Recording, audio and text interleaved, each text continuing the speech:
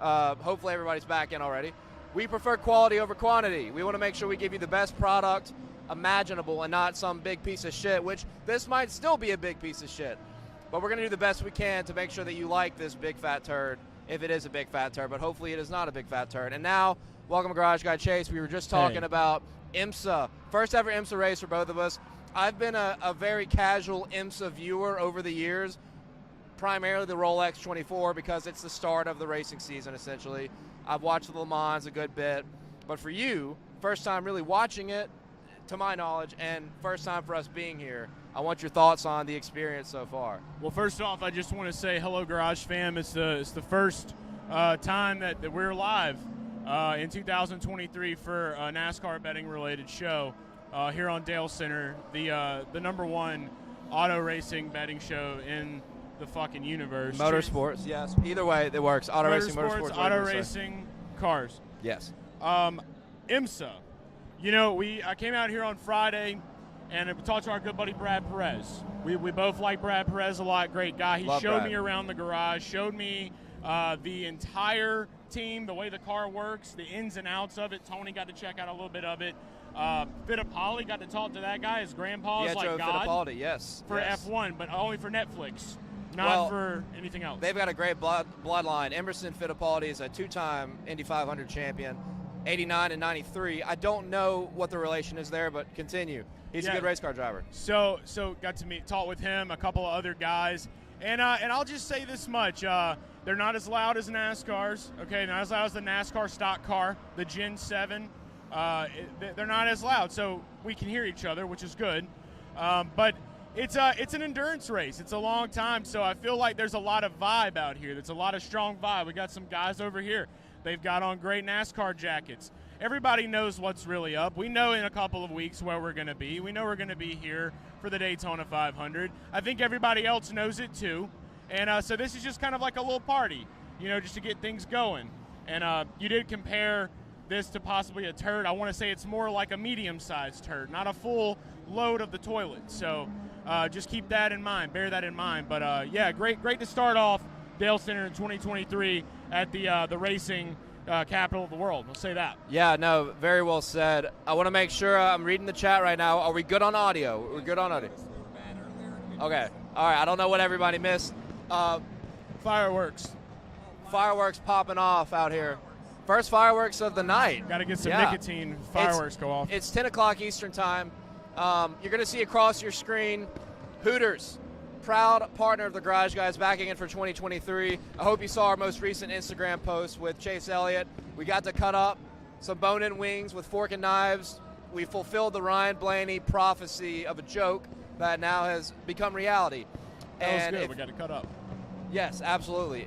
Promo code Garage Guys will save you $10 on any $30 or more takeout or delivery order just by entering promo code Garage Guys on the Hooters app. There's a link in the description here. Is there a link in the description? Is the description still the same? Link in the description to take you to the Hooters app where you can place your order. Promo code Garage Guys, hooking you up $10 off any $30 delivery or carryout order. You'll see that on the bottom of your screen a lot, and you'll see a nice, sexy retro owl.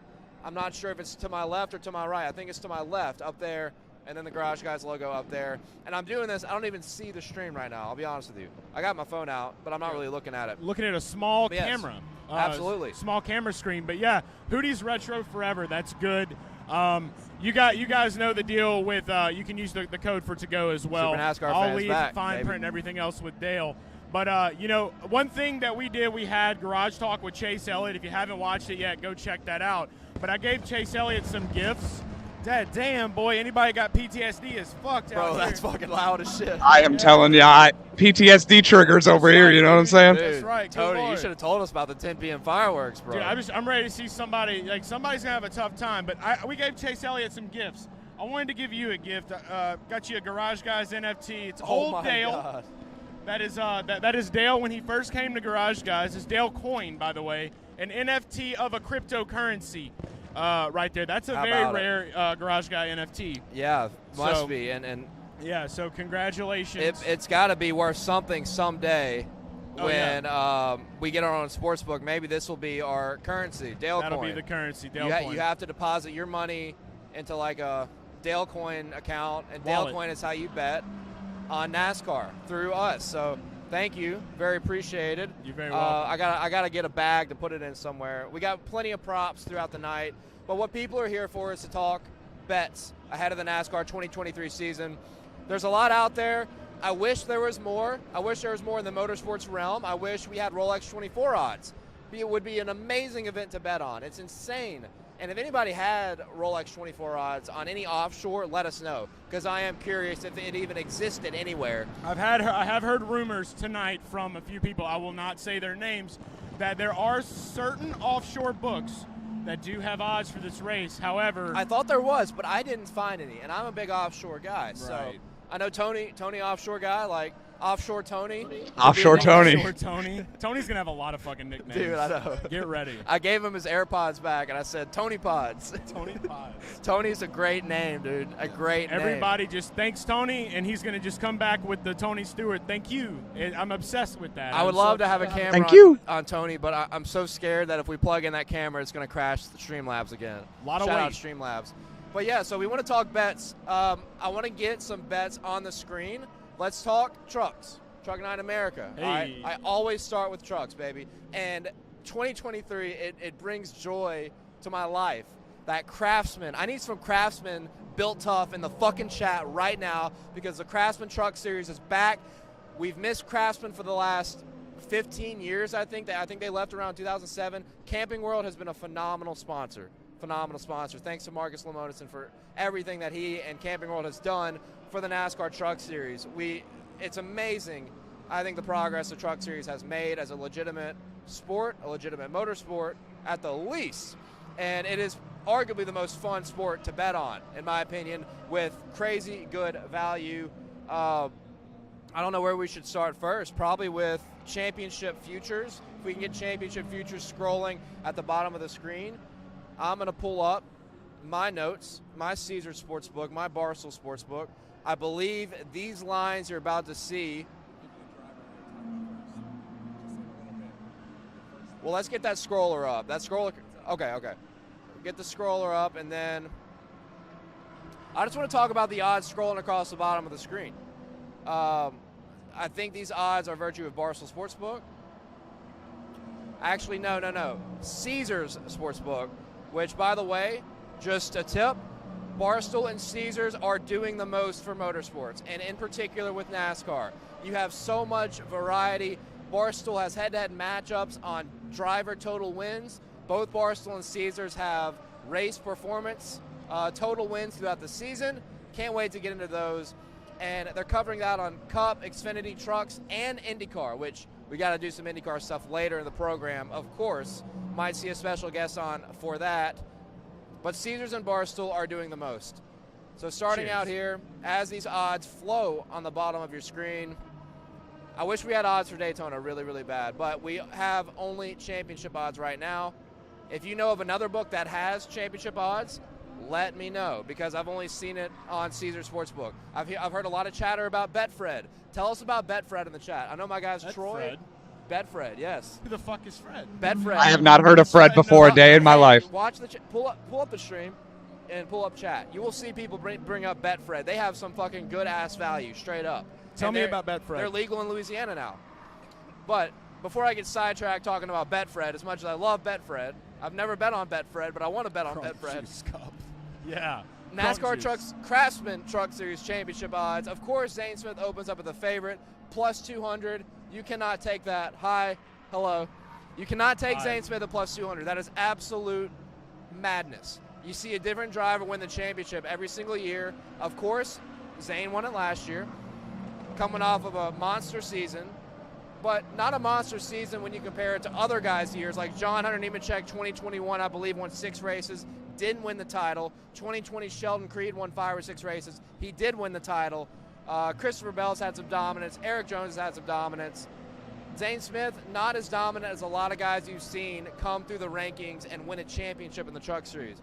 Ben Rhodes is a good example. Didn't have a dominant 2020, still won the title. Came back in 2021 and did not match, or I'm sorry, 2021 won the title, came back in 2022, did not match his win total in the prior year. I'm all about championship hangovers. If you listen to us on Sirius XM Channel 90, NASCAR Radio with Danielle Trotta, I talked all about the championship hangover. I think it exists in all sports. And in the Truck Series, I'm not saying Zane won't win the title, but to see him at 2-1 to win the championship this early, absolutely insane. You cannot take that right now. Really quick, can we just talk about the Sirius flex right there for a second? Well, look, you can go right on. I'll add on to that. You can go on the Sirius XM Radio application and look up The Trend with Danielle Trotta. She had a bunch of NASCAR influencers on, like us, Mama Smith, Eric Estep, a lot of good people in the industry doing a lot of hard work that are finally getting some notoriety, and we're very fortunate to have been on there to talk about our bets. Just a few bets, but nonetheless enjoyed it. Danielle Trotta actually disagreed with me on one of my bets. She wasn't we'll get to that later. But Zane Smith, championship hangovers are legit. Looking at Ty Majeski up next at plus 450. Ben Rhodes at plus 550. Both are going to be in the mix, no question about it. Ty Majeski, a lot of momentum. He only won twice last year, I believe. But the amount of races he could have won was 7 to 8 races. The speed in the race truck was unbelievable. They had bad pit stops. They had bad luck. The guy could have won plenty of more races in 2022 than what he did. And now we've seen a completely restructured Truck Series. And Kyle Busch Motorsports is the biggest key in all of that, moving to Chevy. Who knows what Kyle Busch Motorsports is going to be? Different driver lineup. Now a Chevy, don't have Toyota speed anymore. Big what ifs about that situation. And now we have Tricon Racing, or Tricon Garage. It sounds like something from Tron or like some futuristic Great shit, film. which is cool. Yeah, right. Cool. But interesting name, and now they are basically taking over the Toyota banner for the Truck Series. So sounds like a bow tie year.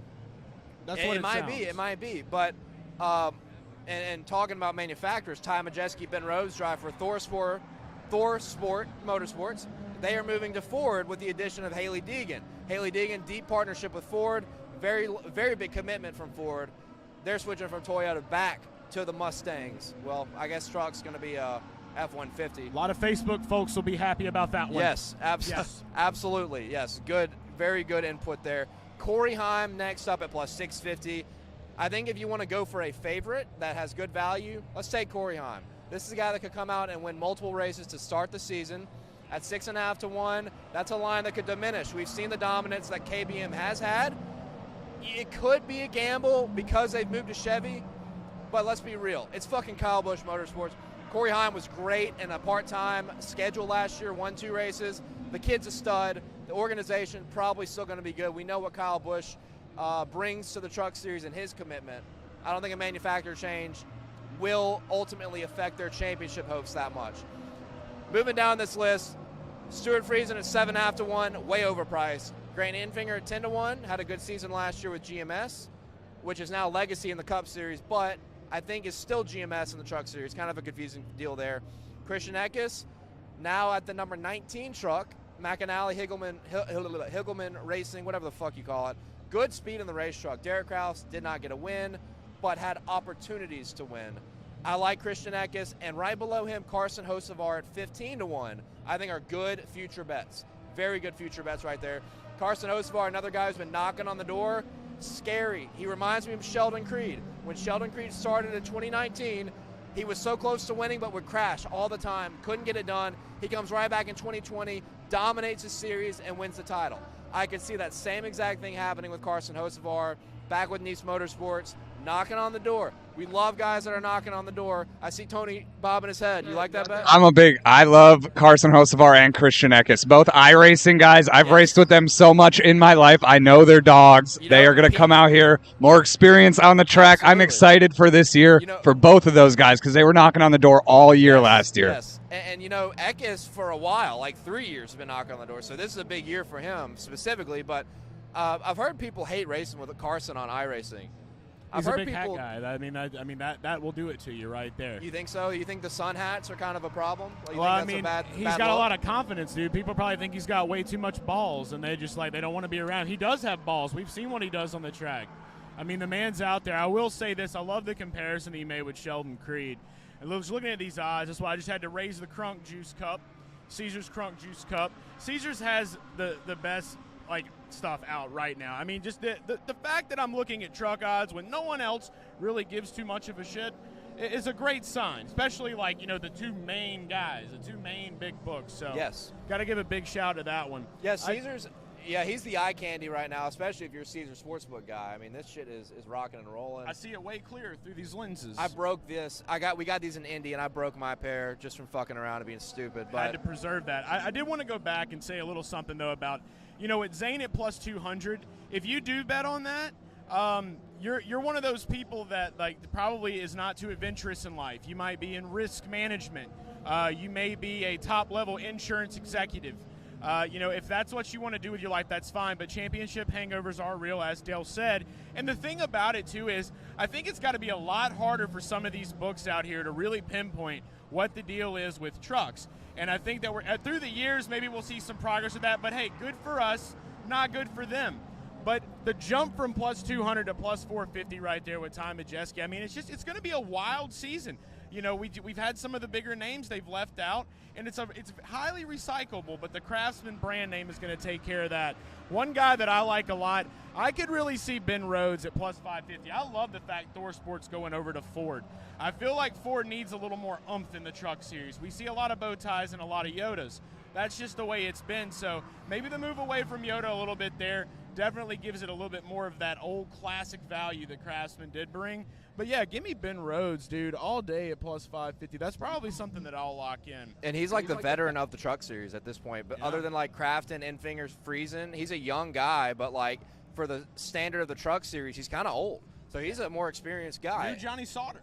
Oh, man, I don't want to go there yet. We can't replace Flip Phone Johnny anytime soon. We'll never replace Johnny Sauter. You can't replace Flip Phone Johnny, yeah. I want to all the time about, who was it, Marcus? Horn. Joe Horn for the New Orleans Saints. He pulled out the cell flip phone, yeah. dude. Love that. Yeah. That's what Johnny Long-time Saint. Legendary Saint. Sorry. Legendary Go Saint. ahead and tell us what you're I just wanted to add on to your point about the plus 200. I don't know why you would want to take a plus 200, because if you're taking a championship future, all you're doing is taking what do you want your odds going into Phoenix. Yes. And why would you want to be holding a plus 200 for a race when usually you're betting plus 500s to win in the truck series, Absolutely. plus 450s. So why not take one of the middle of the pack guys, even second or third on the odds list, because they're probably going to make that final 4, final 8 or something like that. I just see no reason for the 200. Yeah, right. No reason for that. For a full season? When you get to the Final Four, when they have the Final Four, who wins the championship, they're around, you have one guy that's minus 120, 130, and then everybody else is plus 150, plus 160. And I think last year Ben Rhodes was plus 300. There's always one guy that's in that realm that's cheaper than what this is. And Zane could be that guy. Zane could definitely be that guy. That was a good point. Oh, we got a caution. We'll hold this NFT Looks like up. somebody's getting towed. Caution on the racetrack. But I do want to say, just to kind of sum up, round off this conversation, looking at Matt DiBenedetto at 25-1, I think he's sneaky. Second year with the program that's building. He got a win last year at Talladega. That's really all I'm looking. Taylor Gray, I think, is a sneaky one at 20-1 as well, because this kid has shown that he's a pretty damn good race car driver. He got some valuable experience in a fast truck, and he's going to be in a fast truck this year now full time. With his brother Tanner Gray. But Taylor right here, man, I think at 20-1, Taylor is a decent option. And I have to note, Raja Caruth, our guy, is not listed. He's not listed at Caesar Sports. Young boy. And I wonder, young guy. I wonder it's because he's not 18. No, he's 18. Yeah, Raja's going to be full-time. But 21 is the legal gambling age. But Taylor Gray is not 21, I don't think. I think Taylor Gray is I don't think. Is this something we should talk about now? Are they sleeping on him? Do they could not be. even know he exists? I don't think it matters the age of the people you bet on, because we're betting on college athletes who are 18 and 19. So I don't think that a driver being 18 matters. We always wondered, though, because last year, and all my truck guys in the chat, feel free to chime in on this, we always had issues last year because some books just would not list Taylor Gray, no matter what. He would be in the number 17 truck, fast fucking truck that Ryan Preece has won in, that Todd Gilliland won in. We would not see Taylor Gray except on Caesar Sportsbook, maybe BetMGM or something. But it was so weird, and I don't know why that is. Maybe if Greg Mathern, aka NASCAR Titan, joins us tonight. Yes, Tony did a little prayer thing. Shout out to Greg. Shout out Greg. Love maybe Greg. if he joins, he can give us some insight on why that may be. But that was a very odd thing, and we always related it to age. But if I could give you 4 futures to do right now, I'll go Corey Heim at 6.5 to 1. I'll go Christian Eckes at 12 to 1. Carson Hocevar at 15 to 1, and Taylor Gray at 20 to 1. I think those 4 guys, great sleeper value. Great sleeper value. And the craziest part about this is if one of these guys that I listed, if anybody on this list comes out, let's say they don't win Daytona, but they win 2 weeks later at Phoenix or Vegas, their odds will be split in half immediately because they're in the playoffs. From prior years' history with this playoff format, we've seen that if you win, you're probably going to make the playoffs, like 90% of the time. So this applies to all NASCAR Nationals. Well, maybe not Xfinity because Xfinity is so top-heavy. But for Cup and Trucks, if one of these guys comes out and wins early, like a Taylor Gray or a Christian Eckes or a Carson Hocevar, their odds will immediately split in half. So I think it's notable to potentially try to take the value right now because I don't see it getting any lower for these guys. Yeah. Anything else you want to add on that? I just wanted to add, you gave out 4 sleepers. I think that those bets are great. You've been the truck king, the truck god for years and years. I've always taken your advice on trucks. I will continue to do so moving forward. And I'm going to go ahead and just say this. You gave out 4 sleepers. I want to give out 1 creeper bet. This is for the sweaty 60-year-olds on Facebook who stare bet on Rick at Crawford women a little too long. Haley Deegan plus 50,000 is the creeper bet of the year. Why do you have to combine that the terminology? Because let's talk about it. All people females, yes, people are creepy. Usually 50 plus, very sweaty, have very active Facebook comments. You mean males? I think you said females. Males, yes. But I'm just saying they're always gonna. They call the girl sweetie a little too hard, a little bit more emphasis. Are you looking for a sugar daddy? Yeah, that kind of stuff. That's the creeper bet of the year. Plus 50,000 Haley Deegan to win. I like it. I mean, you could put a penny on that and have a big profit if it actually hit. I think Haley could have a good year. Haley is in, I would say, potentially better equipment, better teammates. You got more experienced teammates. You got championship teammates with Ben Rhodes and Matt Crafton coming back. Old bastard Matt Crafton. I can't believe he's going to be back again. He's getting to that time. It might be time for him to hang it up here soon if he doesn't get a win. But because he hadn't won in a couple years. He is getting old. I have something off topic real quick, but on the topic of Matt Crafton. We love off topic. It's fine. My roommate here doesn't believe that you save big money at Menards, and I've been trying to tell him, Really? like, you save big money at Menards. I've never been to a Menards. I haven't either. Oh, all right. Well, then this isn't the right crowd to bring that up in. That's my fault. Mississippi, Louisiana. We don't know shit about. We've seen. Oh, that's right. That's right. That's all I was trying to, Midwest boy trying to plug Menards. They did sponsor the greatest race car in the history of NASCAR when Dale Jr. raced in 2006.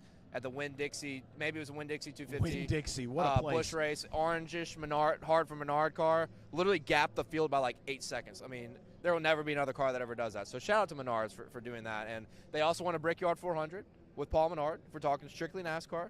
And they do sponsor Austin Cindric, my mortal enemy, and he also won a Daytona 500, even though they weren't on that car in particular. Regardless, I like Menards. I like what they do. I think it's a good way to end this conversation on truck futures. We're going to go there this We've year. given you picks. Well, we're going to go. Dirt guy. We're going to go truck. We're going to stay with trucks. Yeah. So we're going to do season race wins now. Caesar Sportsbook. We're going to cover everything. We're going to cover literally everything. Yes, you're good. We're going to cover everything, and of course, we got to start with trucks, which is the most superior sport of athleticism in the universe, and it's not even remotely debatable. Way better than F1. Reminder: if you do want F1 bets, there's got to be an F1 expert somewhere in here. All right, we'll find one if this video gets 100 likes. If you get 100 likes on this stream, we only have 8. Good. If you give us 100 likes, we will talk about F1.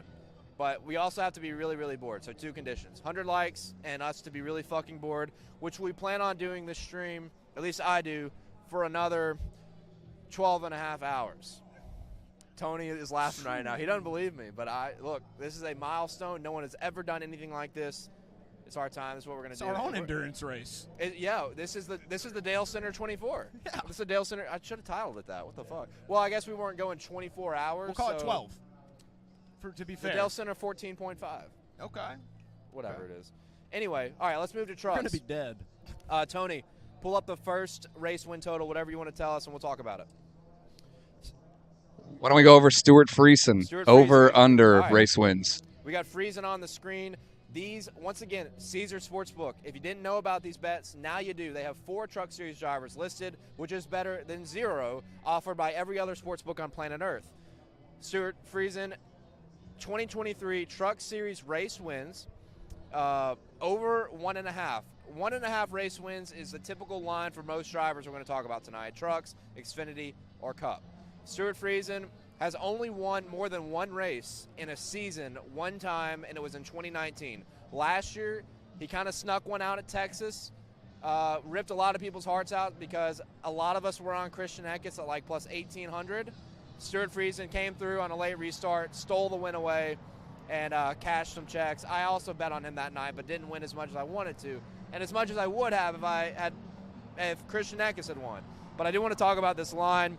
Over under 1.5 wins for the season. The over is plus 120. The under is minus 150. I'm taking the under. I'm going to stick with the data, stick with the stats. You know, we talk about how the climate of the Truck Series has changed with Kyle Busch going to Chevy, several guys moving up into the Xfinity Series, like John Hunter Nemechek's moving up to the Xfinity Series. I'm trying to think of who else has gone up. Who else has graduated? Chandler Smith, Truck God, of course. How can I? That's on me. I should not forget about the Truck God. 2. Going to College Racing. Yeah, Truck God the 2nd. We got to claim a new Truck God. I think I have an idea of who it's going to be, but let us know in the chat who you want. Yeah, whoever you think should be the new Truck God, let us know. But Truck God the 3rd will be announced, I think, before the season starts. Okay, I'm good. I just want to mention that I'm going to go over on that one. It's a plus bet. It's plus 120. He's eyeing that dirt race, man. He's been trying. He's been flying. But I think that he's got a chance. He's so overrated on dirt in the trucks. Like every single year, we're like, we got to bet on Stuart Friesen. He's a dirt god, and he never wins. I think he's won an Eldora once. 3rd time's charm. If we could look, he's always quick, but he never gets in victory lane. Victory lane, right? And last year, great season. I think it was the first year they moved back. His team moved back from Chevy to Toyota. Had a lot of speed. 16 top 10s. I think 13 or 9 top 5s. From my memory bank, I think. He had a way better year last year than he's had in a long time. Right. I'll say that. And he's always close. He's just not a winner in this series. So one win, 9 top 5s, 13 top 10s. Okay, Can we talk about that Dalescenter memory real quick? Yeah, it's there, baby. It's there. Thank you. Yeah, I'm going to go with the under here. I don't like the price, though, so I'm not going to bet this. I'll go ahead and tell you. We're going to be real clear on that kind of shit. We're going to talk about everything, but I'm not telling you I'm going to bet it. If I am going to bet it, I will tell you. I will literally say I will bet on this. I'm going to bet on this before the season starts. I like the under here. I just can't trust Stuart Friesen to win more than 1 race. Yeah. And thinking about it more, if it was 0.5 and maybe at like minus or at even odds, I mean that's about as tempting as it gets. Well, and that's the thing. Right? It's a really shitty. I'm gonna retract what I said. I don't look. It's a shitty bet because the under is too juicy. The under is a little too juicy for my sake because you do have to recognize the climate change and not climate change on Earth, but climate change in the Truck Series with Toyota becoming Tricon Garage's staple, Kyle Busch going to Chevy. That's a big rupture in this series, and we don't know what's going to happen. It may do nothing at all.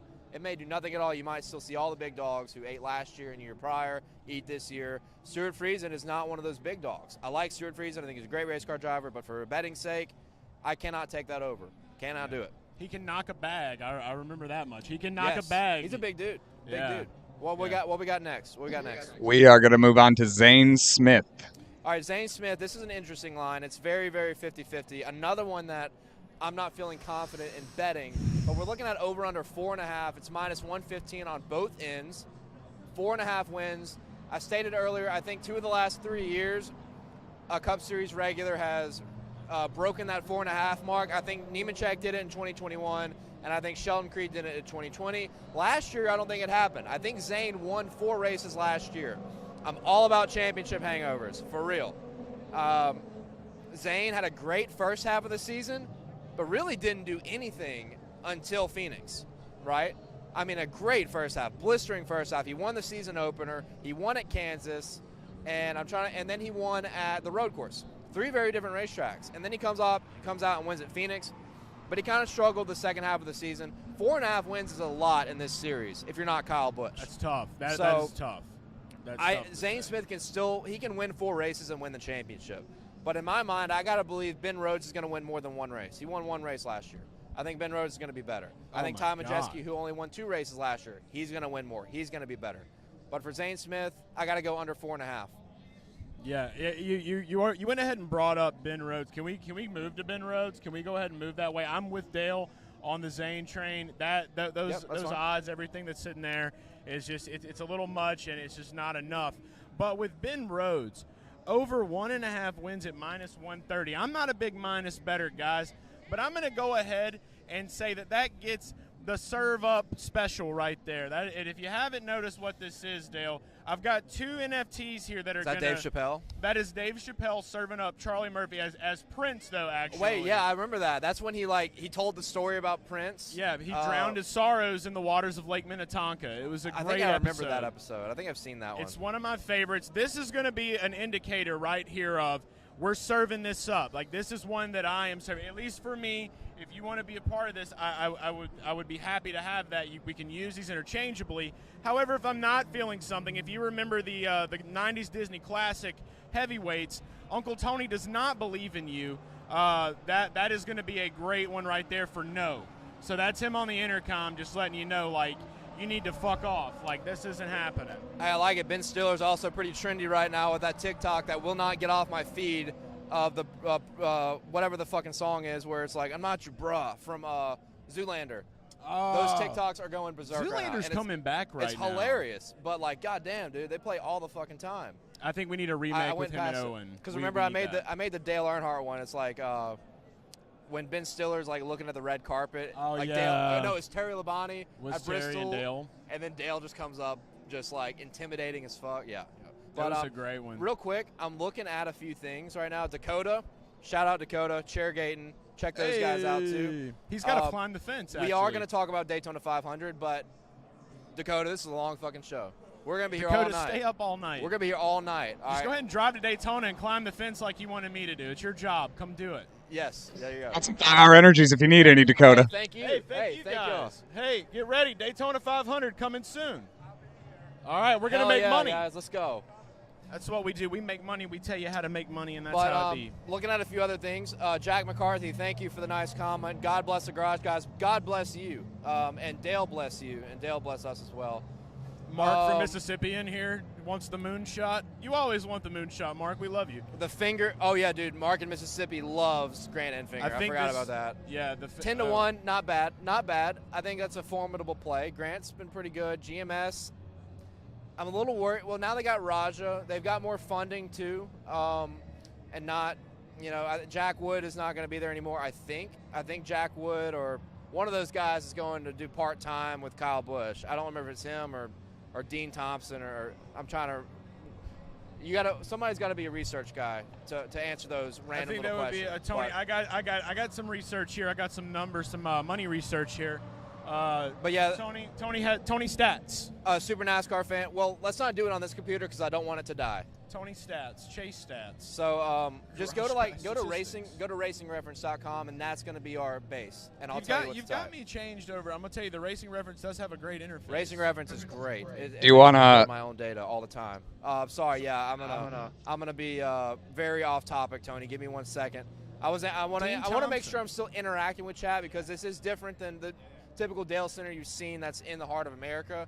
We're not in the heart of America, but we are in Daytona, which is just as good. Heart of racing. But everybody, thank you for the comments. Remember, I don't want to talk about F1 bets, but we will talk about some Netflix Club subscriber bets if this stream gets 100 likes. I will go find a fucking F1 expert. There's a lot of people in here that like F1.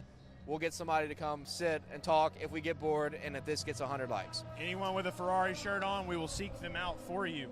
But to keep this train rolling, are we on the Ben Rhodes thing yet? Yeah. I thought we moved off of it, but I can pop Ben Rhodes back up. I thought we were moving on to. Get the Ben Rhodes. We got to talk about Ben because I love this bet. I fucking love this bet right here. I've gone 2 unders right now. The Zane Smith one for me is an iffy one. I want to be clear on that. I don't want to bet it. But if I had to pick one, I'd go under because I'm all about championship hangovers. And I think we see a lot of guys step up and improve upon last year and gobble up some of those wins. But now we're talking about Ben Rhodes, former champion of the series, was a half car length away from beating Zane Smith in the championship last year, if you guys remember that. He only won one race, which was the Bristol Dirt Race, but I like the experience. I like what ThorSport's doing. We talked about the changes they're going to have. For me, I don't think the manufacturer matters with them.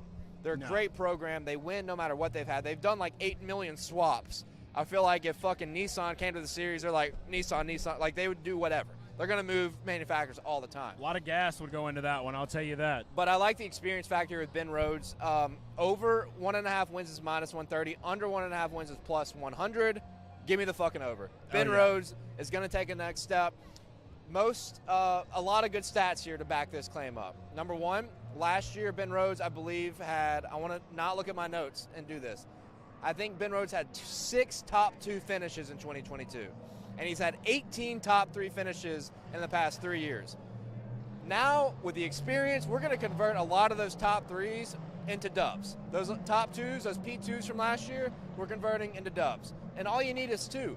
Another thing about Ben Rhodes, amazing super speedway racer, and he did not win a super speedway race last year. He finished 2nd at Daytona and 2nd at Talladega. He's won at Daytona before, and the guy's a great super speedway racer. He runs top 5, battles for the win all the time. Throw Atlanta in there. Atlanta's now a mini super speedway. He ran top 5 at Atlanta as well. So you got to consider Ben Rhodes here. Over 1.5 wins, minus 130. Not super juicy, not super expensive. Got to take it. Fucking hammer time. This is a great bet in the Truck Series. Give me Ben Rhodes over 1.5 wins. Remember, this is on Caesars Sportsbook. Caesars doing the most for motorsports right now collectively. Very thankful for them. Raise the what do you call that? It's a chalice. Chalice. Great line raise from the Matt chalice Miller. for Ben Rhodes over minus 130. Hammer that motherfucker as soon as you can. Any thoughts? Yeah, I'm just going to go ahead and say right here, I think I brought Tony on to go ahead and just transition us to Ben Rhodes. I already told you once, I'll tell you again, that is the minus bet of the year. That is the minus bet of the century. Minus 130 Caesars Sportsbook, Ben Rhodes over 1.5 wins. We're serving that up like Chappelle served Charlie Murphy. Our Prince did. Hot take? Back in the day. Come on. What's your name? Hot take, cool. My name is Gabe Slick. Keep it PG-13. Yeah, of course. Well, you can say fuck, but yeah. No, it's not anything inappropriate. Okay. Mercedes-Benz is going to come back and win this race, everyone. And I put it on God. On God. Who's going to win the Daytona 500, though? Chase We got Chase Elliott. Can't We got disagree. Chase Elliott. We All right, love that. can't be Hey, upset with that I love the one. prediction on God. God will find you. That's not a prediction. God, that is a Dave. fact. I have Fact. Tanhardt Sr. winning it. That's on God. Okay, Dale Senior always wins Landon Castle? in everything in life, so that's fair. You got He says Landon Castle's going to win. Okay, All yeah. right. Oh, look, I like the boldness. That is a Yeah, chalice. I'm the We just king. talked about the chalice. Ooh.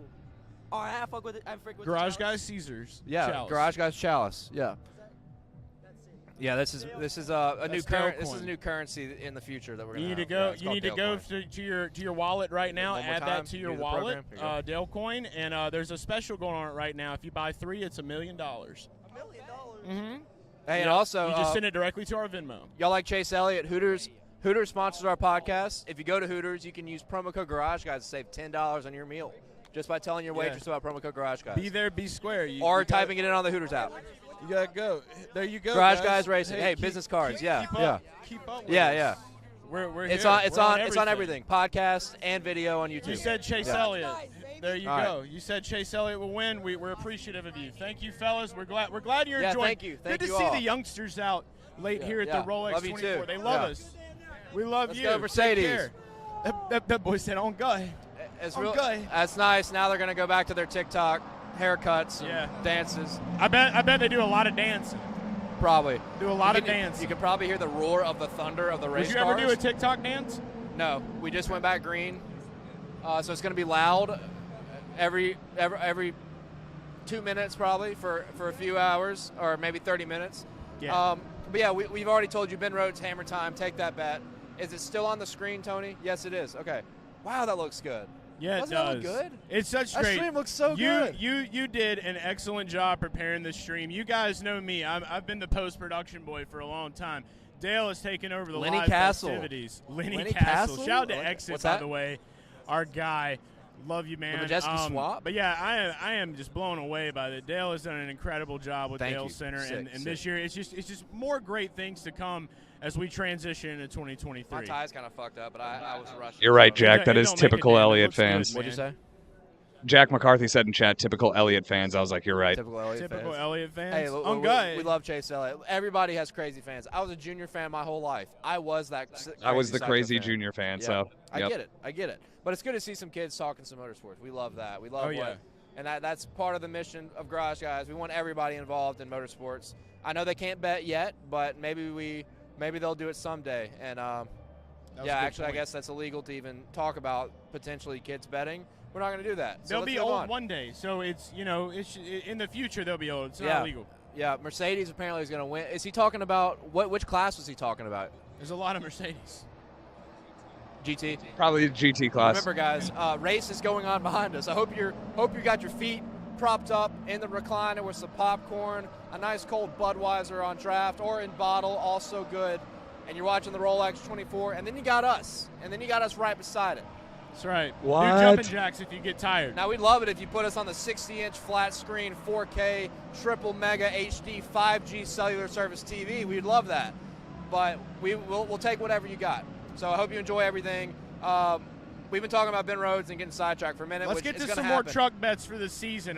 Even Troy is ready to go. Troy's ready This for is our trucks. final one. We're talking about Ty Majeski next. We're going to move on over to Ty Majeski. Old Ty. Because we don't have Daytona odds yet. Which What a, sucks, but, you know. What a great guy, right? Coming from iRacing, big iRacing sponsor guy. Out. He Yes. won at Bristol last season when we were there.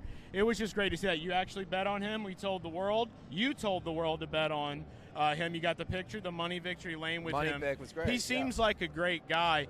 And so what are we looking at with Ty? Yeah, I do. Over 1.5. Oh, okay. I messed up an overlay, guys. I'm sorry. Ty It's a lot. Majeski, as I said earlier, you're going to see the over-under 1.5 wins. That's like the standard basis you're going to see a lot of these guys' lines at. Ty Majeski's over 1.5 wins is at minus 200. Very juicy. The under 1.5 is at plus 170. Plus 170. So even Caesars likes him right there. So I would just go ahead and say I'm probably not putting any juice on that. That Yeah, minus 200 is a little tough. I think he can do that. Now, look, there's a different kind of sports bettor in all of us, right? There are a lot of people that want the underdog lines. There's a lot of people that want, like, the feel-good minus 120 lines, the feel-good minus 130. There are some people that fucking love to hammer the juiciest lines in the world, and if you want to do that, this is your chance. Ty Majeski is going to win 2 races in 2023. There's no doubt in my mind. There's no reason for that team to go backwards. They know where they were bad at, and it was pit stops. Pit stops costed them so many fucking races last year. If you watch the Truck Series, I think Ty maybe lost a couple due to tire management, one at Gateway in particular. Or I'm sorry, not Gateway, IRP, Indianapolis Raceway Park. Had a rocket ship, didn't manage his tires, and kind of started getting caught up by a grand end finger. Caution came out, kind of fucked that race up anyway. But regardless, if they improve upon their pit crew roster and teamwork, communication, they're going to win more races this year. The trucks were so fast, especially on shorter tracks, but they had 1.5 mile speed too. They had great 1.5 mile speed. They were fast everywhere, and that's a scary combination for the rest of the field. With Ty Majeski, a guy that's been a journeyman, right? Like, he was a part of that very cursed number 60 Xfinity Series team. I don't know if y'all remember that. That crashed like every fucking week. Kind of dug around, part-time stuff here, part-time stuff there. Gets a chance with ThorSport and goes and battles for a championship in 2022. Really picked it up on the second half of the season. I love momentum. I think momentum is a real thing. Momentum from second half of 2022 will carry over to early 2023. And I think for the whole season for Ty Majeski, he could have this over knocked out by race 10. I truly believe that. So if you want a juicy line to hammer, this is the one. Ty wins at least 2 races. Yeah, and you know, unfortunately, sometimes the good lines, the good juice, the guys know this. Okay, everybody that works at these books, they know what they're looking at. You can't go wrong with it. I'm gonna say this: if you're the kind of guy that wants to take the mortgage out and you want to load it up on something, this probably would be the one. It does seem like it's going to be super easy. For me, I love the Ben Rhodes at over 1.5. But like Dale is saying, the Ty Majeski, man's won a snowball derby. Man's got his feet wet winning in the Truck Series. that's where you see the progress, and then usually the year after you're going to see it more and more to come because he's on a journey to get to the Cup Series like everybody else in this series, and you got to win. You got to win championships, and he was up there pretty damn close in this championship race that we had. So don't count it out. Put the mortgage on this. If you're a mortgage guy, you want to bet the mortgage, this is the one. You get high numbers. I like the little bit in, high return. And that's okay. There's some guys like me out there, but this is one that's just like you're saying, a lock. Go to J-Ski, or go to Google and type in J-Ski driver chart 2023 Truck Series. I want to confirm, we're talking about Chase Purdy in the chat. I see guys saying over 0.5 wins. Doesn't exist on anything I know of. But I think he's with Kyle Busch Motorsports. Is that correct? Purdy? He's full-time somewhere, and he's an Ole Miss alum. I'm from Mississippi. Did he run with GMS at any point? Did Purdy run? That's who he was with last year. Okay. All right, so make sure we're on trucks. Okay, so let's go to the trucks. You're on Cup. Yep, okay. Team chart. All right, team chart. I'm navigating this for the first time. Team chart. All right, scroll. Let's see. Wow, this site, huh? All right. Yeah, so the rookies, Nick Sanchez, I think is going to be really good. I hated not seeing his name up. We didn't talk about him. Let's scroll down. I want to make sure, because I do want to talk about Chase Purdy, a guy that's been in the series for a couple years. Okay, Dean Thompson. I thought Dean Thompson may have been one of those guys. Had a rough year in 2022, but he will be driving for Kyle Busch Motorsports full time. Corey Himes in the 11. Tanner Gray. Tricon. What a name. I know, isn't it crazy? What a name. We love that. I want to see some retro grids on the cars. And shout out Ryan Vargas, by the way, going back to the Truck Series. Hey! Guy could the on point team has had some speed in the past with a lot of different drivers. I know Tate Fogelman was in it. There's been several guys that have hopped. Brennan Poole used to hop in that truck and be pretty fast. Daniel Dye in the number 43. Lawless Allen. Jack Wood is splitting time in the 51. Okay, so here we go. Where is Chase Purdy? I'm trying to see. Is Chase Purdy? How do you guys feel about doing like Daytona 24 update, like you know how the Weather Channel does your local weather on the 8s or whatever? Yeah.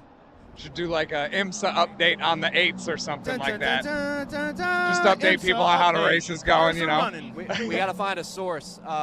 We're using this laptop for some other stuff. Yeah. It surprises me it wouldn't be here on J-Ski, though.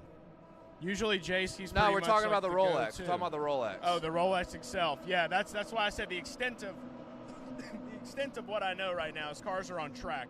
I do know that Joseph and Scott's team, they are making up laps. So the Book of Road may not be a bad thing after all, but it's unfortunate what happened with their team having a water bottle spill on some electrical components in the car. What a world, you know? Okay, Chase Purdy is we scrolled right past him. Yep, he's full time in the number 4. Kyle okay, Busch that's what I thought. Motorsports. I wanted to make sure. Yeah, he's going to be in a good truck. Like, I don't know if we're legitimately talking serious about Chase Purdy. He's in a fast truck. Like this, we will know the kind of driver he is after this season. That's right. That's yeah. right. Let's get these likes up, guys. Let's keep rolling in. If you got a link, share it. All right, we're going to be out here all night. If you know anybody that likes to stay up late, party on a Saturday, just send them this. Tell them to throw it on at their local party, their local bar, wherever they might be.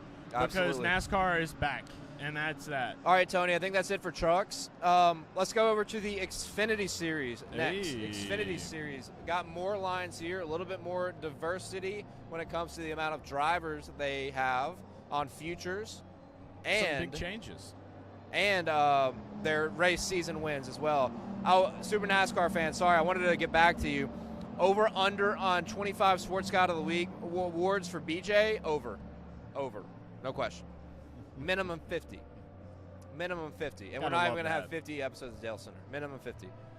So, yes. Yeah, we were talking about that. I agree actually, with you, about Super how- NASCAR fan. I don't know why they do that. What's that? I was saying I agree with Super NASCAR fan. I have no idea why they do that. Yeah, that's what I was about to say. The Daytona covering up the screens with Rolex. Yeah. That's annoying as shit. Well, good news is we got a Rolex chain. It tells time. Not any way that anyone else can, but only a way for me. Yeah, Tony, just show your 24 Rolex to the Rolex camera real quick. chain.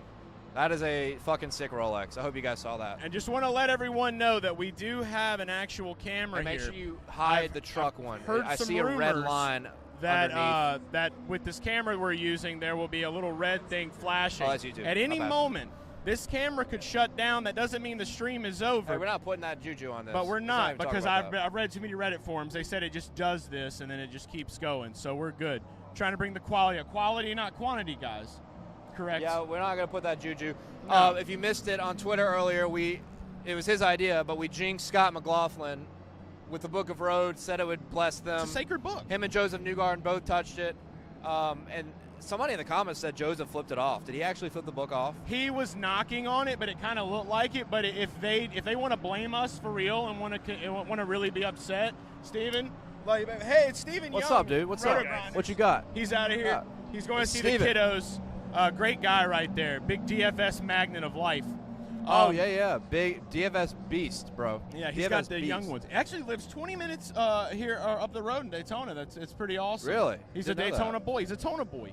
And we got more people. We got Tamarcus Morgan Oh, walking there up he here. is. We talked the homie earlier. himself. He's out here with Roman There he is. Grosjean. Yeah. Working with him. What's up, Tamarcus? What's up? How's Roman doing? Is he eating grapes? No, he's not eating grapes. He's actually laying down. When What does if he you get back in showed the him car? Come on, this would be hilarious. I don't think he would know who that is, though. Ask him if he wants to drown his sorrows in the waters of Lake Minnetonka. I will That's ask the him. question. I will ask him that before he gets in the car. Hey, Shirt Tamarcus, versus tell us what you do in the motorsports world. We've obviously gotten to know each other a little bit on the IndyCar side, and you're here now. We talk about Roman Grosjean. Tell us what you do with Roman and IndyCar and IMSA. Well, I do a lot of content creation for him. Kind of like his little bodyguard kind of deal. Make sure he's all right. I met you guys in NASCAR, so I was doing some. Oh, we met in NASCAR? Yes. Where? Martinsville. Was it Martinsville? It was No, late after Actually, that night. it was Halloween. It was Oh, Halloween. okay, A okay, certain- okay. At a party. Oh, yeah. That's At a right. certain party. Yeah, forgot about that. Continue. Anyway, so I started over at RWR, which is running tonight with good buddies of mine, Pietro. Now I Better crossed party. over to IndyCar. Now I'm doing supercar things, which is pretty cool. The 5-year-old kid in me is still like, yay. Yeah. It's pretty cool to see these cars running around. So, I don't know. I'm just blessed. Very blessed. Love We all that, love dude. it. Love that. I love you, man. I love this Yeah, guy to death. dude. If you don't follow him, you don't know him, you need to get on that. Give your social media handle, please. There's a lot of it. Whatever. Are they all different? Look to Some of Marcus it is. Morgan. He's got a beautiful It's painting. Morgan T_87.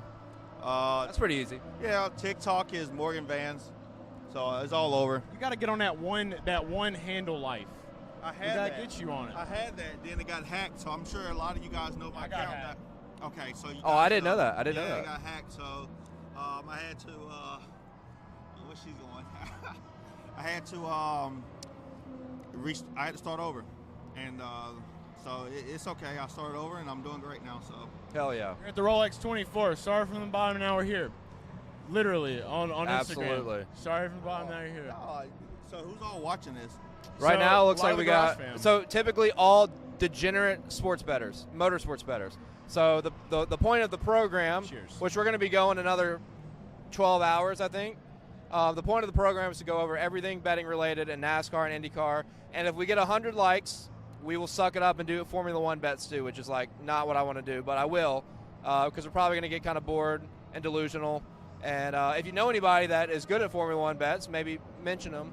Mention Yeah. us to them, and maybe we can Or get a anyone Formula that One has expert. knowledge of Formula One, kind of like Roman Grosjean. I don't subscribe to Netflix, so I'm not sure what that's Yeah. all like.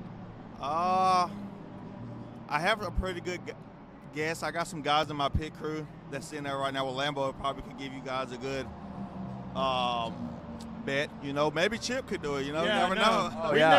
never met Chip, but I looked at him and I That's saw funny. him and I just waved Chase at just him. waved at him. He just waved kind of looked back at me. like He this. was like, "What the fuck are you looking at, guy?" He's actually Yeah, Chip could next ask. door to us. He's actually next door to us. So Tell Chip to come back.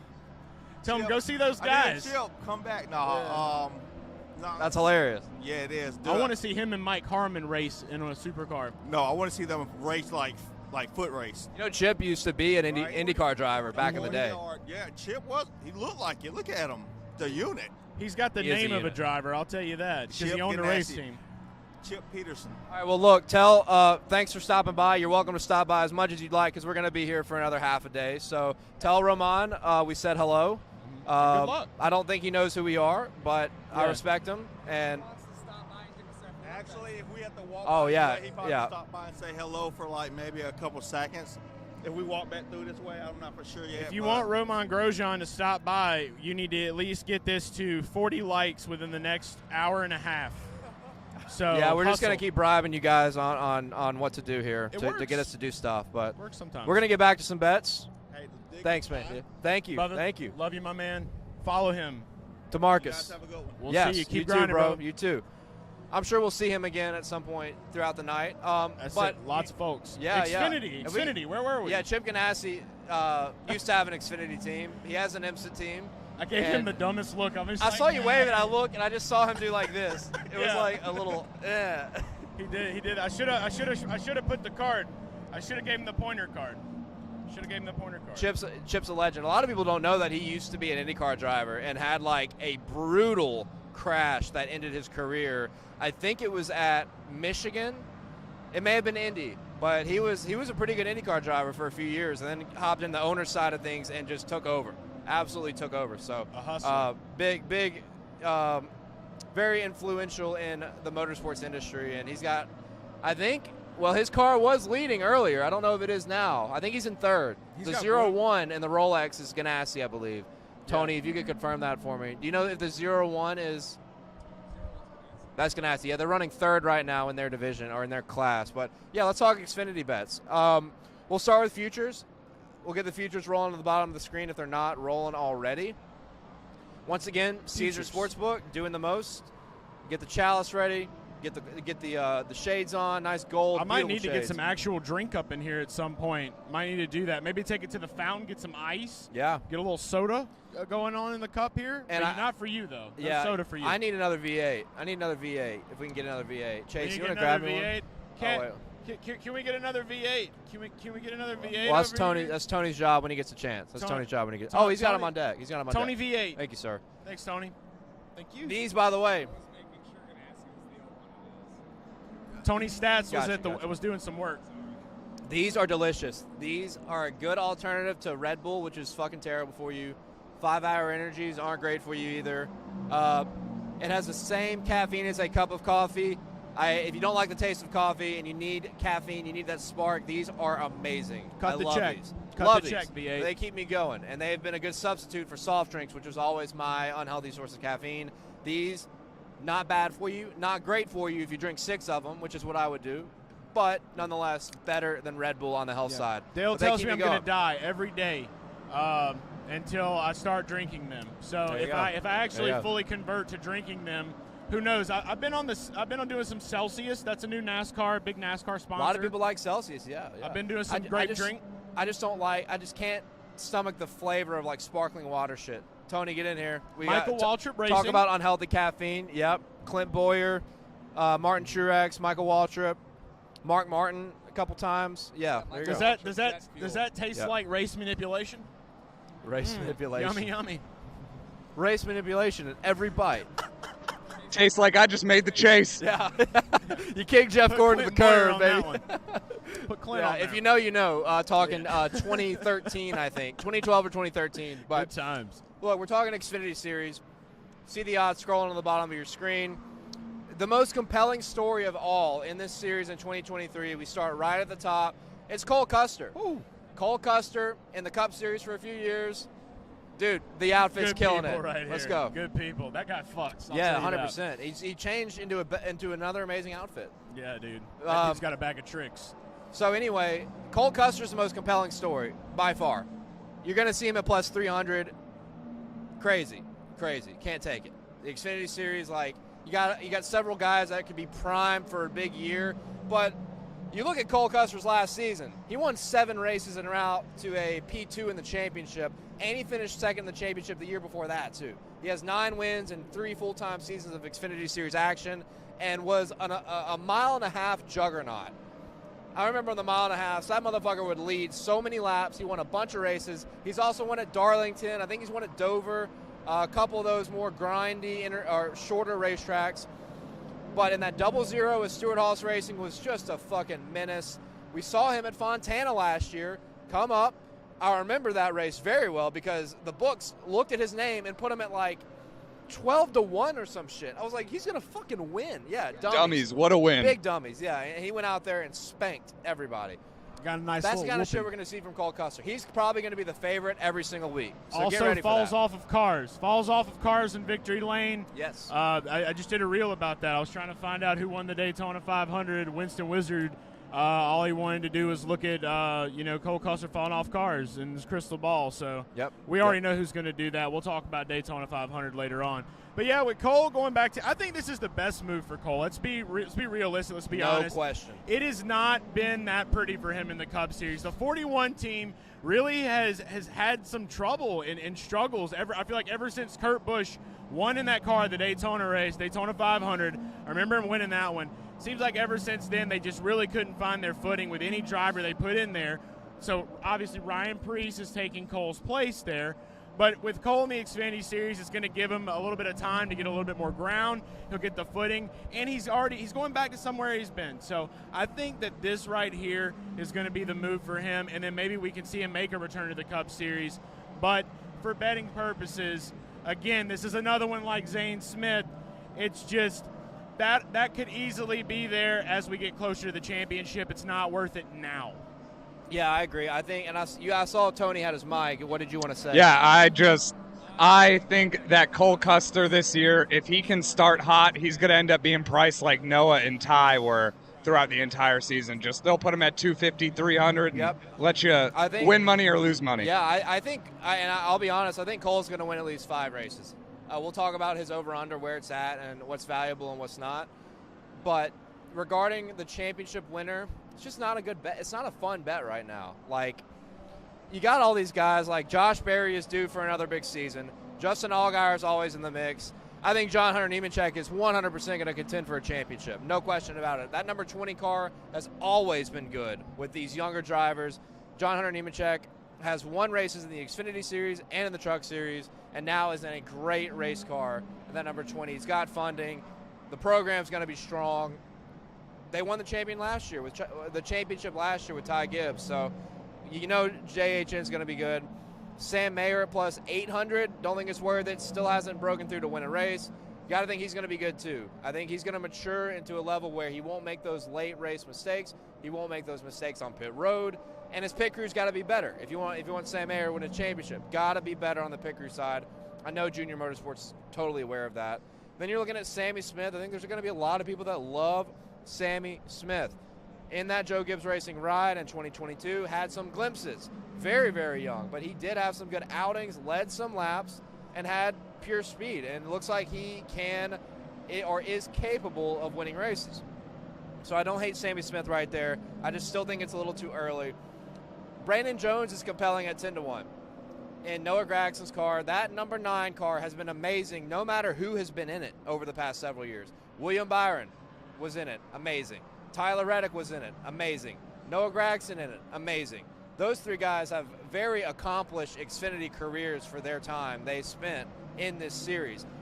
Brandon Jones has been in the Xfinity Series for like 33 years. I swear he's like 19 years old, but he's been in the Xfinity Series for like 30 years. He's a staple. He's a staple of that. I wanted to add, wasn't Chase Elliott? Was Chase Elliott in that car? That's true. He was in the 9 as well. Chase Elliott back in the day was in that car. So it has the winning history. Noah is the first one in the 9 since Chase Elliott to not win a championship in the 9 car.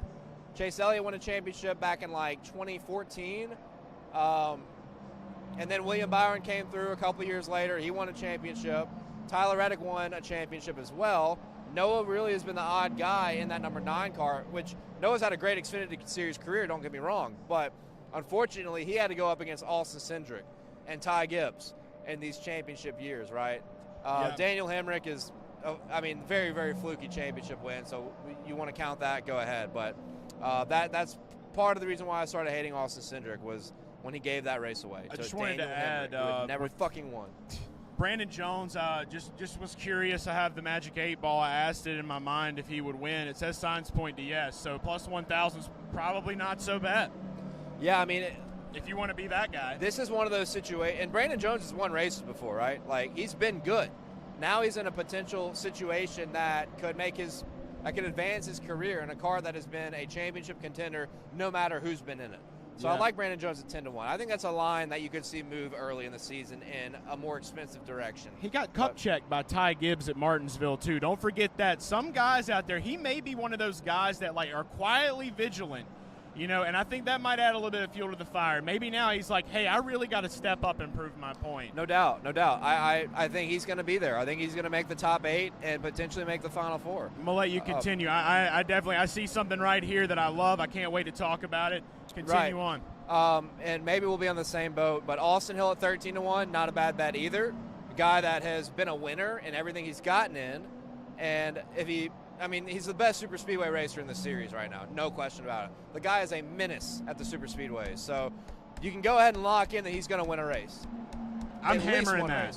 I'm 13-1, Austin Hill, love that. Richard Childress racing, getting better. Just got Kyle Busch, some positive energy. Austin Hill at 13-1. If he improves his craft at the shorter tracks, some of the 1.5 miles, he could be a formidable championship contender. Daniel Hemrick 18-1. Going to skip right over that. Sheldon Creed at 20-1, guys. This I just cannot express how much this reminds me of his Truck Series campaign. First year, kind of reckless, was close, had winning speed, bad luck, gotten some wrecks. Comes back the next year, fucking blows away the competition. 20-1 is a bet that I will 100% take, and I'm telling you right now that I'm going to take it. But you need to wait till I get back to a legal state, because I can't bet it right now, and I don't want you guys to move the money line. So give me like 2 days, and then you can bet it. But 20-1 for Sheldon Creed. The guy's primed, and this is another one of those situations. He's going to come out and he's going to win a race in the first 10 races of the season, and that line will be split in half. 100% is going to happen. I think he's going to be battling for the championship, and I think he's going to be way better than last year. Saw all the times he was knocking on the door. Darlington was a great example of being really, really close. Led laps at super speedways with Austin Hill. I think he's going to be primed to be a championship contender. Everybody wins after they have a kid, and Sheldon Creed is a new dad. That's him a and fact. Cammie. Shout out to Cammie as well. Love that family. Great people. And Sheldon Creed, I think, is primed for a big year. You know, it would be the story of the century, right? Plus 2,000. We've got this guy, and it's like it's almost kind of like some trickery, right? You said it reminds you of the first truck season.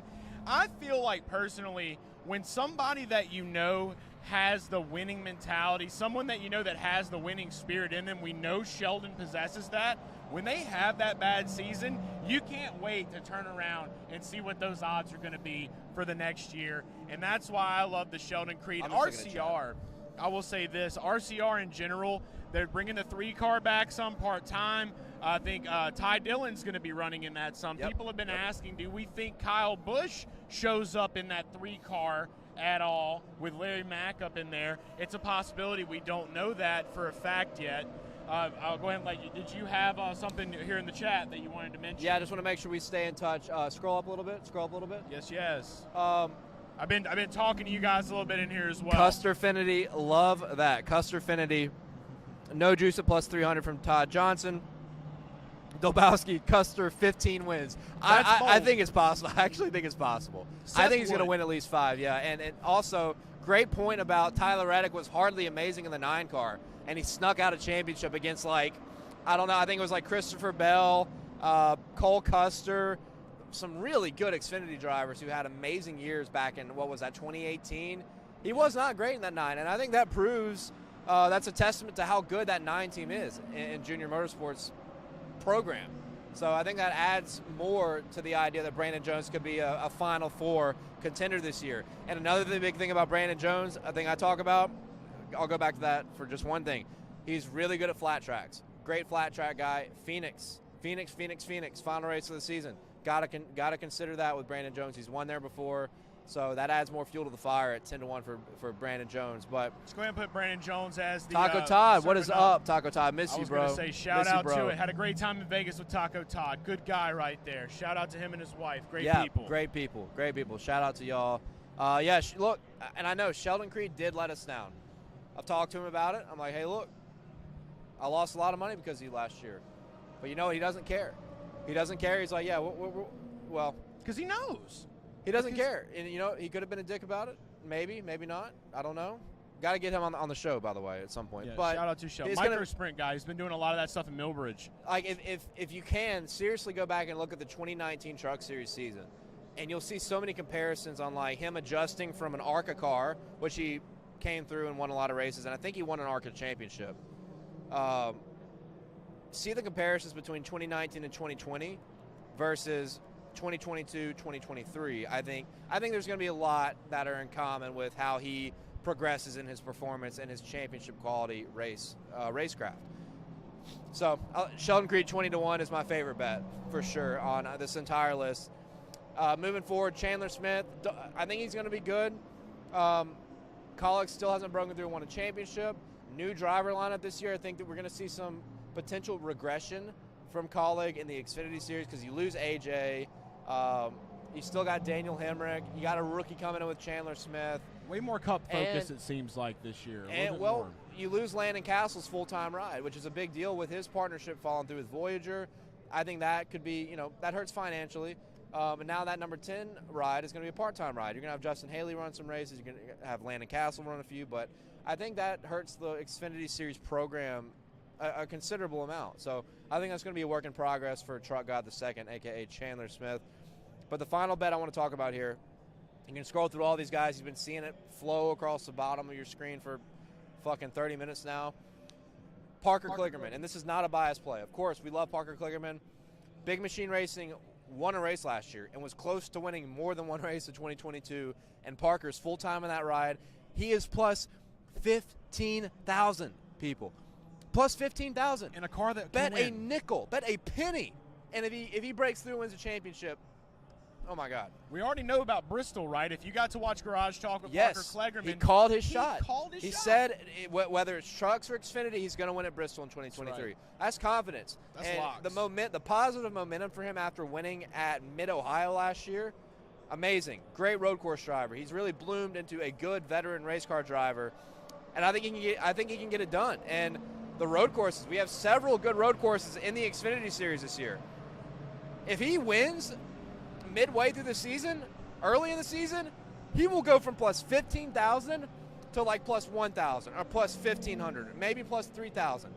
That is unbelievable value to look at right now. All it's Even gonna if take he is doesn't one win the win. title, plus 15,000 is fucking crazy for an RCR affiliate race car that can win. We saw Tyler Reddick win a race. They're going to have speed. They're building upon a pretty good year. For a newer team that wants to be good in NASCAR, that's investing a lot, they've got great partners, they've got a great owner, great ownership, and now they've got a full-time driver for the first time. Plus 15,000 is fucking nuts for Parker Kligerman. I don't think that line, after everybody watches this or listens to this, I don't think that line will make it to Daytona. I really don't believe so. Another thing, too, to mention is that car has won a race without Parker in it already. So that's another. You did say that? Okay, yes. You mentioned it. Yeah. Do you remember I think I said his? I remember Brandon. Don't remember last name for right now for some reason. It's just not coming to me. Brandon Brown? Brandon Brown. That's it. Talladega. I remember we were there. That's when we had. No, he didn't. Not in the 48. He won in the 68. He won for his dad's team. Okay, I thought it was Big Machine Vodka though for that one. Correct? No, it was his own. It was his own program. Tyler Reddick won in the Big Machine Racing car at Texas. That's okay. I don't know. The car itself, the yellow, the pink, all that. For some reason, I thought that's what Brandon Brown was in. That's right. Brandon Brown had the spiked lemonade, Harry's or Henry's or whatever. So I could. Yeah, I got the confusion. Yeah. Sorry, it happens. Yeah, Chase is Cup guy. Big Cup guy. Big Cup guy. But did you have anything else to add on that? You know, just with Parker, like I'm saying, he calls his shot there. All it's going to take is one win for these odds right here to just dwindle down into the area that we're seeing. You know, some of these other guys like, Austin Hill, Daniel Herman. I could easily see one win getting him in the plus 1,500 territory. Pretty easy because, especially if it's early. Especially if it's early. Like, you're immediately establishing yourself as a contender, and Xfinity Series is the same way, and the Xfinity Series is so top heavy with these guys that are RCR affiliate, that are Hendrick Motorsports affiliate, that are Joe Gibbs Racing affiliate. They gobble up all the wins, and the car has speed. That's all that matters to me well, it's not all that matters, but it's the number one thing that matters to me is that car is fast. Those and engines it's affiliated are with possessed RCR. with this heart right here. There you go. The That's all heart you need to see. of Dale. That's, yep. Parker Kligerman is Dale Earnhardt is what we're saying. Dale Earnhardt's a trap god, by the way. I just want to mention that. I think that's important to know. A trap god. He's a trap god, dude, in his own way. Okay. Shout out to Dale Earnhardt. But that's really it. I mean, you got – what is Kaz Gralla in? Can we find out what Kaz – same thing on J-Ski, go to Xfinity. I think Kaz is full-time with somebody. Here. Kaz Gralla, I I did not know. That's news to me if he is full-time. But, hey, you know, it's Xfinity. been a long off season. Team I chart. have been keeping up a little more with the Cups going on. The team chart right here. I'm learning how to navigate J-Skis. Thanks for bearing with me. All right, so let's go find Kaz Gralla. Great road course guy right there. He did have to sub in for Austin Dillon once at the Daytona road course where we're at, which is being Got a ran top 10, right yeah. now. Top 10 in that race. So that says a lot about his character and how he can just kind of get into something and just figure it out and dominate. So he's always one of the There on he the is. top of the Sam board. Hunt. Okay, Sam Hunt. That's another program that is trying to work their way up. They've got a big investment, great ownership. One car. Dude, I mean, Kaz Gralla at plus 45,000, pretty good super speedway racer. We talk about road courses. Guy that has won a super speedway race in the truck series before. It was by luck, pure luck. Everybody wrecked in front of him, and he just went right through the middle. But we've seen Kaz have some good runs. And like you said, jumped in a cup car, finished top 10 at the Daytona Roval in 2021. So Kaz Gralla at plus 45,000 and a team that John Hunter Nemechek raced in and had some good runs, was pretty fast at tracks like Darlington. I think was good at like Vegas and Phoenix. You never know. I'm not saying he's going to win the title, but plus 45,000, compelling for a Toyota Gibbs affiliated race team. I think they have a little bit more work to do personally. Hey, can we get a tweet up? I don't think Just that anything. this Take a is picture, going whatever. to be Let's just you keep know, rolling, Tony. a winner. I don't think this is going to cash Tony at Twitter. any time. I definitely like I think the Kligerman championship bet is probably the longest shot that I would take for Xfinity. But yeah, I mean, if you look, if you're just degenerate, you like scratch offs like myself, throw 50 cents on it. Why not? That's the way I look. That is the maximum investment I would make on the Kaz Gralla championship bet. However, you will see me betting on him during some road course races this year. 100%. I do think that He that won, is going to be a possibility. for a lot of the bettors in here, let's pull up the chat if we don't mind. Yeah, let's take There a were- look here. There were a lot of guys that hit big on Kaz Gralla for like a the top. GOAT. He had That's- he was like plus 10,000 for a top 5 at I think it was Watkins Glen, and he won somebody in our Discord like $15,000. Somebody put $100 on him and turned it into like 15 or 20K. I don't know who it was. If anybody in the chat remembers that was fucking huge. Yeah, let us know. Like that was insane. Kaz Gralla's a good road racer. You're going to find a lot of good value on him throughout the season, I think. So, Trevor says beef. What's for dinner? 300 winner. Sheldon Creed. Not a bad I love one that. right there. I'm definitely betting on Sheldon in Daytona, no question. I'm All right. betting on both RCR guys in Daytona. A 100%. non-betting right here. Eric Furlong, our guy Eric, picked up some sweet vintage to wear at Talladega Boys. I'll go Hyped retweet to that. make some money this year. Hell yeah, Eric. We feel you on that. Good to hear. Todd going to be sprinkling a little bit on Creed. PK Bristol locked in. Trevor, feel good like- to see you're locking these bets in. Hope you're doing it right now as we speak. Appreciate that. Let's go ahead and see. Just talking a little bit of gratitude from Todd about PK. And then let's see. Exit is getting the rim sleep in. Shout out. All right, get the sweet dreams to you, bruh. Sweet dreams. Oh, we're signing off, Exit. Good to Yeah. see you. Thanks for coming. We love you, man. That was some fun times, right? Fun times back in the Talladega Gap. Boulevard, baby. Oh, yeah, That's where the big magic baby. happens. Uh, All right, let's yeah. go to Tony. Let's go do Xfinity Series race win totals. You can find I these love exclusively on Caesar Sportsbook. These are so great. Like just the win. Like when we did our XM spot, we talked about I talked about a little bit of those on Cup, and we'll get to those as well. But these bets right here are the funnest ones that you can go ahead and grab early. So These are take tough. advantage. The Xfinity ones were a lot tougher for me to make decisions. So go ahead, start us Who are off. we kicking off with? This one, this is my first time seeing it, so I'm just surprised at this number.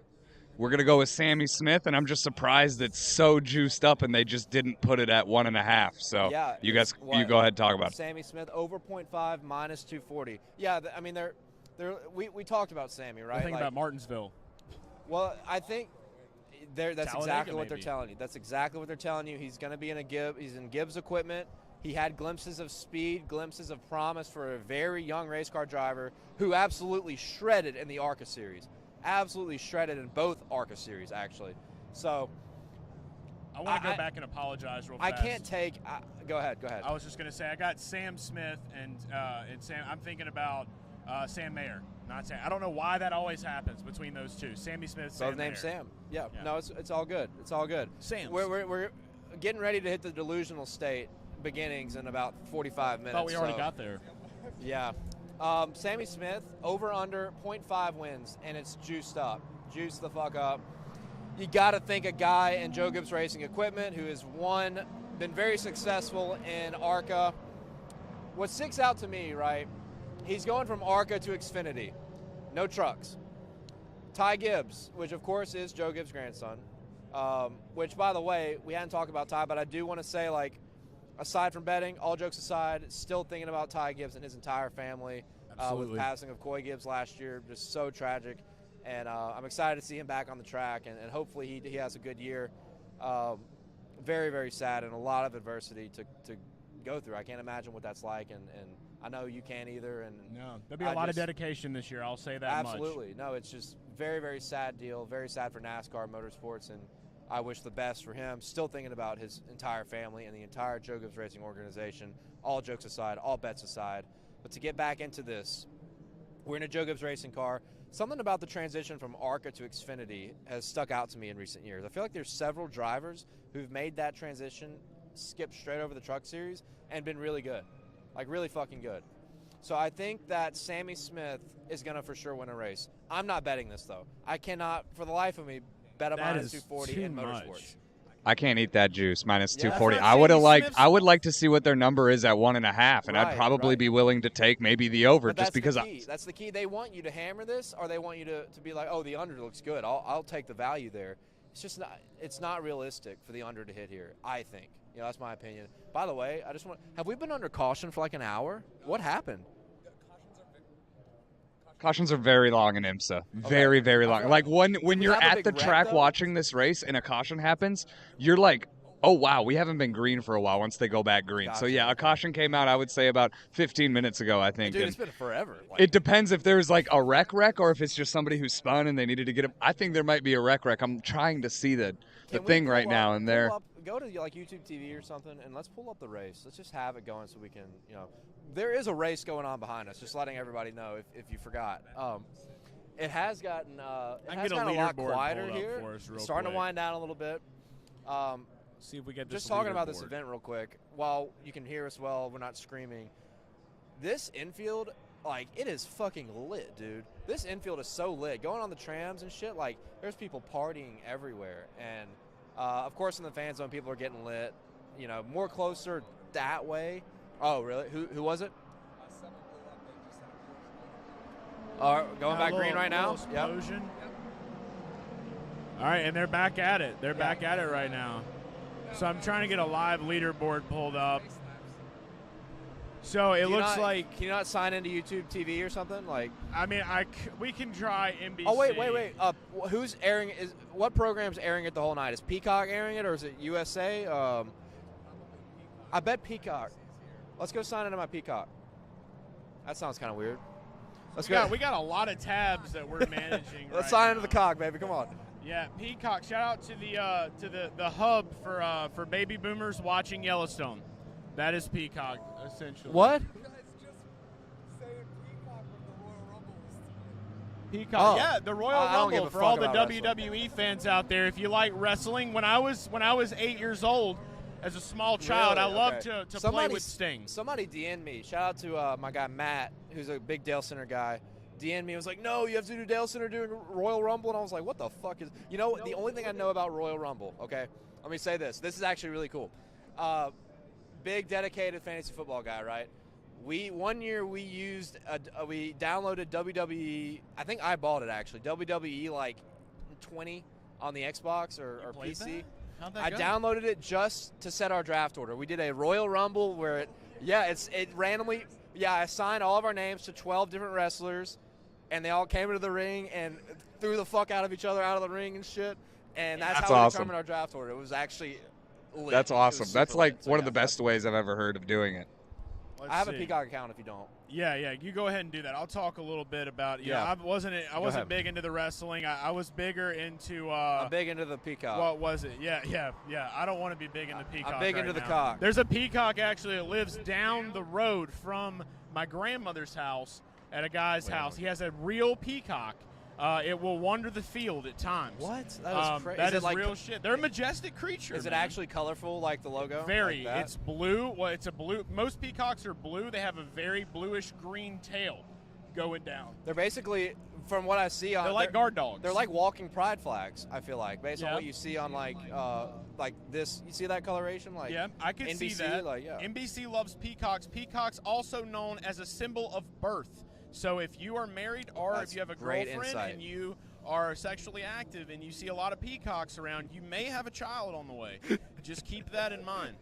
But yeah, while we're logging into Peacock here, getting some info on this Rolex 24, just kind of talking a little bit about the ridiculousness of the minus 240. I think that Caesars really feels like Sammy Smith won't win a race, but they want you to lay the big bucks down. I do see that is a thing. That's why I say I personally would avoid it like you would. Avoiding would maybe be best if you have if you think you have big balls, then go all in. Hit that up. But I think we've already pretty much expressed the lock with the deep odds and the truck series. So Well, look, as Dale continues to log into Peacock, Same- how are you doing? I know that password's correct. So it's the email that's the problem here. Hold on. Got a lot of Yahoo those emails. things. Here's Wow, the thing. Yeah, go ahead. I said it earlier about there's different kind of bettors, right? Like some bettors like the feel good minus 130s, minus 120s. Some bettors like the big underdogs. Some bettors like the heavy juice. This is a heavy juice line that you should take. I am not that guy. When I see big minus odds on motorsports, knowing how unpredictable motorsports is, I kind of get scared. I'm not gonna lie. I kind of get scared. So. Maybe Caesars is trying to put their big boy pants on a little too much with that one. I don't know. Or maybe they want you to be scared, or they want to see who's got the balls. Who knows? This is a bet that could be there's not going to be enough people that take it, so it's not going to be like a big liability. But like, Right. And how many races was Sammy Smith in last year again? I don't know what his I remember schedule Martinsville. was. I remember he raced Martinsville last year. I know that for a fact. And What he the had, fuck is that? Do you ever see that? Just hit no. I guess it was saved on here. Don't worry. Just go to account holder. You'll be fine. Hit never. I'm a big never. I don't like to save Yeah, things. Sammy Smith ran 9 races in the Xfinity Series last year. 9. Okay, tell us his stats. I just want to know his statistics. There were, I know one. I think it was Michigan. He had 1 top 5 and 3 top 10s. Okay, Michigan. I think Michigan. He had a great race. and Led sped 18 laps. Sped on pit road. That's it. Yep. So a little rookie mistake there. So maybe not. Maybe not. But still, I think that there's a lot better bets out there right now, and more to come as we do approach and get closer to the season. Other books are going to start adding these on as we get closer to. Fuck, I don't know. I feel like they should be on by now. But regardless, that's why we're talking about Caesars. That's why we got talked all about this Sammy Caesars. Smith for way too long. Go ahead and get us another one up. My guy, my boy, Josh Berry. Yeah, I love Josh Berry. Check out the Garage Guys NASCAR podcast. We had him on. We did a bank robbery simulation. Josh used to be a bank teller. We robbed him on stream. He put his hands up. It's pretty funny. It was hilarious, actually. But yeah, The OGI Racing NASCAR guy. Yes, Talked we about talked that about as well. that. Yeah, he's been OGI racing for a long time, and that I didn't know that about him. He talked about how that certainly kind of helped his career, right? So big stuff. He's had a great relationship with Dale Jr. over the years, and now we've seen his potential on the national stage in the Xfinity Series. Had a great year last year. He won 3 races, I think. We can double check that. 3 or 4. He won Charlotte, Dover, Vegas. I think were his 3 wins. Made the Final 4. A lot of people didn't expect that in his first full-time year. But now we've seen some big shifts in the Xfinity Series. Noah Gragson, Ty Gibbs, gone. Brandon Jones with Chevy instead of Toyota. 4. Who's going to fill their shoes? 3. Okay. How much Dale coin? 3 wins, on this? 11 top 5s, 20 top 10s, and 1 pole. Think about- 356 laps led, by far his most. There you go. Think about the top 5s, right? The top 5s, 11 top 5s. You had situations where he led a bunch of laps, contended up front, and you just said it. Who's going to take those places? Ty Gibbs and Noah Gragson combined for like 14 wins last year. there's going to be guys that step up and take those wins away. Like, who's it going to be, though? We talk about Brandon Jones. We talk about these guys, this new updated Junior Motorsports lineup and the new updated Joe Gibbs Racing lineup, new guys coming up, Chandler Smith with a colleague. And Josh Berry's got to be a good candidate to take some of those wins away. So we're looking at, what, 3.5 at minus 140? I'm going to go over. Not something I'm going to bet, personally. But if you have to pick one, if you want to, take the over. I think he wins 4 races this year. I'm gonna save a lot of my cash, Dale, for the Cup over-unders. That's where I'm really gonna be sprinkling out. But I will say this much: if I did have to take one of these over-unders, if I really was gonna lock one in so far, okay, at the over 3.5, it's just too much. I want to stick more closer to the 1.5s or the 0.5s. I do believe he can do it, though. We got to restart. Now we're green. Come show him, Tony. Show him how you wave your flag. This is Tony waving a flag. I used to work at a go-kart track, Oh, yeah. so I know. Tony worked at a go-kart There you track? go. He did. I want to hear about that in a bit. I really do. What is our next Xfinity bet that we have? So obviously we just said we definitely like the Josh Berry bet here at 3.5. Probably a little bit too high as far as the win count, with the odds being at minus 140, under 3.5, plus 110. Avoid that plus bet. I'll say that right there. But it's not a bad bet, though. It's not a bad bet, though, because The under 3.5 is not a bad I don't think it's a bad bet to take the under here. But there's always that but, right? Right. I think this is I look at this kind of like a 50-50 bet, personally. So when I look at a 50-50 bet, I'm expecting minus 115 on both sides or minus 120 on both sides. So to get what I think is a 50-50 bet at plus value, not the worst thing ever. You can make an argument for both sides of this. Because it's hard to win a lot of races in the Xfinity Series, right? There's typically 1 or 2 guys that step up and win all of them. With last year was Ty Gibbs, Noah Gragson. A few years ago it was Austin Cindric and Ty Gibbs, Noah Gragson, those guys. Before that it was Cole Custer, Christopher Bell winning everything. Chase Briscoe, Christopher Bell winning everything. Chase Briscoe, Cole, there's always 2 or 3 guys. Hey, Hi. this Yes, is Kelly Livestream. right here. We met Kelly. I met Kelly. Hi, Dale Kelly. has not met Kelly Hi, yet. nice to meet you. Kelly, Nice to Dale, meet you. How'd you do, my man? It's my guy Mike Skeen. How's it going, man? Dale. Yeah, What's yeah. up, Mike? How are you feeling today? No Sudoku today, right? No Sudoku, no. If you watch my Instagram stories, you'd see me, Brad, and Mike talking. He does not play Sudoku. He is cool. Kelly here was famous about 10 years ago. She was on the cover of USA That was Today not very nice. Holy for- shit. She did something really cool. She stood up and she just slapped the man at a NASCAR race. So that was a big thing that I found out too. And also, she has a really badass way to roll around the track. She recently hurt her foot, but it is kind of like it's a Fendi Prada boot, I like the lights, obviously. and it's got a pump. I wish we could. That is a Oh, badass damn, yeah. right there. If you got a broke foot and you're not rolling around on that, you need to get like Kelly. That's all I gotta say. Do those lights? Oh yeah, you got the pump right there. Look, she's got a pump. Michael Jordan's jealous of this one. All right, if you can get a pump on that boot, then you're all the way in. Do those lights look like the lights on your car out there? Pretty close, although we've got some orange on our car. They got the fancy blue.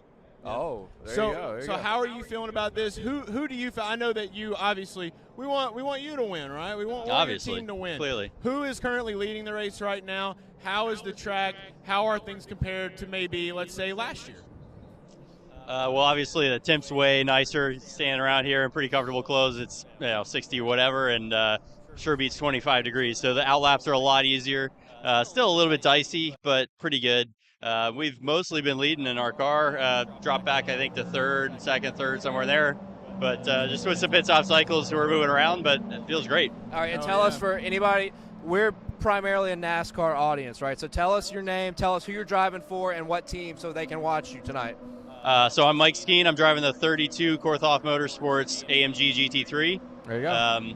Again, usually we've been leading the last several hours, and in the top 3 certainly. So They said feeling pretty good about was it. going to win. The kids earlier said Yeah. Mercedes was going to win. There's a lot of kids, young kids, that were like rooting for you. So yeah, how about Yeah. that? We'll take it. All right, Keep rolling, Garage brother. Fam, Mike Skeen, appreciate you stopping And by. Kelly. And don't forget Kelly. Good luck. We'll see Hey, you soon. One more thing. When do you hop back in? Probably around 3 I a.m. love the lights. I love the Yup. tassels. Hopefully you guys will too. We're rooting for the Garage Fam right here. And I hope you hear the bells, baby. Let's go. We were talking about this. None of this existed the other day, and now it Let's does. go. It's beautiful. It's a Walmart trip. So anybody got that Walmart sponsorship? You let me know. Walmart, call me. This Sam was a Walton, last cut the minute. check Sam's Club, for Walmart, Kelly. let's go. Sam's Club is the shit. Let's go. Sam yes. Walton, cut the check. Absolutely. We'll see you guys soon. Thanks so much. I think Mike raced in NASCAR. Yes. Did Mike Skeen race in NASCAR? Yes. Look up Mike Skeen on Racing Reference. Well, I no, here wanna we'll say do it. We'll some do it. Xfinity- I keep thinking about overloading this laptop, and it scares me. Yeah, there's a lot going on there. Got the race pulled Okay. up now. They got some lights. Look up Mike Skeen Racing Reference. I've seen him. I feel like he was. And when we were in the media center, I saw he was leading earlier. So, nice guy. Love that he stopped by. Very yeah. appreciative anytime a driver comes by. Does not play Sudoku. He has one he's start cool. in the Xfinity Series in 2018, Who was it? What and team he was he has for? won 2 Truck Series starts, one in 2013, one in 2020, Okay. and then also a K&N Pro Series West. Who did he start for in the Xfinity Series? In the Xfinity Series, most recently in 2018. Looks like JD Motorsports was. Okay, he was in the 2016. 6 car. He was in the 6, I think. Yep, That's yep. probably right. So there's that. So yeah, so some NASCAR relation right there with Okay, Mike actually Skeen. it was a 15. Yeah, JD Motorsports, Johnny Davis. Okay. Hell And yeah. a little bit of truck action there.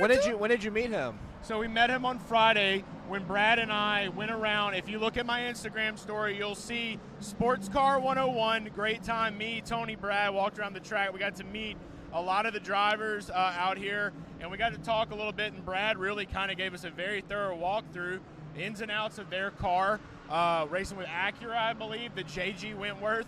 Call 877 Cash Now. Love that. Yeah, great song on a commercial. But Get stuck yeah. in your head real fucking quick. Got to meet him real fast. It was good. So it's cool to see he's just hopping out of the car and they're coming out. And that's what we love about racing, guys. And that spreads across the globe with racing. It's just, it is literally, you never know who you're going to see walking through here in the fan zone by the media center at any race you really come to in Daytona. They're always out here. And if you're not out here, shame on you, because you could be here with me and Dale right now. Absolutely. On Dalescenter Live in Daytona. All right, so we Dalescenter just talked. 24. We just talked about Josh Berry. We're going to stick in the junior motorsports fleet. I'm being told. What do we got next? We got Justin Allgaier. Is that what we're doing? Justin Allgaier. 1 second. Making sure my beats are still there. Beats by yeah. Dale. Okay, Oh, so Justin- Justin Allgaier. This is another tough one. We're at 4.5, and I'm trying to think of how many Justin won last year. Did he win 4 races last season?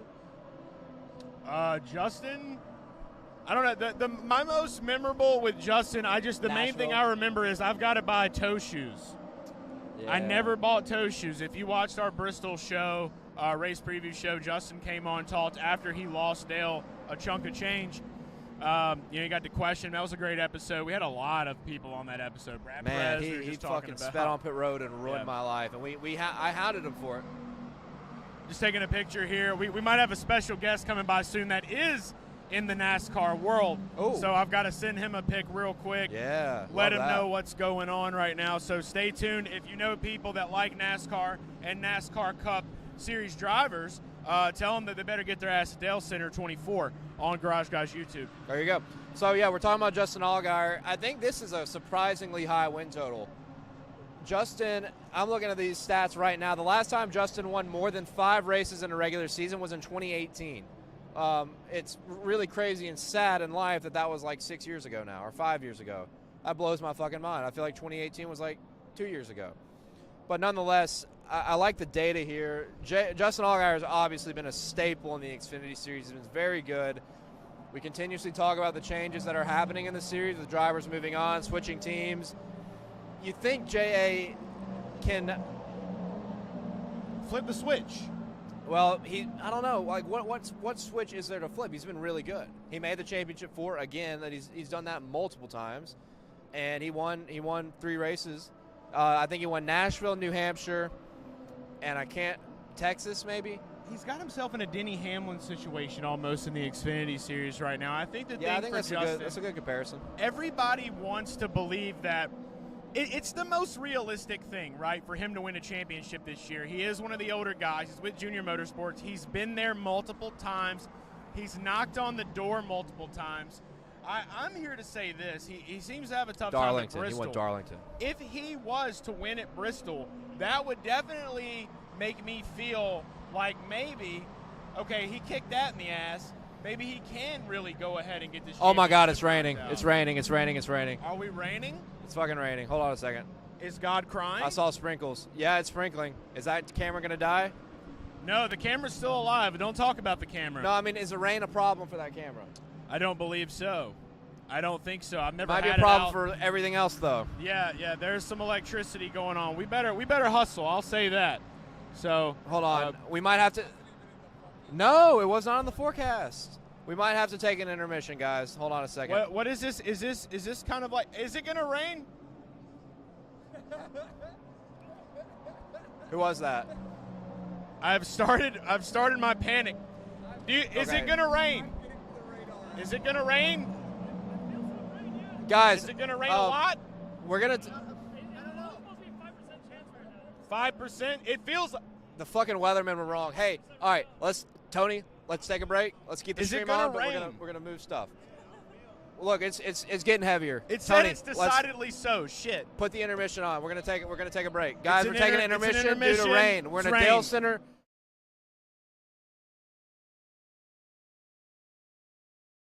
Center. Tier Center. Yep. This sucks.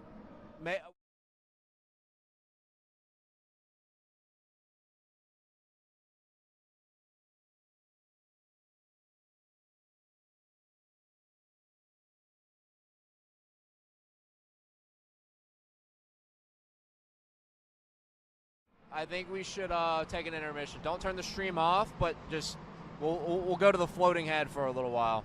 Okay, floating head intermission. Well, hold on. All right, you guys can still hear us. It's a rain delay, guys. Okay. We'll be back. A rain emission.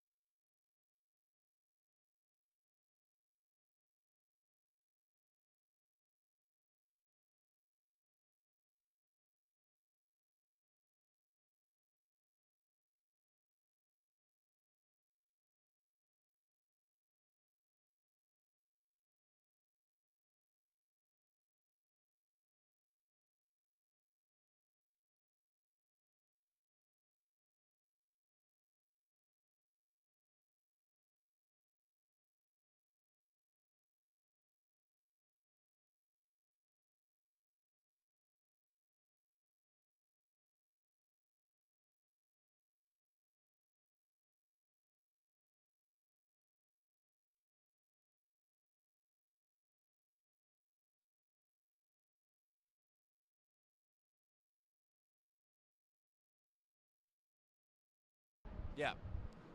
Jordan used to drive. Ba ba ba ba ba.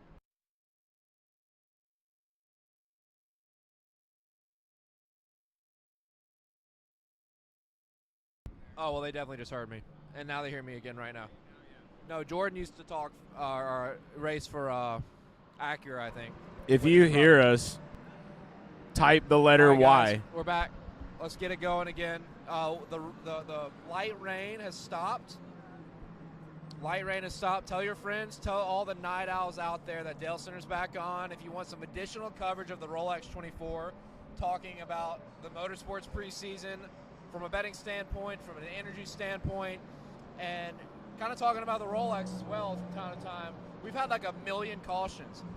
Another caution just came out. The Team Chevy Corvette. Team Corvette. I don't know if it's the right way to pronounce it, but the Corvette racing team, I think, number 3, Ricky Taylor, or Jordan Taylor, one of the Taylors. 3 for Taylor. Blew a tire, and we're under caution once again, I think. Or are we? Looks like we're still green, actually. But I could have sworn I saw a piece of tire on the apron in turn 2. Regardless, welcome back, everybody.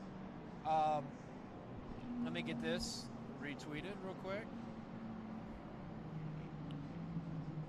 The delay is off. The delay is officially off. We are back live. We were last talking about Justin Allgaier. Yep, Hey, God's let's not put crying Allgaier anymore. on the board real Justin quick. Allgaier, Toe Shoes. Great podcast episode, Bristol. That fella right there, that Justin Allgaier. Grant, how's it going, Grant? Thanks for coming in. We I appreciate Grant. Shout out to Super NASCAR Friend for listening and typing Y. Okay, let's see. Dale is low. Dale should not be low anymore. We now have evenly matched volumes. What Go happened? ahead. It said Dale is low. Chase is good. Go ahead and get a little. How about now? How about now? How is Dale now? I think I was like the button was like halfway up. That lets me know that we're okay. So mic 2. I think we swapped mics in the process, so we were a little low. Sorry if we were a little low. Hopefully my showing of Garage Guy NFTs accounted for that. Earlier. By the way, just a little update. Sprint car racing at Volusia Speedway. Ricky Stenhouse finished 3rd again. I guess 3rd is the new first. 3 for Dale on Dalescenter. So yeah. So shout out to Ricky running. I went to my first sprint car race last night. If you follow me on Twitter, you follow me on Instagram, you got to see some of the behind the scenes of that. Those cars are big as shit. I did not think they were. That's I guess that was what, USAC? That's a USAC car, maybe? Yes. Yeah, I believe Sorry, so. my It's tie's kind of fucked first up. time they ran out there. Yeah, be careful with that. Them cans be falling. But yeah. Trevor said both good, so. All right. We are good. Are the Garage Guys going to be in Vegas for the race in March? Probably not March. I think if we went back to another Vegas race, it would definitely be in the playoffs. I love Las Vegas. I love that track. It was such a great race we went to. Shout out to Hooters again for that. Promo code Garage Guys. Don't forget it. And we went out there, and they had Mark Martin's car out there. It was one of the sexiest cars alive. Just a great time in general. So, yeah. What is up? Nice hat, dude. Hey, Nice hat. I like your hat. I like your hat. I appreciate you. Hey, thank you for appreciating us. Hey, I follow you guys. I love you guys. You guys are Thank awesome. you, man. Thank you. Who are you betting on for the Daytona 500? Got to be Eric Jones, man. He had Eric such a good Jones. Speedway run last year. I don't want to talk And about it. I had him in He's Dago, the man. most underrated super speedway driver in all of NASCAR. Most underrated, in my entire opinion. He's close. I'm going to tell you that he's close. I I've got said to that- ask. I said that all throughout last year. I feel you, I but think his odds for the 500 are like plus 1,400 too. he burned me so bad Plus at Talladega 14. when he We'll lost to Liam find in the out. final lap. It That's burned what my we're soul. doing now. We are going through all of the odds for trucks, Xfinity, and Cup. We're talking about some of our favorite early bets, some bets that we like, bets that we don't like. So I can't wait. I'm glad that you roll with us, and we're going to have more to come. Be sure to catch the replay. I will. All right. You'll see yourself. Appreciate What's your y'all. name? JJ. That's JJ. That's JJ43. That's what we'll JJ. call him from Thank now you, on. brother. Thank All right, you. JJ. Thank you, man. Thank you. Great stuff for the sport. We thank y'all. Thank Hell you, yeah, man. thank you. Love hearing that. Love hearing that, man. That's at the end of the day, that's why we out here. Tell a friend tomorrow when you see them they better be watching NASCAR. Host a Daytona 500 party. People have Super Bowl parties. Why not have 2 sports parties in 2 weeks in a row? Just do it. Just go for it. Going to be a great time. But getting back here to the chat, so yeah, don't think Vegas is a possibility for March. I think we're going to take a little time for the West Coast swing. We'll be doing business as usual. But never say never. We don't know for Yeah, sure. you never know. Something could change tomorrow. We need you in Vegas. I love that race. Such a fantastic race. I had pain. I lost bets at that race in Vegas. Still enjoyed it, and a hell of a time. So love that. So not closing it off. Super NASCAR fan, I hate that you almost fell asleep during the rain delay. You don't have to sleep anymore. We're back. Yeah, and we are now here. And Trevor, Again. both good. I don't know what's both good, but what I do know is good is Caesars right now for having all these odds out. So let's continue. Let's get back on the train. Yeah, Xfinity. Justin Allgaier is what we were closing up on. Yeah, I want to take the under on Justin Allgaier for 4.5 wins. I think 3 or 4 is the magic total. If you look at his career, he typically doesn't eclipse the 4-win mark. Like I said it earlier before we cut off when the rain came, last time he won more than 4 races was 2018, and he won 5. And I don't know how many other prior years he's done that. I do want to keep up with Racing Reference. Very good resource. We love for that. Data. Racing Reference is a good reference. That 2018 is the only time in about 9 full-time seasons, no, 10 or 11 full-time seasons in the Xfinity Series where he's won more than 4.5 races. So I'm gonna ride with the data and go under 4.5. Usually 3 to 4 is his magic number, I think. Yeah, not a bad call Minus there. 140 is worth it. I think minus 140 is worth it. I will stick with what you say on there. I don't know if you've got this queued up. I know you made all of the artwork here. I don't know. I am looking at this, and I know you're going to be seeing it too. I cannot wait to talk about this right here. If you want to bring him up, I would love to chat on that. This looks like a good one. Yeah. Well, what do we got next? I think we got Brandon Jones next, which we talk a lot about. Yeah. Brandon Jones. Brandon Jones. You know, he's got the short hair look. He looks like a guy I know in my hometown that goes to a Pentecostal church. I get him confused all the time. Just look really similar. Yes. Yes, sir. How's it going? What's up, guys? Here, I'll hang all these real quick. We're talking about some bets. You having a good time? I like the koozie, man. Be sure to check us out. If you guys like to make money, and you like racing, then we're your guys. We'll be here all night talking about betting. Yeah, we used to do some work with them. We used to do some work with good them, guys, for sure. Good guys. Definitely check us out, Garage Guys. Roll Tide. Don't give a damn about nothing but the tide. Is that the first Roll Tide on Dalescenter? Motherfucker. Oh, God. Come on now. Go Dogs. Come on. Dogs. It kind of is.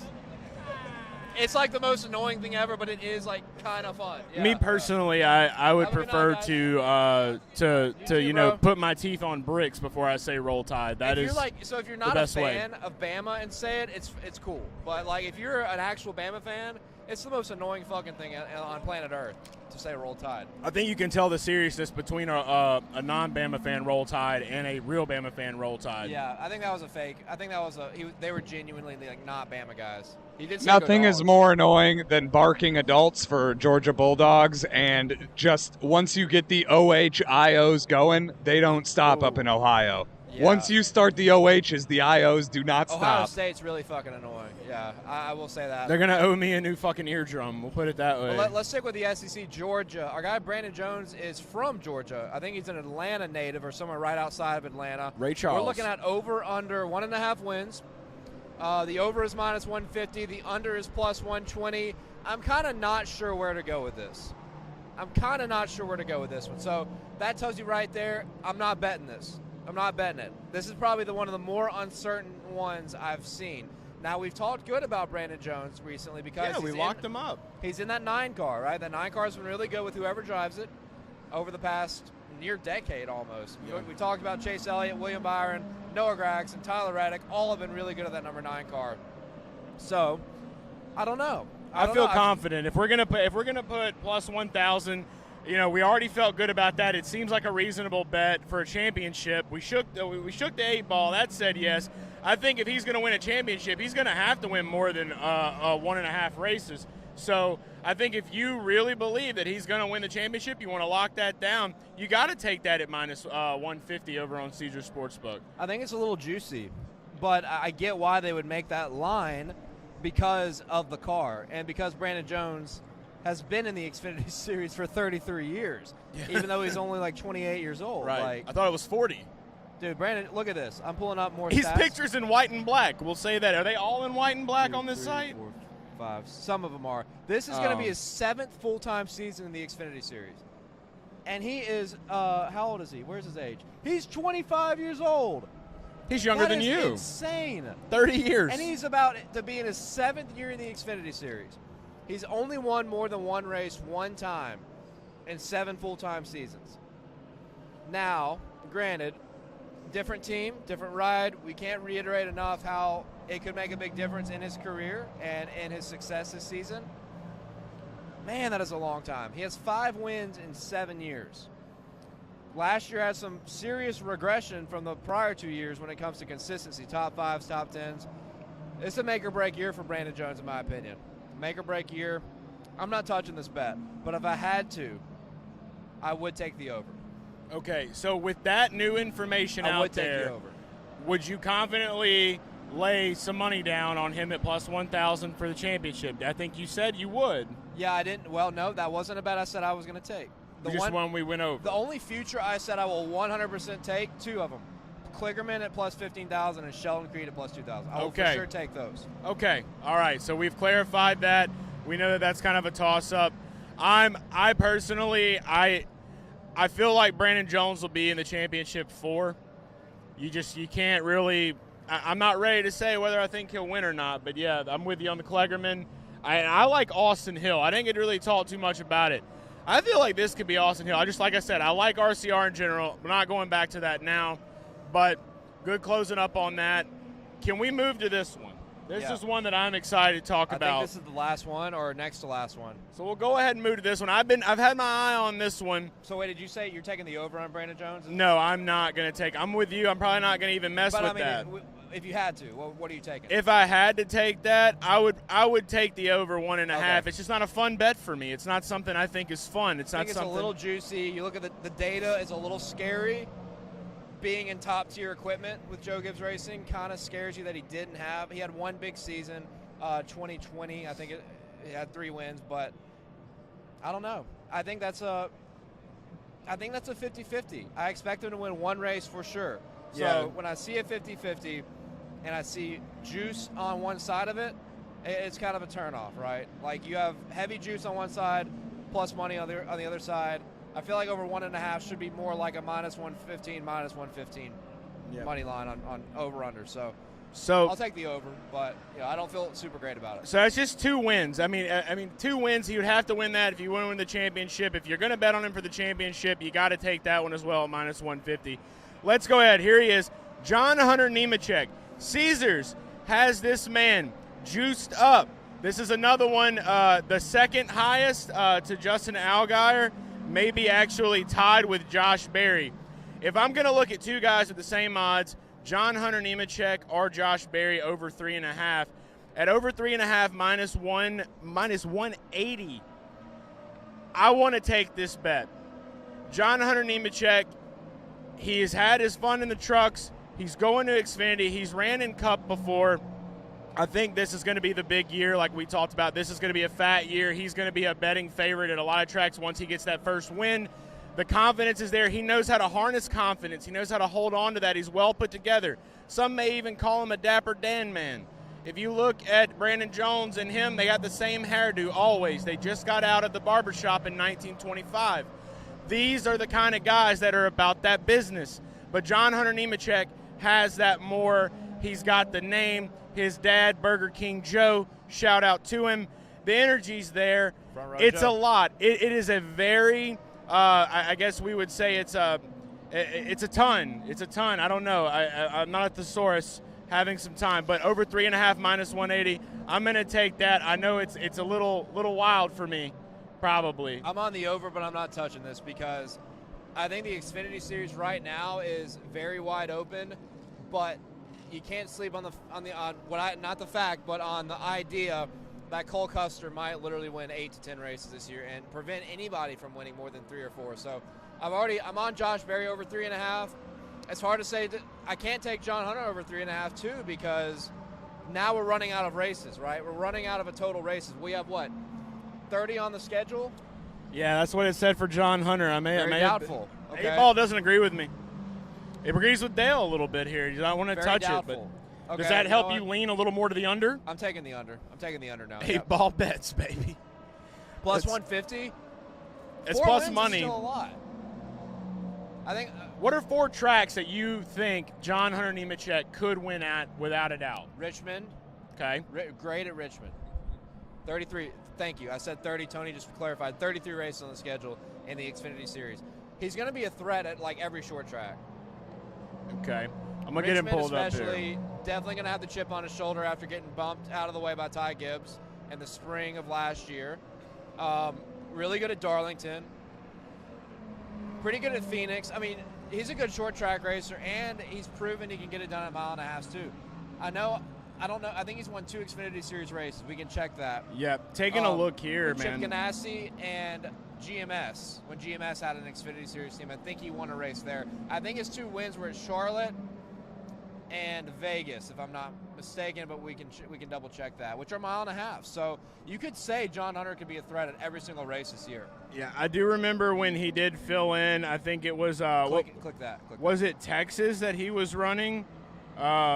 Let's take a look here. We're pulling up some statistics. Yeah, he has 2 wins. Okay, so one of them was Texas in 2021. Yep, and I think 2018 was either Charlotte or Vegas. So I think both of his wins are 1.5 miles. Yep, and 3 top 5s last year in the races that he did participate in, 4 top 10s. He's always a contender, so I think that it does make it a little bit. But, yeah, those tracks right there, a little bit more of the skilled tracks, the short tracks. But, yeah, I mean – now I'm thinking, I don't like minus bets as it is. I've changed my mind again. I'm taking the over. You're going to take the over there? Shout out, Kevin. Thank you for the kind words. This is good stuff here. Go with the first instinct.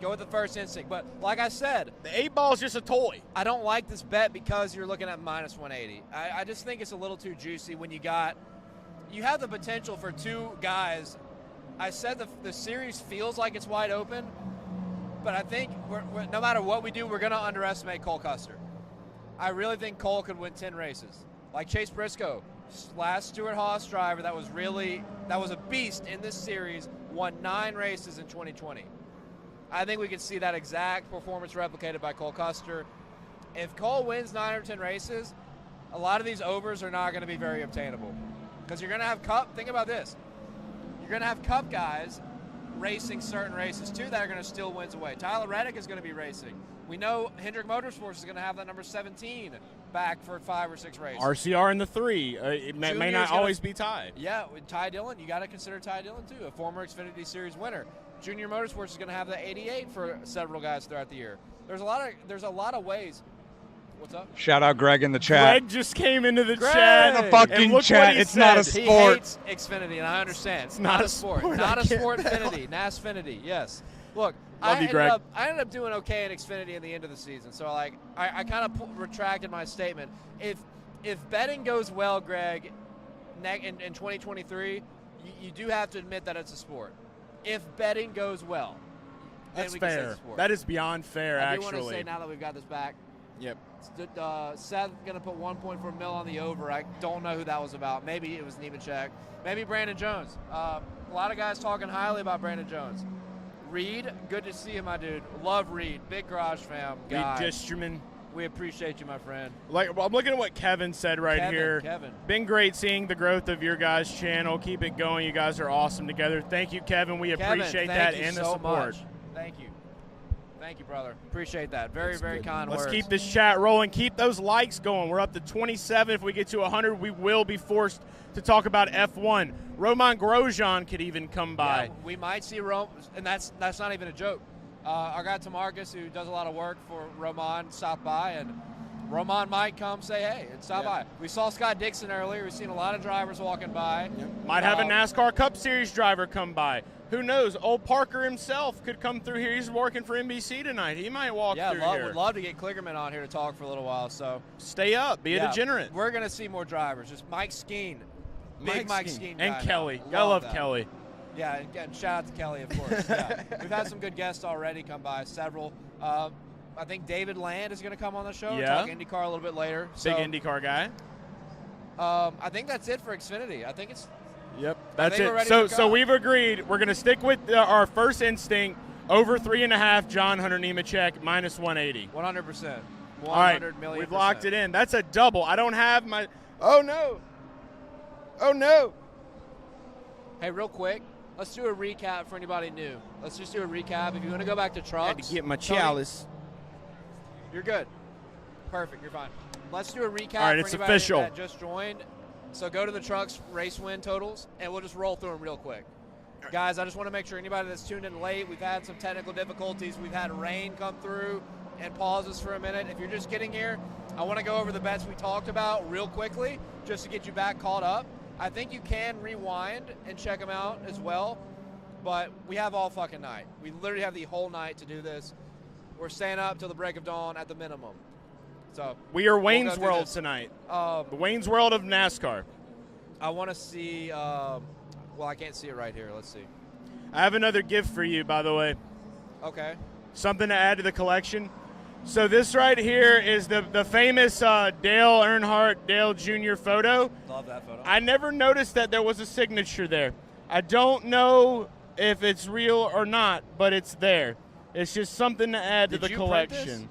So that was just all Garage Guys NFTs are one of one exclusive. That was one of the ones in the pack that came that way. So yeah, I guess so. Interesting. Thank you. I appreciate it. Another gift. We got Dale coin, and now the picture saw around the world. All right. We're gonna recap our bets real quick. Stuart Friesen, race win totals. Race win totals over on Caesar Sportsbook. Stuart Friesen on the under. Let's try to do a lightning thing. So if you want to say them as well. Zane Smith also on the under. Under 4.5 race wins. Too many. I'm a big championship hangover guy. I think the Truck Series is still going to be very competitive. Zane Smith under 4.5. Ben Rhodes over 1.5 wins. Great line. Best bet I've seen so far. Everything we've covered. Lock of the century. Ben Rhodes over 1.5 wins at minus 130. Mortal fucking lock. He wins a minimum of 2 races in 2023. No question about it. Ty Majeski, very, very juicy line, but as I've said a couple times, I will reiterate once again, there's a different kind of bettor in everybody at some point, right? And everybody has their own characteristics. A lot of people like juicy lines that feel like a lock. They feel like fucking mortal locks. This is that lock. This is that lock. Ty Majeski over 1.5 wins. You got to pay for it, but it will pay off. Give me the over. So talking about Xfinity, what we just talked about, we seesawed a million times, over 3.5 wins. The guy's going to be too competitive. I think he's going to be essentially the runner-up guy to Cole Custer throughout 2023. We'll go back to that. What are we talking about? It's going a little slow here. I was going to get the odds pulled up here. There we go, right there. Oh, okay. I was just making sure. Yeah. I was heading over to Cesar's. Oh yeah, they're great. Transitions are great. Shout out to Tony. It's just lag. It happens. Who are we talking about? Who's next? Talking about John Hunter Nemechek was next. Yeah, I already said over 3. We went seesawed on this over 3.5 wins. Okay. Guy's gonna be too competitive. He can win every single short track race. 2 at Martinsville, 1 at Richmond. Throw Darlington in there. 2 Phoenix wins. It's gonna be Nemechek and Cole Custer, I think, with somebody who sneaks in like Josh Berry or Sheldon Creed. But main emphasis of this over 3.5 wins is gonna hit for John Hunter. Brandon Jones, we're taking the over. Both of these last two a little sketchy. You got to pay a little bit more for them, but we have talked highly about Brandon Jones. History of the 9 car, everybody that jumps in it does pretty good. Usually wins more than 1 race. That's like a confirmation with everybody that's jumped in that 9 car, from Chase Elliott, William Byron, Noah Gragson, Tyler Reddick. Now Brandon Jones, give me the over here. He's too experienced to not win more than 1 race. Justin Allgaier, we're taking the under. Justin Allgaier has only won more than 4 races 1 time in his entire Xfinity Series career. That was back in 2018. Great race car driver. Needs that championship. Has been so close, knocking on the door. I could see him winning 3 or 4 races once again. But we're going to take the under on 4.5. Josh Berry, we're going to take the over.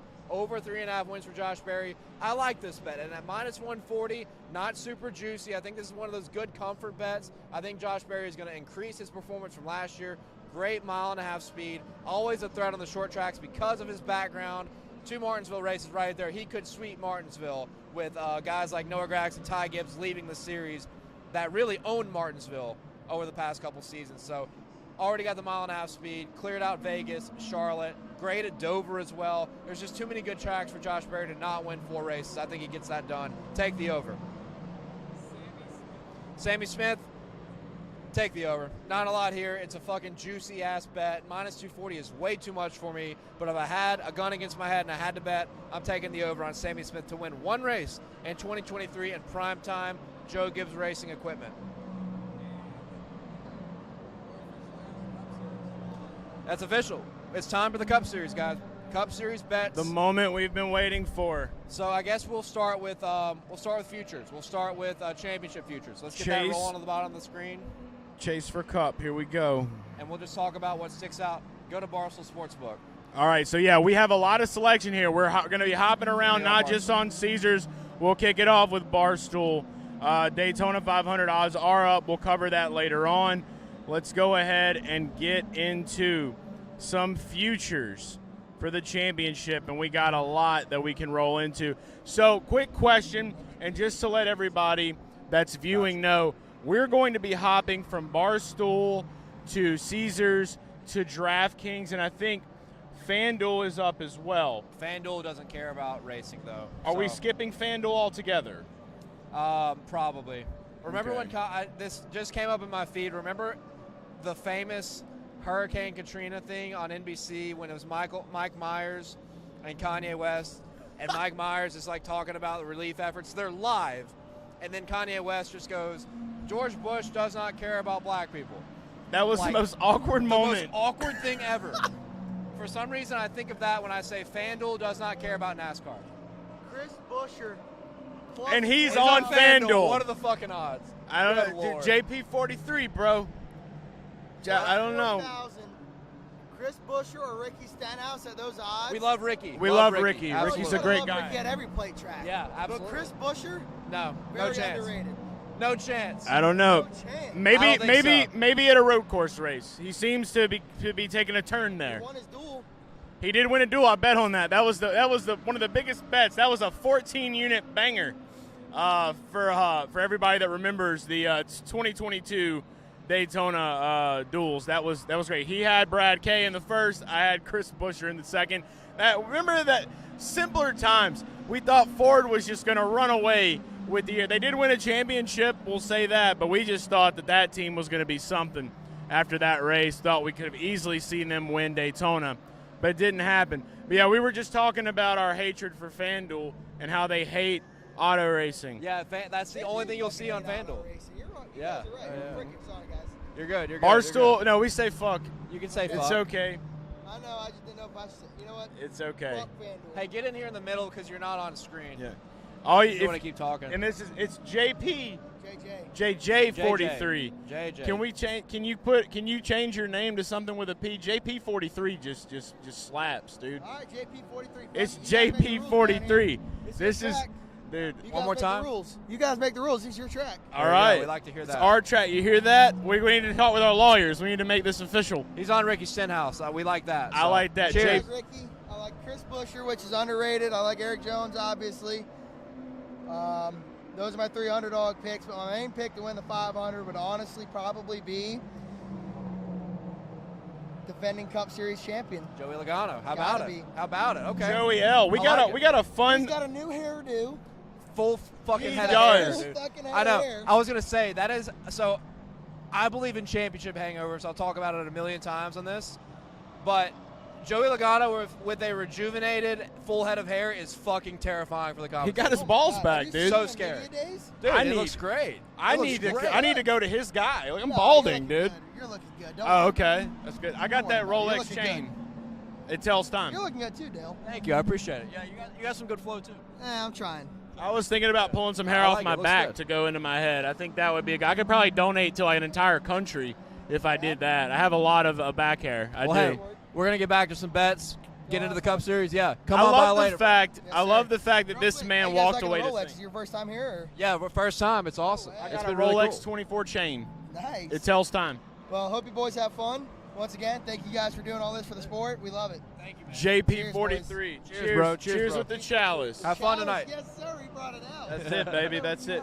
Hey, we're talking cup. I might as well go ahead and just pour it in here. There we Yeah, go. that Kanye West thing came up my timeline, and it is like the most awkward, funny thing ever. Everybody wants to say Kanye changed. He's been the same for a He long really time. has. He really has. I don't know. He's always I don't been want to out get into there. all that because I feel like there has been some escalation with him, but Yeah, fuck him kinda regardless, for I love that clip latest is antics. the funniest, one of the craziest things to happen on live TV ever. I couldn't imagine in watching that live. 2005. Yeah, and everybody's reaction, like Mike Myers, just kind of like looks over and is like, and then it flips to Chris Tucker, who's just standing there like, and then he starts reading it. Like, it is so awkward. That was pre-YouTube. Well, yeah. What time? YouTube came out. 08 was when YouTube kind of really hit it off. Okay. I feel like, yeah, because I remember like we were experimenting around that time, just doing shit. We didn't even know what it was really. We were just like, hey, we can be on the internet. All right, let's do it. I don't remember if it was that time. Oh, Tony tweets over Tony here. tweets. Let's see. Nice. Look at this. This is what I just got. Oh, nice. You talking All about right, this one? so Tony tweets. Okay. So anyway, Now we're retweeting back a to bunch Cup of shit. now. I We're feel back like to I'm just Cup. being a retweet machine right now. A lot of tweets. Somebody's got to tweet. Everybody that's in this chat, we thank you for being here. We thank you for interacting. Make sure, if you've got a phone by you, take the time to just tweet the link to this stream and just put Dalescenter 24. People are going to get curious. I There should. you go, yeah. We Yeah, definitely. I like that. I have a very rare one here. I don't want to show it on camera Victor yet. says though. YouTube was 2005. I thought it was a little earlier. Okay, maybe. Yeah, but do you know the reason why YouTube was started? This is a crazy one. YouTube was started. I don't know the guy's name, but it came out because no one could find the video of Janet Jackson's nipple slip in the Super Bowl with 04. Justin Timberlake. He made a way to upload that clip because they banned it from other television stations. So that is why. Isn't that a wild, very sexist? I didn't know that. But a wild take. Yes. I did not know that. That was That's a big crazy. thing. That was a big deal that happened. That's crazy. It was nuts. That's but a yeah, crazy thing to happen. we'll show that one later on. That's a special one right there. That's very rare. Yeah, that's Look super at that. rare. It is. Very, it is. very rare. One of one, all of them. All right, But yeah, look, you're it's gonna time start for the best part. You're gonna start looking at Cup Series odds, scrolling across the bottom of your screen for the Cup Series Championship. These odds are all courtesy of Barstool Sportsbook. If you find any value, any big discrepancies between sportsbooks on championship futures, let us know. Tell us in the chat. We'll point it out if there's big discrepancies, which there typically is in motorsports. I've already figured out a few. Nice. Okay. Hell yeah. What's the question? We got to. Oh yeah. So from Is Larson a Dolbowski. good bet? Okay. Is Larson plus 650 a good bet? And we're talking about the championship? He said commence the teabagging. Correct. crazy. Championship odds. I don't think so. I don't think so. We saw so much craziness last year. I expected to wind down a decent, a considerable amount. But with the exception of 2021, Kyle Larson hasn't really been a championship contender. And I know, look, Hendrick, he's been great, right? Yeah. Ganassi, he was good, but not a championship contender. 2021 was just wild because you had no practice, you had no qualifying. And while I do think Kyle Larson is easily one of the best drivers on planet Earth, no question about it, I do think that year he unloaded with the best car every single week. That's A it. lot of credit needs to go to Cliff Daniels there as well. I think with Gen 7, they've lost that edge on, of course, like not replicating 10 wins. That's like impossible to do in today's modern NASCAR Cup Series. But even winning multiple championships right now is really difficult. What Joey Logano just did last year, extremely rare. The only guys over the past, this is a crazy thing to think about. Since 2012, the only guys to win multiple championships, Jimmy Johnson, Kyle Busch, and Joey Logano. That's basically in a 10-year span, you've only had two guys that have hit that number 2 mark. I think it's going to be a while before we see Kyle win a second championship, if he does. I think the same thing about Chase Elliott. I think Chase Elliott might be a while before he wins the second one. It's such rare company to win 2 championships in a short time span. Not many guys have done it. Darrell Waltrip, Cale Yarbrough, obviously Dale Earnhardt, Jeff Gordon, Jimmy Johnson. Those guys have done it. But those are all timers you just named. Exactly. And our NASCAR Cup Series of today is so fucking competitive. And with the playoff format being as perilous as it is, I just can't do that. If Kyle Larson was more like plus 1,000 like everybody else is, you could think about it. 650 is too expensive. Way too much. Kevin S. said that he has Elliott, Busch, and Allmendinger futures. How do you feel about that? For futures? For the championship? Busch wow, as well? Allmendinger is an interesting one. Very. The issue with AJ is full-time in this new car. He had a limited schedule last year. Obviously was good on the road courses. I think a lot of people think he is a lock for the playoffs because of the road courses. And I don't think that's a bad idea because he's been great with Gen 7. He honestly probably should have won COTA last year if Ross Chastain doesn't just fucking rail him in the corner. So you could say AJ is a decent bet because might knock off a road course win early in the season, and we're going to see plus 10,000 turn into plus 5,000. So I don't hate that. And we said Kyle Busch. Yeah, Kyle Busch is floating around 16-1. So Barstool has him at 1,200. I think I've seen him on Caesars or DraftKings has him at 16-1 versus 12-1. That is a very notable discrepancy. RCR was great last year. Austin Dillon, very underrated. And Tyler Reddick in that car probably could have won like 8 races if he didn't have random fucking problems, if he didn't fumble the bag kind of at the end, which, you know, he's hard on himself in those kind of situations. High-pressure situations a couple times did get to Tyler, but a lot of it was bad luck. Yeah. The speed is the emphasis here, and now you put a Hall of Famer in that number 8 car after a great trending upward type season. I like the Kyle Busch bet. At 16-1, that's where I'd get it. I think it's on DraftKings at that price. You want to pull up? Let's pull up. All right, let's scroll down. Nope, that's 12-1. I could have sworn I saw him at 16-1 on one of these books. It may have been when he first jumped out, but let's take a look. I think Caesars would probably have him shorter. Nope, there it is. No, there it. Wow. Caesars has Kyle Busch at 16-1 versus everybody else at 12-1. If you're gonna shop Caesars, grab him there. I don't hate that bet. I like that. I do. Thank you for the question, or thank you for just the input. Why don't we keep rolling through this? Yeah, the chat's getting very active. Our likes are going up, which is good. We do have some good questions coming in here. See, IDK Player is in the chat. Dude, shout out to him. Good to see you, man. I know you're kind of a night owl. We have a kind of a random name, SMP 239788. Can I stand in the background? I would love wherever you are. That's so weird, but to it's kind of stand hilarious. in the background. That would be great. Yeah, you can stand in the background. That's fine. Come stand in the background. You can come join if you want. Give us a bet. Get your TV time. Yeah, we encourage that. Like JP43. JP43. He went off and thought about the Daytona 500 bet. Came back. He took the time to really process that. It was good for him. But I'm excited to get into the Cup futures. We're going to go ahead and run through these. I think we said we're going to start with Barstool here, looking around. We'll shop back and forth all around the way because we have a lot more variety. One guy that I already talked about, if you listen to the spot on XM, I think that's a good place for us to start. Ross Chastain. He's plus 1,100 on Barstool Sportsbook. I think I saw him over on DraftKings. I already took him at plus 1,200. Caesars, he's a little bit shorter, and I think that Caesars probably has him pretty late. They're at plus 1,000. I love Ross and his ability to do the things that he does. It's not going to be a Martinsville, the Hell Melon type of thing probably ever again. But what we did see was Trackhouse showed the hell up. Daniel Suarez got a win last year. Ross Chastain, multiple wins. One at Talladega was a little bit painful. I understand that. It was a tough time. But what that did show us is that you've got a whole nother year of figuring out a brand new car. They were easily way ahead when it came to the pits. Being in the pit crew, shout out to pit crews. They don't get enough love. Trackhouse has that going for him. A guy like Ross Chastain with that don't give a shit attitude. A lot of people compare him to Dale Earnhardt. doing the things that he does out there, switching things up. I think it's a great bet. He was in the championship 4 already.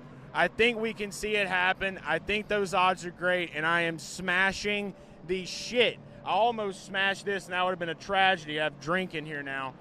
But I'm taking that on DraftKings, plus 1,200.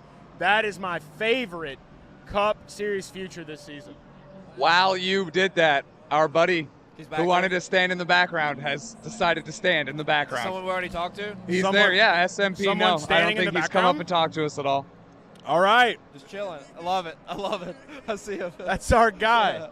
Yeah, that's our guy. He's in the background. He's here. Love it. That's SMP 239788. Will he come and talk? We will find out. Love it. We will appreciate find it. out. We appreciate it. I think that's kind of hilarious. And I We love don't it. peer pressure on this show unless we feel like it. I guess we'll say. So I want to, Go ahead. continuing with futures, Chase Elliott's the favorite on most books. I think there's some books that have him and Larson kind of even at around 5 to 600, plus 500, plus 600. Denny Hamlin, 9 to 1. I'm looking at Barstool right now. Logano at 10 to 1. Blaney, Chastain, 11 to 1. Chase talked about he loves Chastain. I'll talk a little bit about Kyle Busch, 12 to 1 on Barstool. Remember, 16 to 1 on Caesars. Shop it over there for the better value. Christopher Bell. This is a big year for Joe Gibbs Racing. Big year for Joe Gibbs Racing. You lose Kyle Busch. Martin Truex Jr., we don't know what's happening with him. We think he might retire. Denny Hamlin's in a contract year. We're ready for that gossip to start up like it did with Kyle Busch last year about, oh, what's going to happen? Are they going to re-sign him? They're going to re-sign him, right? And then watch it doesn't happen. Watch it doesn't happen. What's up, man? It's SMP. He's watching live at the Rolex. Appreciate you, dude. This man paid to be at the Rolex 24. Hell yeah. What was that? Nap at the Taco Bell. At the Taco Bell? This man Let's go. took a nap at a Taco Bell, paid a ticket to come to the Rolex 24, and now he is here on Dalescenter with us. Are you from Florida? Where are you from? Are you traveling? Newport Richey, Florida. Okay. Nice. Not too far. 3 hours away. He's here. He's asked to stand in the background in the chat. You see him now yourself. We're talking about our favorite Cup futures for 2023. Who is someone that you think is going to win the championship in 2023? If you had to pick right now, who are you going with? Kyle Larson or Joey Logano. There you Kyle go. Larson or Joey Those Logano. are two pretty safe bets, I feel like. If you want to pick two guys, bundle them up, good chance one of those guys wins. Last two champions, too. 2021 Larson, last year Logano. So That's it. That would be a strong miracle. I can't say I'm 100% with you on that, but I can't say that you're wrong for choosing those guys. Or Harvick will give a send-off season. Harvick send-off season. I like that. Harvick I like send-off. that mojo. I do like that. It would be good to It see would him be bounce a rare back. thing if he did it, too, but it would be fucking cool. I'm a big would be. Harvick guy, so. So I'm curious to continue hearing about Chris Bell, your thoughts on Chris Bell, JGR. Where were we going? Let's pick up from there. Because I definitely, I know we'll get more into the over-unders. I'll talk a little bit about Chris Bell when we get there, but I definitely want to hear your case for the championship. Yeah, I think, like I said, big year for Toyota with Joe Gibbs Racing. Denny Hamlin in a contract year. We hope and wonder if the same thing's going to happen with Kyle Busch. Probably not, since he owns 23XI and has the Toyota Alliance deeper. Truex might retire. We don't know. Ty Gibbs, probably going to be a multi-year process. I think Ty Gibbs is going to have he's going to struggle his rookie year, just like we've seen over the last 3 or 4 years with rookies. They have struggled in the Cup Series. Chase Briscoe, great example. Cole Custer, great example. Christopher Bell, great example of guys struggling in their rookie seasons. Now, Bell has the opportunity here to be the face of Joe Gibbs Racing from a performance standpoint. From a name standpoint, it's going to be Ty Gibbs. It's going to be Ty Gibbs. Hell yeah, brother. Thank you. Thank you so much. It's going to be Ty Gibbs from a name standpoint in the future, right? But right now, Christopher Bell is like in the most stable position because of all the uncertainties around Truex, Denny Hamlin, Ty Gibbs. Going to be a process. Christopher Bell made the Final Four, several clutch wins last year to advance into the championship four. I think Christopher Bell, with his crew chief, Adam Stevens, who's probably going to be a Hall of Fame crew chief, won 2 championships with Kyle Busch. They're going to be a force. I think there's no doubt Christopher Bell is going to win 4 to 6 races this year. and put himself right back on that championship hunt and contend for a title. He's going to lead the charge for Joe Gibbs Racing in 2023. So if you agree with me, Christopher Bell at plus 1,200, great bet. Absolute great bet. I want to say this. I'm not ready to lay any money down on him winning a championship. Do I think he could have a better year than last year? Possibly. And do I still think he's a child should be the main question. I do not. I think he is a little bit of a Hell's man. Bell. Best nickname ever. Hell's Bell. Hell's We got to Bell. get him on the show at some point and tell him about that. Do I think he can come back and win New Hampshire next year? Absolutely. Flat track king. Flat track king. He is a that. great flat track He racer. has that in him. He did great in that race. I have to say that even though I didn't bet on him and I wouldn't have bet on him, I have to just go ahead and say it straight up. He owned that damn track. What I did see, though, he did kind of, you can say, you can't, I guess some people would say no one really backs into a win. A win is a win, right? For betting purposes, a win is a win. That's all that matters. Do we think that if the sign wouldn't have went onto the road at the Roval, would Chris Bell have won that race? No. Martinsville, pit strategy. Martinsville is a little bit tough this year because of the new car. Well, Bell he was very competitive at Martinsville, though. He was that. Flat track king, as you said. In the fall, at least. Toyota was terrible in the spring, but Right. they kind of figured it out later. They did figure it out. So that can only mean that if they figured that much out, they're going to figure even more out in this offseason. Denny Hamlin is now with Dirty Mo Media. He's got a new podcast. I'm sure he'll be talking all about that kind of stuff as well. So out of the two races that he did win, I will say Martinsville, yes. I will say New Hampshire, yes. The road course race, we were waiting on him to win a road course race all year long. I don't think that he won that based on performance. Right place. He kept himself in a good area. Was he a top 10 car? Absolutely. A top 5 car? I would even go as far to say that. But I just don't know if I'm ready to pull the trigger. Can he get back in the championship race? Yes, he can get in the Final Four. I don't know if he can close out. We will find out and see, especially when we get to Phoenix in March. That's where I'll be able to kind of make a little bit of an assessment on that. Yeah, and I want to continue here. If you scroll through, I know a lot of people, let's go to the chat, by the way. I know a lot of people are probably going to ask about Kevin Harvick, but we have never seen a driver in his final year win the championship. We've never seen someone go out a champion. It is so rare for that to happen, and especially now more than ever in today's NASCAR. The closest was Jeff Gordon in 2015, and obviously we know Jeff Gordon, 93 wins, 4 championships, 3 Daytona 500s. Kevin Harvick is in a tier below Jeff Gordon. And we've seen all the greats fade at the end of their careers. Jimmy Johnson wasn't Jimmy Johnson in his final couple seasons. Tony Stewart wasn't Tony Stewart in his final year.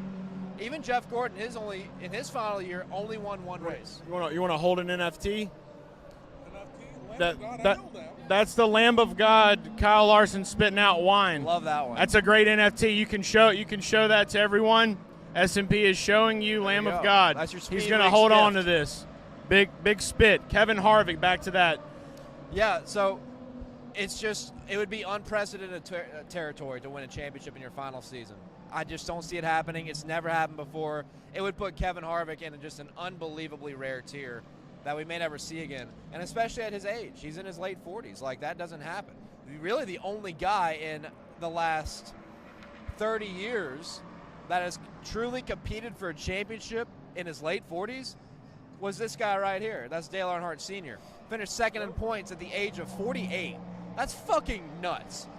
It was a different era, take for too. Granted, but it was in 2000. It wasn't that long ago from a sense of how long the sport's been around. Yeah, for time. From a sense of time, 2000 wasn't. It was a long time ago. Let's not. But there were that's way sad, less but- young guys coming in. There was less technology. I feel like the young guys now are coming in with way more advantages. It was way more of an older man's sport.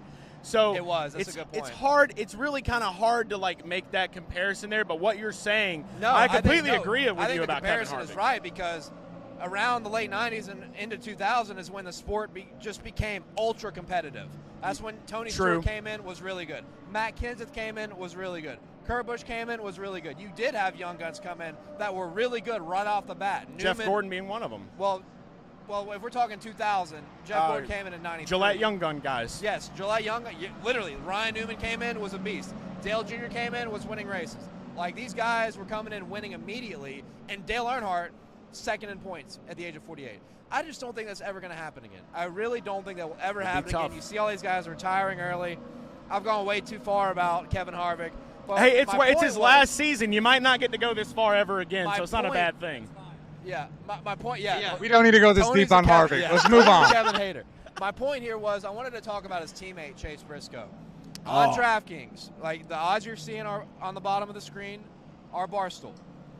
But on DraftKings, Chase Briscoe is 40-1 to win the championship. Oh, wow. I think that is a lucrative line. I think it is an absolutely lucrative line for a guy that last year was like 8 laps away from winning Martinsville and going to the championship 4 to Phoenix, where he had won in the spring. He was that close. The guy's going to have a better year than he did last year. He knocked on the door of winning 3 to 5 races. He had made mistakes at like Charlotte, Coda, battling for the win. Could have won those 2 to go with his win at Phoenix. Bristol Dirt, obviously we know what happened there when he wrecked Tyler Reddick. Yeah. He was in the conversation. He was running up front. There's like 6 to 8 racetracks Chase Briscoe could win at in 2023.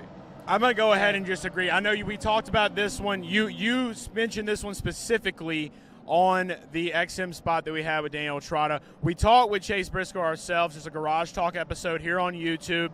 If you're new to this, you're just watching this, you stumbled upon it, check that one out as well. His confidence was high. He even tweeted the other day, he feels like he's not stepping into Tony's car. He's stepping into his car. They've given the man the vote of confidence. We've seen what the Indiana guy can do. Plus 4,000 on DraftKings is insane. That is the longest odds that you can get on him right now. I honestly, Barstool's plus 3,000.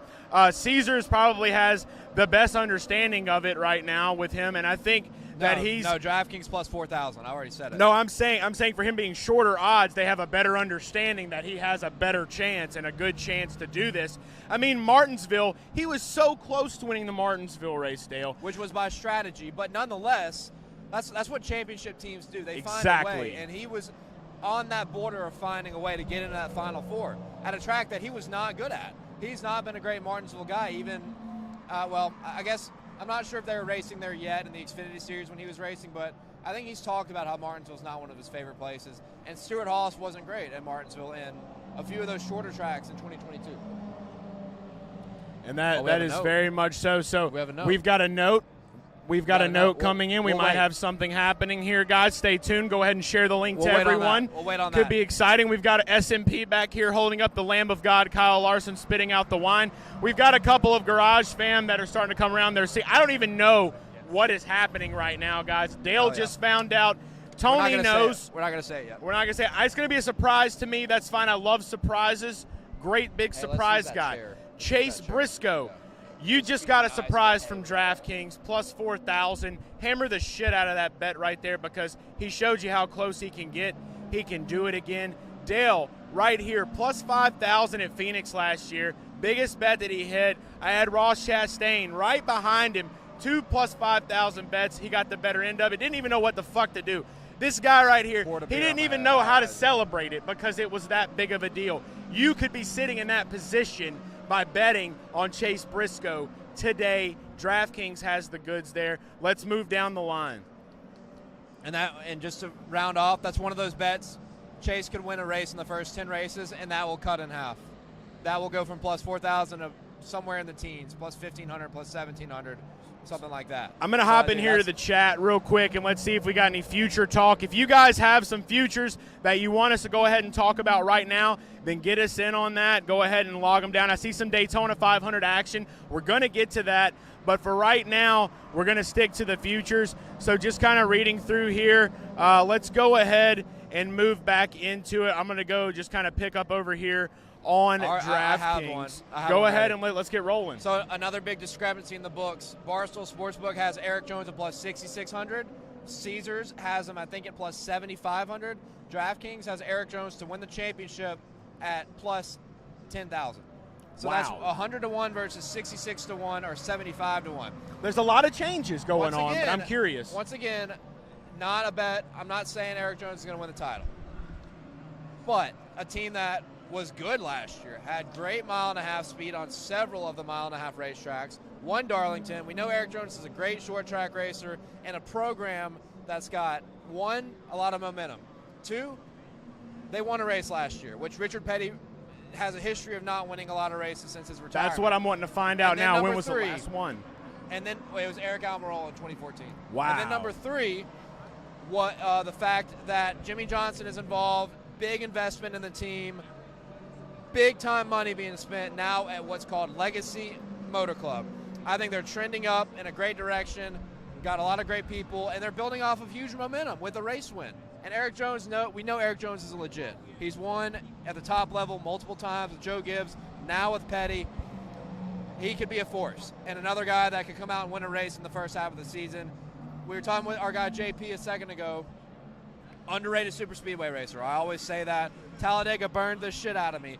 But long term, it showed you that Eric Jones is a good super speedway racer that can win at Daytona, Talladega. He can come out and win the Daytona 500, and that line's gone forever. Now you're looking at plus 3,000, plus 2,000 to win the title. So for a value perspective, 100 to 1 is worth a penny. Yeah, I'll That's say. all I'll say. I totally agree with you on that, especially for the Daytona 500. I know we'll get back into that a little bit later down the line. That's definitely something he can contend for. Legacy Motorsports, that's what I really want to focus on here. Motorcycle guy, big motorcycle team. You had a great TikTok reel that you put out about that, which was hilarious. And the thing with it is, I was talking with Tony earlier today about that. We could be looking at the start of like the next Hendrick Motorsports or big competitor in this league. And it's been a long time since the 43, that whole entire Richard Petty squad has been able to do something like that. Everything has to come full circle eventually. They were a powerhouse back in the 70s, the Plymouth era, the big wing. It was Richard Petty all day. At some point, history does have to repeat itself. This could be what we are seeing now, the knocking on the door. It's still a big if, but for the case with Eric Jones, all he's got to do is win one race, get in the playoffs. He's got to find a way to win one race in the playoffs, maybe 2 races in the playoffs to make it all the way in. Talladega is somewhere, even though he hurt our feelings and he hurt our hearts, he could win it. We've seen him close. Super speedways are always a big shot. 6,000. Darlington. Gone in the tri-oval. Just Darlington. He would have easily made it right into the round of 12 right there. So let's go ahead and look at that. He would have won that race. He'd have been in that situation. And then he would have had to find a way to win again. Kansas, it seemed like he had some issues at the beginning of the year. But I think those intermediate tracks are going to get better and better now with Jimmy being involved. Not a bad pick there at all. I think the Legacy Motor Club is going to have a fantastic future in the sport. Hey, just 1 second. We're about to have a guest. You can still stand in the background, just back up. Okay. Thank you, bro. We're about to have a guest on Dalescenter 24 here. You can still keep that if you want. want. Oh, yeah, you got to keep That the is a NFT. gift. Yeah. That's a one of one right there, Garage Guys NFT. Everybody, I think we're going to have a guest. Everybody say goodbye to S&P. Yes, Thank sir. you for being a fan. Thank you for being Garage Fam. And thank you guys, I love that he just held that NFT for like an hour. That's a man right there. That was awesome. He was committed. Yeah. If we are able to grab another big sponsor this year, we grab some more chunk of change. We're gonna hire that guy to hold the mic. Dude, he could do it. That guy's a legend. Did we get his name? SMP. SMP. That's okay. what we're So calling our him. special SMP? guest will be here in a little bit. Okay. All right. And so we I'm just need to excited. get that chair set up in the middle for him so Yeah. he can sit down. So can we back the camera up because it's so like? Is it possible to back it up a little bit? It's going to be hard to fit 3 in this frame. I love this. I love that it's a special guest to Dale and Tony, surprise guest for Garage Guy. It's going to be a fun time to see. I want to go ahead and move down a little bit. We've already talked about recently Eric Jones. One guy, we had someone come up here and talk about him already, and you just got to go ahead and throw the name out there. Brad Keselowski, okay? Did not have a great year at all last year. He's plus 6,000, it looks like, on DraftKings. We're going to go over to Caesars Sportsbook. You'll probably find better value somewhere with him. Plus 7,000 there. Barstool is going to have Brad K. I would think Barstool would probably be the highest odds on him. Let's find out real quick. This may be something you know in your brain, He's maybe plus not. 5,000. Plus 5,000. My eyes don't move as fast as So yours, once again, old I guess age. it's Caesars, and at least in this, we've left out BetMGM on this. Just haven't seen anything that's caught my eye. So we'll keep that in mind. I didn't even know if BetMGM had anything out by now. They've got. I think they have championship futures, and they for sure have Daytona 500. Okay. But they've been very focused on Jamie Foxx commercials. Make sure we pull it a little bit, though. I don't want that cord to get loose or tap there. Sorry, I'm having to talk to Tony a little bit. I would say move the tripod over a little to the left. I'll finagle some things. I love you guys can see the pizza. Yeah, you guys okay, can see I got some everything. pizza. This is a real setup right here, okay? This is a garage guy style Daytona setup.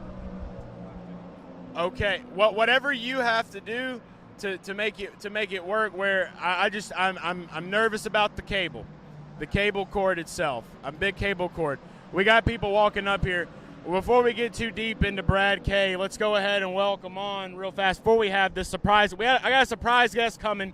But you come on back here because I love you. You boys look thirsty. Hey. It's David Land. Good to see you. You boys look thirsty. You want some pussy? Oh wow, pussy energy drink. We got some pussy energy. Is that an energy drink or alcohol? That's a real energy drink. No, that's made famous by Top Gear.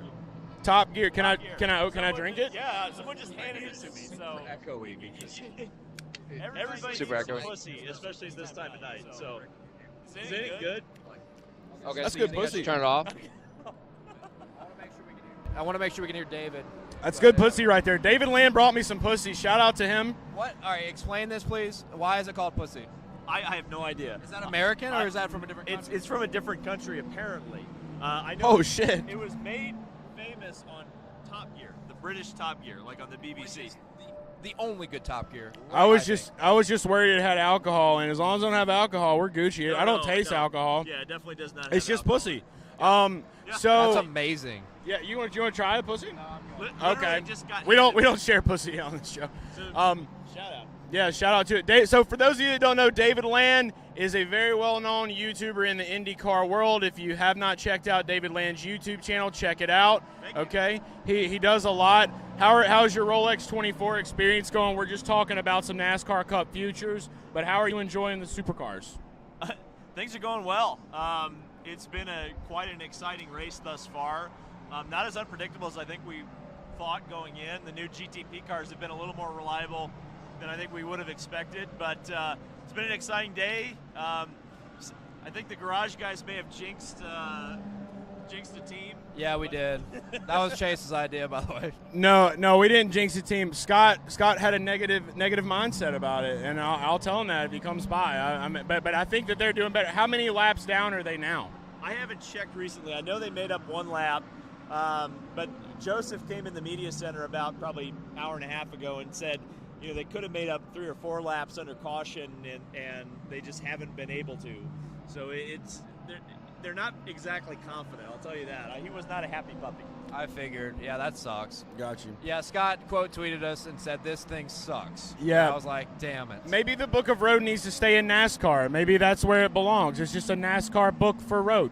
Yeah, maybe so. Maybe it's got a yin and a yang. I'll tell you that. Did Definitely. we give it to anybody to IndyCar last year? I don't think we did. No, we didn't do any road course racing. There's our people. There's Kelly again. Kelly's got the tassel. She's got the pump. She's ready to Back roll. again with the bells. But yeah, IndyCar is going to be exciting this year, man. We're hoping to get out to some more races and hoping to do some more stuff with you for sure. I'm going to let Dale take this laptop here Yeah, we got while signed we out of the chat a top. bit.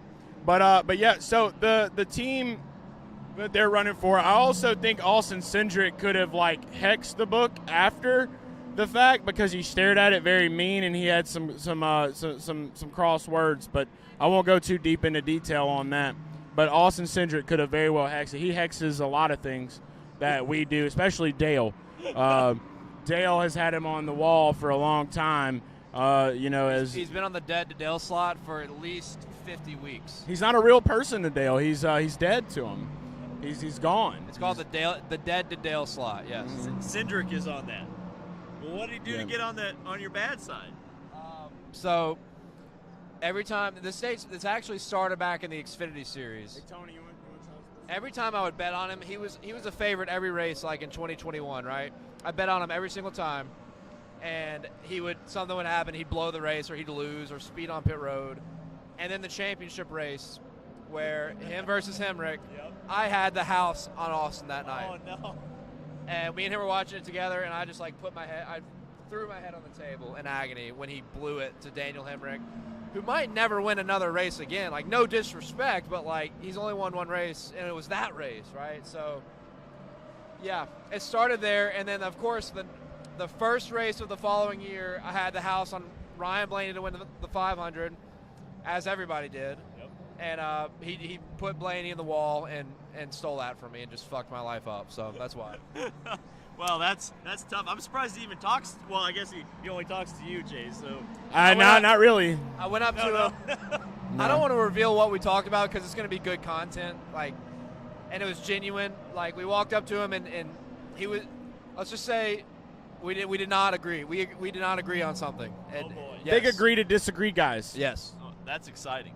Yes, absolutely. So that will be fun when we get there to it. But Yeah. I'm gonna say this much. I've had a few sips of that, dude. I think that's too much, a little too much for me. I felt pussy. it really hard. Yeah, All right. strong. It was hey, strong. Ben says thoughts on Willie B future. He had promise last year. So I do want to comment on this because he was so hot to start the season, right? Like, he won 2 of the first 10 races and had some other good finishes as well, but just fell off so hard in the mid-season and it really hurt his playoffs. I'm a believer in momentum, and he finished the season not so hot.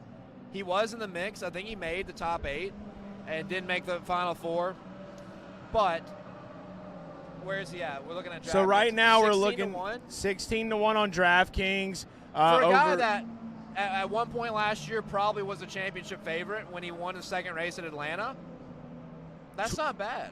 16 to 1, 12 to 1 on Caesars and Barstool. I think he can make the championship 4. I don't think he closes it out. I will say, I've been a Willie B guy for a minute. I've been waiting for the breakout. And I thought it was last year. Kind of was early, but like I said, he fell off throughout the mid-season, late season. But 16 to 1 is pretty good. Mm-hmm. I don't hate 16 to 1. Who was that? Was that Ben? Yeah, Ben, I appreciate the question. That was At Ben. 16 to 1, I don't hate it. But it's not something I'm going to personally bet. I'll give you that. We got a answer? viewer from Canada. I think so, yeah. Well, you're right, because William Byron, he's kind of had flashes of brilliance, but he hasn't exactly put together a championship season yet. So I think that's the big thing with William Byron that I would be concerned about is, can he close at Phoenix? Or even just get the Phoenix in the first place? That would be what I would be concerned about. Totally agree. Yeah, it's the flashes of brilliance is like the best way to put it, because even when he won at Homestead early in 2021, you're thinking they're figuring it out. Like, now they're going to be there. They had a good season in 2021, but didn't make it to the Final 4. Oh, no more guess? Oh, they're not. All right, I was trying to cheat. Don't think it's like it's someone we know. I don't care who. I don't care if it was the trash man, dude. I just want to know. I just like to know. I like surprises, but after a minute and they don't show up, I'm just kind of like, oh shit, who is I know. this? I am waiting to see where he's at. They asked me a question. Yeah, we got a David Land question. Yeah. Okay. They wanted me. They Likelihood wanted you winning the Indy to ask 500. me about Kyle Larson's chances of winning the Indy 500. David, what do you think Kyle Larson's chances are, like the likelihood of him winning the Daytona 500 from Seth, our guy Seth? Indy 500. This is Indy 500. Oh, This is see, INDY. this is when 2024. the dizziness and it's starting to set in. Yeah. It's okay. 1:13 p.m. Anybody that missed it, huge news for the racing world. Everybody's a winner when this happens. I've been waiting for it for a long fucking time as an Indy guy. That's where me and David definitely resonate with each other as a long-time Indy 500 fan. New fan. Kyle Larson will be in the 2024 Indy 500, which is huge news with McLaren. Isn't that right, McLaren? Arrow McLaren. Yep. And Seth, we know Seth is a big Kyle Larson fan, so fair, good question. What do you think about Kyle Larson's likelihood of winning the Indy 500? It's very good. The fact that they've announced it a year and a half out is huge, because we've seen in the past a lot of these programs for these Indy-only guys. I mean, Fernando Alonso is the greatest example you could have. The first one that he ran in 17, he was quick, but he was in the best car. When he was doing his own thing in 2019, he missed the show and wasn't really spectacular in 2020 either. The plan, as I understand it, is to do a lot of testing. And testing, as we know, is not exactly at a premium in today's climate with racing. It's just very, very limited. So if Kyle Larson can get in an Indy car and run and get comfortable in it, and then come back next May and be quick, and Arrow McLaren, quite honestly, I think they're going to be the team to beat at the Indy 500 this year. They're bringing in Tony Kanaan, Alexander Rossi. They're going to have a strong 4-car team. You know, they finished it was second and fourth with Pato and Felix Rosenquist last year. Both of those drivers returning. You're adding Tony Kanaan, who finished third, and you're adding Alexander Rossi, who won the 500 in 2016. So Kyle Larson is going to be getting into pretty much the best equipment he can possibly be in.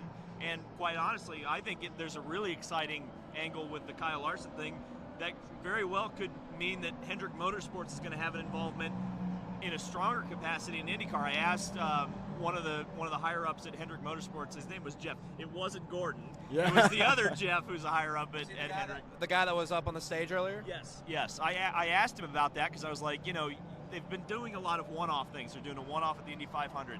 They're doing the Garage 56 at the 24 Hours of Le Mans this year. A lot of good things. They were involved with Jimmy Johnson when he was running IMSA, but no full-time racing outside of NASCAR.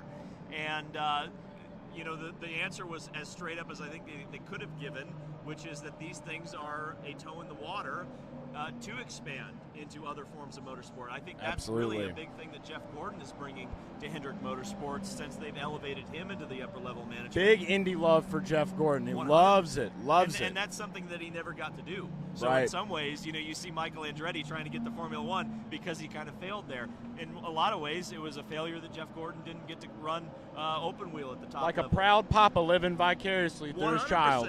Yep, that's him. Kyle Larson. I think it's like Michael Jackson, like trying to be a child again, but it's like Jeff Gordon trying to be an IndyCar driver. Great right? South Park episode. Like Michael Jackson never got to be a happy child. Don't be Jeff ignorant. Gordon never got to be a happy IndyCar driver. That's a good comparison. Kind of dark, but Jeff Gordon saying, "Don't be ignorant. Don't be ignorant." South Park, Michael Jackson. Good God. No, it's good. That's all good stuff too, man. I was one of the people that got quickly confused thinking he was running 2023, and I immediately said, well, I know where I'm going during this year. So it's good to see that they have announced that a lot can happen between now and then. I want to see one more NASCAR driver become involved in this Indy 500 with Kyle Larson. I feel like it would be spectacular. Some people are saying that Kyle Busch needs to find a way in. Does he have any connections that you know of in Indy, and where do you think he possibly would run if he did jump into an Indy 500? Well, he's on record saying that he has to be with a Chevy team, so that limits his options a little bit. Team Penske has said they do not want to add a one-off card for the Indy 500. Who are we talking about? I'm sorry. Kyle Busch. Kyle Busch. Kyle Busch running the Indy 500. Yeah. There was a possibility this year, I believe it was Jenna Fryer who was the first one to report this, that Menards was behind Kyle Busch, trying to get him into the Indy 500 this year. They were trying to go take the Arrow McLaren ride that eventually went to Tony Kanaan. Kyle Larson had also been considered for that this year.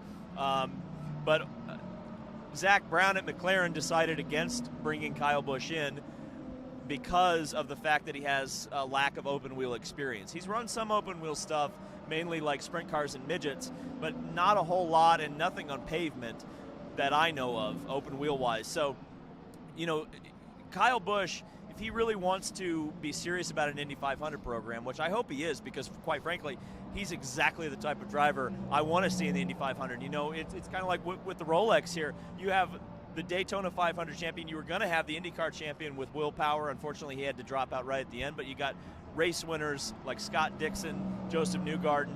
You've got Formula One drivers out here. I mean, it's unbelievable the amount of talent in these kind of big races. We're going to see it at the Daytona 500 with a lot of special one-offs. Even guys coming from the two-wheel world with Travis Pastrana. That's going to be awesome, isn't it? Yeah. So, like, for these big races, you want to see the best drivers, the best teams compete in all of them. And I think Kyle Busch is absolutely deserving. The unfortunate reality is somehow you're going to have to get that square peg into a round hole. And I just don't know how it's going to happen, which is so disappointing because now he has a team owner that's going to let him do it. Richard Childress never stopped Robbie Gordon from doing the Indy 500 and even was involved in some of the teams at that time. So, yeah, I think everybody wants it to happen. Just the problem is IndyCar right now, for one-off entries, it's very tough to be competitive. It's very tough to even get equipment in the first place. That was the struggle last year with the engines. There were a lot of teams that could have tried to qualify for the Indy 500, but they couldn't get an engine supplied to them in time, or a chassis, or a crew. That was just kind of the reality of racing last year, and hopefully it's changing a little bit. But it's still not at the point where Richard Childress can go out and buy a chassis and engine and have his NASCAR crew run it, because it's just not realistic. You're so Very good articulate insight. and beautiful. Very It's good David insight. Land. I know, I'm too articulate The for this mind, show. you're a Wikipedia page in real life. You know that? I had a friend of mine who I talked to a lot about racing, and he said, because he's involved in like the contract side of things, he was like, David, talking to you is like writing a 16-page contract. I feel like I just downloaded like half of Indianapolis's consciousness into my brain, dude. That was a lot of good shit, though. I will say that, dude. Well, I love David Land. Like I said, if you are not following David Land for IndyCar news, you need to get on that. I hope to do a lot more with you He does this some year. NASCAR stuff too, and NASCAR. Talk about NASCAR. We talked about Willie When I B. talk about sports cars, I'm doing that right now. Yeah, And we're here. We're here as well too. It's going to be It beautiful. was so good to be with you, boys. Dude, so good to be with you as Yeah, always, absolutely. dude. If you Can't wanna wait to come hang back out later, again. If you want to come back later and talk some IndyCar bets, get your insight there. You're more than Absolutely. welcome. Yes. Kumasato. Yes, I agree with that. Oh. Totally agree with that. All right. Thank you, David. I think we've got our special All guest right, has special arrived. guest. My surprise guest, special guest Scoot over a on little Dalescenter. Clear the way. Mr. Rick Ware with Rick Ware Racing. Papa Rick's in the building. It's good to see you, brother. How we feeling? Man, I'm feeling good. A little tired. Had a lot of coffee, but hanging in there, man. We finally got back on the lead lap, and we're going to kind of be in the hunt, hopefully. Who's in the car right now? Eric Lux is. We're trying to get to finish up the last of the required bronze time, and I think Austin Cindric's in next. Yeah, do you know that he's my mortal enemy, Austin Cindric? Is he? Yes, he is. for a totally invalid reason, but I have to Well, I have I to wanna say hear true. it. I wanna So hear it. It's from purely a betting perspective, Mr. Ware. He has burned me so many times on the sports betting side that when you get into this game, especially on the gambling side, you get guys that you love and you get guys that you hate, and it's not his fault and it's not my fault, but he just happened to fall into that bubble. You know, I think he's a great race car driver, but we have this good rivalry now, especially what happened on the grid today. I will say we got into it. It got remember intense. the movie? You remember the movie Wild Wild West with Will Smith? Oh yeah. All right, so like Austin's like Dr. Lovelace, and he's Jim West. So he's probably in their fight. He's gonna lose. He's gonna win, but hopefully he can make some things happen. He didn't touch. Oh, better not say that. Oh, yeah, gotta we can't save reveal that. the video We'll talk until about that Monday. later. Yep. But you put together a great crew for this. It's our first Rolex 24. I got to meet Fittipaldi the other day as well and talk with him with Brad Perez a little bit. Great guy. How many years? And I know you've ran this yourself in the past. I believe you've said the other day we were talking. Yeah, 1985 was the first time that I was here. How do you feel about the chances of you guys continuing to increase in other motorsports, moving outside of NASCAR as we continue going from 23 to 24? You got any other big plans coming up in any other series? I think we're pretty tapped out right now. We're just trying to get the Cup stuff to the next level. It's it's kind of like the 800-pound gorilla that we're continuing to work on. We're really happy with where we're at with our our drag race teams, and motorcycle teams are doing pretty good, and we have high hopes here for our IMSA teams as well. We're going to run the full season, so we're cautiously optimistic is kind of like my tagline I like to say. How do you feel about the progression of the Cup team with Cody? We love Cody. We had Cody's Cody our on the boy. show last year. Super nice, good dude. I thought there was some progression last year, but from you as dad and owner, how do you feel about it in 2022 and looking forward to 2023? Well, I think for sure, like him or like me or not or whatever, the facts are we did have some progression. We had a lot more consistency, better finishes. This year, I think will be the first year that he really is going to have a whole program behind him. We didn't get a lot of what we would hope to get with the Alliance last year. I'm really excited for it this year. It's to compete against the Penske's and the Gibbs of the world. We did all our own setups last year, all our own shock information. We had you have two engineers, for the whole program, not just for the car. So, it's a little bit of an uphill battle. I tell people that, the Cup deal, it's the most competitive series on the planet. And, you know, Formula One guys, there's only 10 teams, and they really have to race against their teammate. There's like 2 or 3 guys or 2 or 3 teams maximum going for a win. We had 19 guys win last year, and so it's brutal. But, you know, I'm excited for it. I'm excited for, you know, both the 15 and the 51 next year, and Cody's going to be in a better situation, and we're going to try to put everybody that's in the 15 in a better situation too, and, you know, continue to grow that program every year as much as we can. I love that. I want to know, so a little bit outside of racing, what does Rick Ware do when he's not working on cars or talking about cars? What are the hobbies of the man himself, Rick Ware? Well, you know, in the past I've, you know, kind of bought and sold hot rods and stuff, and I haven't had a chance really to do that much lately. Try to spend time with my wife because she has put up with a lot of this for a lot of years. I mean, decades. So if I have a lot of downtime, though, I'm always thinking about something to do with the race teams or to make a race team better. And you know, over the last 8 months, you know, we had some opportunities, and you know, on some of the downtime, I was thinking about some of the opportunities that came across for the World Supercross deal that we did. And you know, Robbie Benton, my president, he's always kind of rolling his eyes, trying to, you know, trying to make sure we keep a focus on what we're doing, and if we do make it an addition, it makes sense for the sponsors, and we're in a situation where we can be competitive. So I don't know. I love racing. You know, this has to be it has to be a passion, because if you start looking at it as, you know, are we going to make money or not make money? Obviously, we have to do this. This is what we do for a living. But right now, it's about building RWR and being more competitive in everything that we do, because at the end of the day, the reason you go to the first street stock race or a top fuel race or an IMSA race is because you go because you want to win. Everybody goes. It could be a local short track, and the motto of you know, if we're going to go, we're going to go to win, and there's no sense going. Well, that's how it all starts out. It gets a little tougher up the ladder, but that's still what's driving us right now. How many years have you fielded a car in this race? Well, the first time I fielded as an owner actually wasn't that long ago. It was 2011, and it was pretty cool because it was the 10th anniversary of Dale Jr. and Sr. when they ran the Corvette. Yeah. And I had Jeffrey Earnhardt driving for me. So, you know, we had an Earnhardt there for the 10-year reunion, and we had a top 10 going. There was like 38 cars in GT that year. And I think we finished 11th. And we had an alternator failure with about an hour and a half to go, and it cost us a little bit, but we finished the race. That was our first one. And we built our own Ford. Me and a guy named Billy Valitsky from Long Island, New York, designed a chassis in my office, and we built it in about 8 months and ran the GT class in 2012. We had a stupid little problem that we could not fix that took us out of the race. I really bummed. But that was actually the last time a Mustang ran in the GT class, which I think there'll be one next year with the new GT3 car coming out.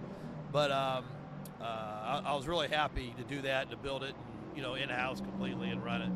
Yeah, I've seen a lot with the you got to be a Mustang GT's got to be in the GT, obviously, but yeah, Ford's been good with you guys. You guys have been really big components with them, and you know, going back to talking about what you guys are doing, you downsized a little bit, putting a little bit more focus on the 51 car.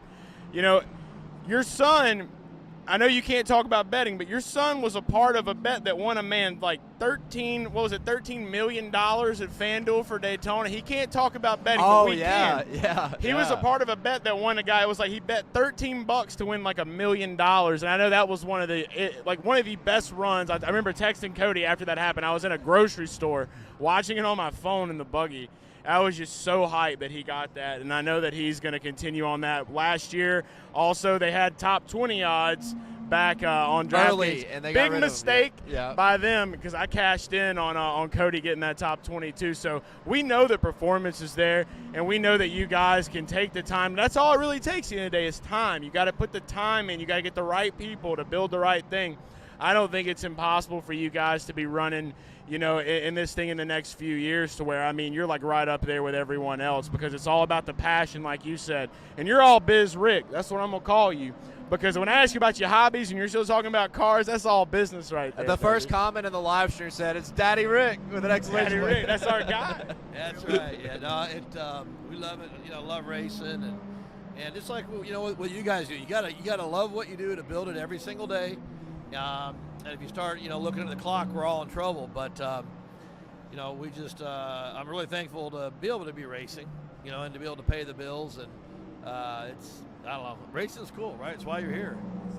It is the best, and that's why we do what we do. Like we say it all the time. As long as we got the bills paid, baby, we're passionate. We're gonna be here. We'll be ready here. to roll. We'll be here. So yeah, we're ready to roll. But yeah, we're watching a little bit of this race right now. So realistically, obviously, if I ask you where you would want your team to win, you're gonna say first. What do you think we're gonna see over? I guess we got all night left. We still up got until 12 1 hours, o'clock. baby. Yeah, We just anything started. can happen. Anything can happen here. But this year versus I guess years before, what would you say that you've seen tonight that's maybe been a little bit different for y'all's team than you've seen in years past? Anything better, worse? What you got there? Well, last time we ran the P2, we had a Ligier, and everybody else had the Orcas, and we had no problems, but the car had just a ton of downforce that you couldn't get out. So we ended up finishing 4th, just missed the podium. This race so far, we're getting close to the halfway point. We've had a lot of really good speed. We had just several small issues that we kind of did to ourselves and got ourselves in a couple situations where the cautions didn't quite fall right. So we had to make up a couple laps a couple times. And but the difference is we have a lot of speed here. We got a really good depth of guys, behind the wheel.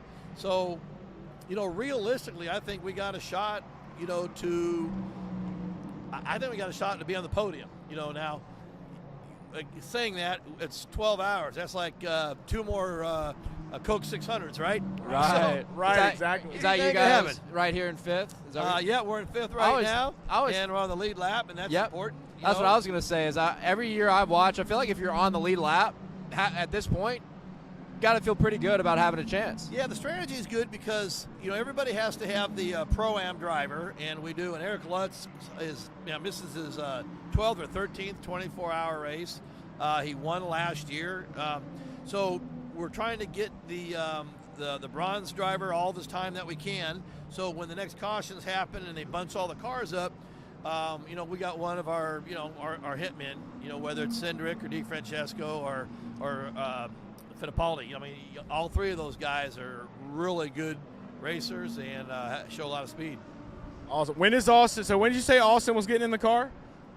So our minimum drive time for Eric is coming up at the end of this session. The problem is we're a few minutes short, so we have to start into the next stint. Austin's next on deck, and I'm not quite sure. When I get back to the pits, we're going to find out whether we got to start him. He's double stinting right now, and he may have to go to that 3rd stint here just to get the drive time situated because you don't want to lose control of that. No, it's not good at insight. all. I hope everybody watching appreciates that. I know a lot of people watching may not be big IMSA guys, so it's good talking to you guys who can educate a lot of our guys who are typically NASCAR guys about what's happening right now. It's actually super cool that you're here talking to us right now while the race is happening. Hey, man, it's midnight on the East Coast and it's 9 o'clock on the West Coast, so I don't know what else you're going to watch, right? The Supercross just ended, which, hey, we finished 10th, by the way. That was Joey Savacci tonight at Anaheim, too, which was really cool. So this is what's on, man. This is great racing. The whole world's kind of watching this. You hear about all the guys overseas, F1 guys, and there's nothing going on, and it's cold everywhere else in the world, just about, other than Florida. So everybody likes to watch this race, and I know we had our drag racer Clay Milliken out here, and those guys sit and watch everything. And here we go, right here, man. We're putting on a fresh set of skins. Oh yeah, is this you guys right now? Yeah, we're live. Man. Okay. So hopefully I don't see any miscues. We got all the tires. This is what's great right now. We're watching Pit Stop for Rick Ware's team with Rick Ware, and he's going to tell us, make sure they do their job. Like, they have no idea what's happening right now. We were a little slow on the right rear, were we? Or is that No, standard? we have plenty of time because they slowed the fuel down. So we're going to be waiting for the fuel. Like right now, they're counting down the fuel. We're good to go. Boom. How about that? So you would rate that Look at stop? Would that be on a scale of 1 to 10? What would you rate it? Well, they had to double check something on the right rear, so I'm going to give it an 8. Okay, because that's they had to mess with the right rear a little bit, but I don't believe it affected us any because they slowed the fuel rate down. So as long as you don't make a mistake, you can get all 4 tires changed, pull a tear off, clean the windshield, and then you do from there you do a countdown for about the last 10 seconds. How about that? Live pit stop with the man himself watching his guys. In the Love team. that. Love I that. do. All right, so I got one more question for you. And I know we're going to be seeing you a lot. We got to do a lot more of these cup races this year, man. I love hanging out with you. It's always good vibes, you and Cody both. This is something that I've wanted to know for a long time. Maybe some of the people out here watching the Dalescenter 24 right now, make sure you share the link to that stream. I want to know, Drop a like, it's too. racked my mind. I love the color purple. I've always loved the color purple. Why purple for your car? Well, so when we first started it, the Nurtrek drug, we had talked about some different colors, and if you notice, a lot of pharmaceuticals have purple in it. I don't know if there's something, some studies that's been done. So we talked about purple being with that, but I wanted to kind of do it across the board with everything we did to kind of make a color for RWR. And at first, a lot of people were like purple, and they rolled their eyes. Me included. And there's Austin getting ready to get in. He loves to stretch right there, man. That guy loves to stretch. What is that beanie, man? Come He's on. doing What is yoga that right beanie? now. You let your drivers do yoga before they get in the car? Man, whatever they think they need to do to get their head right. Rick, this is making me hate him even more. It's fine. I mean, but he'll get in. Now, I will say in his defense, just like Cody, you're squeezing about 7 pounds into a 4.5-pound bag to get into these cars. Oh yeah, and he's tall. Oh, yeah, he's tall, yeah. wide Way too tall for shoulders, him. and guys like him and Cody, when the side doors go up, it's like boom, the shoulders kind of just like come out and hang out. But so getting back to the purple, the first couple colors, we didn't really. Everybody kind of was like, didn't know. A lot of guys rolling their eyes. We fine-tuned the purple, and here's what happened. It photographs really well. And, when we had the tow vehicles for the top fuel car pulling up to the staging lanes, you could see it stand out. Whether it's at Daytona or the IndyCar, we got a lot of following. And the first year we had Romain Grosjean with the 51 car, they started referring it to, hey, the purple car's doing this and that. And everybody got to know the brand. They got to know whose car it was. We're going to work some purple back in again because Biohaven is the parent company of Nurtec, and they sold Nurtec to Pfizer, which is good. We did a good job. We helped with the marketing of that. It's a success. They're going to be launching some new drugs, I think, later on this year. 43. But we're going to work that back in because a lot of people have asked about it. A lot of people love it, and if you've noticed. There's been the RFK cars. There's been some Indy cars that have done a lot of purple. A lot of purple. You see more purple since we rolled it out in 2021. You see a lot of purple out now. So I'm proud to be part of that. But yeah, we're going to do it some more just because it's kind of got us a little bit of a following, and it shows up on television really well. It's the color of royalty. Don't ever forget that. That's why it's the color of royalty. Hey, one more thing. We just caution is out. Yep, that's good for us. That's what Tony just brought this up. Yep, it's good for a couple reasons. Y'all just pitted and got filled up with tires. So we pitted, we got in. We're still on the lead lap. Here's the other thing that it does. If somebody has a platinum, or a gold driver, let's say that's a couple seconds faster, under green, they're making up time on us or pulling away from us. Under caution, we can get.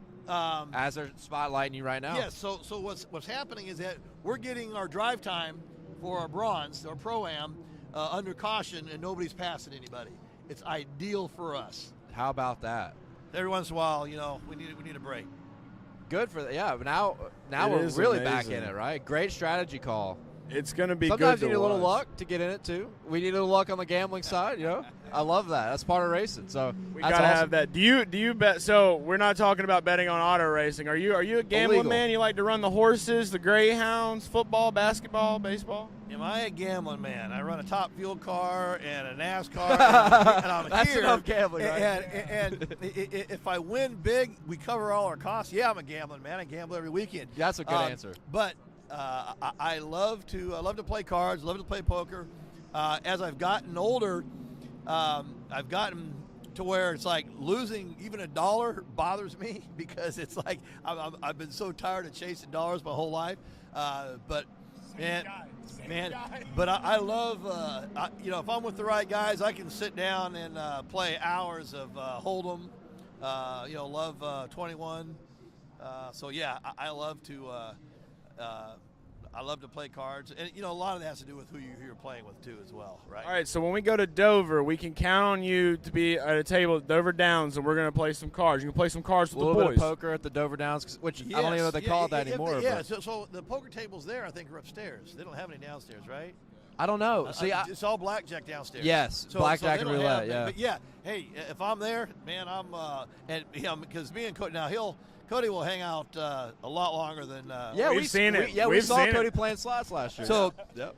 so we were at Vegas this year, and I've probably played craps 5 minutes in my whole life, and I'm so ADHD, it's really hard to keep up with craps. Oh, it is. So Cody So talked me fast-paced. into playing craps because him and a bunch of guys were down at Bellagio, and I rolled for almost an hour.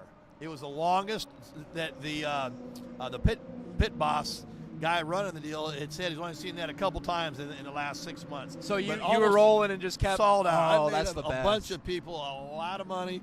I made me a few $100 because I was pretty conservative. But a lot of people there liked me for that night. Anyway. That's rare to happen in craps, man. Like I stay away from craps because I feel like every time I get on the table, someone rolls that 7 and I'm gone. I But- think it's that beginner's luck thing, right? Yeah. The I first think it time, exists, first time anybody goes to Vegas, they make money right off the bat, right? It seems that way. And if they hang out and stay and keep playing, well, It's go all back, gone. right? Gotta leave while you're up. Yep. I think I did really well actually. When we went to Las Vegas, I think I only spent like $30 in the casino. I did very well. I was very maintained, very managed. But yeah, I did get up. I will say that I got up fast, and then like it went away. So I didn't lose anything. Oh, I I didn't win anything. Oh yeah, I know don't you have did. that Yeah. discipline. I don't have that discipline. Yeah, Unfortunately. I definitely have a little more of that, but when it comes to the being on my phone and pressing a button here and there, I can get carried away a little bit on that sometimes. I'll say that right there for sure. Well, this has been awesome, man. We really appreciate you coming by. Absolutely, It's man. going to be interesting now seeing us about to get back green. We just passed the halfway point too, by the way. This was good We're luck. 12 hours in. You came on Yeah, it Rick was, Rick yeah. Ware came to Dalescenter, and now. How many different races you guys got to go to this year? So we are still working on our schedule, by the way, right now. So I know that the Clash, I'll be there next weekend. We'll definitely be at Daytona 500, and then we're definitely probably going to be looking at going to Atlanta. I'm from the New Orleans area. He's in the Biloxi, Mississippi area. So we're kind of away from the North Carolina, crowd. So for traveling purposes, Atlanta's very easy for us to get to. Talladega's obviously our home track. So we know for a fact we'll be there. And then we're definitely planning on being at pretty much the same amount of races we were last year, if not more. So I think 20 to 25 is like the good way to, good place to start. And then everything else just varies. Sometimes we pack up like last minute and go. Yeah, it gets. It all gets depends crazy. on how quickly the business deals get put together. I'm sure you know about how that goes. All Biz Rick, you know what's up there.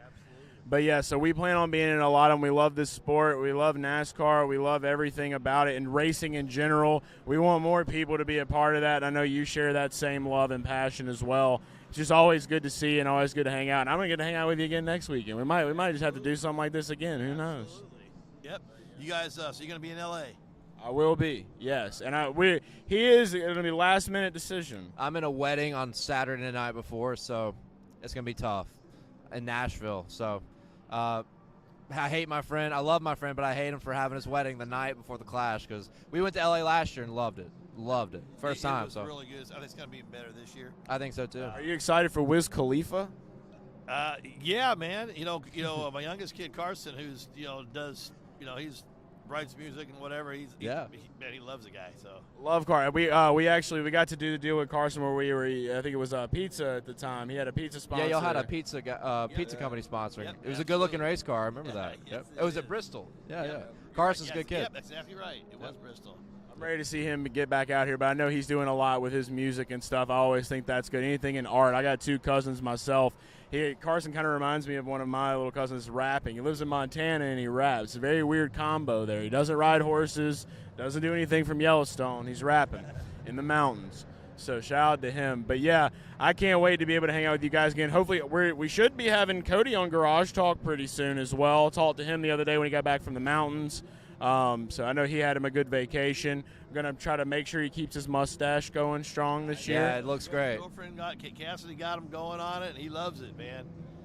We love that kind of energy.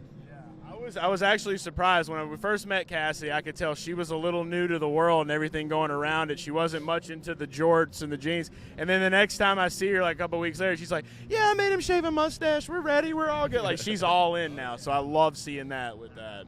But it's always good to see. Rick, thank you so much for coming over and we need to get you some other races, other series as well, and just you know how to track us down. But we got a lot of stuff going on, and you're welcome anytime, any place. Dude, I love to hear that. Thank you so much. We're definitely going to do that. And we appreciate the hospitality. Rick Ware, Dalescenter 24. We got all night. Got a lot of people. As I said in the comments, Daddy Rick. Daddy Rick. It's funny. I've literally been calling. I was at the Clash last year. I think it was like the second time we met. I was like, Daddy Rick. Oh, yeah.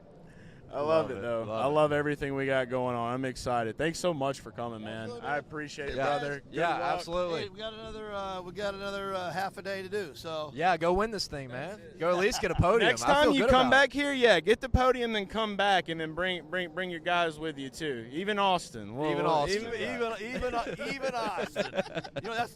Next time on the cards, we'll put the little flag. We'll just put even Austin. Yeah. Yes. Let's do that. I love it, guys. Yeah, absolutely. Thank you so much. Too. Thank you, brother. Yes, we'll sir. see you in a little while. We'll be around. Good luck for this rest of this crazy race. I'm sure. Wow. What a night so far. Guys, thank you so much for still tuning in. It was Rick Ware. We've got so many other people that are going to be coming by. Thank you. We'll see you later. Man. What is this? Daytona. Why did you say me? Daytona, Rolex 24, Dalescenter. Boys and girls. The new Dalescenter 2023, baby. It's going to be great. Want to check the chat here. Got some text messages coming through. That's hilarious. I love that. Might have. Well, yeah. I hope you guys enjoyed. That was like amazing. That was awesome. I got Morgan's coming back over here. Hey, what's up, dude? Tamakis. Hey, I got a quick question for you. It's kind of random. Doesn't really pertain to the show. You know where I can get a golf cart temporarily? I don't. Okay, we got dropped off by our might people. have another special guest come on to the show. We just had Rick come by. We got some Marcus here. Yeah, that was a great talk. Great talk. It was a great talk. Give y'all the rundown? Oh, he did. He's all business Rick. I'll tell you that. That is. We get this mic right here. That's what I was trying to get. We have an echo problem. Big echo microphone. I mean, he's always been that way.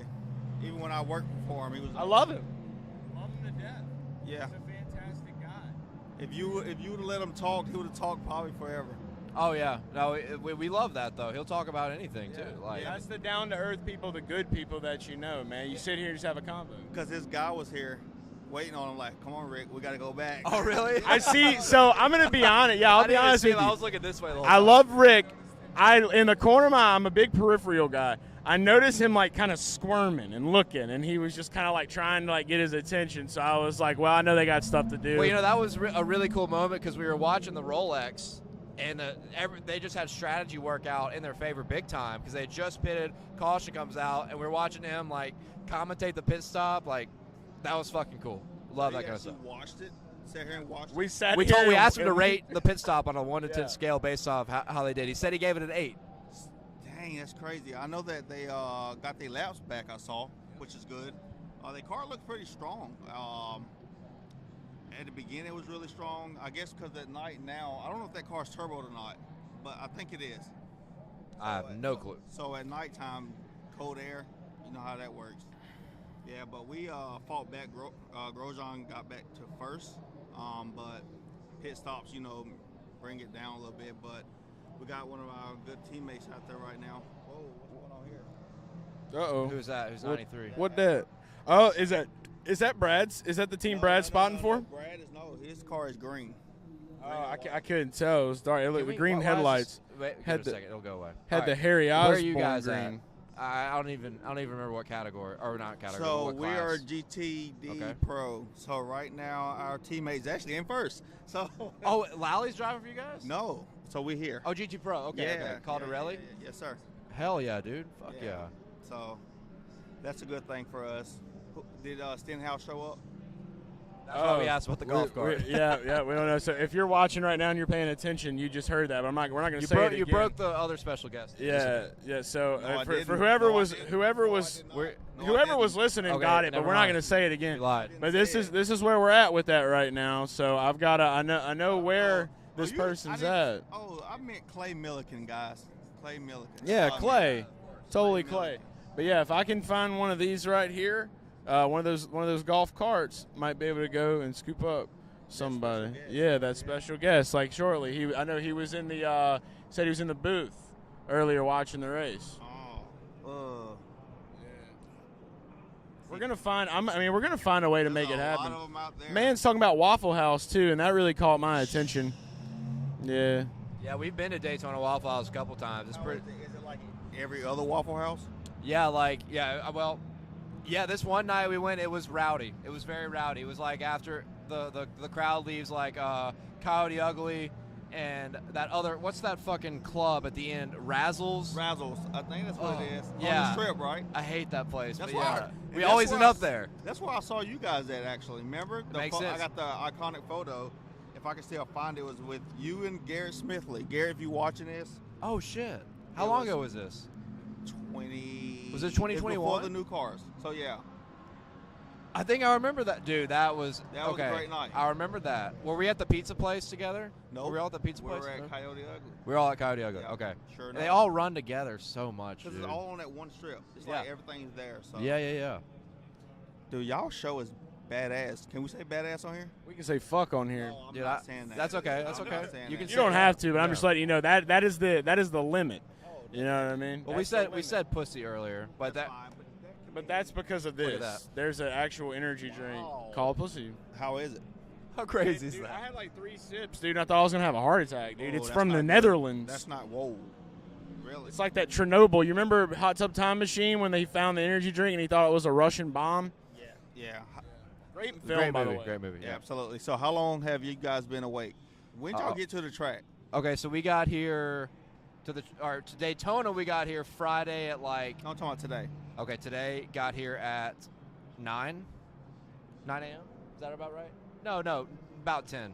It was About 10. 10. Yeah, and y'all yeah. been wide open since 10. Yep. Well, we didn't start streaming until 9 p.m. So yeah.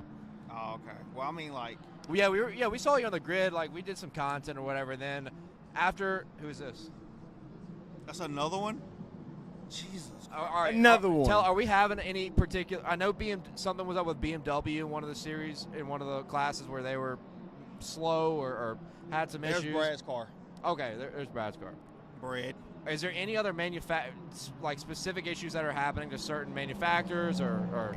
I'm going to be honest. If it ain't Lambo, I don't care. Okay, word. Gotcha. I'm sorry to say it that The way. Lambos.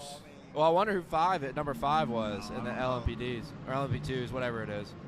Ooh, I gotta hold this. I gotta grab the charger. He got to grab his charger. Oh shit, yeah, we're low. So, But, yeah, we've how can I get a tie like that? dude, I got this shit straight off eBay. Really? Mm-hmm. How much So- you pay for it? Like $3? Nah, it was like 30. Well, it's well Yeah. worth 30. Yeah, I think so too. I got a bunch of these last year. I had like 2 old ones Yeah. from my family. And I was like, I just want to look and see if there's like if there's even a market for these. And I found like sometime in the mid-late 90s, they just produced a bunch of these like Earnhardt, Gordon, Dale Jarrett, like similar designs. And it's like 10 to 12 drivers. They mass produce a bunch of them. So I basically tried to get all of them. I got like a Harry Gant one, which is sick. Ooh, I got some classic NASCAR ones. I got a Dale Jarrett, a Jeff Gordon, a Mark Martin. So yeah, I tried to load up on a bunch of those extra I ones. need that Mark Martin from you. Dude, yeah, if you look on like, I think eBay was the best place to find them. So eBay. Yeah, Etsy's good too. I don't know if you're familiar with Etsy or Grail. They have some good shit. Never really used Etsy at all. Etsy's the best for like straight clothes, like shirts, jackets. Etsy's amazing. So I found the photo. Okay. The legendary photo. If you want to show them that, you can show them that. February 2021. Yeah, that was the first time me and Chase ever met, which is so crazy. Yeah, hold on. That's the only photo. Yeah, that's the one. February 2021. He called this one. I don't know if y'all can see it that well. Yeah. Maybe I can It's just my back and my jorts. It still don't matter. Yeah, it's still a good picture. Still don't matter. That's a great photo. Yeah. Reason why I took that photo is because of the hair, dude. I was like, that dude got great hair. And it look at it now. Yeah, it's crazy now. So dude. how long are you gonna let it grow? Just that's the farthest you're gonna. Well, yeah, I trim it like every month and a half. I just get the back cut a little bit and get the front cleaned up some. It's getting to that level. I think I trimmed it about a month and a half ago. So it's about getting that. So time. is your guy behind the scenes over here gonna grow a mullet? I don't think so. Would you grow a mullet, Tony? Yeah, I used to have long hair. I got too thin of hair, so I don't think it would really work out as a mullet. But I had. Hey, this guy. What's up, dude? How you doing, big guy? Good to see you. Yeah. Yeah, he came out for a while earlier. Gave us some IndyCar knowledge. Look at that. I love the Bucky. I love the Bucky Beaver. Dude, you can get these on Amazon for like $6. It's great. This used to be Roman's color. He needs to bring it back. Well, we can't bring that back. Not right now. So, but Roman sleeps, so I'm a. Yeah, I need to get to sleep. We're No, you can't sleep yet. If I can't. I sleep, thought you were staying up the whole time. Yeah. Well, I thought about it. I don't know. Now you're We feel- got the- now I you're got the feeling it? midnight, Now I'm feeling it, so I don't know. Damn, yeah, we still Get got 12 hours, pussy bro. drink, wherever that drink Yeah, is. he's the one that brought it. He's the one that brought the pussy. What can I have? Yeah. I can't say. I can't say that word, but can I? Not pause. Love that. Do you have any more of the blank drink? Yes. No, that was the only can. What in the flipping flip? That is so random. Yeah, like one can. Oh shit. Oh, he done came out and told on us, told on you. 24 pack. Oh, I need to meet this guy. What do you think? What's that? More pussy. You said it. Yes, I did. He did. He said it. It's a drink. It's The okay. drink. We're not referring to any bad slang. There's, It's Bastard Sullivan right there. That's the guy. That's Sully. Sully, yeah. The guy. Who is that? Sully. He's the guy that pretty much runs the Lexus team. Oh, nice, nice. That's the OG right there. Yeah, OG. Hey, we gotta actually go do work. So Go do it. See you guys All right, later. buddy. See ya. See ya. He's one hell of a guy. That Hell guy, yeah, I met him when I was doing NHRA last year, and they had him to come out to the Indianapolis. Drag strip. Yes, and he was actually a pretty damn cool dude. Yeah. Yeah. I need to do some drag racing stuff. It's fun. We've had some talks with some cool people, man, and they just on the topic of our show, which is motorsports betting. NHRA has just kind of gotten launched on sports betting platforms, which is cool. I think Yeah. that's a good thing. Yeah. Next thing we need is IMSA, man. I can't IMSA believe we couldn't IMSA. bet on this race, man. Yes, you Straight up. could. Where? I'm saying you could. I don't know where, but I know you could. You're the man. You figure this stuff out all the time. Well, we looked at all these sports books and couldn't find anything. Now, I have told the chat, anybody in the chat, if you knew of like an offshore book that had some lines, let me know for future reference. Yo, What are you I doing? didn't know he was behind me with the drink he drink. Hey, this is white Flavor Flav, so your name is Yeah. your name is Wave Wave. Wave a wave. Wave a wave. Is that as good as Wafer wave? Yeah, Vanilla bro. wave? There Love we it, go. love it. Wave a wave. I do got the Rolex 24 chain on my. On Yes, my you neck. do. You look It like. tells time. See, I don't have the big clock, but it's an invisible one. Yeah, that Hey, works. you know what's so crazy? Is Bruno Mars your cousin? Bruno Mars. my Yeah, cousin? because you know 24 karat. Oh, Get it? Come on. I hated Yes, that yes. song. Me too. That's A little great song. overplayed. That's a great. It was overplayed, though. It was okay, overplayed. it was, but it's It still was a like, good song. That was like what Low by T-Pain. It was just like that Oh, was the man. song that Shorty gave got your low, mom and your low. dad Yeah, all the way that down. was very overplayed too. But I go back and I could listen to Low anytime, any place, like at the bar, at the club, like try to rewind those years a little bit, you know? You know what you guys should do? What? I think you guys should bring this to a NASCAR race after a race, and like just have a podcast like with random just. Yeah, people. Have you you know, heard the news? Dalescenter is the 100% official betting podcast show of Garage Guys, and I think we're going to be doing a lot more of these like this season. Yeah, I put an emphasis last year on like trying to move more towards live stuff, especially for the betting thing, because it's very interactive. You answer questions, but I mean, like getting Rick Ware, just all that insight is really nice for like an additional small broadcast compared to obviously what NBC USA is running. So I think we offer a different element, right? Yeah. So this was our way now to do it. You might break the TV, like as in the break out. They're gonna put us on TV at some point. I got faith in that. I mean, wait, let's go back. We're watching Green Flag. We do it a lot, but I do want to say one of my all-time favorite classic rap songs. Like, the reason I love Chalice is obviously one, shout out to Caesar's Great Odds, but also because of Lil Jon. I'm a big Lil Jon fan. Let's Go by Lil Jon with the Crazy Train sample in that thing. Yeah, it's just like it's a classic hype song. If you want it, you can get it. Let me know. Yeah, you know what's so crazy? You from New Orleans, right? You from down there in New Orleans, right? You heard me? You heard me, Woody? What's happening, babe? What's happening? Yeah, I got some boys in Kenner. I got some boys in Chalmette. I love New Orleans. I love my city. Everybody wants to be scared of New Orleans and say it's the murder capital of the world. People get killed everywhere every day. That's a real statistic. That's facts. I was in New Orleans for New Year's, and it was pretty lit. Was it a vibe? It was, and I live an hour from my hometown's an hour from New Orleans, so I haven't been to New Orleans as much as a lot of people from my hometown have, but I know the area decently. Yeah, I need to. Goodbye, hello again. I need to try to. Have you ever been? Never. Bro, so my you definitely should go. So like, my for, like, mom's Mardi Gras best or something. friend lives. She's from there, and she trying to get my mom to go there. What part? Where's she at? Is she on West Bank? That I don't know. I know she down there. You know what I'm saying? She's down there. Yeah. That's what people say about New Orleans. They're down there. No, I do need to make a way down there, and we all need to hang out. Dude, you got to. Come to a Pels game. Come to a Saints game. Something like that. I would love to see IMSA come back to New Orleans. They had the Tour du Mardi Gras back in the 90s. Like, it was, like, rolling when I was born, like, 92, dude. So, like, I mean, it's been a long time. That's back when it was, like, Nissan was the primary sponsor. So Nissan. That's crazy to think about. That's what I'm saying. Datsun. Smoke that Datsun. Yeah. That's something we said. Well, the cool part is about this year that IndyCar was racing on Bell's Owl, which is in Detroit. Yeah. Now we're racing downtown Detroit. So apparently that happened before, so I'm happy for that. I wish we can run in Charlotte. I'm just saying, y'all can comment and say, yeah, nay to that. I think it'll be badass to have that race in the Charlotte Motor Speedway. I think one thing about IndyCar in particular is, like, the foundation of IndyCar, I feel like, was more oval based, and I love the road courses. I think the IndyCar road course product is great, way better than Formula One. I mean, way fucking better than Formula One. But I do wish we had a little bit more ovals, because like Michigan was a classic.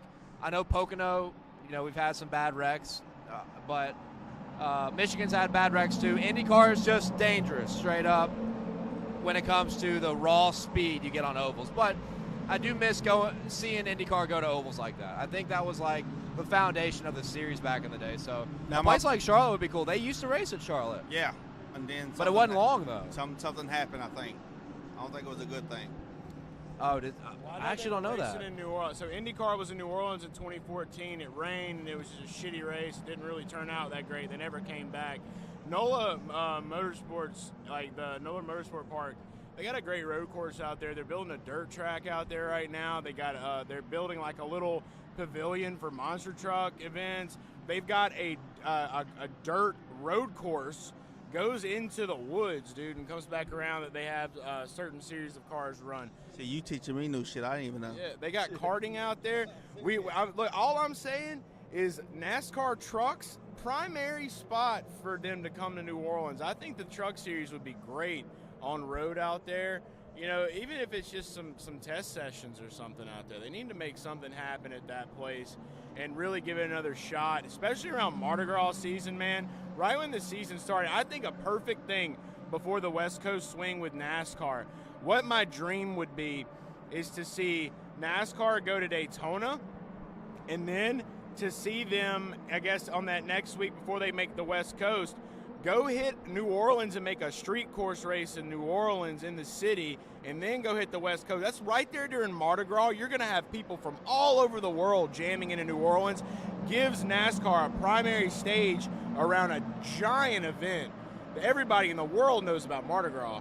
So that's why I'm saying I think that those two combinations right there would be electric, man. Because if you've never been to Mardi Gras, dude, you know, I don't even drink anymore, and it's still my favorite holiday. Well, you're drinking pussy right now, so I mean. I'm drinking Coca-Cola Classic. That's what I'm drinking. There's no alcohol in either one of those things. I don't think there's alcohol in there, but I don't know. Trust me, I read it before I drank it. I was not going down that road. I'm not tasting it. Yeah. I'll be honest with you. I'm not going to taste it. Look, it's not the greatest. So I'll be real. I talk about these a lot. So I actually like V8s. Dude, these are amazing. I never had that one, but This is the best flavor. I like the tomato ones, dude. Oh, well, wait. Do they have a this is energy, though. This isn't like their tomato juice. Oh, I love the man. Ooh. I used to, when I was a kid, I used to drink the tomato juice. I used to like it. But for an energy drink, these are fucking good. It has the same amount of caffeine as 1 cup of coffee, and they taste delicious. And I hate the taste of coffee. Red Bull is ungodly unhealthy. 5-hour energy is unhealthy. This is like a healthy alternative. We gonna die. Did you know that? Did you know that we're all going to die? Every human being. We're getting in the real world. philosophical now. The betting preview has taken the turn we all knew was going to happen at this point of the night. This has been a very fun intermission from day one. I think we left off on trying to talk about Brad K, and then we ended up somewhere along the line. So speaking of Brad K, what about that Ken Block car though? What about tribute? That Ken Block car was dope. The Ken Block tribute he did? Oh, dude, that was sick. You know, what everybody was like obsessed with was painting the side skirts. They painted the side skirts, so that'd be cool to make sure we get that back. Hey, I don't know if any Brad Kozlowski co-workers are watching this, aka Elijah. I think I think y'all should possibly run that paint scheme at the Daytona 500. Just saying, I would like to see it. I like that idea too. It's a good-looking car. RFK has a great social team around them.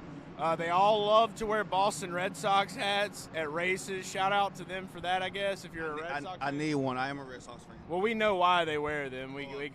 We get it. Yeah.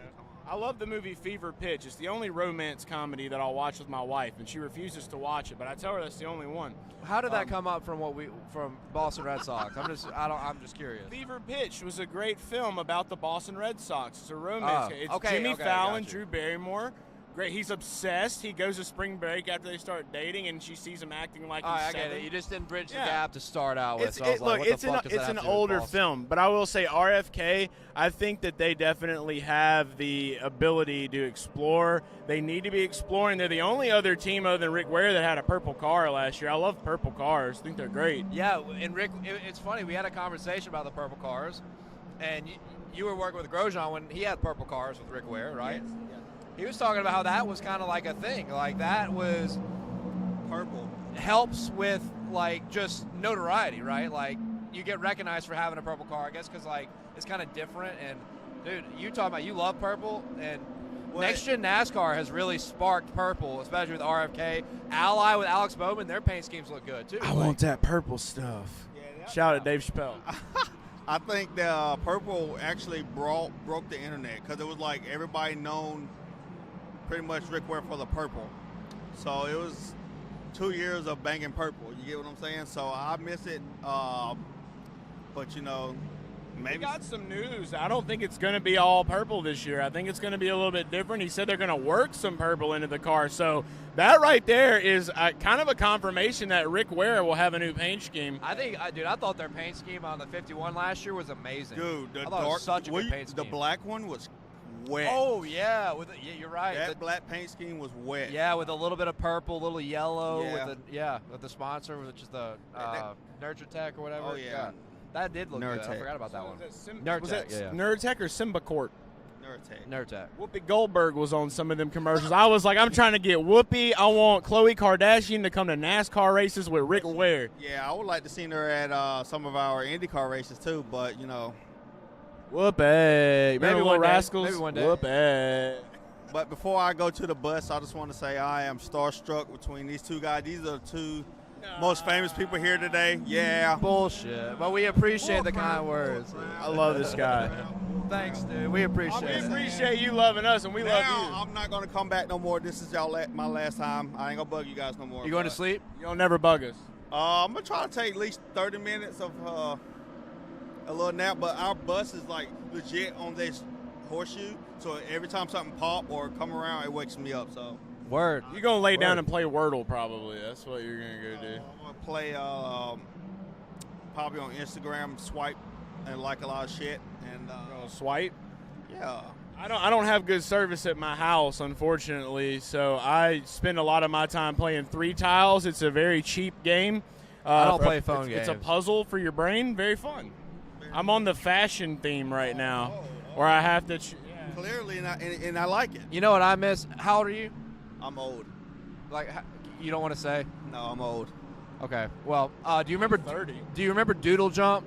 Absolutely. Yes. Like, I fucking love Doodle Jump. That was like my peak of Or iPhone Frogger. games. No, what Yeah. Frogger? What was that one game that came where you had to Temple Run? You know, it was like a little thing that was floating, but you had to. Flappy Bird. Flappy Bird. Yeah, that was Flappy dude. Bird. That was like That when was the one that made iPhones- everybody so mad. Yeah, that game. But it was addicting. I actually threw my phone. Didn't they ban that game Yes, or but something? if your phone, if you had on the phone, Yeah, you can still keep you it. can still keep it. So my old iPhone, I still have it. That's the iPhone 4, dude. That's a It whoa. was the size of like this. Dude, it's crazy how that small big. it was. Yeah, it's funny. It's funny looking at them now. So It's an Yeah, iPod it- Nano. it's not that. It is a charger. You can put. It's like a size of a little. The long charger. Everyone's long Yeah, those forgotten. thick ones? Yeah, yeah. so- Damn. My dad still has one of those, I think, dude. He The will OG. not get rid of it. Now Yeah. the flip phones are coming back. So I want the Razor. I want a Razor, but I want an old Razor. I want that matte black Razor. I want the one that what was the one, the sidekick and the flip around. Oh, Sidekicks were dope. So Sidekick. I never had one of I those. enjoyed the sidekick, so I think it'd be pretty cool to have that. So. Dude, that would. T-Mobile, hear our cry. Absolutely. Morgan, love you, dog. Love you guys. Dude, thanks, man. To Marcus Yeah, right here. absolutely. To Marcus This is my Morgan. last time. I just, I always gotta come show these guys some love, man. So We love to Marcus. You know we appreciate it. We want to give the same back. hopefully we'll be on the podium, and y'all asses better be awake and come say congratulations. We'll find a We'll be up way. the whole Look, night. we're going to be here for that. Like, I may dip out later, but I'm coming back because I got to go make sure we get out of the hotel. Okay? Yeah. No. Hey, whatever hotel y'all have, you need to call them and tell them to let y'all stay one more night for free. We at the That hotel. would Well, be the problem nice. is there's nobody at the front desk. Oh, we can It's like a robot. we can make that phone. Yeah, robot. Yeah, okay. AI desk tellers. Yeah, that's it. AI. All right, Well, to good, Marcus good luck Morgan. to you guys. Hope Follow we see you him. on the podium, man. Hey, y'all keep killing this shit. Dude, brother, Thanks, dude. love you. Appreciate it. Thank you Yeah, so love you much. too, we bro. appreciate you. Hey, these some bad motherfuckers.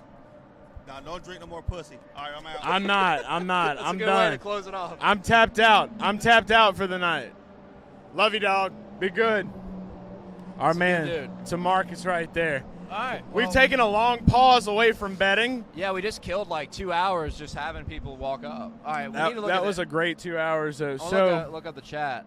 We got 19 people watching. Okay. shout out 44. We're at 44. We're close to 50. Didn't we say at 50? What would we do at 50? Roman Grosjean thing, maybe? 100. 100. Yep, has to be 100. All right, what's up, guys? Reed, yeah, dude, he is the man. Morgan is the man, 100%. Ryan, yeah, dude, the Hooters paint scheme, amazing. Can't tell it. We cannot say anything else about it. Cannot say anything else about it, but it is good. I think you'll like it. I think you'll like it as a Hooters guy, as a Chase Elliott guy. You will enjoy the paint scheme. Grant, the Crunk Cup. The Crunk Cup. Oh, okay, yeah. Yeah! Yeah, from I think, are we talking about Kronk from fuck. That's Lil Jon. Get crunk. Oh, that's what we're talking about? That's what it's from. That's For what some it reason is. I'm thinking of the Emperor's New Groove. What was the big guy's name? Wasn't his name Kronk? Oh, I know what you're talking about. It was like Kronk, maybe. I don't know. Maybe I'm just being stupid. The I'm Emperor. not sure. That was the movie where the dude turned to a llama, right? Love Emperor's New Groove. Fantastic movie. Yeah. All right. Yeah, let's. Emperor's Tony, New are you Groove. still awake? Still Thanks, alive. Tony. Thank you. Thank you. Love that. Yeah. So I'm following up. There's a lot of follow-up I'm doing right now. We're going to get back into this betting chat because we're going to have to chop this up, and we're going to make this a podcast for you guys. It'll be a lot smoother. I don't know if we're going to be able to make this a podcast. Well, we'll find a way. Tony's already said there's a way. Dude, it's going to take – no. I don't We think we need to be writing down times as of right now. It's going to take so much work to chop this. We may revisit and just record something where we run down then for you guys. Yeah, the Rick Ware. We're gonna definitely. We'll have a lot we could chop up out of this right here. But it's always amazing when you're staying up with us and you're watching it live. You're watching it happen right now. It's just an amazing opportunity to be able to be live. I don't think last year we even thought that we would be capable of doing something like this. Yeah, look, I'm gonna go ahead and just say, this is about to be a difficult stretch, right, guys? But I do want to say, I'm gonna be completely selfish here and take credit that this was 100% my idea. I also thought for a while that I was way in over my head. I thought this wasn't going to happen. I thought it wasn't going to work. So did I. A lot of stress. Yeah. I always believed it would. You know me. A lot of bitching. When you pulled out the orange hotspot on Friday night, I was like, we are fucked. I don't want to talk about how mad that made me. Yeah, I thought the same thing. I was like, we're fucked. But when we tested good out here, I was like, we have a chance. We have a legitimate shot. But until then, I was like, oh my goodness. You know, my biggest low-key concern outside, and I also just want to say, guys, I don't know how many people work in fields related to this, like production style stuff. It is so fucking hard to create a production like this. It is not easy. Like, the work that goes into this is a lot. So I appreciate everybody who's watching. Like, drop a like, help keep contributing, because this is the baby that we're trying to grow. Like, social media, I feel like has done really well for us. We've had a good start to the year. But we really want to put an emphasis on our YouTube because it is the bread and butter when it comes to the betting product we offer 100% for free, right? Like, combined. Like the Discord. Combined, I think me and you netted like 70-something units between all 3 NASCAR National Series. I finished at plus 45. You're going to, what did you have? Oh, I finished with plus 100 units last year. All right, combined, it was pretty good. It was good. Shout out that Jones boy for half of that. Right, exactly. For half of that. That's all it takes is one. About last year, yeah. That was what was great about last year for a lot of guys. There's a lot of people in the community that crushed. Like, I've seen a couple guys that were up 150 units, like Tony. Greg, don't forget Greg. Greg's amazing. Yeah, Greg's absolutely killing it. We're so privileged to have him right for the website last year. But yeah, no, like, we work really hard. Like, I think if you go back and watch, you know how hard I study and study these lines, try to find value, and you know. We just really work hard to grow this motherfucker and continue it, so we appreciate all you guys for sticking around. And Dale has been working on these stream overlays for about 48 hours now, and all 3 of us just today on this stream have been working, getting this together for, I would say, the last 12 and a half hours straight, and we've only been live for 4 hours and 20 minutes. That's how it is, man. Like, I just, like Dale said, we can't thank you guys enough for being here, even at this hour right now, because we're gaining viewers right now. We don't just like pop up out here and do all that. There's a lot that goes into it, and I'm just now getting used. I've been post-production since starting Garage Guys, since he's come on. I'm just gonna get sentimental with it. Like I tell you all the time, like I have never been able to find somebody that works as hard as I feel like I do with the energy that I put into it, other than this guy right here. That's why we're together with it. I love you, man. It works. I love you, dude. I love you. I'm pumped for this year. Pumped for you guys, the Garage fam that are going to be here, and we're just going to keep slinging them. We're going to keep bringing it, and you're going to fill up the wallets, and that's how it goes. We get the bag. I think it's a good time. Real quick, we're going to get back into the bets. I see some things. Grant, we're not doing F1 unless we get 100 likes. If we get 100 likes, we will talk about F1. And I will work hard to find somebody who's an F1 expert on the betting side who wants to hop on and give some value, because God knows it's not me. You know, it's not me that likes to bet on minus 500 to win a race. That's not fun for me. But some people make it work in the F1 betting industry, and I do respect it. I want to say shout out to Reed. Monetization, we're waiting on approval. definitely coming soon. Oh yeah, get that super chat. Yeah, that super chat. We'll definitely get that. Like I said, live stream, like Dale said, we see the value here. Dale has had this brainchild for a long time, and it's here now, and it's sticking, and it's here to stay. So there will be a lot more of this, and so super chats will be a thing now. I didn't even know what super chat was until last year. Yeah, once we get approved for monetization, we're good. And I don't know why we haven't been approved yet. Just got to wait on Google to review. But it's a good time, Tony. Let's get the Hooters. Let's get the Hooters ad up real quick.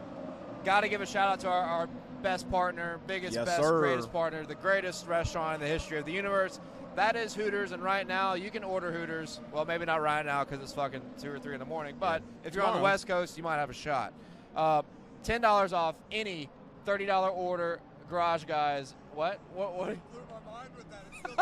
Yeah, it's still like 10 p.m. The West Coast is 10 o'clock.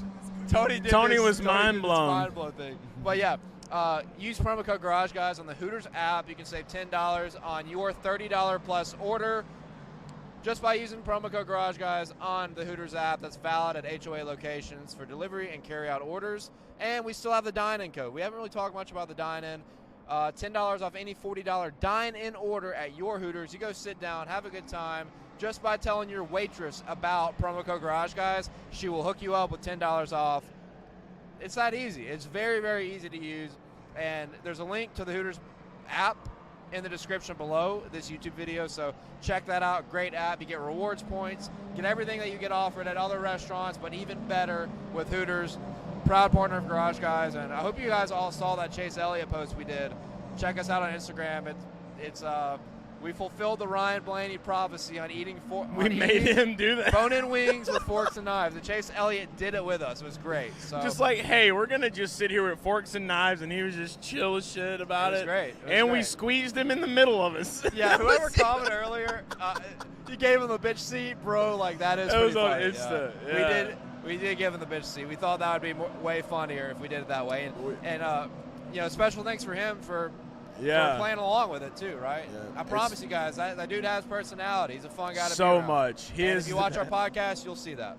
Absolutely, yeah. And remember, Hooters is for the Garage fam. Hooters is for race day. Cheers to it. Al overlay not up there? So I see right here. Just want to say thanks so much again to everybody. Yes, Energy G, baby. That's the way it is, Reed. Love you, dog. Daniel Ackerman has wrote here, Kyle Busch future. I think this is a great place. Let me talk about this. Good start. Take it away. Because I talked about it earlier, right? We're going to find the value here. Who was that? Let me address him. Kyle Busch, and that was Daniel. Who was the guy that asked it? Daniel Ackerman. We talked about it a little bit earlier before we had all the special guests. Most books have Kyle Busch around 12-1. DraftKings has him at 16-1. That's a big discrepancy you can find. DraftKings is the right place to place that bet if you're into it, and I like it at 16-1. I think it's a good bet. You look at RCR, they're trending upward, right? Tyler Reddick was great for them last year, but you also have to look at Austin Dillon, very underrated, had a good season, and the overall speed of the organization was fantastic in 2022. Fantastic. Combined between Dillon and Reddick, they could have won anywhere from 6 to 8 races. Like Austin Dillon could have won the 600. Austin Dillon could have won Martinsville. And you know about all the other races. Tyler Reddick was so close to winning. Could have won Fontana. Could have won Bristol Dirt. Several races. Tyler Reddick could have been in victory lane. Look at the speed of the A car. Look how good they launched off with the Gen 7. 16-1 for Kyle Busch. 2-time champion with an organization that's trending up. Love that bet. I don't like it as much at 12-1. I would take it at 16-1, 15-1, probably at the minimum. So, yeah, that's my spill on Kyle Busch. You get it at that price, that's a good fucking bet. All right, so let's keep moving on. I will say this with Kyle Busch.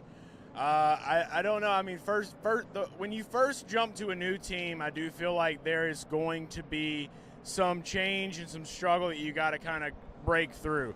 We know that the 8 car has what it takes to win. We saw it last year with Tyler, like he was saying. Kyle Busch is a champion in NASCAR, 2-time champion. He knows what it takes to win. It'll be cool seeing him back in a Chevy again. We haven't seen that since he ran with Hendrick, back when he ran with the 5. He took over for old Uncle Terry 2-time. So he's Kyle 2-time and Terry 2-time.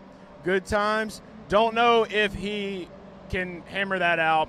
I don't know if I'll be laying that down. The value is there at the plus 1,600.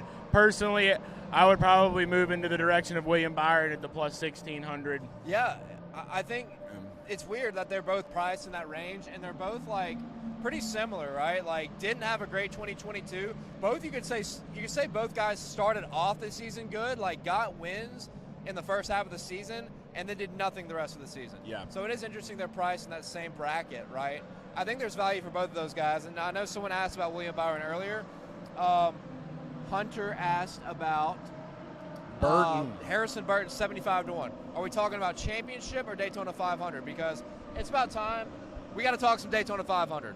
Yeah. Definitely got to talk some Daytona 500. I think we've covered about all of like the big names that probably will do it. We don't want to get too deep in the sauce with it. I don't think we're going to be talking about, BJ McLeod's sports god of every week. Dude, we won't be talking about his championship. Whoever odds. said that, Jay, no, the suit's good because it's cold out right now, and like it's keeping me warm, not sweaty warm. It's chilly. Like I'm actually like in a perfect equilibrium of body temperature, and I love the suit. It just looks so damn good. I think my tie was a little fucked up because I rushed it, but it's okay. But yeah, no, it's actually been good. Daytona 500, 75-1. I don't hate that bet, actually, Hunter. Tony, can we get Daytona 500 odds on the board? They're up. This is it right now? All right, sweet. Thank you. All right, yeah, so 75-1. You got to remember, Harrison Burton was leading the Daytona 500 when he crashed last year, which wasn't really his fault. Brad Kay was kind of a wrecking ball in that race, not pushing very well, kind of did it multiple times, and he kind of got into the wrong side of Harrison, then he went flipping.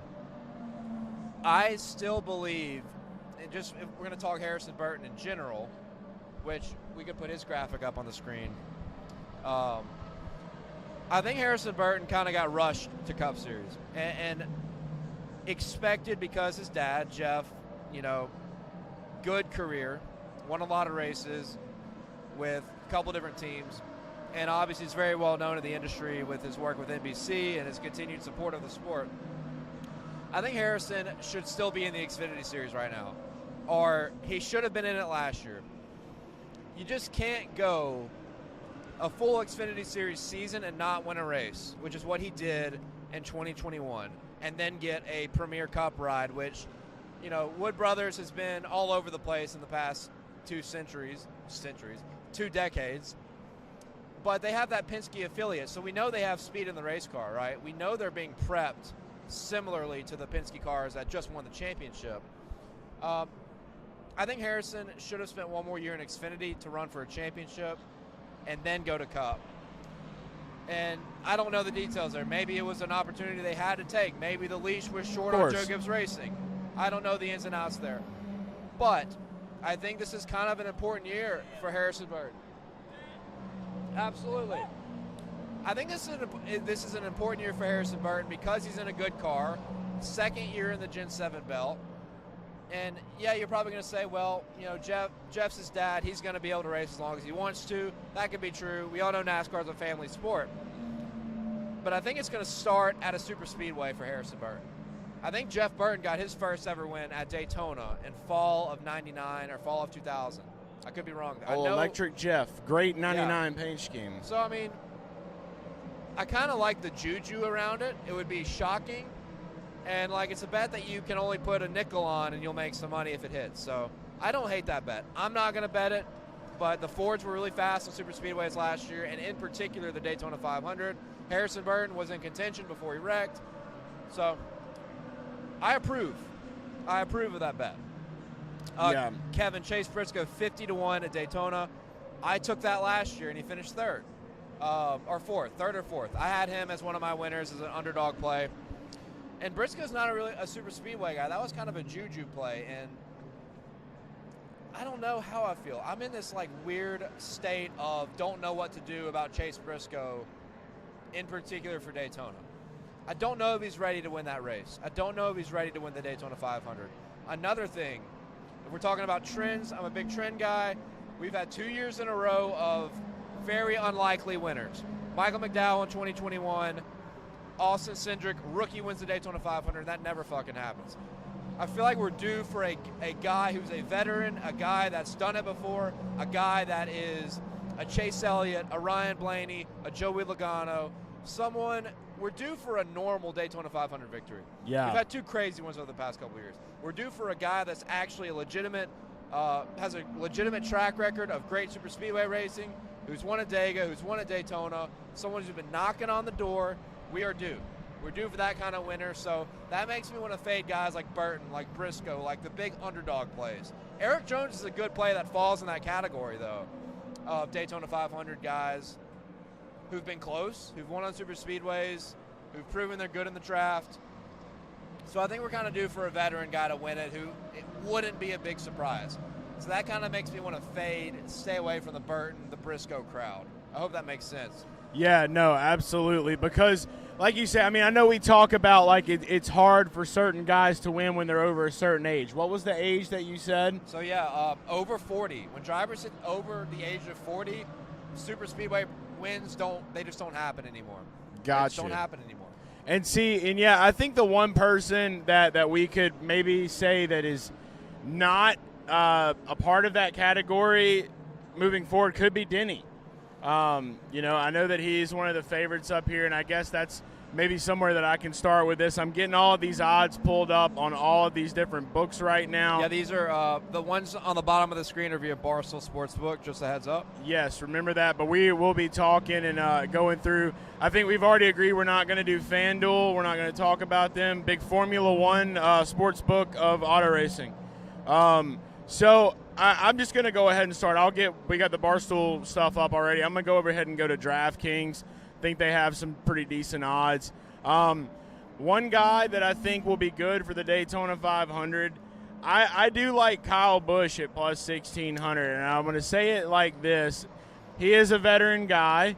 He's one of those guys. He meets that criteria, but he's never won it. And I know you have your theory about the cursed, about being cursed to win. Dale Earnhardt was in that category at one time. Now, do I think Kyle Busch could win a championship in his first year? No.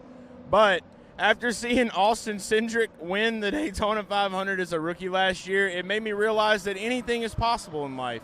So maybe seeing him move over to a Chevy with RCR being a little bit strong. Austin Dillon's always up in the running at Daytona. He's always somebody that's up close, and I saw earlier in the chat someone mentioned Austin Dillon for the Daytona 500. I think it's absurd that he's plus 2,500 on DraftKings. Just talking about RCR as a whole right now. I think it's absurd that he is that high because of his recent – he seems like he's always there in the end. But RCR could really have a good comeback this year with that, having Kyle in the house, having Austin there being that super speedway guy that just finds a way to kind of be where he needs to be. You want a ton off of him in the summertime here at Daytona. So RCR plus 2,500 on DraftKings, Austin Dillon plus 1,600 Kyle Busch. You're looking at championship winners, bro. No, not this one. I'm talking about these odds right here on Daytona. I was trying to get to the Daytona odds on Barstool. Sure. Yeah, no, absolutely. But yeah, again, like I said, I do like Austin Dillon at the plus 2,500, and I do like Kyle Busch at plus 1,600. That's going to be 2 guys I'll have on my Daytona card more than likely. If the odds may be better on other sites, just got to wait to pull it up. What's Barstool looking like for both of those guys? Let's get that pulled up now. For Dillon? For the Daytona 500, Dillon and Kyle Busch are the 2 guys that I'm looking at. I'm going to make up my mind between the 2 of them, but one of those guys are going to be on my card for sure when we get to Daytona. All right, Daytona 500. Kyle Busch is at 18-1. Here we go. Okay, better odds there. Austin Dillon's at 30-1. Okay, so Barstool has the best Daytona 500 odds right now. Love that. I've got to go ahead. I'm going to go ahead and smash the Austin Dillon 30-1. That's huge. RCR is what we're talking about right now. 30-1 Austin Dillon. Saw that in the chat earlier. Yes, Garage Guy Chase is hammering that one home. That will be on my card. The Daytona 500. So, by the way, whoever talked about Harrison Burton 75-1, I don't know what book that was on. Barstool's got him at 80-1, so a little bit more value if you use Barstool Sportsbook there. A guy I want to talk about, kind of random, but Ryan Preece. If you look at Ryan Preece's super speedway stats in the Cup Series, can we pull that up? Yeah. They're fucking amazing. Like, he hasn't won, but whenever we get to the point where they will start dropping top 5 odds, top 10 odds, top 3 odds, bet on Ryan Preece. Put something on Preece for a top 5 finish. I think that is a great bet that is not, you can't bet it yet. It's not there yet. It's not active yet, but it will be. And when it is, you might get it at like, hopefully plus 800, plus 700 for a top 5. Great value. I think that's a great underdog play to get a top 5, top 10. Here, I got this. Yeah, I'll let you do think that. it's a perfect I am a time. driver Like that? averages guy. Dale is a racing reference guy. It's Racing Reference has literally everybody in the world on here right now. So. And also, I wanted to just answer more comments. Somebody said Hamlin or Logano for the 500. Hamlin. I would lean Hamlin. But someone also said Denny fits that logic of like a veteran guy. I do want to talk about, after Ryan Preece, I want to talk about That was someone me like that said Hamlin. that. He fits that. Unless somebody else in the chat said Somebody that as said well. that in the chat. Okay. Great minds. Didn't see the chat. Great minds. Whoever you were. Cheers. What am I? I clicked the wrong button, but it's okay. I like the top kinda 3, hard. top Is there a 5, search top 10 feature on on here? Preece That would be whenever great. they become available. Yeah, there we go. Driver search. It's all good. Say that Because again. I like those odds. I like your thinking on grabbing Preece because I also feel like if you could grab a top 3, top 5, top 10 at some pretty Unless it's juicy like 100 numbers, to 1, I don't you know. could take advantage of like the slow 41 speed of like what Cole Custer was, and the books aren't ready for like what maybe Ryan Preece could put into that car. Okay. And this is when Preece was running with JTG Daugherty. I remember his last race. I think I watched one of his last. I think it was the Roval that he ran, and I think he did decent, or he was running decent, trying to fight to prove that he would want to be back in Cup. But Yeah, didn't he make had it tough luck. The program wasn't good enough for 2 cars. Not where it is now. But here's the thing. I'm looking at Daytona right now. 6 starts at Daytona for Ryan Preece. In every race where he did not crash, 3 finishes of 8th or better. 8th, 6th, and 4th. That's a 50% rate. 3 out of the 6 Daytona starts. And in the other 3 Daytona races, he crashed. So when you look at, I love to look at that kind of statistic that's like hidden between the lines. Like when Ryan Preece finishes, he's towards the front. That's an important statistic, right? Everybody wrecks at some point. Your crash rate at Daytona and Talladega is probably going to be around 50%. But what you do with those finishes where you don't wreck always sticks out. And Ryan Preece, 4th, 6th, and 8th. That's really impressive, I think. For Really 50% is. sample size, like 50%, 3 out of 6, really good stuff. Preece is going to be undervalued when the books open up top 5s, top 3s. I think that's a priority bet. I think that's a bet for a top 5. You got to hop on that because that is a line that people are going to touch. People that know their shit are going to hop on that soon. And he's in a Ford, probably going to be pretty fast. Fords were great. Can't reiterate that enough, how good they were at Daytona last year, and the super speedways in general, they were pretty good. So I like that bet when it becomes available. Now I want to talk about my Denny Hamlin point. Someone said Denny fits that logic. So I'm kind of contradicted here. One, I love my statistic about drivers when they turn 41, they don't win super speedways anymore.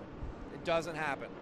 The only drivers in the past 23 years to win on a super speedway over the age of 41, or we'll talk about Daytona specifically. Tony Stewart back in 2012, Dale Jarrett in 2000, and Dale Earnhardt won at Dega. I think it's just those 2. If you want to throw Dega in there, I remember making a statistic last year, the end of last year, that was like 2 or 3 out of the last 90 super speedway races have been won by somebody over the age of 40. A lot of drivers have won at the age of 40. Ward Burton won the Daytona 500 when he was 40. Michael Waltrip won the 2003 Daytona 500 when he was 40. Matt Kenseth, I think, won the Daytona 500 in 2012 when he was 40. No, I don't think he was. He may have been. It's starting to get late, guys. I might get my stats kind of fucked up. Just know that that is a true statistic about when you hit the age of 41, you don't win super speedways anymore. And guess what? Go look at the last time Denny Hamlin won a super speedway event. He was under the age of 41. Ever since he turned 40, haven't seen it. This So is I what think he's that's been a rock doing. solid statistic. That's what he's been doing. This is Denny. This is endurance Denny. But also, to contradict that, I will 100% have a couple Joe Gibbs Racing drivers on my betting card for the Daytona 500 because I'm a believer in Juju. I'm a believer in Daytona magic, Daytona energy. It is so fucking real, whether it's been bad, whether it's been good. Like the irony of Dale Earnhardt dying when his, team cars finished first and second, that's Daytona. Dale Jr. coming back to Daytona later that year, winning first race back, that's Daytona.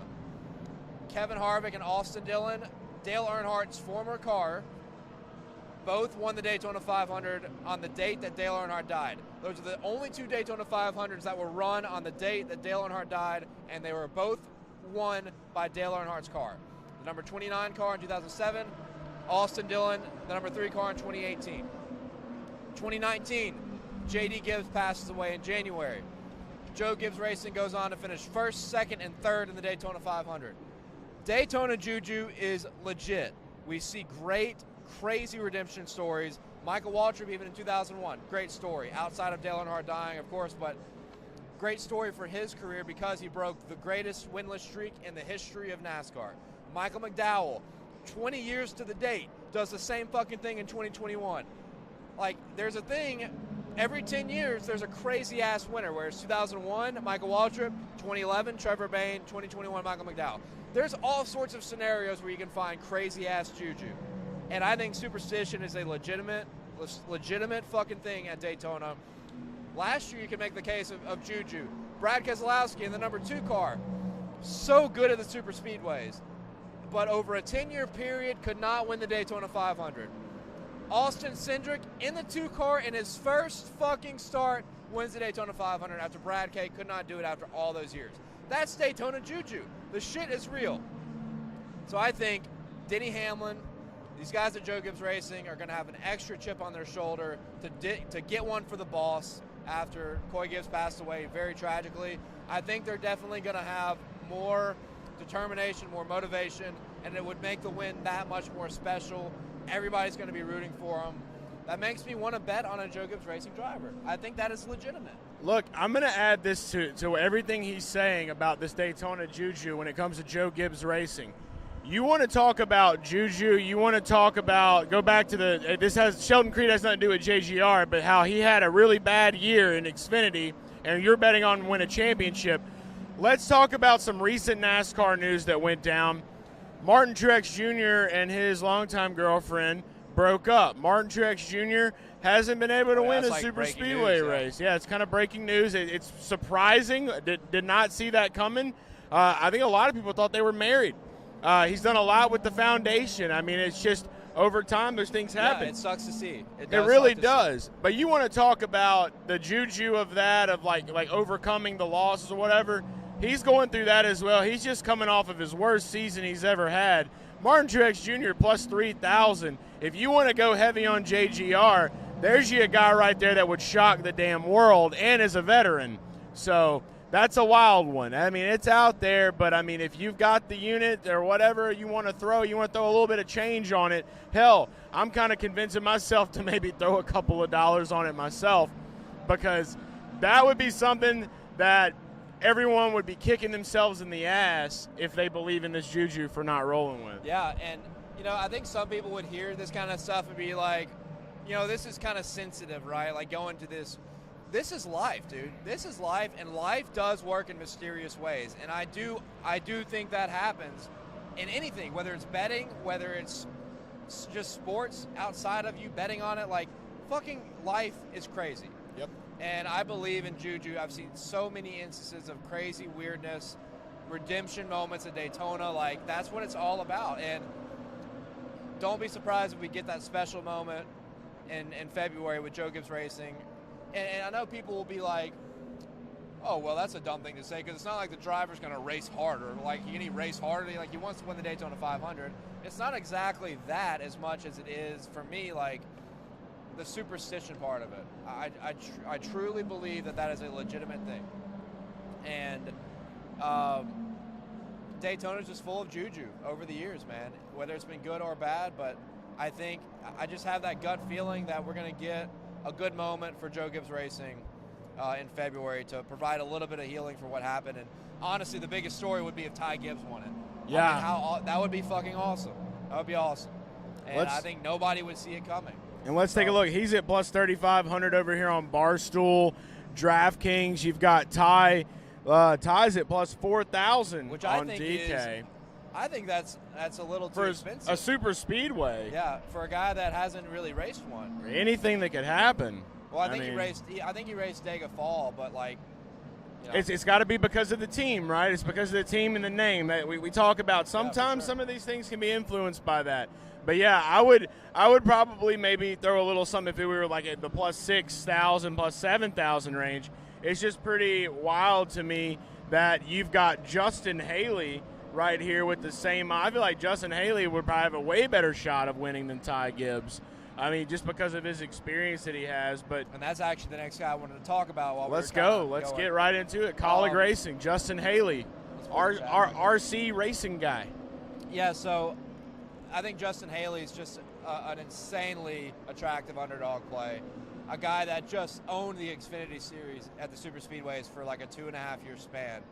The guy, I have them in that territory of someone who could potentially see the air one day. He's like a Jedi Padawan of the Dale Earnhardt Jr., the Jeff Gordon. He is one of the #1 prospects to be a guy that could dominate the Super Speedways, which is like impossible to do in today's NASCAR. But with what he did in the Xfinity Series, I know Colleague was a very good orchestrated team effort at the Super Speedways, but it takes a certain talent to be able to come out on top and win these races. And Justin Haley has been amazing. And he is for sure one of the only bets I've locked in for the Daytona 500. I got to say this. There's nothing back Who was there. behind I us just earlier? looked. I got to say, Justin Haley, what happened? Tony's losing it. Tony's talking to himself. Tony's zoning.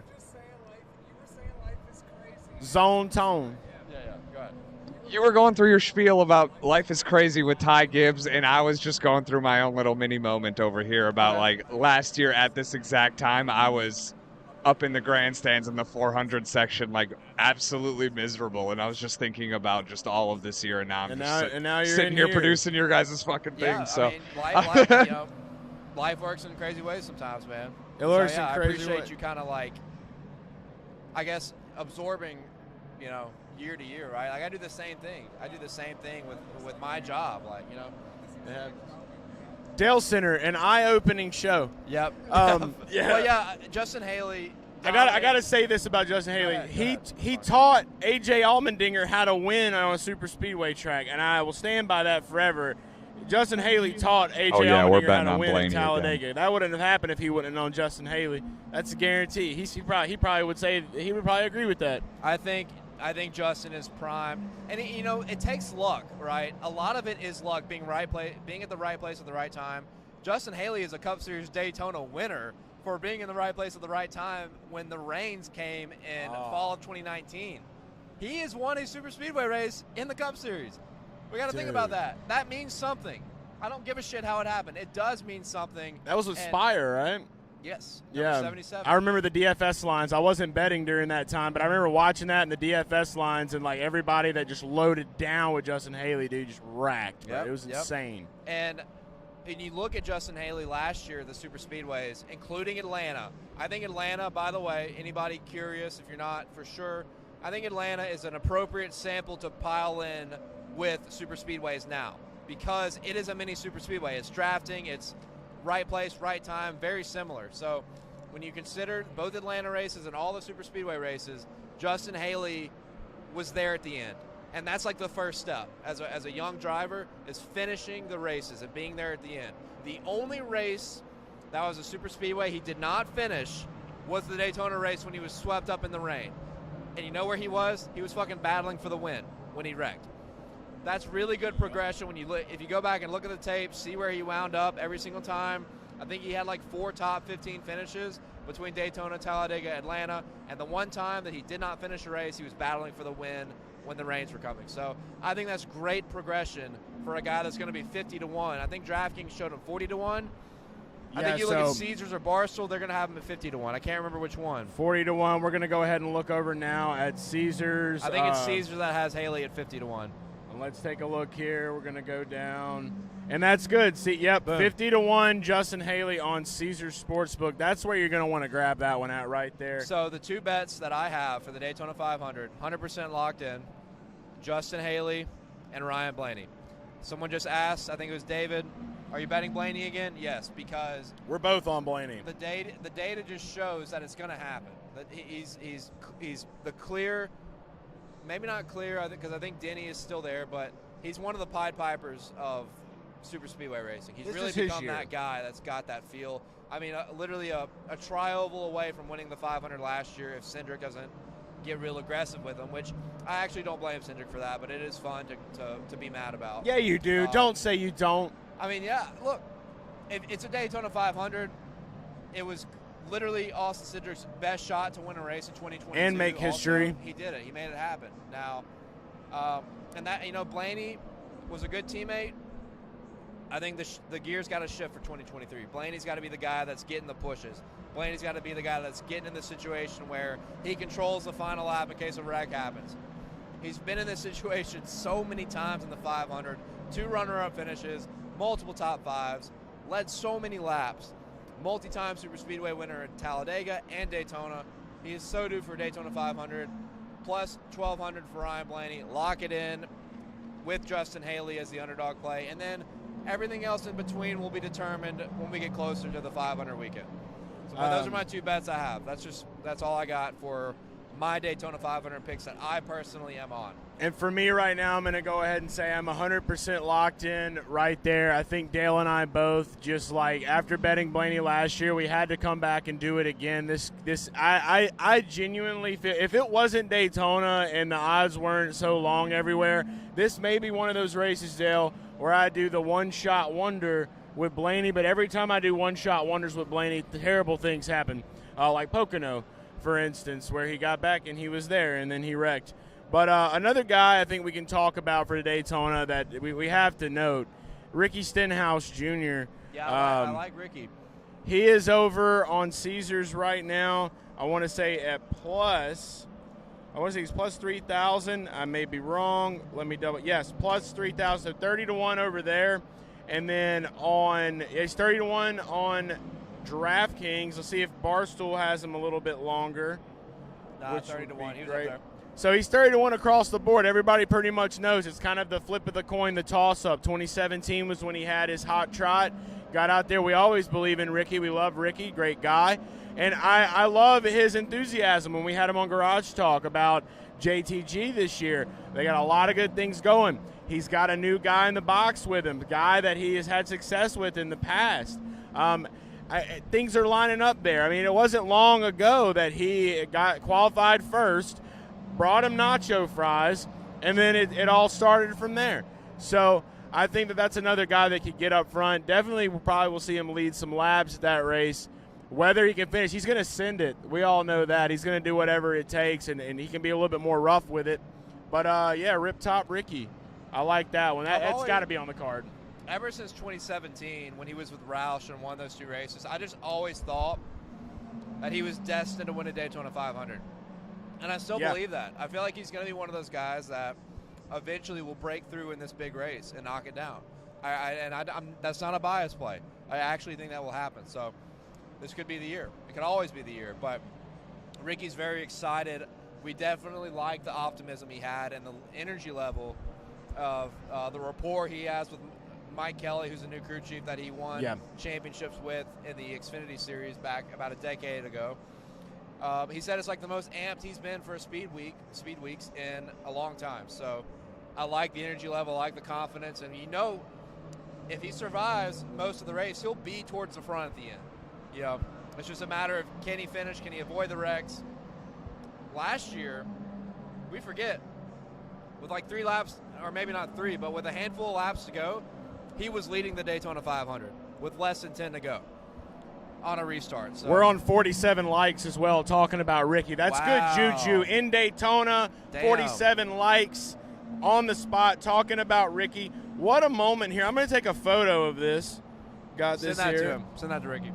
I'm going to send this over to him now. I know he was ripping up at Castor Volusia. Nevis, we passed behind you. Hello. Thank you for passing by. We appreciate Hope you. you got a good time. Yes, dude. Okay, love that. That was a big bet for me at the Super Speedway, both Super Speedway races last year, or both Daytona races last year, 500 and in the fall. David Reagan, which I'm not for sure if he's racing or not. I don't know if it's been confirmed because rumors are that Riley Herbst is going to be in the 15 for Rick Ware.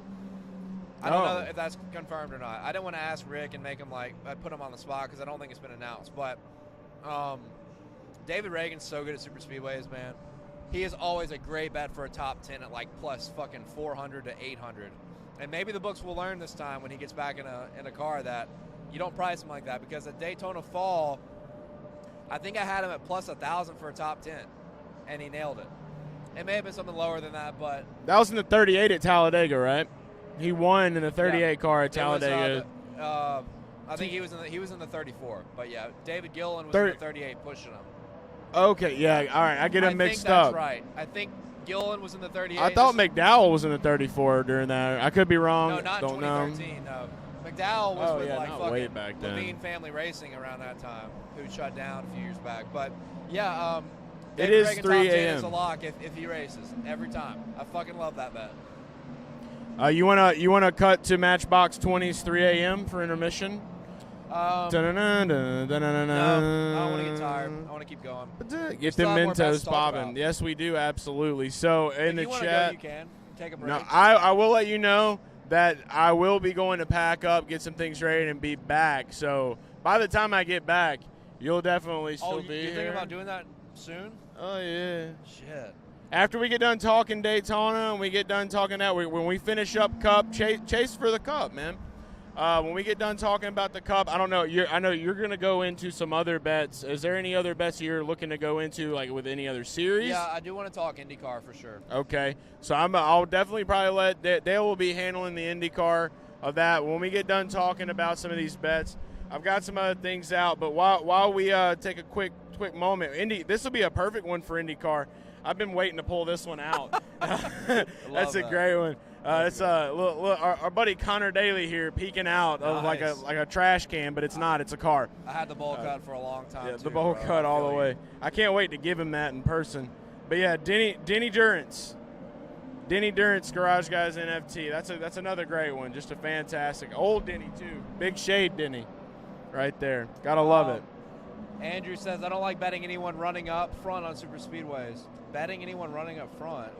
Okay, so let's talk about that. I can see where he's coming from, because for so long you got that stigma, right, of oh, you got to be in the back if you're going to win and stuff. I don't think that matters that much anymore. If you've got a good enough car and you can be up front and you know how to handle your shit and you got a good pit crew, I mean, why is it? Why would it be bad? I was confused at the statement. I'm trying to figure out what he meant by that. So Andrew, if you are in the comment, are you talking about maybe qualifying up front? Like we think about guys like Denny or guys like Ryan that we know can qualify in the top 10. We've had top 10 winners. I will say that. That doesn't scare me at all about Daytona anymore. Used to, I definitely could see where you would think a little bit that way. I can totally understand that fact when it comes to more of the long shot guys, but some of these guys, man, they're going to qualify good. They got good teams, good cars, and they can run these super speedways good. You can make it. I mean, it's not unheard of. I think we saw that a little bit more last year. I don't think you know what he's saying.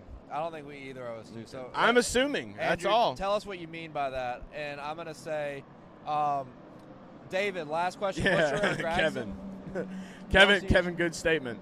Wreck if you can't wreck if you're ahead of everyone. Love that, Kevin. David, I'd go Buescher. I think Gragson doesn't have the experience.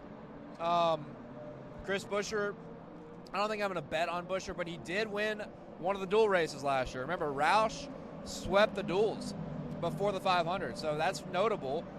Knowing the Fords are really good, we'll see about if the Fords are still going to be dominant. I feel like the gap's going to be narrowed after a year of all this track time and all this experience and knowledge that the teams have gathered. But I would go Buescher because he's had some very good, close super speedway moments. Like, I remember the Daytona race where everybody crashed, that Blaney won. He finished second but got disqualified. He won the dual race last year. He's had some good runs at the Daytona 500. dating back to when he was with JTG Daugherty in the number 37. So I like Chris Buescher over Gragson for sure. No diss to Noah, one of our boys, but I like the experience factor here. I like the experience. I like where RFK is trending. If I was going to pick an RFK guy, though, I'd pick Brad K. Yeah. Because Brad is one of those super speedway fucking legends. One of the best super speedway racers of all time. And he's got the potential to pass Jeff Gordon and be number 2 on the all-time list of, like, overall super speedway wins. He's tied with Dale Jr. And David Land's still running around looking hilarious. Where is he? He's been drinking a lot of pussy, apparently, Yeah, dude, because probably. I drank half of that. And But yeah, Brad K, I think Brad K is worth a look, especially for the duels, dude. Brad K, any non-Daytona 500. Well, you can say is gonna Buescher, fucking too. win. You can say Buescher, too, after But last year. Right, I mean, but of that course. was more fluky than Brad K, who's a monster at super speedway. Just so good in the draft. He can see the air. He's one of the Statistically guys that speaking, can yes. see the air, confirmed. So I know I got off topic talking about Brad K. We hadn't really mentioned him much tonight, but Well, I did. I brought him up, and then we the got futures. bombarded. Yeah. We got bombarded, yeah. but brought him yeah, up to there. answer your question, Buescher over Gragson for sure. All the way. Fords let's all see. day and duels, yes. Burned too many times for crashes. Brad sleeper for 50. Horace For 500. Brad sleeper for 500, yeah. Fords all day. Yeah, Fords all day and duels. I don't hate that. Now, pay attention to how qualifying goes, because there's a chance you could have an alliance that puts more cars, or like, I'm trying to figure out the best way to say it. Based on qualifying, it's even odd, even odd. What if all your Fords qualify, or all your Chevys fucking qualify even, and they're all together? They're all going to work together to try to beat the Fords in the duel. So the Toyotas are outnumbered regardless, but I think it's kind of notable seeing like how teammates get split from each other in the duels. Last year, especially in duel number 1, it was all Ford at the front. It was Keselowski, Blaney, Cindric, and Briscoe in the top 4 that got away from the field. So Ford was the heavy. manufacturer stuff is important for the duels, especially because you can get really lopsided teamwork that happens if they qualify the same. What is even and odd called? What is that even called? If they qualify, like, say, like, close? Like generally even odd. Like, what is that classified as? Like even and odd. What is that? Is that like a? Even and I feel like I'm in like 12th grade about to fail a math is there test right something now, dude. I'm so tired. I don't understand your question. This is happening right now. What's your question? This is the fallout. What's even odd qualifying? Like, what's inside or outside row? I don't know what you're asking. I don't either, but I'm trying to put it Not from together a like a racing puzzle. standpoint. I'm talking about from a math standpoint. Is there a term? I'm the wrong guy. Is there a term for even odd that sounds more efficient than saying even or odd? You see what I mean? Okay. We got to get Maybe the there is. Merriam-Webster's Maybe I thesaurus. don't think Let's you just can- keep it simple for this one. I don't think you can get more efficient than a 4 and a 3-letter word, even and odd. Yeah. That's Good fine. good news You're for right. Fords, though. Their nose will change a little bit. They're going to have a little bit more of a rounder nose this year, so that's some updates with the Ford Mustangs. Look at the stars. Purely a mathematical they related shine. question. If I there think was one a of our term. last special guests might have just oh, we're about to have a special guest. This is gonna be the last special guest I'm probably gonna sit through to go get everything ready to go, because I know Yeah, I'm starting to get tired, but I'm gonna pull through, guys. you're gonna push. I believe in promise you. I would. I'm gonna be here. He's gonna sleep in the car ride home tomorrow. I guarantee you that. He's sleeping the whole way. Okay, I've No slept doubt. in that Camry before. It's pretty good. Don't worry. You think you'll be able to make it? Honestly, Tony, do you think you'll be able to make it the whole night? Tony's The whole gonna. night? Yeah. Tony's gonna try. Tony try. That's the problem with me being. I'm gonna have to do. When you I'm gonna guys tell you leave, this right now. I'm gonna get on TikTok. I'm gonna do TikTok live. No, and if then you're get not people to if chime you're in. not gonna if you're gonna leave, then I'm gonna go hop over there, and I'm gonna have to pull through. But you got to pack. Yeah, he's kind of fucked. Yeah. Well, I mean, you could fall asleep right there, but like, yeah. If you pass out, like, I probably won't say anything to you. I'll let you. Tony Yeah. TP. We're gonna make a TP for Tony out here in the Daytona fan zone. Tony TP. But yeah, we're gonna have a special guest popping up here. This might be our Dolan, happy birthday, bro. Happy birthday. I'm too birthday drunk, to man. It's my Dolan. birthday. I failed algebra. Here he Dale. comes. Here comes a Happy special birthday. guest. Dude, hey, I failed algebra too. Don't worry. Oh, all right. Special guest. We got a special guest coming to the show. Dun, dun, dun, dun, dun, dun, dun. Hey, it's 3 o'clock in the morning. How are you, Ricky Stenhouse Jr.? Yeah, you like Matchbox 20? You made that Dun-dun-dun. reference. Yeah. So last night, let's go ahead and talk about this. He finished third again at Volusia Speedway. Yeah, I hate that I missed that, but I was catching up on sleep. Why was that? Because all this right here. We talked about it earlier. We've been busy, boys. I spent so much time trying to set this up before we left for Daytona that I was so gassed when we got here. Yeah. So We're actually watching some sprint car races now. I had no idea, guys, that sprint cars were so large and in charge. Right there. But Ricky finished third on Friday night. I got to ride in the pace car for that, which was cool. Yeah, that looked cool. That looked kind of cool. You got some good shots. Sheldon Hodenshield that runs my sprint car here on the World of Outlaws. This is in Australia, and we're watching Australian sprint car racing. Yeah, here at the Rolex 24. How sick is that? Yeah, that's awesome. My first time here, by the way. Yeah, mine too. Really? Just a trio of first-time Rolex 24s right here. But what we were saying. So is this live? This is live. And this is real deal right is he now. leading? So they're watching this Sheldon's racing. leading. He finished third twice, Volusia Speedway. Got to run that.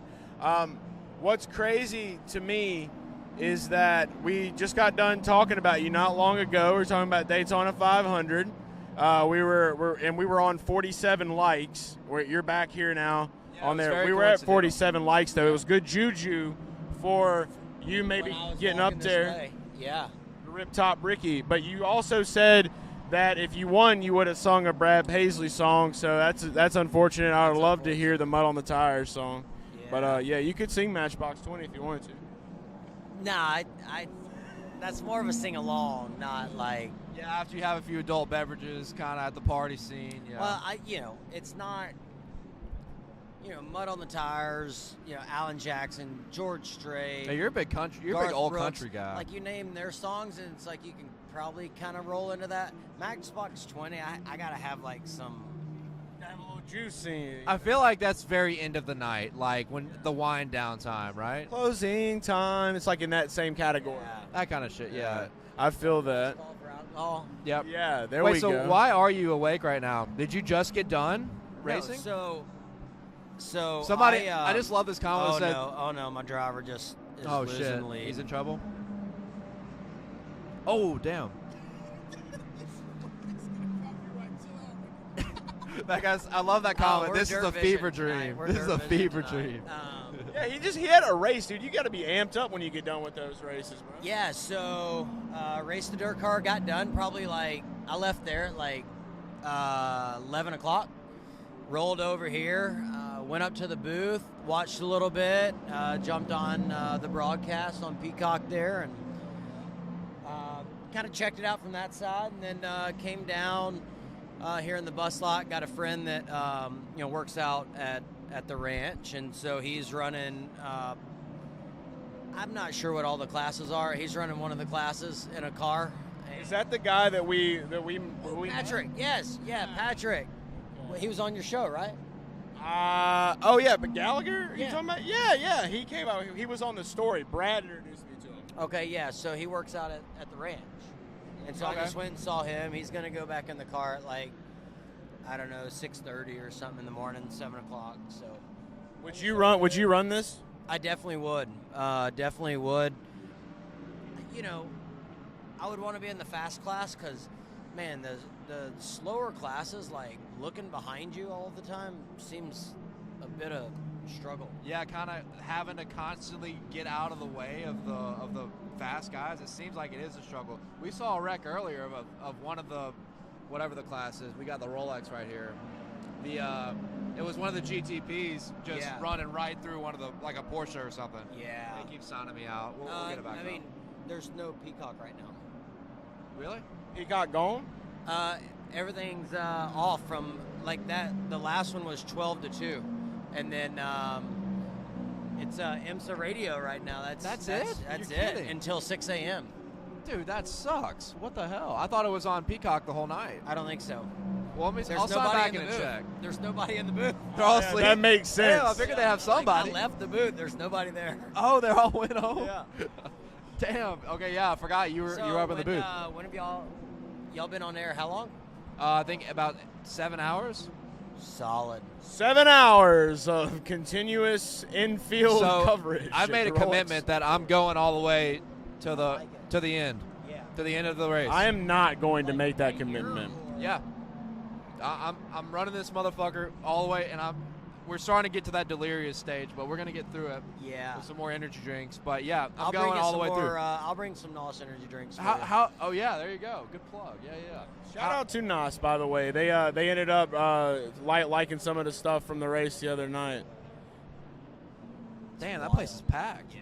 Holy crap! Australia got a big racing scene going on right now. What is this streaming on? Oh shit, dude! Shout out Dolan for the subscription. Dirt Vision. Yeah, If you have Dirt Vision right now, since the Rolex 24 is off air, if you got Dirt Vision, they're racing sprint cars in Australia. Hey. So what's been the best thing this week?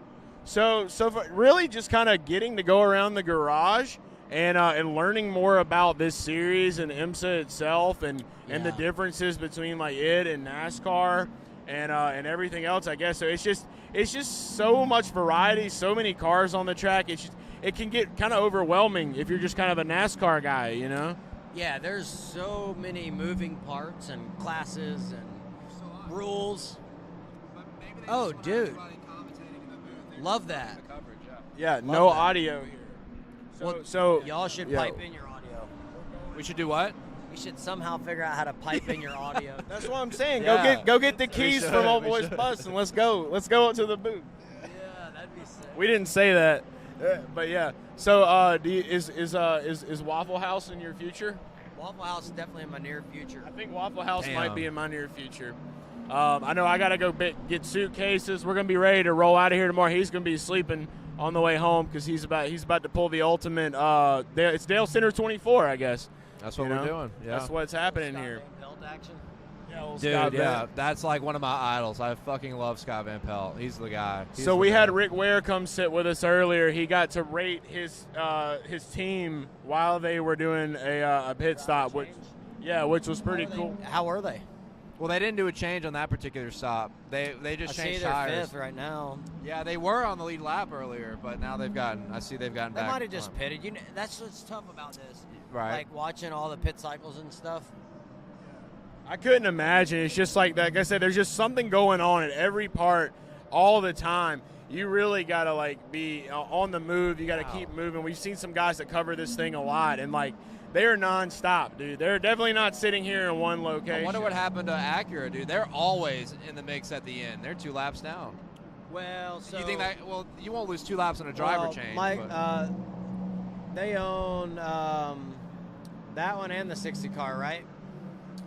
Is a 60 Acura too? Yeah, Yeah. Elio. Yeah. That's a Penske operation. Yeah. So that's the 10 is all. Every year I watch this, the 10 is always with that same guy, Albuquerque, one of the Taylor brothers.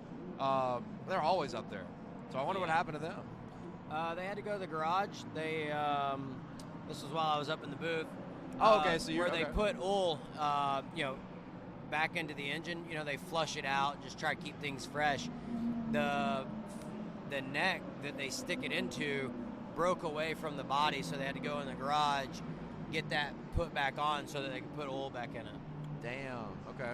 So they lost a couple laps there. A lot of wild parts too. I mean, like just on these cars in general. I was just blown away at the fact that they had doors that opened, dude. They didn't have nets to crawl in. Yeah. That was It does look pretty wild when they open up and they crawl up in there. Like we were talking with Rick about like Austin Cindric is so damn tall. Like the way he scrunches in there. He was doing yoga to get into that car. Yeah, he was like stretching. Did you see that? Dude's tall, man. Yeah. He doesn't even fit in our cup cars very good. I mean, you got legs that long, it's tough to get. He's got to have hoops too. See, Dale plays basketball, so you know about Austin Cindric and Dale's beef that they have, right? So he's like on that wall of Dale. He's on the wall of Dale where he's like dead to Dale. So I really would love to see an intramural basketball game between Austin Cindric and Dale. I think that would be Dale fun. all day long. I have Thank not you. seen Dale play basketball, but I will take Dale all day long. I got to drop a few pounds to get my speed, my agility back, but I can always step out, hit a 3. I can drive the paint, get some contact, lay it up. You know, I got an underrated game. You laugh right now. I was just gonna say, I just want to see you with a bandana on doing yoga when he walks in the room, Dude, because then he'll really be intimidated. No question. I would fucking take Austin Cindric. I mean, I would beat the shit out of him in basketball. The only advantage he has is being tall. That's it. And I still think I could out-rebound him. We'll ref. Can we ref that? I want to ref that. I definitely want to be there to see that. Look, we laugh. I'm laughing, but hey, no, I'm serious. I can ball. I can ball. He'll put the and ones out on him. Basketball court in the bus lot. Just saying, 500. There is a basketball court in the bus lot. What bus lot? This bus lot. Yeah. I didn't know They're that. right next to the gym. It's half court, so you don't have to run. Oh, good. Yeah. How's the net? Perfect. Well, make it, take it, just right there. Yeah. Is it a chain net or is it like a? It's net. We need to get a chain net for that thing, dude. If we get a chain net in there, dude. How long has that basketball court been there? Since I've been coming here. What? Why Yeah, haven't and I I known came this? here in 2008 was my first year to come here. Is it one of those been here. tricky double rims? Do what? Is it a good rim, or is it one of those double No, it's a rims good where it's rim. really bouncy? Yeah, it's a good rim? Good Yeah. rim. Okay. By the way, I You don't know gotta if see the kids play on it nonstop. this is Garage Guy Tony. This is Tony. Tony, nice to Yeah. meet you. Tony, Ricky, Make Ricky, sure we do a Tony. proper introduction. He's helping us with production and also going to contribute to some betting shit, talking on Well, camera. you know, it takes, you got to keep growing. You can't grow by yourself. Takes other people help. Absolutely. Speaking of that, talking about growing the sprint car racing in America right now, it's incredible to see this. I need to really look into the whole little fantasy game, or whatever. I want to bet on Chili Bowl one year, man. A thing called Dirt Draft. You can do basically it's like DraftKings for dirt racing, but like you don't really win money, but like you can win like gifts. I like gifts. Yeah. See that? All right, so I hear about stuff like this with just like, I don't want to say random like motorsports series, but I feel like money's got to be involved. I feel like maybe that's a start, but we got to find a way to get all these other forms of racing on sportsbooks. This was not on a sportsbook. This would be such a fun event There's to bet so on. much you could do with this. Oh my God, That it would blew be my so mind. fun. Yeah. Pit crew bets in general for IMSA would be incredible. Now, yeah, I mean, for a start, though, like, we just need to be able to bet on the races. You got all these different classes you can bet on. I think a fun bet, just like a prop, random, like outside of winners or top three, like podium, how many cars finish on the lead lap? Because constantly, because guys are constantly getting their laps back. Like, it's ridiculous. I think I saw, like at halfway, there had been 21,400 laps ran tonight at halfway or something crazy. How many? Crazy. We're at 445 just on the leader. Yeah. It was like 21,400 or something between all the cars. Like that'd be a cool bet. Yeah, you're right. Yeah. There's so much data from this, and it's so much. That would be the best sweat of all, is it would keep people more engaged throughout knowing the night. like, shit, okay, I still got 12 hours. Like, what? Yeah, like, who's going to be leading at halfway? Right. Like, We've been sitting here since lap 86. Yep. y'all have been sitting here since 86? How did you know that? Cameron told me, bro. when we got to like lap 120, he's like, bro, we've been here for like 60 laps. Hell yeah. I stood up, almost fell down, my legs went to sleep. You ever had that happen? Yeah, I've had that happen. It's a rough time. I'm not a big fan, but yeah, we were. I feel like this is similar to, I just did that run, 48-hour run. I feel like, man, Dale's gonna get delirious. You think so? Yeah. Well, I have some good things because I throughout the week I kind of flipped my sleep schedule big time because I was working so hard on getting this stream ready, and we're 3 wide right here, but I flipped my sleep schedule because I was working all night to get this ready. That my body is a little more prepared in this time of day, right? That definitely is key. Definitely is key. But I got to push about 6 more hours than I normally would to make it to 1 o'clock, right? I'm a big moon guy. I love the moon. I get a lot of energy from the moon itself. I don't know where the moon's at right now, but big fan of it. Big fan. I will say it's just being here at this event, like opposed to like being awake right now watching this somewhere like at home or whatever, it just adds this wild element. The fact that you've got people in and out all the time. It's the only time you're ever going to be able to go in the media center this time at Daytona. I would love to be able to just come out here randomly on a Friday and go in here, you know, grab a nice fountain drink where the ice gets stuck sometimes, but not all the time. But yeah. But no, yeah, that is the beauty of it. But I really figured there'd be a lot more places open around here around like, you know, 2, 3 a.m., but there's not. There's really not. No big 24-hour restaurants here. They can have a 24-hour race, can't keep a restaurant open 24 hours, though. So. I was wondering that same thing. So as I was driving here from Volusia, I was like, man, I wonder, like, it's a 24-hour race.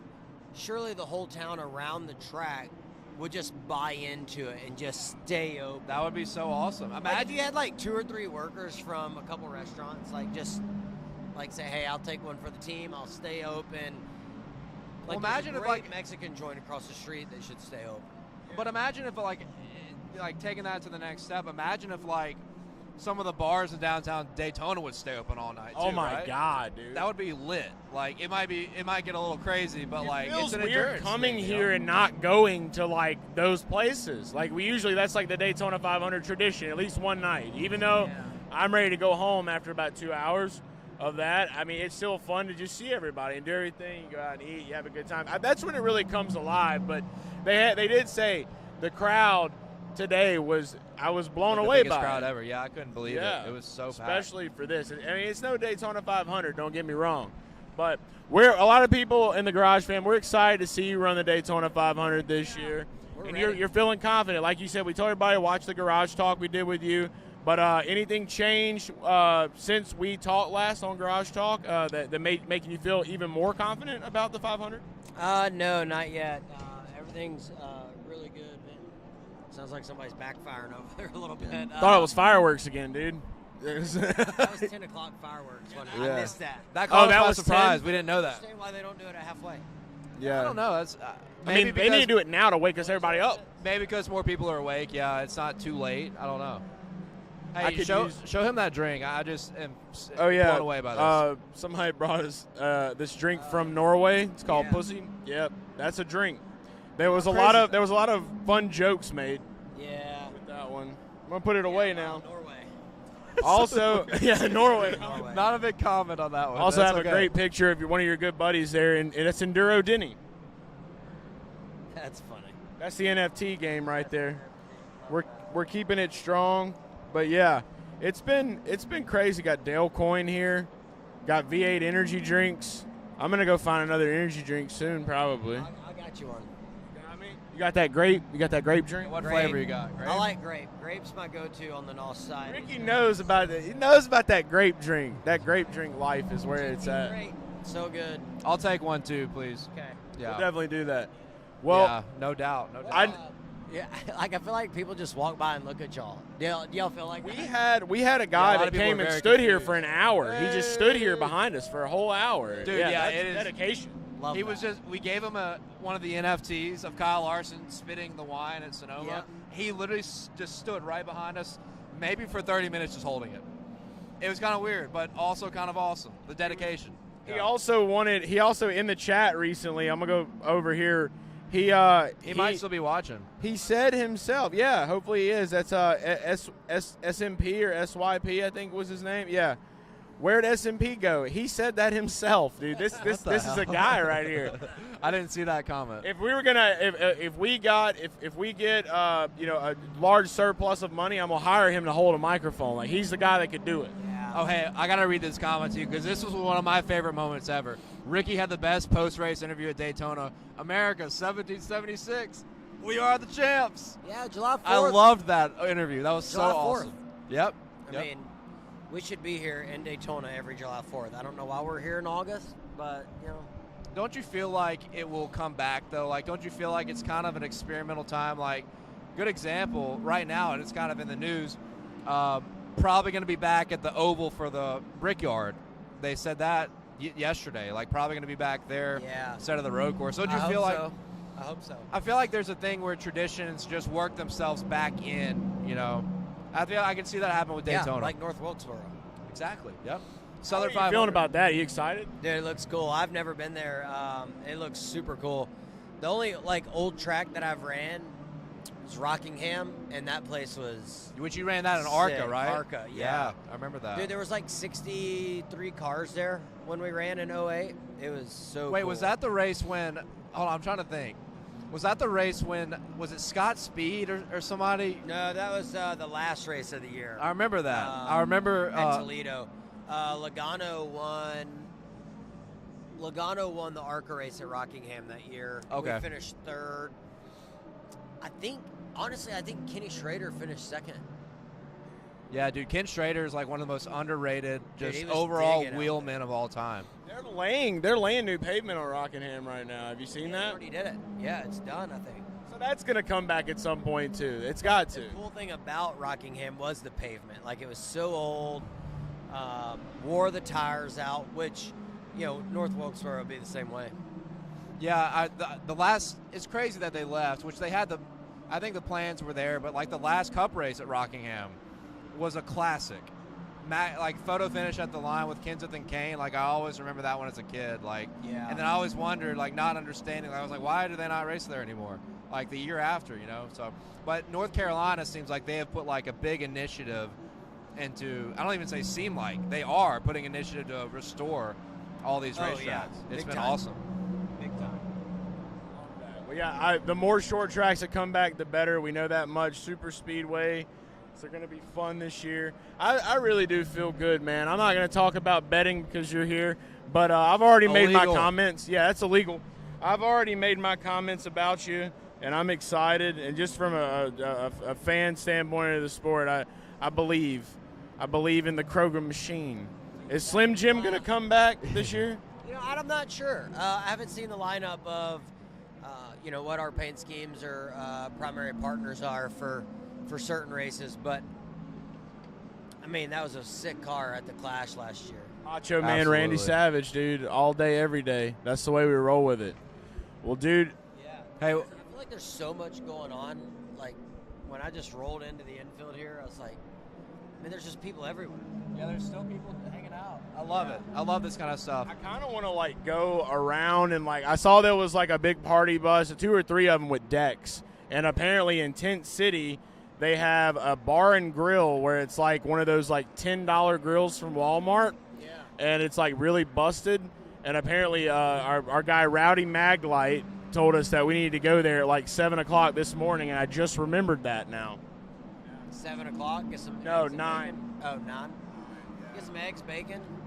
Probably. I definitely think people don't go to sleep at all out here. There are definitely the people. The fans are. They might if they drink too much. They'll probably take a little cat nap or something, but they're not planning on taking a nap. The juice forces you down. I haven't felt that in a long time. Yeah, this gives me good. Of course, it kind of reminds of Talladega, getting on the tram and riding around and seeing all the campgrounds, people just doing whatever, walking around. But I grew up in this environment, a way more intense environment at the Indy 500, and Dega's similar. This gives me Indy 500 vibes with just the pure fandom and the passion everybody has. That we're up at 4 in the morning just drinking beer or just enjoying the race. It's awesome, dude. So. Yeah, it is. I just saw your photo there. But yeah, I know Kyle Larson's going to be running Indy 500 in 2024. We talked to David Land a little bit earlier about that. Would you ever consider that? I would. I think it'd be sick. Obviously, I always tell people I want my Cup side to be going really good, because you don't want to just halfway do it, right? You want to be competitive, have a chance to run top 5 in both, or top 10, or win, or whatever. So obviously, I think Kyle will have a shot at winning both. So I'm pumped for that. Yeah, that's gonna we be need to badass. find a way to get a giant jet. I want to do the double for that one bad. I'd love to see that. But Coke 600 is still one. I've been to an Indy 500, haven't been to a Coke 600. I think this is going to be my Coke 600 year, but I've definitely got to be in Indy next year to see that run down.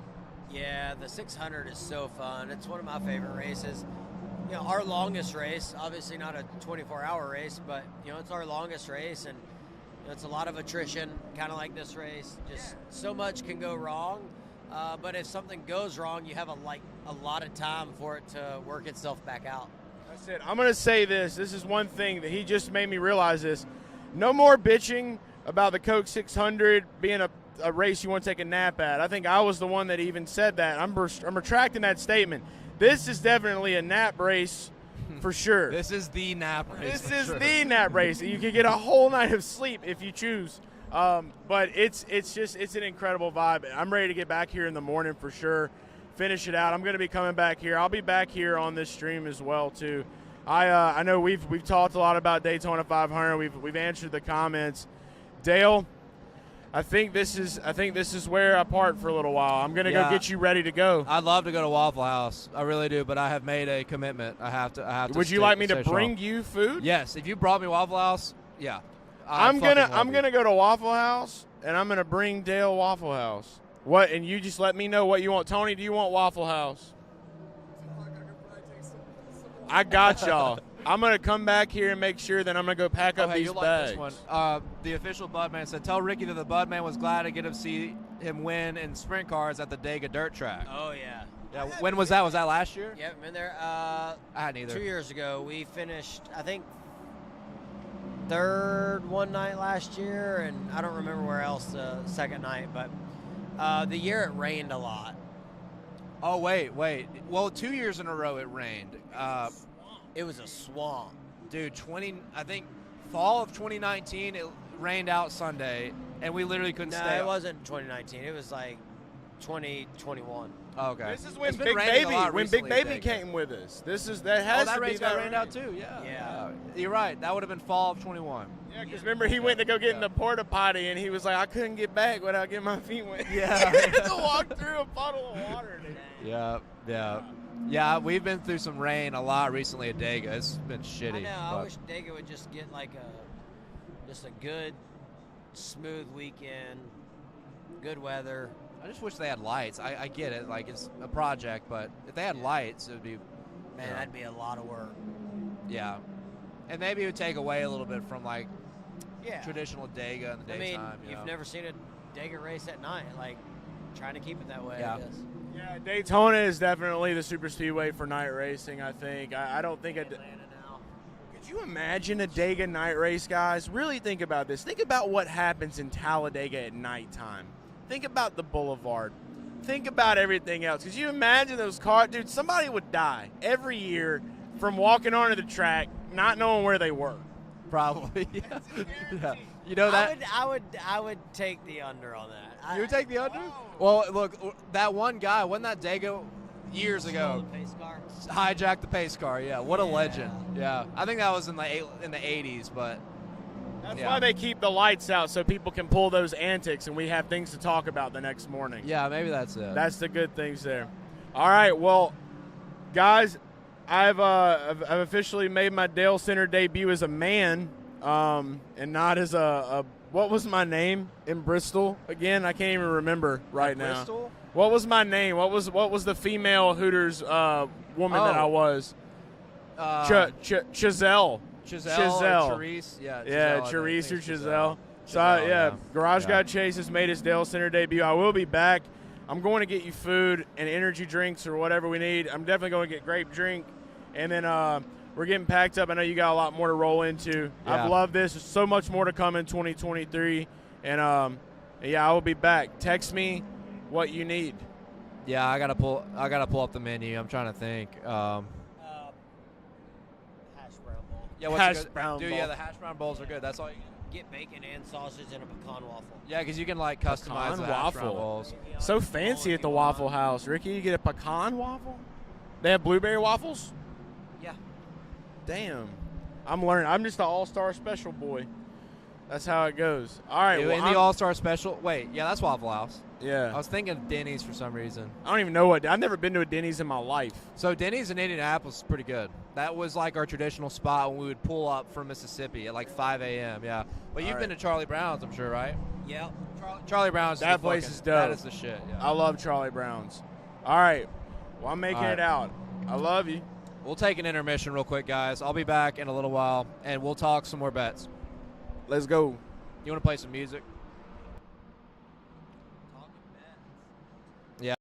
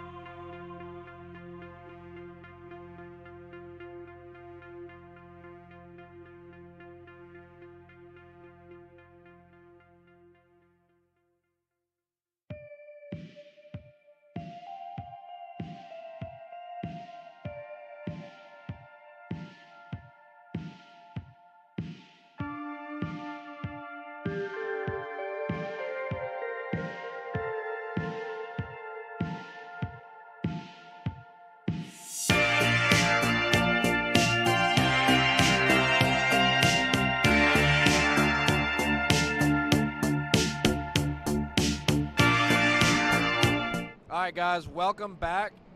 Can't believe there's still 15 people in here. I really appreciate you guys sticking around for my beautiful floating head, Dalescenter. Special thanks to Ricky Stenhouse.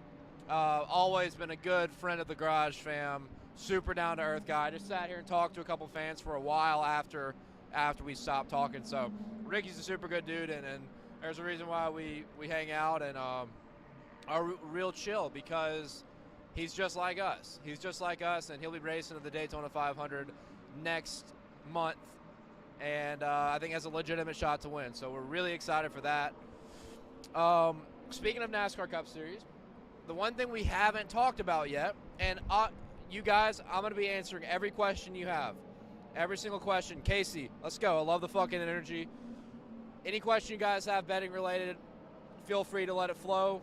I'll answer anything. I know there's probably a few questions that may have slipped in between the cracks just from our banter and having DeMarcus and Rick Ware and then Ricky all come up in a somewhat short period of time. But now it's just me and Tony.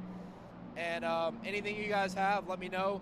I'm going to start going over race season totals, race wins, season race, I don't know what they call it.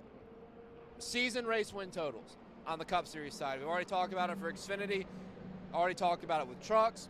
If you guys want any recap on any truck bets that I like, any Xfinity bets that I like, let me know. I'll be more than accommodating to answer them. How you going, man? It's Scott McLaughlin here. How you going? Hey, you want to come here? Come here. God damn it, Scott. I was like, who is that? Dude, he like ran. Well, there you go, guys. There's Scott McLaughlin running up. I guess he's not that pissed at us anymore for the Book of Road. Wow, okay. Appreciate that, Scott.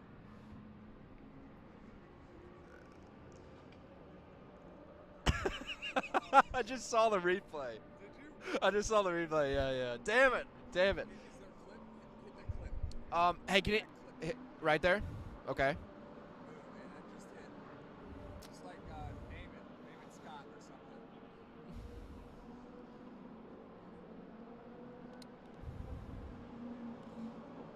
So how do you, is there a way you can go to this and save it, or?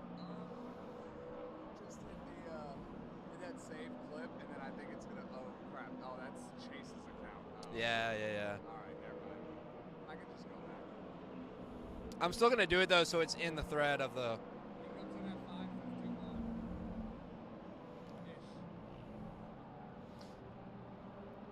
I hope you guys saw that. I just made the clip through Chase's YouTube. Will it send in there?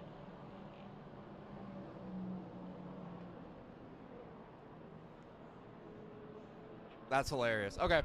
Is music still playing? I thought I was hearing music. Yeah. Hey, anybody tag us on Twitter that clip if you screen record it or do anything.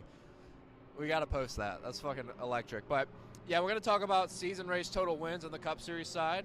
As I've said, if you need any recap on Xfinity trucks, just let me know. I'm going to go live on TikTok too,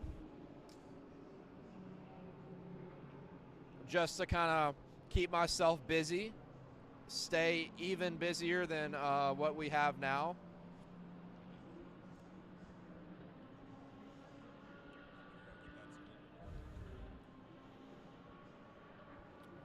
Let's go TikTok live. All right.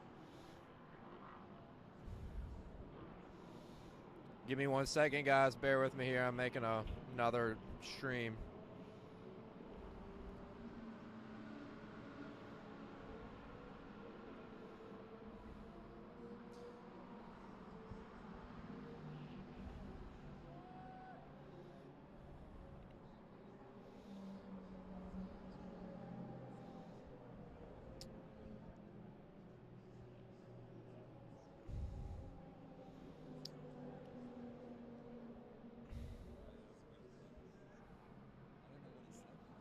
I think he's like, hey, it's Scott McLaughlin. I don't know. He just like said his name. Okay. What'd he say? What'd he say? Oh man, it's Scott McLaughlin. Here you go. Just random, just run up and leave. Love that. All right, I need something to crutch this for my phone.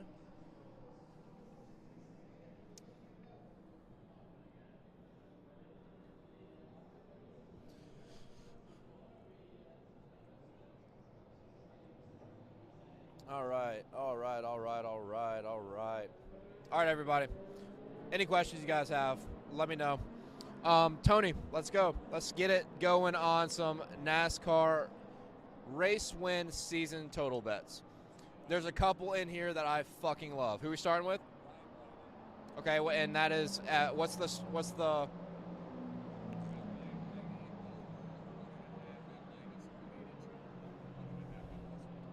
Okay, this line is courtesy of Barstool Sportsbook. Hello, TikTok. Anybody here? Doing a live stream from the Rolex 24. We are on hour 9. We've been live for over 9 hours. We're going to continue to be live all the way through the duration of the event. We're talking NASCAR bets ahead of the 2023 season. So, give some context.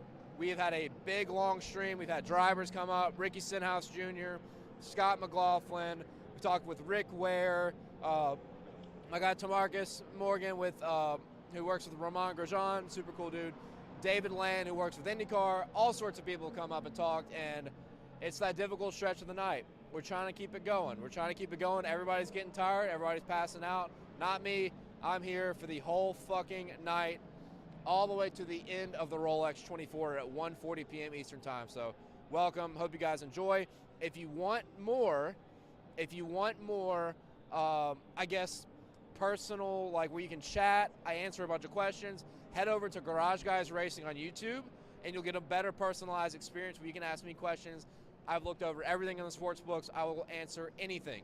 So I'm going to try to keep up with TikTok as much as I can, but for a better experience live at the Rolex 24, come over to YouTube.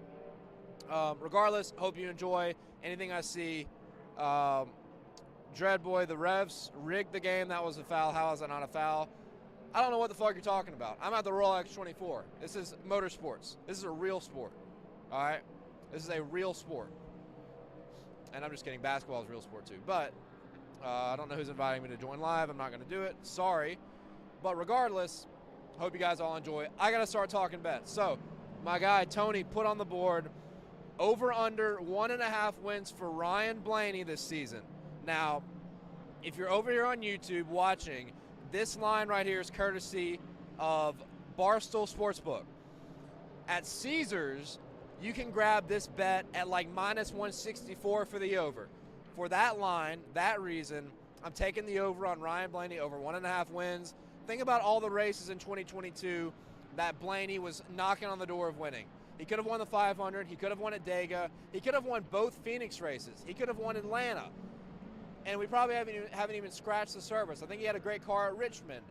There was a lot of different races where Blaney was very strong, just could not get the dub. He did win the All-Star race, which would not count towards this bet because it is not a points-paying race. All-Star race is an exhibition race, so for betting purposes, does not count. I think we see a big bounce-back year from Ryan Blaney. They've just got too much speed over at Team Penske, with Logano winning the championship. Cindric wins the Daytona 500. I think Ryan Blaney will win more than one race in 2023. Remember, this line you see on the screen over here on YouTube, Garage Guys Racing, Garage Guys NASCAR Podcast, minus 182, not as good as what you can get at Caesars. I think you can get minus 165 on Caesars Sportsbook. Better line, still kind of juicy, but nonetheless, I think Blaney wins 2 races in 2023. Love that bet. Let's go to the next one.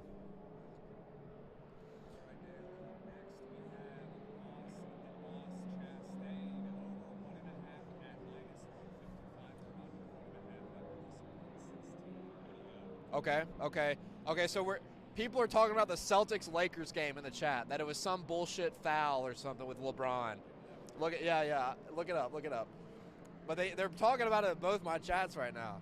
Anyway, which is insane. It's 4 a.m. How is that game?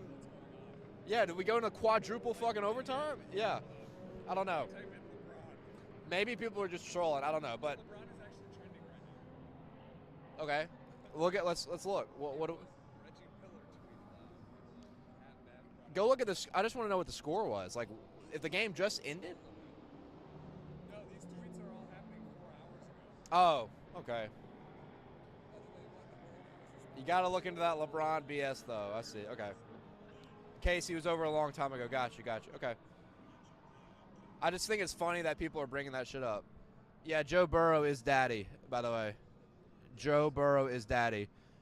McKay, I'm at the Rolex 24 in Daytona Beach. I'm inside of Daytona International Speedway in the 24-hour race. That's why I'm live. I'm going the whole fucking night. We've been live for like 8 hours over on YouTube. And I just opened up TikTok to keep myself more busy. So, look, we're at the track right now. Look at this. Inform you on the LeBron situation. Okay.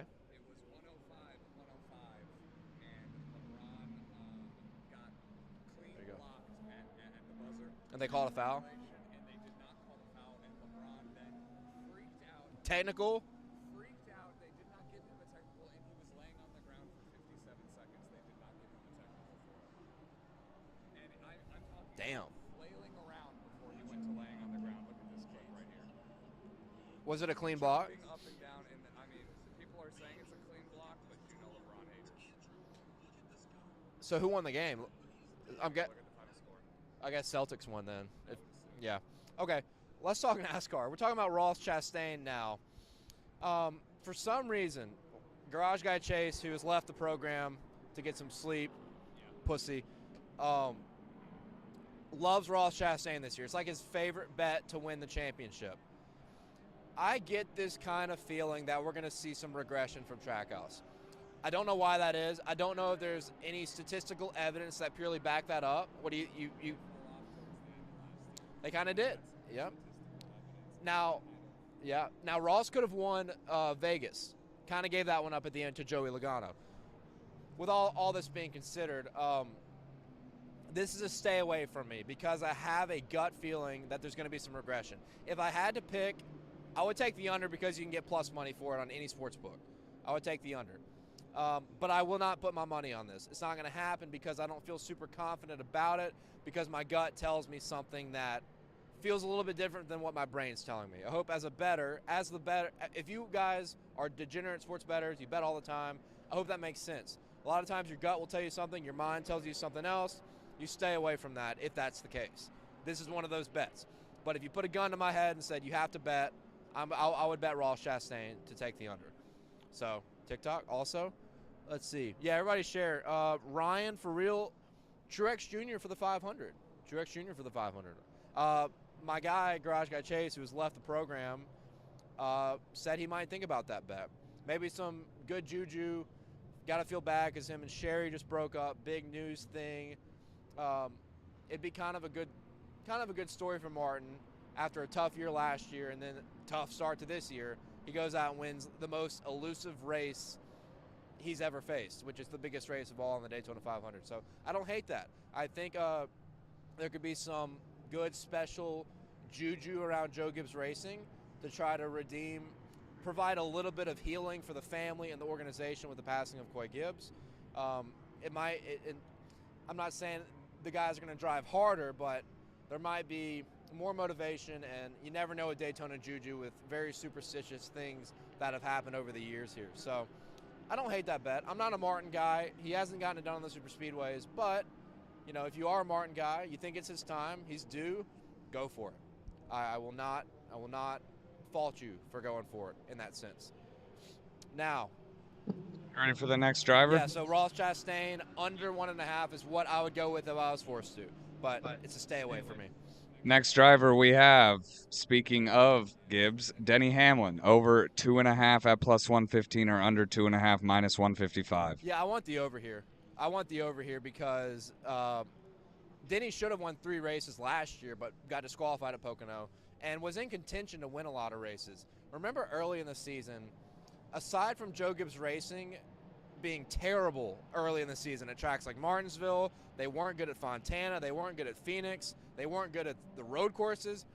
It was a down year for Toyota, and you still had Denny Hamlin win 2 races. You still had Christopher Bell win 3 races. Like, Kyle Busch won 1, Truex won nothing, 23XI had a good year for their second year in the series.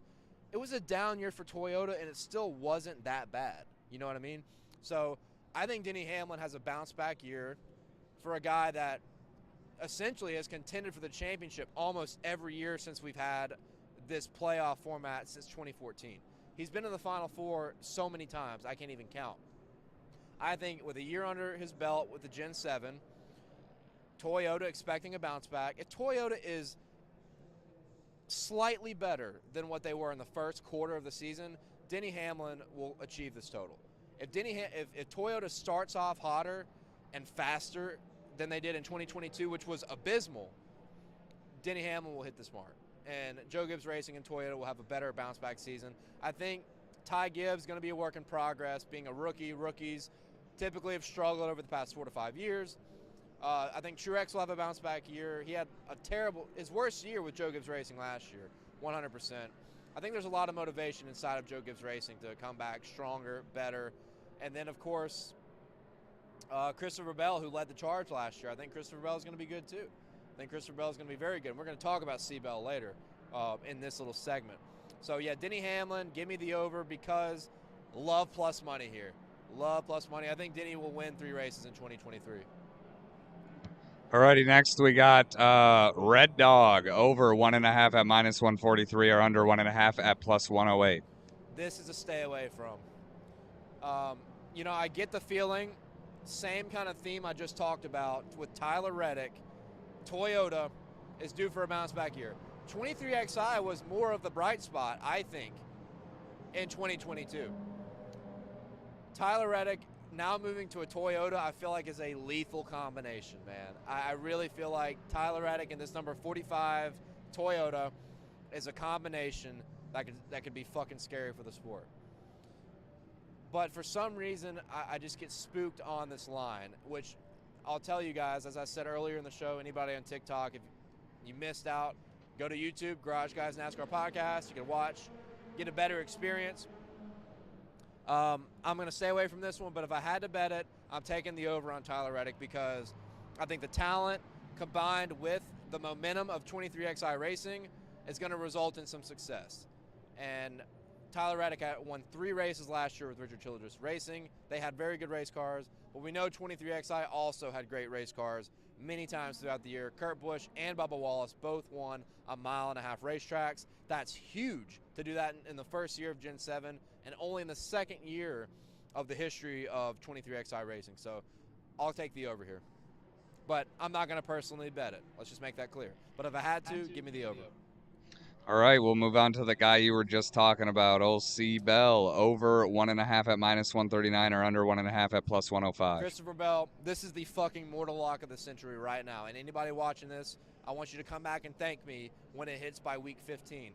Christopher Bell over 1.5 wins is an ungodly mortal lock. Absolute ungodly mortal lock. Do you not agree? I see your face. You like it? Okay, look. And to get it, what's the over? -139? -139, yeah. I just like the big talk you're playing. Hey, week 15, I like that. I like that. Look, all right, I'm not going to guarantee week 15, but I will make a personalized guarantee that it will hit by the end of the season. The guy just had the best year of his career. He won on a variety of 3 wins, 3 very different racetracks is what I was trying to say, right? He won at the Roval, he won at New Hampshire, and he won at Martinsville. 3 very different racetracks. If him and his Hall of Fame crew chief, Adam Stevens, reminder, won 2 championships with Kyle Busch not that long ago, they're building that chemistry together. We know Adam Stevens is a amazing crew chief with his prior success. What they did in the playoffs last year was fucking special. And I think they're barely scratching the surface. We've seen Christopher Bell dominate in the Truck Series. We've seen Christopher Bell dominate in the Xfinity Series.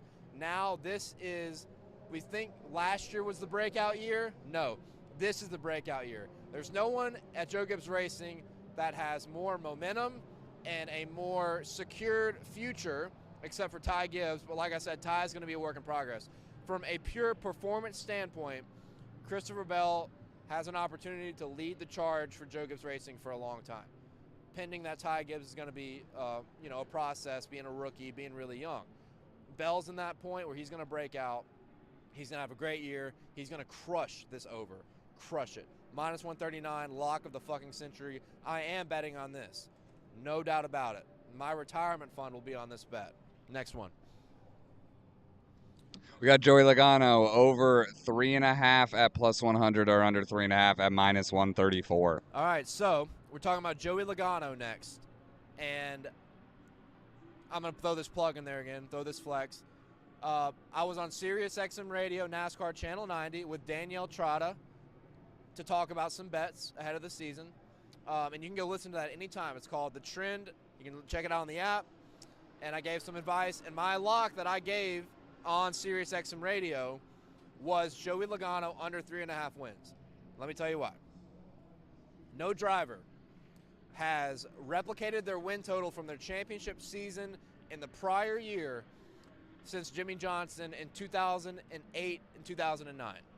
We're talking 14 years in a row, a driver who has won, let's say, I guess the best way to describe this is 2021, Kyle Larson won the championship, right? He won 10 races. Following year, he only won 3.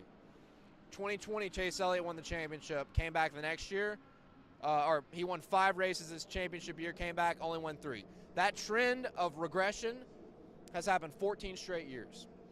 Joey Logano won 4 races last year, and his total is at 3.5. So I'm going to go with the data that's been rock solid for the last decade and a half, that the championship hangover is so legitimate. It is rock solid. It's one of the most rock solid trends you will find in any data, any statistics, and NASCAR betting. Give me the under here. Joey won 4 races last year. Every single year dating back to 2008. A driver who won the championship has not replicated their win total from the previous year where they did win the championship, which tells me Joey will not win 4 races this year. Give me the under at minus 134. Second lock of the century. All right, next we got Chase Elliott over 3.5 minus 129 or under 3.5 minus 104. Okay, so Catfish Cody FanDuel. If you're talking about the Logano bet, this one is on Barstool Sportsbook. You can find way more variety, anybody in here who wants to bet on NASCAR. The most variety you can find right now ahead of the season is Barstool Sportsbook and Caesar Sportsbook. They're offering more lines, more diversity than anybody else on the market. So go to those sportsbooks when we're talking about these. When we're talking about these specific bets. And we said Chase Elliott? All right. Chase Elliott's total is at 3.5. This is a tough one. This is so tough because he wins like 3 to 4 races every single year. And I want to go over here, which I feel like I'm going over on everybody, which is, you're going to run out of wins at some point. But Chase Elliott accomplished 5 wins last year without winning a road course race, which nobody saw that coming. You got to imagine he's going to break through at one of the 7 road course races we have in 2023 once or twice. If he wins on a couple ovals. He was top 3 green flag speed at every single road course all year long. He just couldn't get a win. Yep. And a lot of it was some bad luck. He smoked everybody at Watkins Glen, and that caution coming out at the end fucked that race up. I'm going to go over here, but I'm not going to bet it personally. But my prediction, if you had to bet it, take the over, because I got to assume that Chase is going to get back to victory lane on the road courses. And if he does half of what he did last year on the ovals, he'll beat that total. So I say 4 wins in 2023 for Chase Elliott. This is the first time I'm looking at these lines, so since I've posted up this line in like the next slide, it has really caught my eye. Okay. I cannot believe this number is here. Kyle Larson over 1.5 minus 129 or under 1.5 minus 104. That's a typo. That's my bad. It's gotta Okay, be a typo. I'm I like, think he was at yo. 3.5. Okay. You got your phone? Open up Barstool. Yeah, that's a typo on my end. We're talking about Kyle Larson next. Damn, this is another sale. Over, yeah, 100%, yeah. Yeah. Yeah, no doubt. I'm hammering that Joey bet. Catfish Cody, thank you. I appreciate the support. I appreciate your confidence in what I'm telling you. That's an insane trend. NC Trip, TID, Denny could definitely get 3 before halfway. He's just got to have the package. Yeah, I agree. Denny is going to be so good at the short tracks, I feel like. And if they have if they pick up their intermediate speed just a hair at Joe Gibbs Racing, he'll crush that total. I think. So I'm with you on there. I think it is possible he could have it. Yeah, what you're seeing on your screen right now, not the correct line. That's a typo on my end. It should be 3.5. Did you confirm that on the book? On Barstool? Just confirmed it, just changed it on the stream. Okay. This is another tough one. Kyle Larson, except for his championship year and maybe 1 or 2 years with Ganassi, has kind of been a 1 to 2 win a year kind of guy. But the difference is now he's with Hendrick Motorsports in the prime of his career. He got 3 wins last year, and what we thought was kind of a down season. Hey, guess what? Championship hangover. Kyle Larson added to the trend of championship hangovers. Now you got to feel like with a year under his belt in the next Gen 7 car, I should say, he should have some improvements. And there were a lot of races last year that Kyle Larson could have, should have won. Like Auto Club, well, he did win Auto Club. What am I thinking? Hey, reminder, it's a 4 in the morning, so I'm getting delusional. But he could have won the Coke 600. He could have won Bristol Dirt. He could have won Bristol Fall. The guy could have won 5 or 6 races last season, just didn't get the job done at the end of these races. So if I had to pick, I'd take the over, but personally, I'm not betting this. And I know people probably hate to hear that. Oh, well, you're not betting it. Well, I want to tell you what you should do. You should take the over, but I'm not putting my personal money on it because I don't feel 100% about it. If you've listened to me for the past hour, you know what I feel 100% about. Christopher Bell over, Joey Logano under, locks, mortal locks. But Kyle Larson, I'm kind of Ryan Priest top 10. Oh, and Ryan Priest top 10 at Super Speedways. Bet it every single time. It's going to hit at least twice. Love that. All right, we got Brad K over half a win at minus 145 or under plus 115. Brad K. This is lock of the century number 3.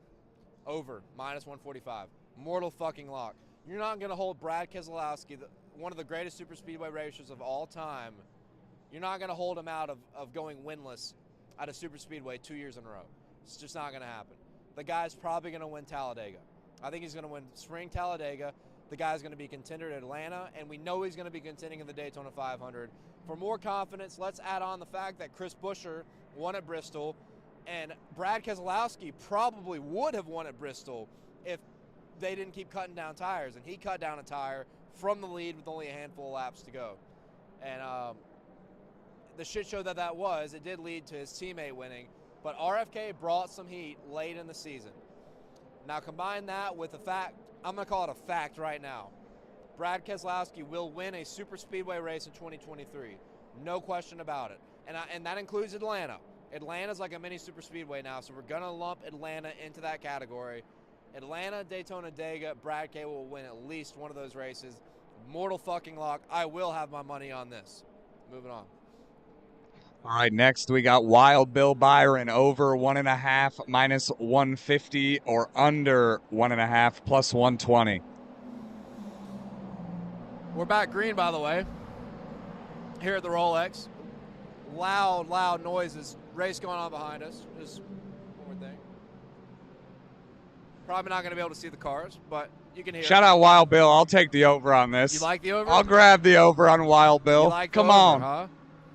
I don't know. This is another flaky line for me. Like, I'm a guy. I'm a believer in momentum, and I just don't like what happened in the second half of the season. For the first half of the season, we were calling William Byron Benjamin Bill because he was bringing the racks for like 4 weeks straight, and then he completely fell off. So, I've already taken the over on 2 Hendrick Motorsports drivers with Elliott and Larson. I think I got to take the under here if I had to bet it. I'll take the plus money and take a risk that Byron's bad spell is going to continue. But don't be surprised if Willie B comes out and wins like the Daytona 500. Honestly, like, he's a good super speedway racer. So that's a scary part of this and why I wouldn't touch it, because Benjamin Bill, William Byron, will come out and win a race that no one will expect him to win. He did it at Homestead in 2020. He did it at Homestead in 2021, Atlanta 2022. And I picked him for both those races, just letting you guys know. But I'll go the under here. I feel like it's a safer route, and you get plus money for it. But I'm not betting on this. Once again, can't do it. Cannot do it. Flaky line. But if I had a gun against my head, Dale, you have to bet one. Give me the under 1.5 wins.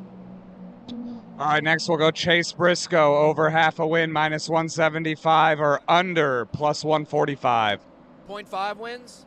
Yeah, over, no question. We've talked about Chase Briscoe. I already said earlier that Chase Briscoe plus 4,000 to win the championship is a good futures bet. Good futures bet. I think he'll be in the playoffs. He's going to win multiple races in 2023. He's the future of Stewart Haas Racing. Just signed an extension in the year that Kevin Harvick's going to retire. They're loaded. They're locked in. They're locked in on Chase Briscoe to be the face of SHR going forward beyond 2023. So give me Chase Briscoe. I know this line is pretty juicy. You got to bet a lot, but it's worth it. He's going to smash that. He's going to win a race at the minimum. I mean, that's a mortal fucking lock. Number 4. All right, we got Ty Gibbs over 1.5, plus 170, under 1.5, minus 200.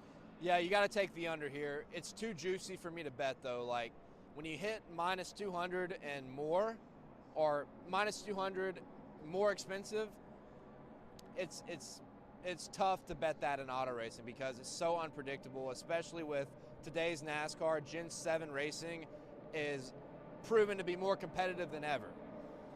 So I would hesitate to put my money on this, but rookies over the past few years have struggled mightily in NASCAR Cup Series competition. I know Ty Gibbs got a good amount of experience last year with Kurt Busch being hurt.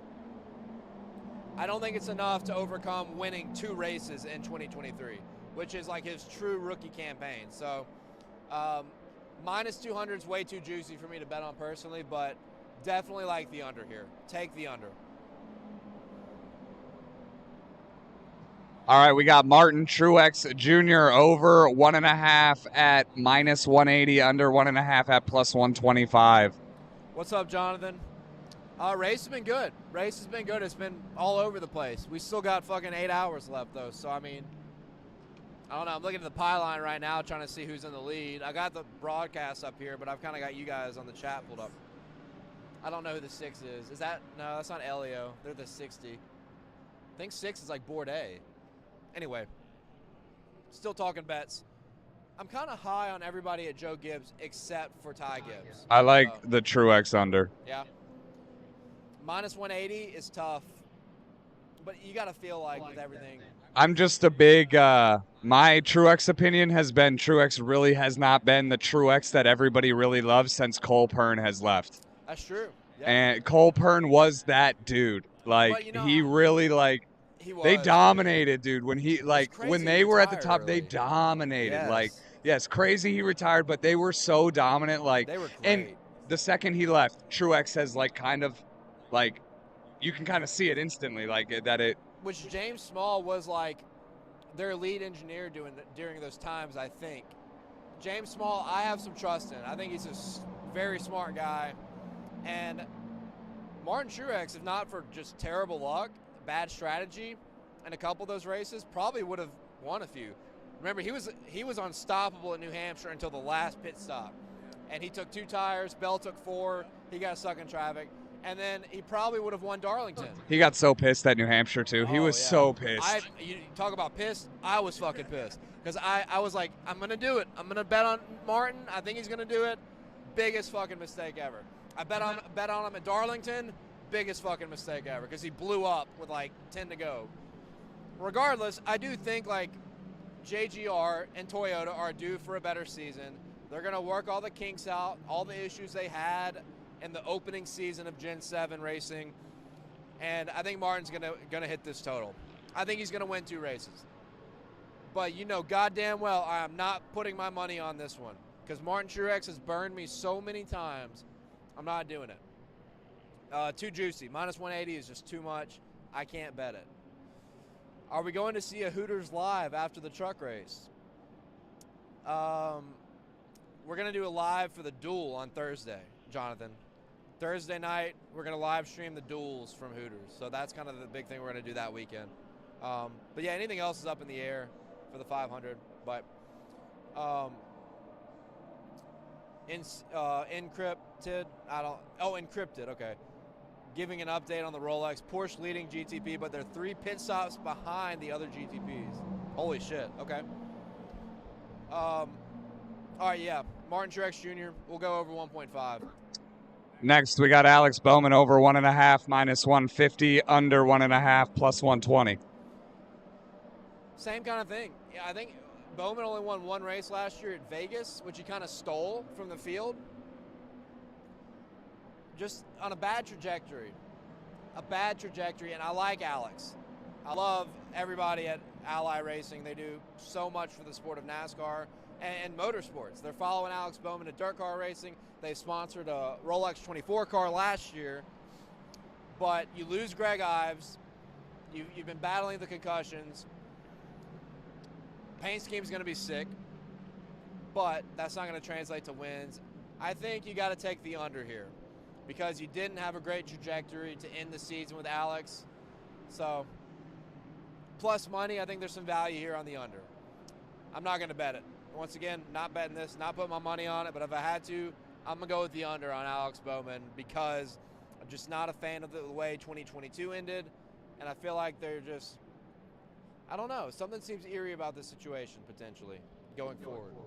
We have our penultimate season win total now. Bubba Wallace over 0.5 minus 165 or under half a win. No wins on the season, plus 135. So I'm going to take the over here. Talking about Bubba Wallace now.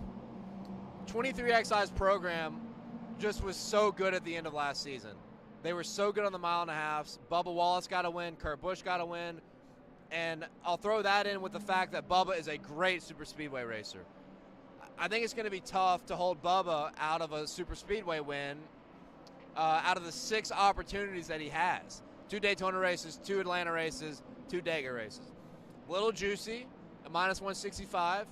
But if I had to bet it, I love the over here. I think Bubba could win the Daytona 500. No question about it.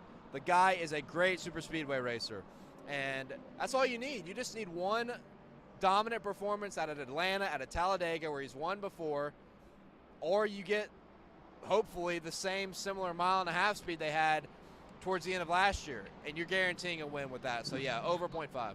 He's so good at those Vegas, Michigan type tracks. He should have won Michigan last year, and he got stuck in traffic. He's so good at those type tracks where, like, you can compare those tracks together. Bubba Wallace is always running up front at those bigger 2-mile or, like you said, the super speedways. Yeah, 23XI could be dangerous with Reddick, too, because that is his kind of racetrack. And now he's got that speed, like, whew, that could be scary. All right, our last one here, Kevin Harvick over 1.5 plus 120, under 1.5 minus 150. So I've always been a Harvick guy, and I'm so sad to see him leave. Your childhood it just dwindles away 1 year at a time, and Kevin is like the last remnants of that.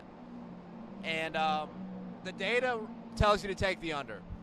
We kind of talked about it earlier, like drivers in their final season, they just don't have it anymore, right? Like Jeff Gordon was the best example of a guy in his final year that was competitive.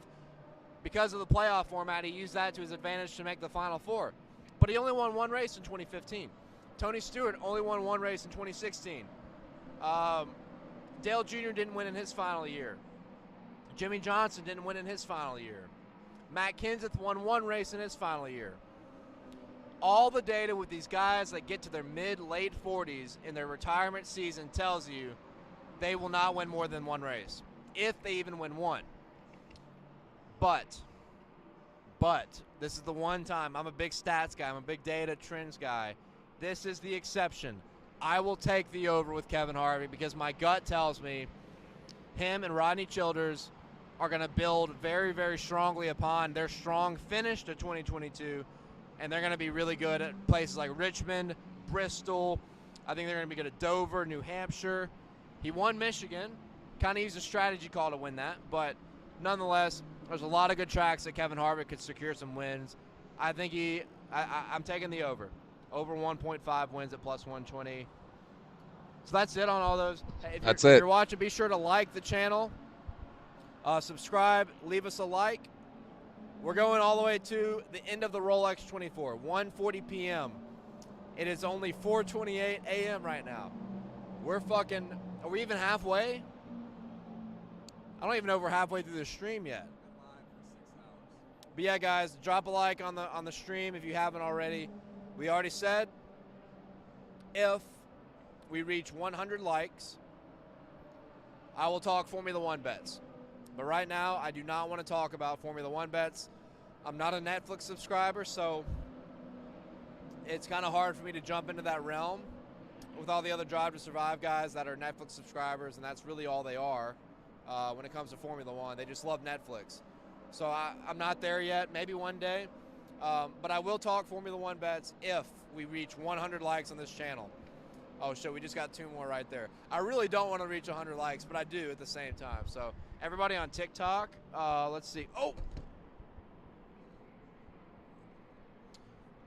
I got Waffle. So anybody on TikTok and everybody on the stream too, Ricky Stenhouse and Chase are bringing me back Waffle House. So I cannot wait for that. We're getting Waffle House hopefully soon.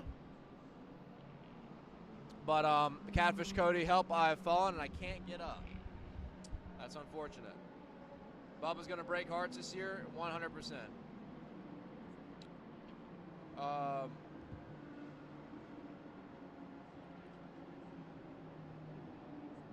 Sorry, guys, trying to catch up. Ryan, big Truex guy. Yeah, I feel you. Truex this season, I believe we'll get it done. I like the confidence. That's your guy, man. If that's your guy, that's your guy. Whew. Any questions anybody has? Maybe not betting related, just anything related, because I've talked a fucking shit ton of bets in the past 7 hours. I think we've covered everything on the NASCAR side except for, oh, there is one more category of NASCAR bets we could look at. I don't have overlays for them, but we could talk about them. But I will wait. LMAO, not a Netflix subscriber. Look, I'm riding the Netflix subscriber joke to my death. Well, or until, if Drive to Survive goes away, then maybe I'll stop. But I always make fun of Drive to Survive fans so much. It is so great. They get so triggered. It makes me so happy.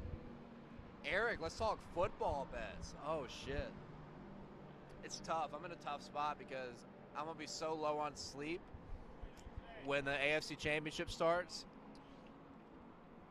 Bengals, Chiefs, I really don't know. I got the Bengals. I would take the under. Joe Burrow is the truth. I would take the under in the Chiefs game. I feel like both teams are going to light it up on defense.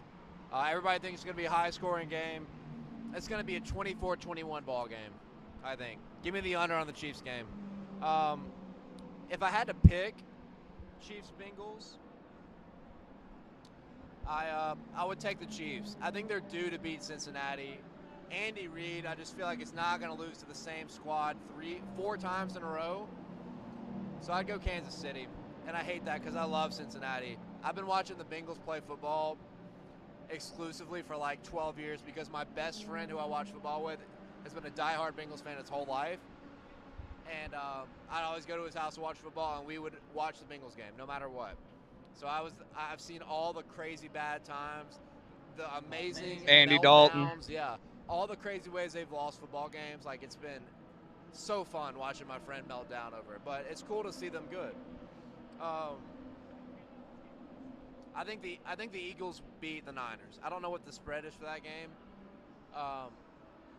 but I got the Eagles minus 2.5. It's still at 2.5 right now. Yeah, give me Eagles. I think the quarterback experience is the big kicker here. I think Brock Purdy showed signs of struggling last week against Dallas. Philly has a good defense. They could eat him alive on the road in Philly. That's a tough place to play in the playoffs, conference championship, big stage. I think we'll see a little bit of regression for Brock Purdy. Give me the Eagles, 100%. Yeah, I get San Francisco has a really, really good defense and everything, but I think people have, just because of the December the Eagles have truly forgotten how much of a powerhouse the Eagles were. And now they're healthy because of the December they had. Yeah, they're fully healthy. Come on. I think they're going to come out here and it's going to be a good game, but I think the Eagles got this. I do too. I think both teams are wagons. San Francisco's scheme is just so good.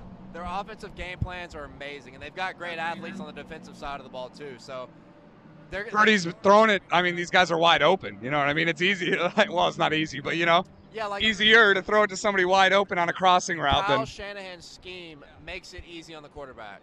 Like he breaks it down. He simplifies it so much where you can make easy throws and run the offense smoothly. And that's what's so smart about that. And it's all going off the run game too, which is so much easier for a young quarterback. Elijah Mitchell's probably a Pro Bowl McCaffrey back by himself. Like, just roll Brock Purdy out a couple times and have him dump it to McCaffrey. yeah, San Fran's tough, dude. But I think the quarterback experience will prove differently. It's crazy how Hurts literally went from, there he was a question if he was the guy, and now it's like MVP. So Catfish Cody. No, I've never met Jordan. I've never met Jordan Taylor, but yeah, we get told all the time that we should do stuff with him because he does have that good, old NASCAR vintage swag with jorts. Like, that's always been my thing. So it's cool to see an actual driver kind of embrace that and bring that to a different sanctioning body of motorsports, which IMSA's owned by NASCAR, but IMSA totally has a different fan base than what NASCAR has. And they're doing a great job on bridging that gap. This event has been amazing. It's my first Rolex 24. Yeah, how do you rank the Rolex 24 in your motorsports endeavors now? Out of all of the big motorsports events that you went to, how do you like the Rolex? It's tough because I came here with the intent to work, not have fun, which this is fun for me. But it's different than Indy where I want to go there and just fucking party, right? The Indy 500 is a massive party. So it's hard to compare when you have all that. The Rolex 20, they don't have concerts and shit with big artists. It's a good experience, but I need to see the real fun part of it, in the campgrounds, get to experience that. But the prestige of the event is up there because it feels really important. Shit ton of people on pit road. It's clearly a galvanizing event for a lot of people, and I respect that. There were so many people here this year too. So many people. But yeah, it's wild. We're sitting right here outside of the media center, kind of right near garages 44 through about 35, maybe 34 is down there, and we just see drivers walking. Scott McLaughlin literally walked by, saw us, and then crashed the stream. Hey, did you find that video to tweet?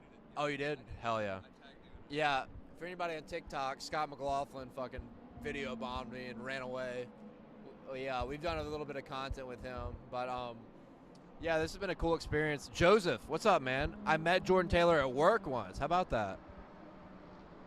Taylors are great race car drivers, dude. Great race car drivers.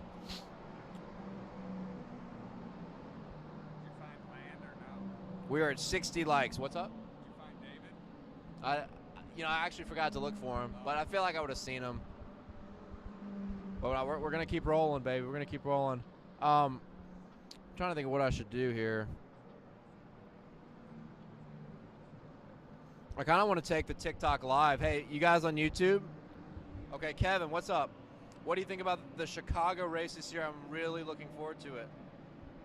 I think it's whatever, right? I think there's potential that the race could be a shit show, but I really don't think NASCAR cares about that. And that's a good and bad thing, right? You have potential to piss off the drivers because you're going to a new track for the event, for the experience, right? They're doing all these concerts, big concerts. The Chainsmokers, Black Keys, a couple other big artists. So it's going to be an experience, right? I don't think it's going to be a permanent thing. I would really be surprised if it was, but I think the first one will be a great success. Regardless of the racing product, there's going to be a fuck ton of people there. And that's really the big key in all this is exposing NASCAR to new eyes. And now you're going to a market in the fucking downtown streets of a huge city and exposing NASCAR to a brand new market, right? NASCAR lost its way in that area when the track in Joliet, I think that's how you pronounce it, but Chicagoland became abandoned, basically. So moving back into that market in a new galvanized way is very important. So I like the decision. I hope the track is legitimate, and I think it'll be a success like the Clash in the first year. But what's the big thing is, do these events fizzle out, right? Do they fizzle out over a couple years? That's what we have to consider in the long term. Like we need to make sure when we go to Chicago, when we go to LA, we attract race fans and keep them. Yes, we attract and keep. Yeah, yeah, exactly. They'll be like, yeah, that was so cool, but like, what's gonna bring them back? You know, you don't want these fans to look at it like a one-time experience. You want them to come back and enjoy it, and become a fan of a driver or become a fan of something deeper into the sport. So I think there's great potential with it, but I need to see cars on track. I need to see what it's going to be like with cars in the street course. Joseph, you taking random fans in the infield as guests? I mean, anybody can come up and like walk up. Where? Oh, Joseph's been chatting. Anybody can come up and walk up and chill for a minute. Wiz, this is I'm not trying to.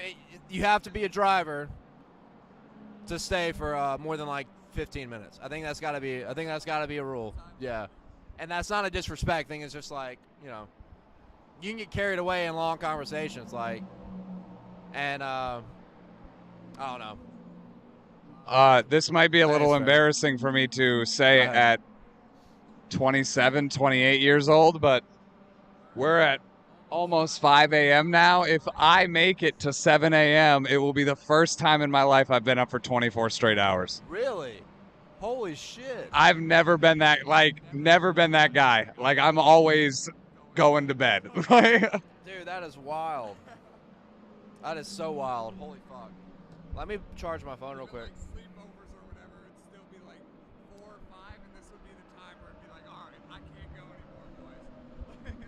Hey, is there a way I can charge this close? Is there, or do I have to go over there? Oh, yeah, what am I doing? Oh, it's a Type-C. He has no old USB ones. Here, hand me this. What is this? Here. Use this. Plug in. Oh, you got that mobile thing. Yeah, fuck yeah. Sweet. Look at that, dude. My phone's at 100% right now, and it's still only 1/4 used. And I have another one. That thing charges quick? Yeah. Fuck yeah. All right. Bro, you would catch me in the stands with a pillow and blanket napping. I wouldn't touch a towel. I don't see it lasting past the contract they signed. I think it's going to be a logistical shit show. Yeah, I think a lot of people think that, and I'm worried about that. But we have to try new things, right? Like, NASCAR's got to get ambitious. I love like what Ben Kennedy and these guys are doing, trying to expand their markets and take risks. We got to take risks. That's the important thing here, is to take risks and reach new fans that haven't seen the sport, and certainly haven't seen the sport in a light of like being in person, you know? So getting more people out to these events, like when you go to places like Chicago, much more likely you're going to get more eyes in person when you do it in the city. So I respect the decision, and I hope it works out. I'll never root against it. His parents never loved him. Who the hell are you talking about? Bordeaux to first.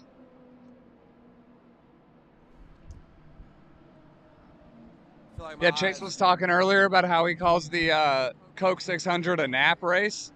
My only Coke 600 I've ever been to, I actually fell asleep for the first 100 laps in the grandstands. It was crazy, but I was just so exhausted from like the Xfinity race, and like, because you know that goes all night, and then you wake up early and you're watching Monaco in the infield, and you're watching the Indy 500, and then you go into the race, and I'm like, dude, it's 5. Like, I'm ready for a little nap ski. So I want to talk about 3 best days of the year for me personally. And can I rank them in my head real quick? All right, number 3 best days of the year. They're all sports related. Number 3 is the Daytona 500. 3rd best day of the year. That's the ultimate, like, adrenaline rush when the fucking season starts. This is the Daytona 500, big time event. It's just so awesome. Nothing beats it. Nothing beats the feeling of seeing stock cars hit the track, packed house. Daytona 500, number 3 best event of the year. Number 2, opening Sunday of NFL season is such a great fucking time. Like the first time you can just see all your fantasy football players in action, and you can just lay a million bets on all these different outcomes. First Sunday of NFL season is amazing. Number 1 day of the year is Labor Day weekend, the greatest day in racing. Monaco for Formula One, which is a shit race, but it's cool. Indy 500 is the best sporting event on planet Earth, and I don't care what anybody says. And then the Coke 600 to round off the day. I mean, it is just such an awesome day of motorsports. Like, there's nothing else like it in the world. Nothing. Nothing else like it. So, I don't know what you guys think about that. Give me your thoughts. Kevin, I did 48 hours in my early 20s and started hearing voices. Holy shit. I did 48 hours this week, actually. Yeah. I'm fucked up. 317 Master Killer Gaming. What is up, dude? I think I only stayed up for 24 plus hours once, maybe twice. It's hard to do, man. It's really, really hard to do. Kevin, what is your favorite track or tracks? Love Vegas. You said you love Vegas. Indianapolis is my favorite track, but in particular for the Indy 500. But that place is so prestigious. It's massive. It is electric. It is a pure electric factory during that weekend. And there's just nothing like it. Like when you walk into that stadium, you just don't realize how big the Speedway is until you get there. It is absolutely unbelievable. And everybody's got to see it. There's a reason why it's called the greatest spectacle in racing. You got 350,000 people packed into a fucking 2-mile radius. It is unreal. It's the largest one-day sporting event on planet Earth. Fact. Indy 500. Look it up. Second largest, FIFA World Cup. But I love Daytona. The facility here at Daytona is amazing. The fan experience here is awesome. And then I love Bristol and Talladega. Bristol is the best place to watch a race on Earth. The night race is like one of my favorite events of the year for NASCAR. And Talladega is my hometown track, so love Dega. All the rumors are true. It's a fucking party. It's a lot of fun. Everybody's got to go to Dega at some point. All right, so go ahead. I'd say Daytona is my favorite track, but it's the track I've been to the most. The only other track I've been to is Vegas. Yeah. And I went there as such a little kid. I feel like I would enjoy Vegas more now that I could enjoy Vegas. Right. Like the city. So, but yeah, I love Daytona. I think there's nothing like it. I'm sure it's the same thing at Dega. I know Dega is always, it's been number 1 on my bucket list since before I went to Daytona, just because Junior would always rattle off those wins at Dega. So, that's always been my favorite track. But no doubt. Seeing the cars coming off of the banking of turn 4 here at Daytona, like 3 wide when they're like bump drafting, is so sick. Like they're dead sideways on that banking, and it just looks incredible. I'm sure it looks the same way at Dega. So, super speedways I feel are great to come to because it's always, you got super speedway racing, which is just the best. It's easy to consume. Totally agree. Vegas is cool. I went to Vegas for the first time last year and enjoyed it, but somebody said something I was going to... Okay, so, yeah, how big is Daytona compared to Indy? So, the radius, it's a 2-mile track, right?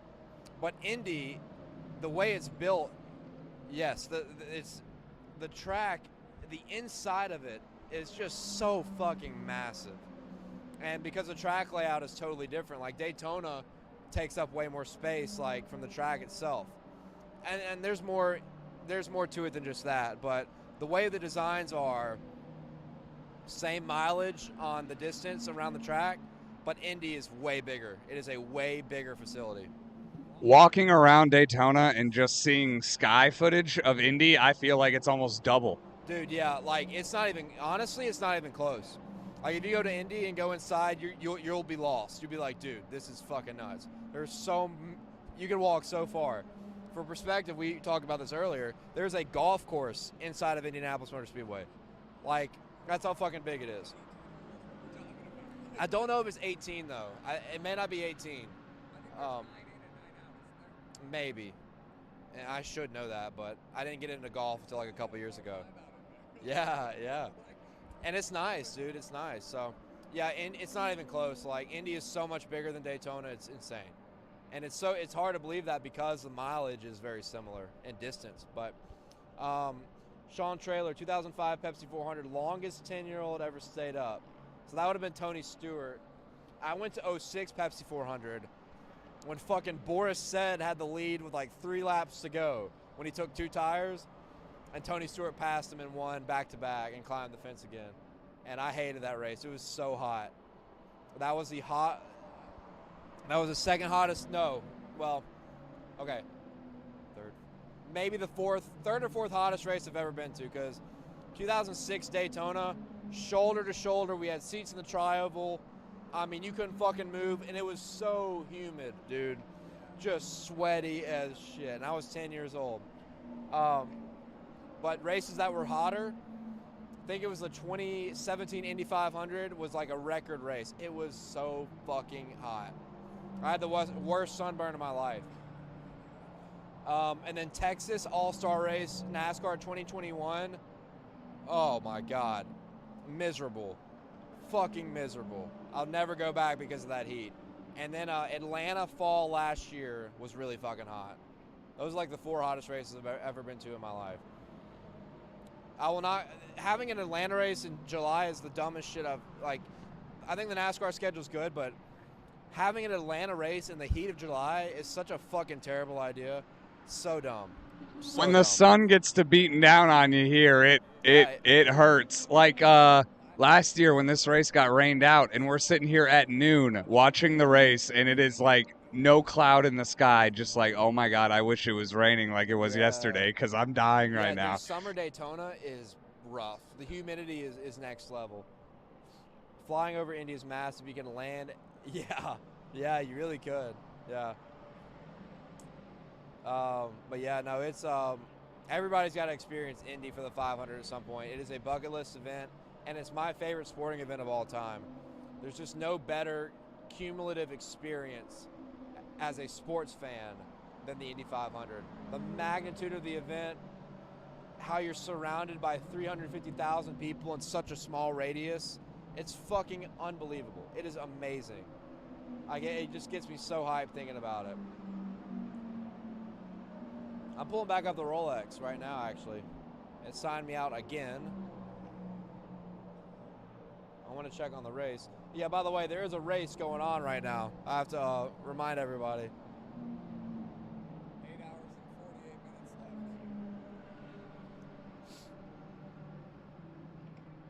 left. Yep. If you're new here, we're going the whole night. We're going up until the end of the green flag, or the end of the Rolex.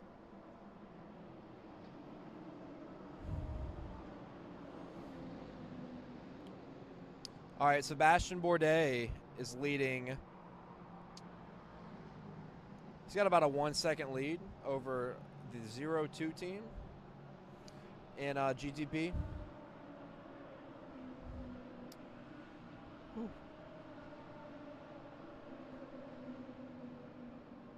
Elio Castroneves is out there right now in 3rd.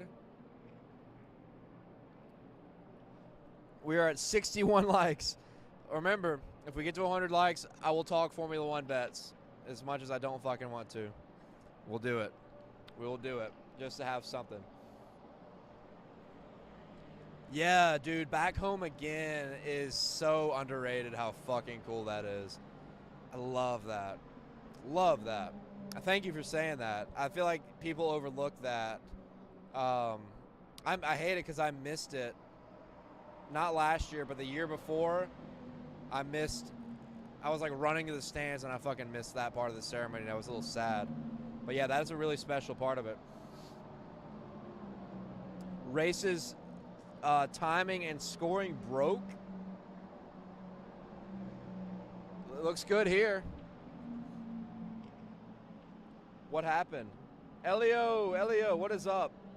Acero Stun. I'm sorry. It's delusional hour here. We've been on this for like 10 hours. I don't know how to say your username, but thank you. Thank you for chiming in. Everybody loves Elio. Spider-Man in P3 right now. The 01 up in the lead. Those are my boys. Who? That's Ganassi, right? Yep. Bourdais, Sebastian Bourdais, and I don't know who else is in it, but love Vandersand. Yeah, you've been talking about him a lot.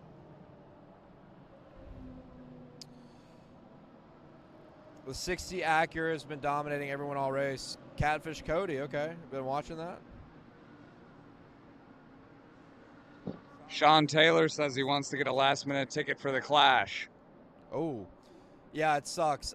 Sean, I will not be going to the Clash as of now because one of my best friends is getting married and I'm in the wedding on that Saturday night before. So if I went, I would have to fly out early Sunday morning.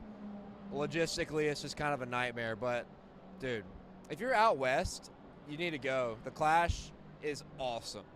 I loved it last year. Definitely one of my favorite races of the year. And I really hope it doesn't fizzle out because it's such a great idea. I thought the racing was fun to watch in person. I thought it was good. Came down to a good storyline last year, like Logano versus Kyle Busch, like two rivals duking it out at a short track. I love that. I think it's all going to be better this year. I think the racing's going to be better. I think that the fan experience is going to be better now that they have a year under their belts. COVID is not a thing anymore. Last year during the Clash, you still had to wear masks like almost everywhere you went, and COVID protocols were still heavy in LA. So it's going to be a better event this year. So yeah, I would recommend buying a ticket. You will have fun, no question about it. So Catfish Cody. Why are they riding on board this guy? That's, I don't know. Catfish Cody, so we usually stay the night, Sunday night, because we have a good setup. Like, we own a trailer right outside the Speedway. So we stay the night, we go to a bar and watch the 600 and leave Monday morning. But, yeah, I mean, leaving after the race is difficult. We've done it a couple times, and it fucking sucks. The traffic getting out is insane. And for me, I think it's better to just wait. I think it's better to wait a couple hours, and you'll have a better, you're not going to go through the pain of dealing with traffic if you wait a couple hours.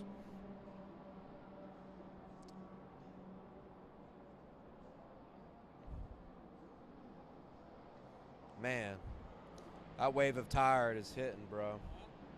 So that wave of tired is hitting, bro. Yeah. Acerostein, however the fuck you say your name, I'm sorry. Yes, I will be at Speed Weeks. Yep. We're getting here on Thursday. We'll be at Hooters for the duels doing another live stream like this. But we're going to be reacting to our bets and stuff, so it'll be really fun. Yeah, Encrypted. I've seen Wiz Khalifa live. He was amazing. I saw him at Hangout Fest in 2014. Loved it. That was a long time ago, but dude, yeah, he was fucking awesome. I grew up around that time when Wiz Khalifa got big, and that was like my high school experience. So yeah, we used to fucking bump Wiz at a lot of parties. I'm sure it'll be a fun show. Oof.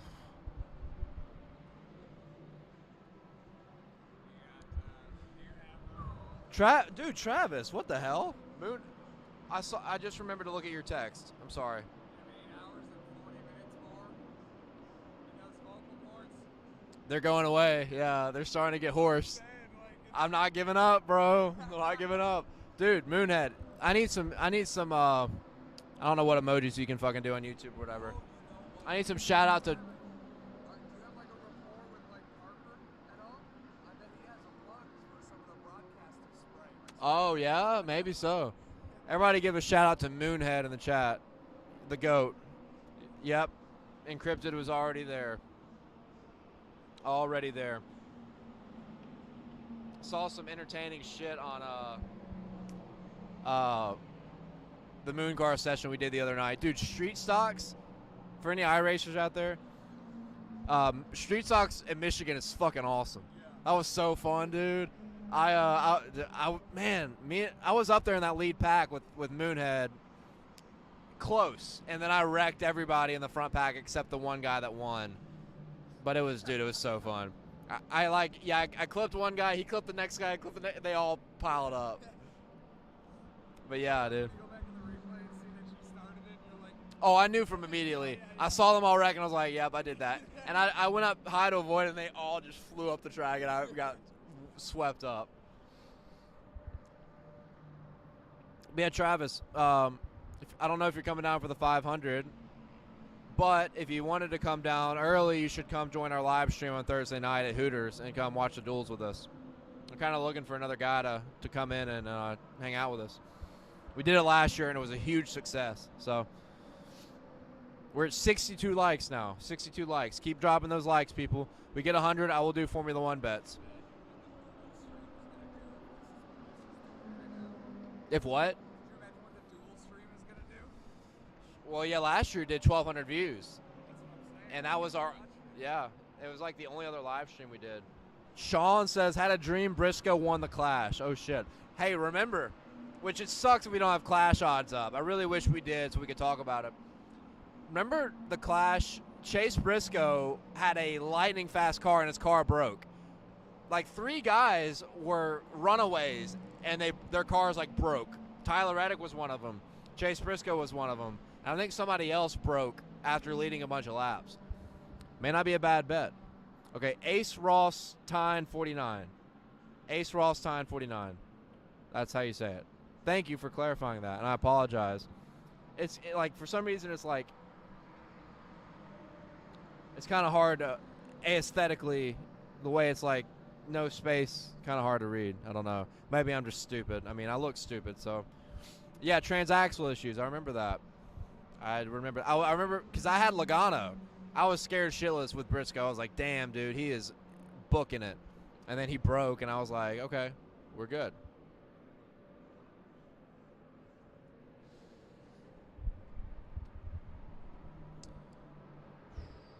Yeah, man, it's going to be fun.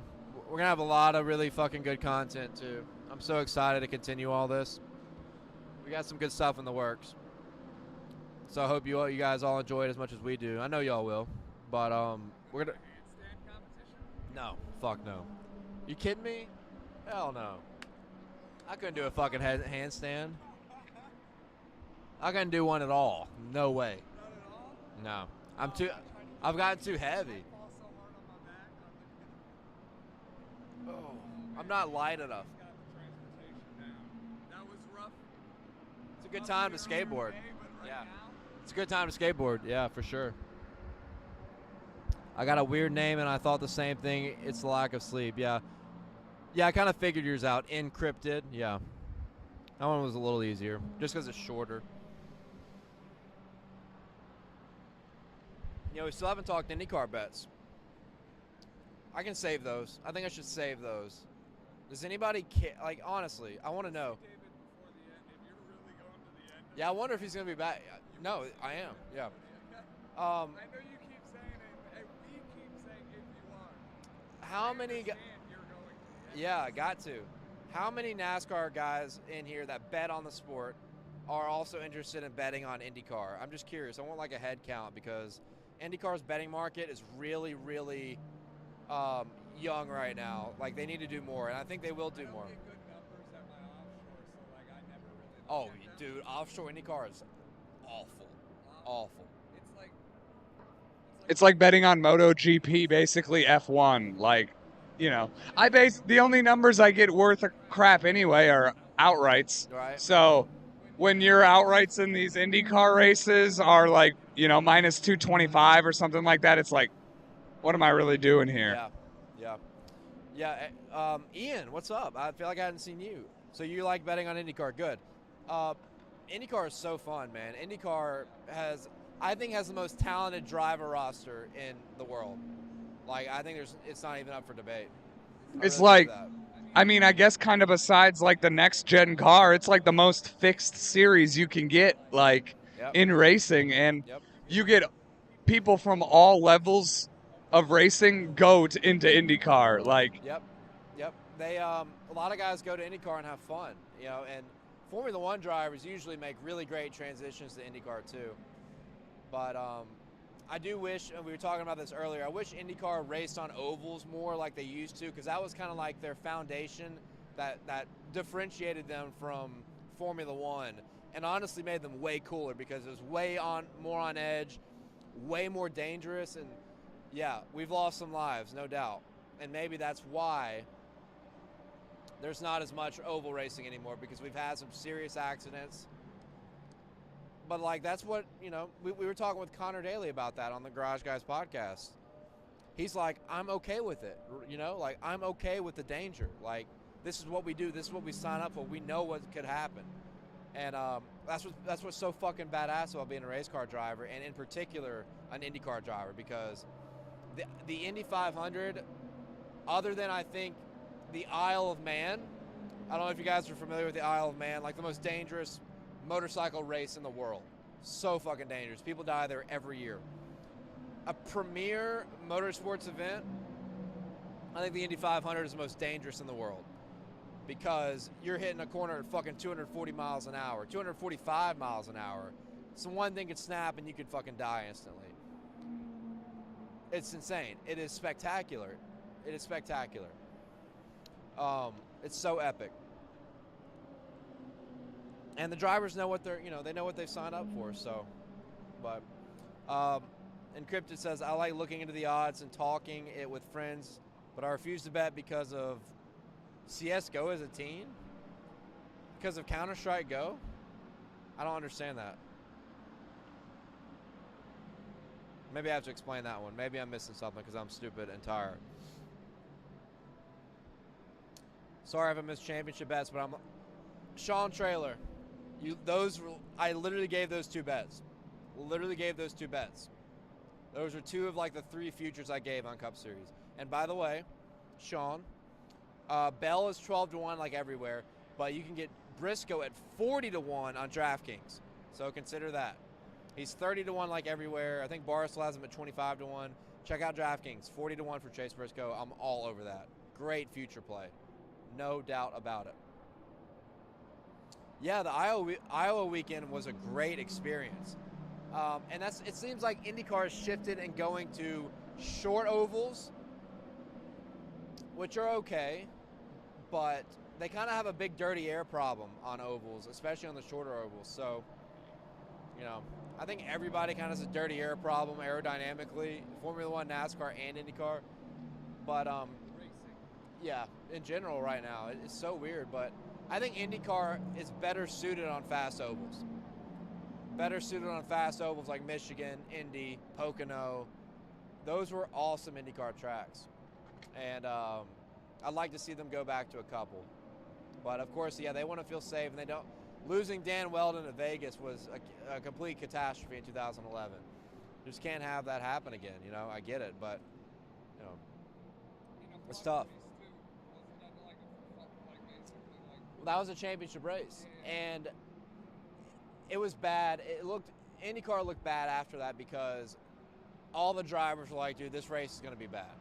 Because you're going full throttle around a really tight racetrack, 3 wide. There's like 33 entries in that race, which is crazy.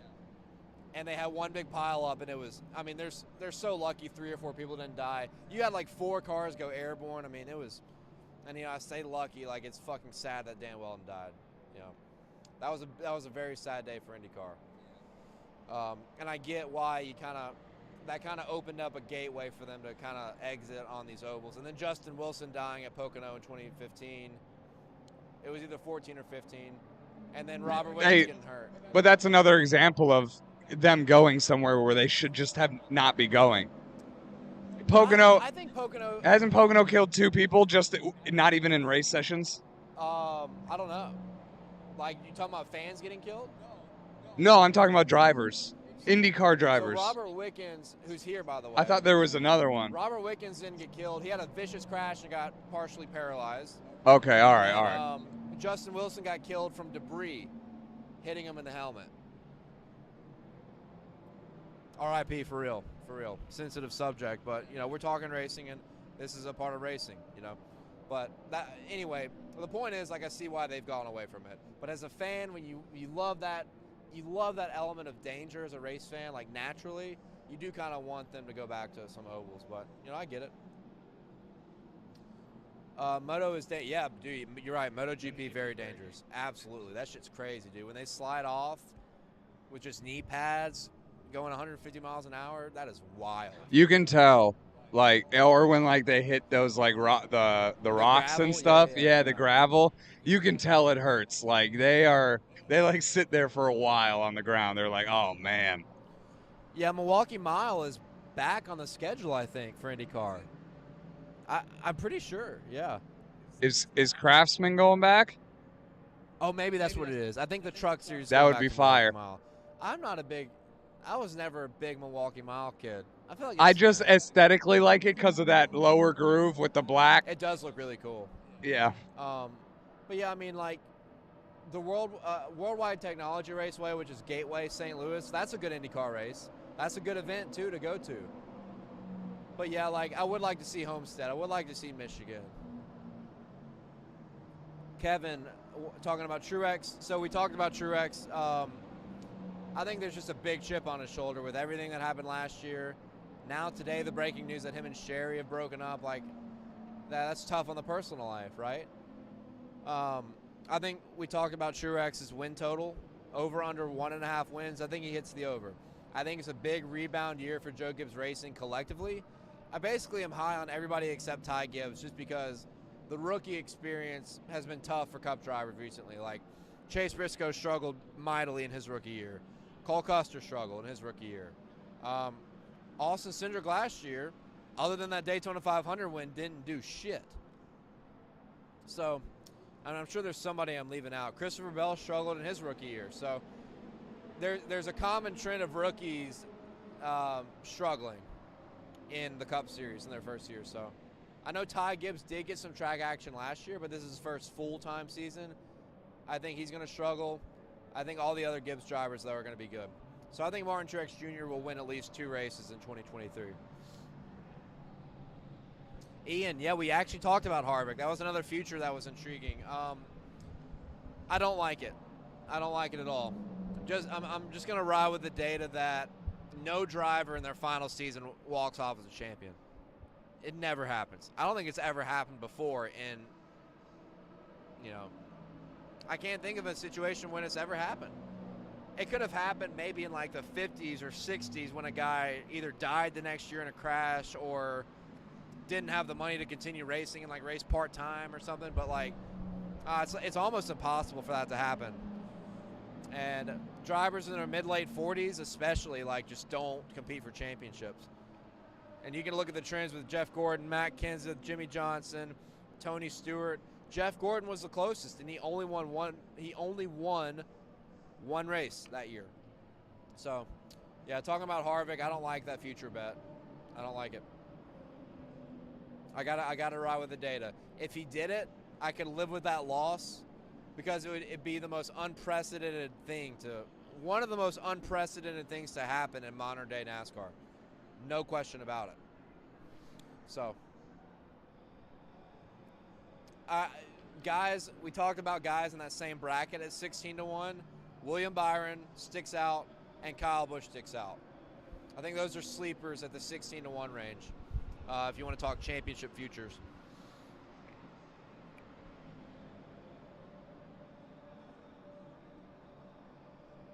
I'm going to turn this TikTok thing off. I've lost all my viewers. I had a lot of viewers, though. Just, hey, Cody, appreciate you joining, man. It's definitely slowed down over here on the TikTok. It's all good. I'm going to cut this motherfucker off. Thanks, everybody, if you're still here. Appreciate you coming in, and you'll get a better experience over on YouTube at Garage Guys NASCAR Podcast. So hope you join us. We're going to be live for another 7.5, 8 hours. So I hope you come join us. Appreciate y'all. So about the camera guy comment here, the latest comment, he said, shout out to the camera guys for staying up for the 24-hour race. When we take the trams by, when you go through the turn 1 lot or the tunnel, there's a area where they have their camera set up outside the international U-turn. and they have a RV right outside of like a little place where the camera guys are like up above. Okay. So I feel like there's probably like 2 or 3 just like, doing shifts or whatever Oh, yeah, inside for those sure. RVs that are right next to it. They probably got a bunch of camera guys coming in. Yeah. And out. Yeah. Got to. They got to have extra cameraman, dude. That you just. You can't expect somebody to stay up and work alertly for 24 hours. That's not even real. You can tell like the shifts of like. Oh, here we go. There he is. Daddy Rick. Daddy Rick. I was Mr. Rick Ware, fan of the show. Came on earlier. You can rewind it and see that. Very insightful interview with Rick Ware. So, really cool motherfucker, straight up. I like that guy. Really cool dude. He seemed excited, and I see why. They're P4 now.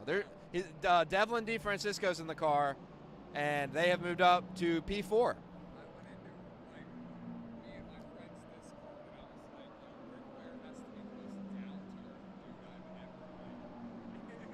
Yeah.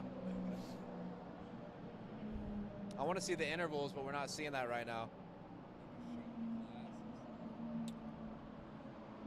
Remember, guys, if you're here new, drop a like on the stream. We still got some more bets to talk about. I'm trying to save them a little bit later in the morning so I don't just blow through everything right now. But if you have any questions, anything we've covered, I know a lot of people are waking up, tuning in. Feel free to ask. Hey, take a video of me. Let's post it on Twitter. It's morning time, so. Yeah, it's 5 a.m. Are my pants over there? We're still live. I'm still waiting on Garage Guy Chase and Ricky Stenhouse to bring me my Waffle House, but the show doesn't fucking stop. Show goes on, as they say in Wolf of Wall Street. So come join us. Oh, it's okay. It's all right. You can probably cut it like right after I finish the Wolf of Wall Street thing. And text that to me, and I'm gonna post it on Instagram. Actually, no, let's redo it. Let's redo it. Yeah, we're filming a video real quick for socials. Don't turn. Do you need the flash on? Because that fucked my eye up. My eye is still blinking. I'm seeing little blobs of colors. Shit. All right, go ahead. All right, everybody, look, Dalescenter 24 still going strong. I am currently waiting on Garage Guy Chase and Ricky Stenhouse Jr. to bring me my Waffle House that they promised they were getting. But we have been going for about 9.5 hours. That may not be right. Something close to that. Okay. So, yeah, we've been going for a fucking long time, and we're still going all the way through the morning up until the end of the Rolex 24. So come join us. We'll be here all morning. We have more bets to talk about, believe it or not. So come join Garage Guys NASCAR Podcast on YouTube. Probably going to see some more driver guests. We've had Ricky, we've had Scott McLaughlin, we've had Rick Ware, a bunch of other guys have stopped by. So come in, join us. The show goes on. Wolf of Wall Street, let's fucking go.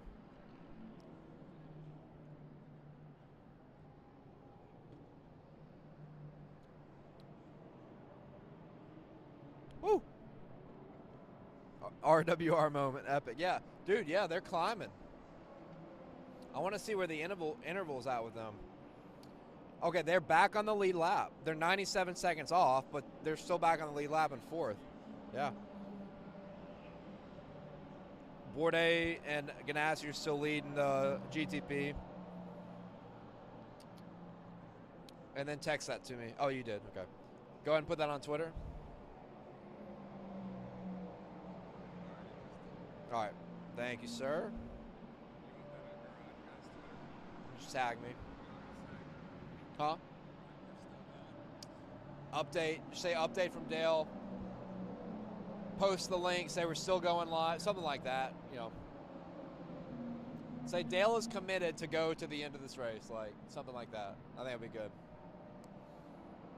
Which is the darn truth, people. Whew. Man. I need to get some water, bro. I feel like I'm getting dehydrated. Wait, no, hold on. I might go up there. I might go get some water. I need to walk around for a second too, so. I don't want to lose everybody. Oh, what's up, man? How's it going? YouTube, yep. Garage Guys NASCAR podcast. Oh, thanks. Thanks. Yeah, we've been at it since about 9 p.m. So we're going the whole 20, not 24, but we're going to the end of the Rolex. We're gonna try to. So yeah. Yeah. Thank you. Yeah. No, you're good. No. Garage Guys NASCAR podcast on YouTube. So it's a betting stream. We're previewing the NASCAR and IndyCar betting season. All the preseason bets you can do, and then anything in between.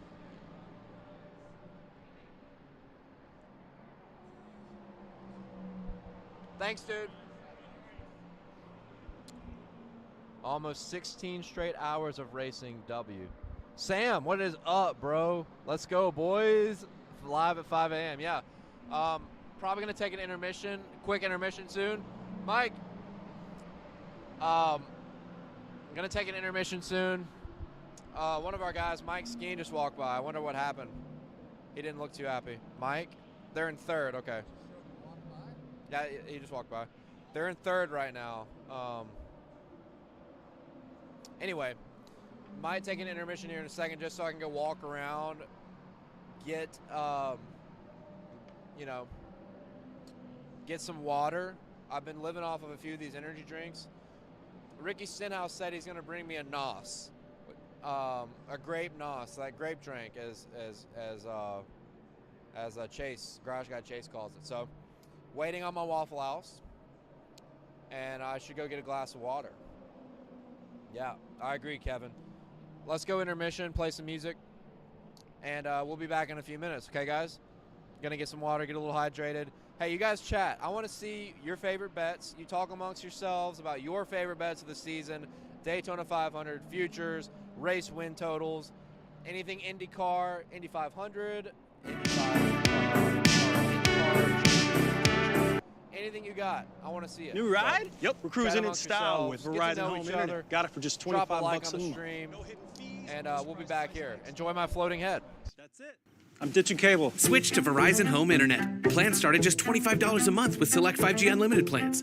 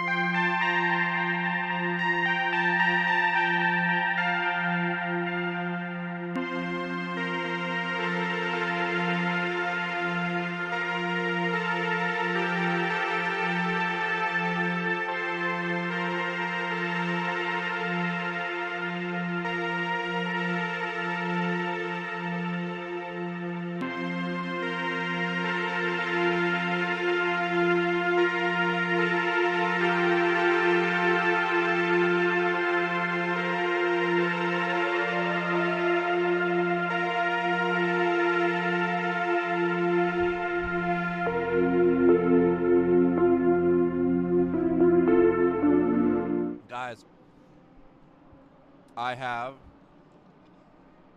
a hash brown bowl, courtesy of Ricky Stenhouse Jr. and Chase from Waffle House.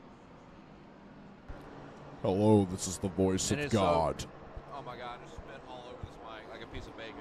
Dale has spit saliva all over his microphone.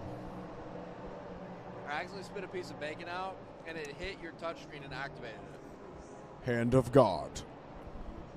Love that. Sorry, Yeah. don't break the touch screen. I'm coming around. It was so good. Waffle House. I just Hey kinda need guys, some ketchup. back from Waffle House. Crazy story. We went to the Waffle House up the street, and there's a security guard guarding the door of the Waffle House right by the Daytona track. He's not letting anybody else in. Yeah, let's do it. They were packed out. There's a lot of drunk people at the track Waffle House, so we went to the Port Orange Waffle House. Back live. Thank you, Ricky Stenhouse and Chase. Shout out to Ricky for the Waffle House. Waffle House might revive me. We're going all morning. We're already like 9 hours in. We're going all the way to the end of the Rolex 24 Yeah. at 1:40 p.m. Join the stream. Come have fun. We're still talking bets. We got plenty more bets to talk about. Join the party. I'm not going to bed, motherfucker. The show goes on. Show goes on. Great clip from The Wolf of Wall Street. Yep. Great movie. Great. Shout out to Leonardo DiCaprio. Put that on If Twitter. Leonardo DiCaprio Send was that a to me race and I'll car put that on driver, Instagram. I think he would probably drive a Porsche. Definitely would have a team of nothing but 26-year-olds or younger, for sure. Everyone in his entire posse. But yeah, the Waffle House was very empty, very good. The guy that forgot your grits, I did read that out to them. He wanted to smoke cigarettes. He was very adamant about it. I haven't smoked a cigarette. That's like an A+ Waffle House worker then. Yeah, when you have a guy that just tells you straight up, like, I'm not going to make this right now, I'm going to go smoke a cigarette, you got to respect that. And you know the food's just going to be really good when you get it. Oh, yeah, big time. He every time Ricky would say he wanted something, he would say, that's going to be $300, that's going to be $500. Those guys, you know what I mean? Great people. But, yeah, Waffle House was good. I'm glad you're getting some nourishment for your body, the nutrients that you need for your body. And he's got a lot more bets to talk about. I know we've kind of covered covered Cup. I'm sure you're covering Cup even more extensively, going a little bit deeper, maybe so. I'm going to go and pack up all the bags and get us ready to exit. I will be back for the end of the Rolex 24. I am excited. Who's currently winning?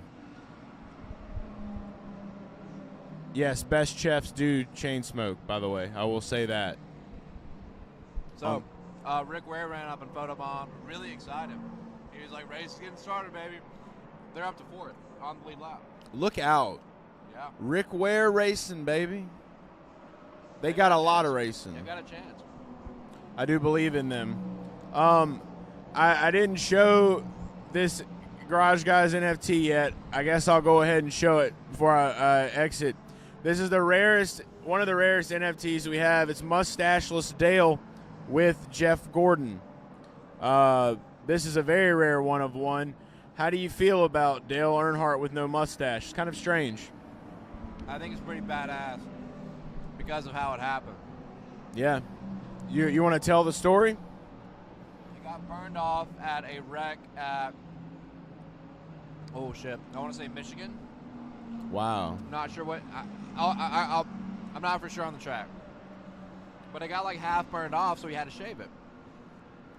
Do you think it would have been even more badass if he would have left half a mustache on his Yes. face? Yeah, it would have been. Yeah, it would have been amazing. He is a Regardless. trap god. Dale Earnhardt, the trap god. Cool story because it just comes from just pure badassery, you know. It is that. It is that. Listen, my profile pic is the toe of them from the anthem from that day.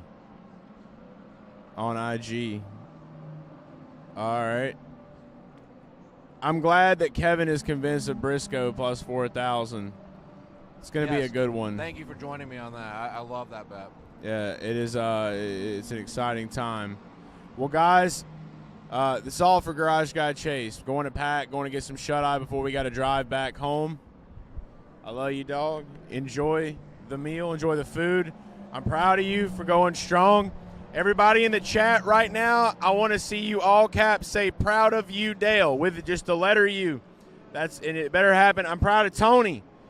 Proud of Garage Guy Tony for sticking it out. He's not showing me any emotion right now, but I'm proud of him.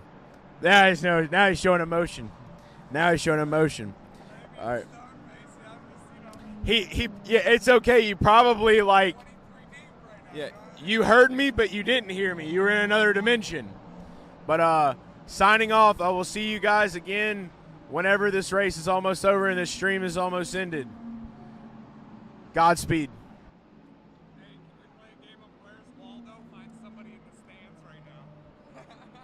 My God.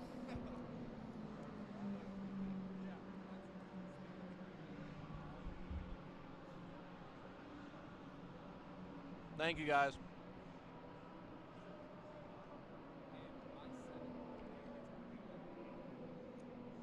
Gibby's Nutsack. Great name. Thanks. Nathan Heiser. Thank you. Of course, thank you, Encrypted. You've been here for a while. I appreciate you. Ian G, you've been here for a minute. Thank you. Show goes on.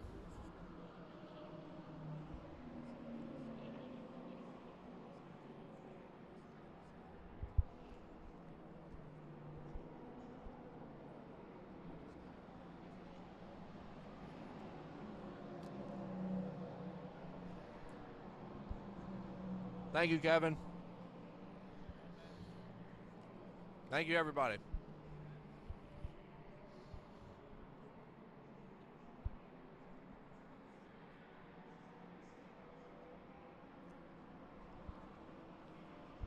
Thank you, Michael.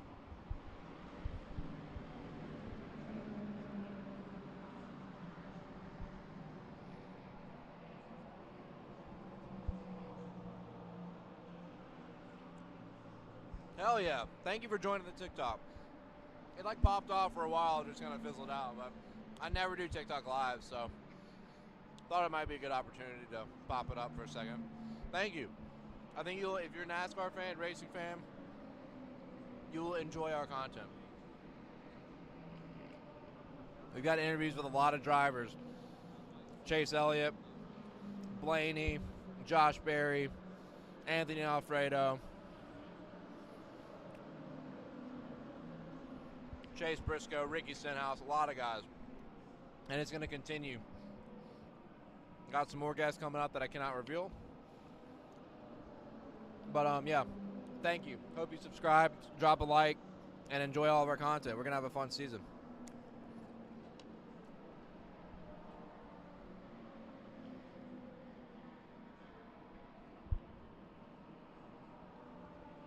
And right now, you're all just going to watch me eat this motherfucking Waffle House.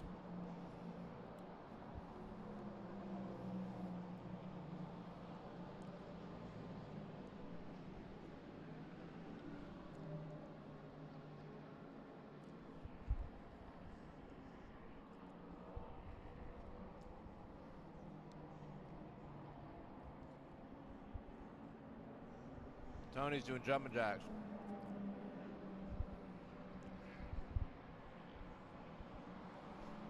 Gotta stay warm.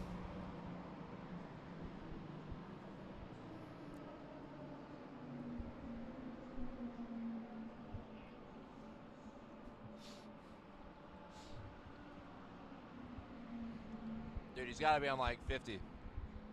How many fucking jumping jacks have you done so far? Holy shit.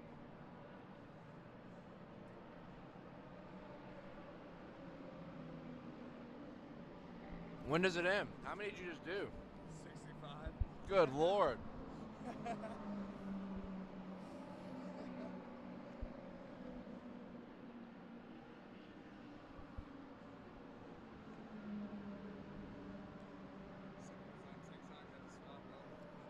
Yeah, I appreciate that. Oh, we got a bunch of proud of yous. What'd you do? What did you do? What? Got a bunch of proud of yous in the Oh, Chase told them to tell me they were proud of me. I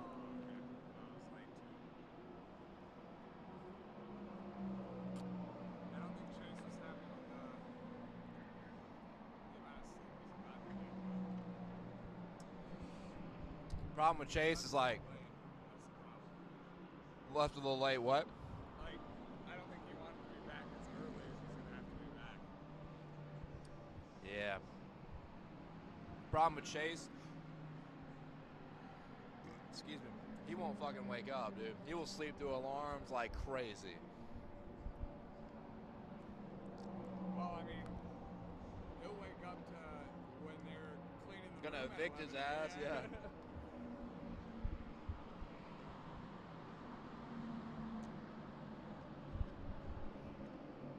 I probably broke my foot doing all those in these fucking. You broke your foot? Yeah. Hell yeah.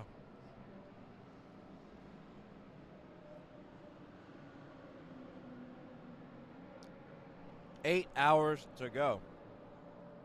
Yeah. I'm looking up at the scoreboard, 7:59:27. We're almost done. Yeah, okay, Sam. Right now, Barstool and Caesars are the best for NASCAR. They offer way more bets, much more diversified outcomes you can bet on. FanDuel is like one of the most neglecting sports books in NASCAR right now. I mean, they don't offer shit on FanDuel, dude. Yeah, Gibby, yeah. Barstool and Caesars. Caesars is underrated, dude. Caesars has been killing it on motorsports betting. Absolutely killing it. They deserve a lot of credit. Most of the lines we talked about tonight were Caesars. So, Barstool and Caesars are the two that are doing the most. No question about it. It's not even close.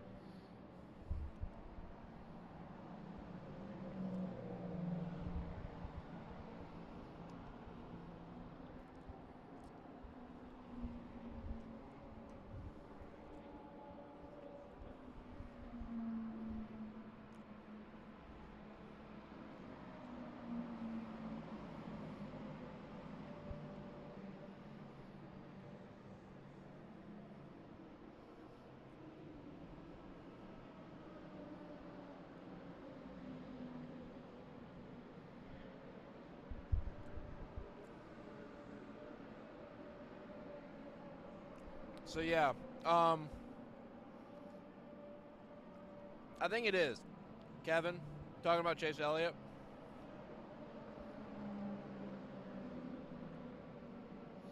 I do think it is a little early.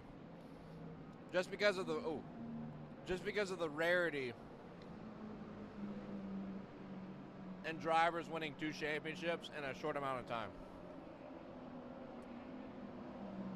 Once I chew my food, I'll elaborate.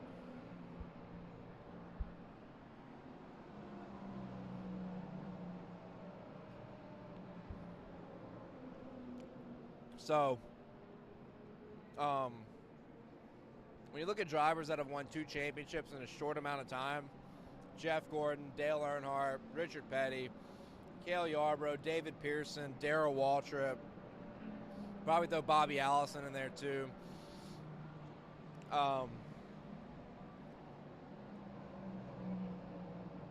Tony Stewart, 2002 and 2005.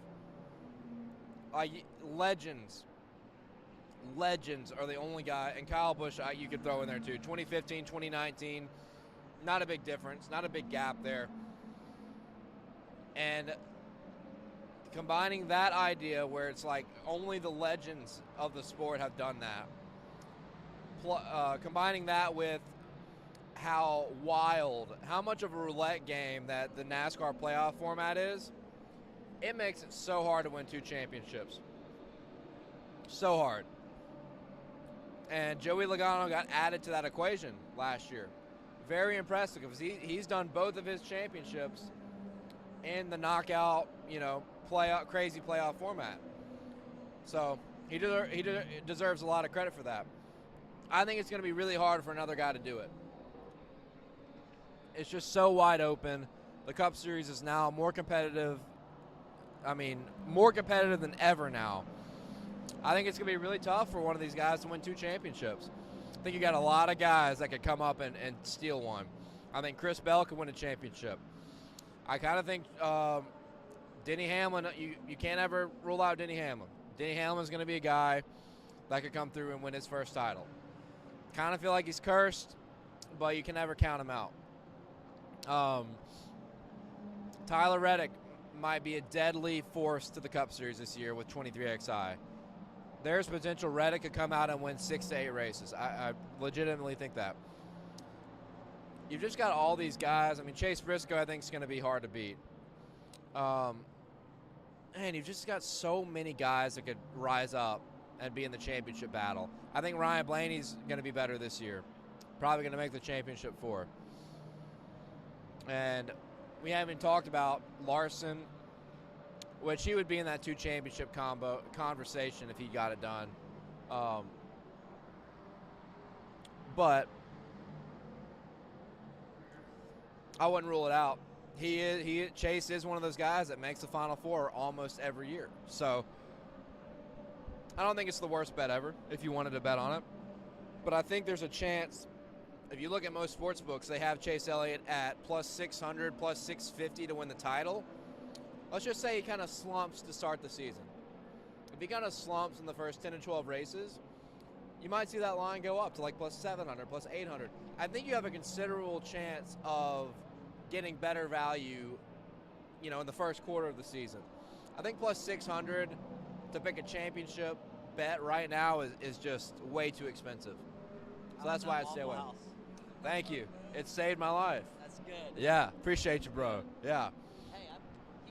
Hey, I'm trying. We're trying. There he is. The man himself that brought me Waffle House, Ricky Stenhouse.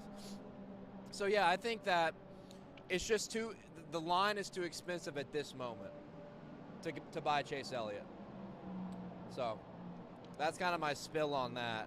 Outside of like the narrative of it's hard to win 2 championships at this level of NASCAR and in this era of NASCAR. What's up, man? Nice hat. Nice hat. I like it. Appreciate you. Thank you. Yeah, you can watch. Yeah. It's we do sports betting. NASCAR. With NASCAR, yeah.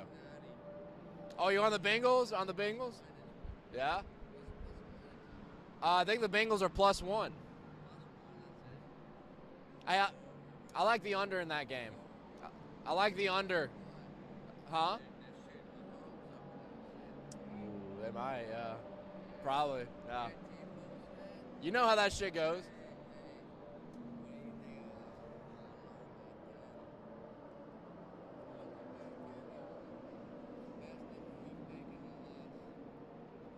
Sam talking about never use Caesars, live in Metro Detroit. FanDuel is big out there, yep.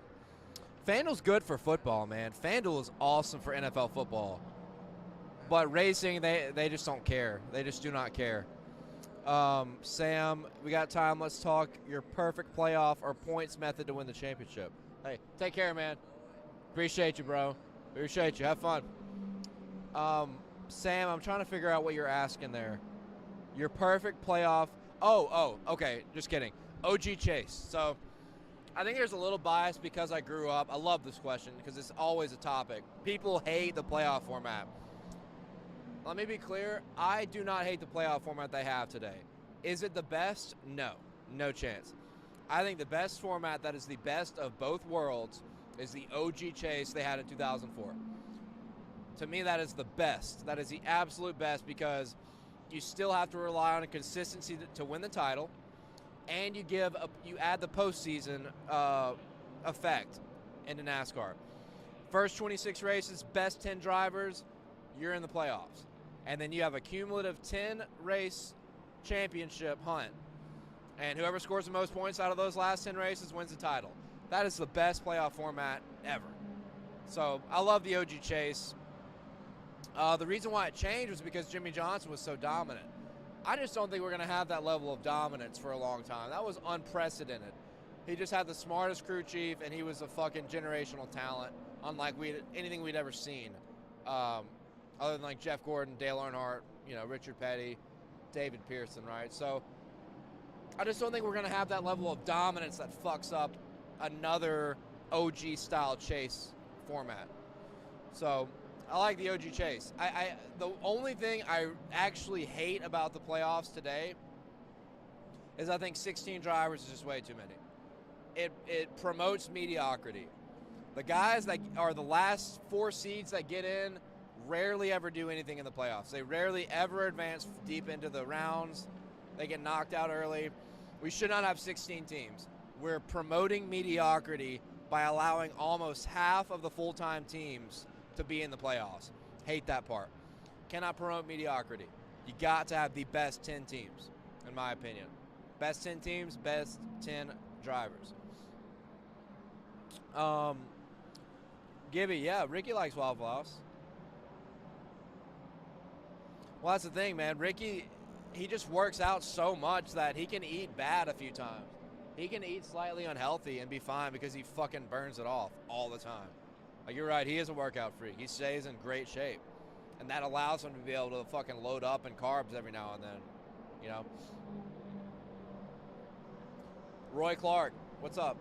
He says, let's be honest, NASCAR will be using a V8 supercar at Le Mans this year. I don't know. I don't know. I don't have enough knowledge on that whole deal yet to make a comment on that. Who would be your 10 drivers would be the chase for the Cup? Well, I mean, I don't know how to answer that when the season hasn't started. Like, okay, predict. You're just asking my prediction for the top 10. That's hard, man. It's such a competitive field. If you based it off of that format where wins don't lock you in the playoffs, I think your top 10 would be Denny Hamlin, Christopher Bell, Chase Elliott, Kyle Larson, Kyle Busch, Chase Briscoe. Did I say Tyler Reddick yet? I don't think so. William Byron.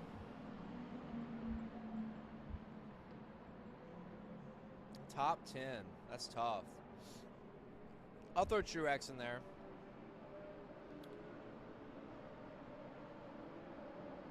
And Ross Chastain. I think that'd be your top 10. That's so hard to predict, though, man. The field is so damn competitive. I wouldn't even know where to start in all actuality. Is this sprinkling? You feel that? Am I just going crazy? Fuck me. I'm not even gonna. I don't even know for sure. I'm just gonna say no. I'm just gonna say no, it's not.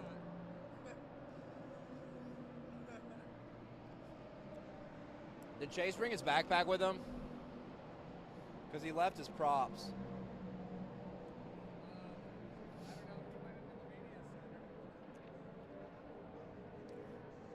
Nathan, what's up? OG Chase would be so... Yes. 1 bajillion million trillion %. The Chase would be so good right now because you really have almost 20 drivers that can win races. So it would make the competition so much harder. So much harder. And they got to really try out, I think, the OG Chase with this new point system, too. The new point system makes everything so much easier and seems so much closer. It would be so much better to consume throughout an entire season, a 26-race season. Right. I totally agree. I think it would make it so much more rewarding to make that top 10, too. Like, huge. That's how it was. I've always, and I know they're never going to do this, but I've always argued they should at least try to go back with the new points, go back to full season. Like, just the new points make it so much better and easier to do the points and consume them and see what's happening. Like, who's there? I get why they do the playoffs and everything, but who's there to say that it's not always going to come down to, like, the last 2 races? Like, yeah. But... And that's the thing, like... They don't want anybody points racing anymore. Like, you don't want to hear, like, we had a good points day. But you are, though, because of stages. You're always points Yeah, racing, but which you're is, still... what's interesting You're only points racing to an effect, though. You're points racing if you don't have a chance to win that race, if you don't have the speed. But if you kind of contradicts itself. Yeah. You know? Yeah. We've added all these layers that kind of go back and forth, so you might as well just scrap it and go to OG Chase.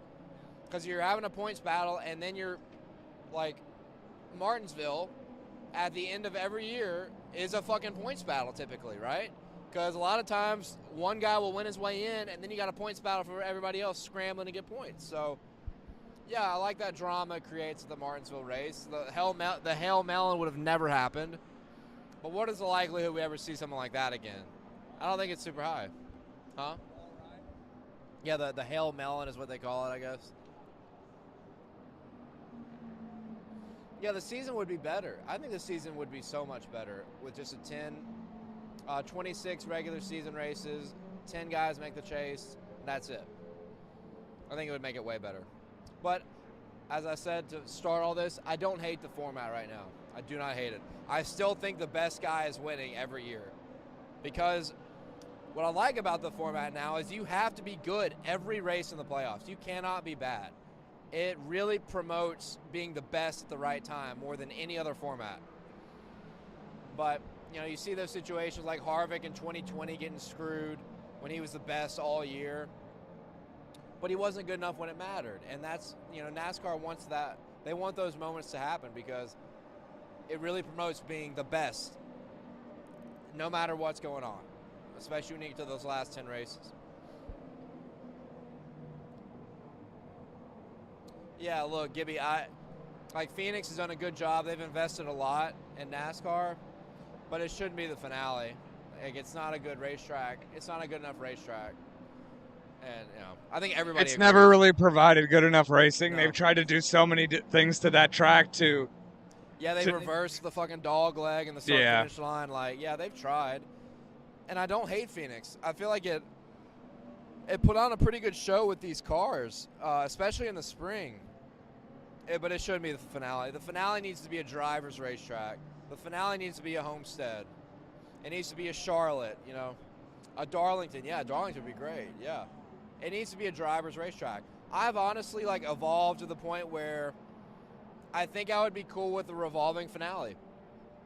I think that would be a good idea. A different track every year.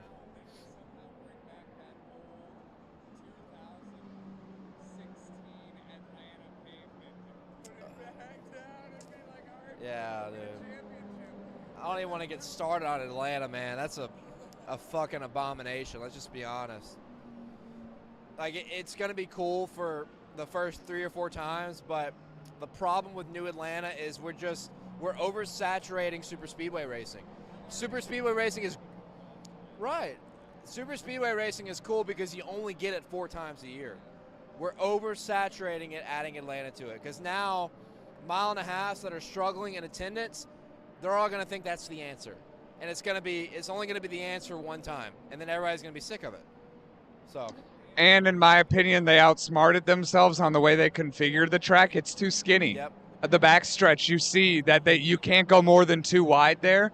And, yeah, they just outsmarted themselves. I think if they could redo it, they would make it wider. They would do the same thing, just make it wider instead of as skinny so they could do more 3-wide racing, because you can tell when they get 3 wide, it's really someone's lifting out of that 3 wide when at Daytona and Talladega, you can you're 3-wide racing when if you force someone 3 wide at Atlanta, they're lifting out of that in the top lane every time. It's gonna be a big fucking You're wreck. wrecking, yeah. And it's gonna be a hard wreck because it's so thin. You don't have a lot of slowdown opportunity, and it's a brand new surface. It's very slick, fast. Like, yeah, it's a mistake, and we'll find out in a couple of years. Now, the only way now I think they can save Atlanta is turning it into a big concert experience, like what Indy does. Like they always talked about turning it into like a fair with a casino. Like that can help it, but the racing product is dead. I just hope when they finally come to their senses and take the L on Texas, they don't try to do that to Texas as well. Yeah. I would hope they would. Because we all know that's going to come to an end soon. They have to, like. I would hope they turn Texas into a short track. I mean, I think that's what everybody hopes at this point. And it sucks. That's another IndyCar oval dead, which is the ripple effect on that front sucks because you lose another historic oval on the IndyCar side of things, you know? So that's what's tough. How goes it? Atlanta shouldn't be a super speedway. Texas should have been one. Or, yeah, like, if you were going to change one, you got to change. If you're going to change one, you got to change Texas first, right? Texas should have been the one that got sacrificed to the super speedway. So that's a great point, Ace. Great point. But now it's probably going to be both. It's probably going to be both, you know, and that sucks because, you know, it's just a shame with Atlanta, man. It upsets me because that was the mile and a half outside of Charlotte, I think, that consistently provided amazing races. Well, I don't know what. I don't know. I don't even know my thought process there. I don't know what they were thinking. Well, we knew on why. We knew a repave was coming because the track was so worn out. Yeah, it was so. I mean, but they didn't just bumping out of the cars, but right. They didn't do a repave. They did a remodel.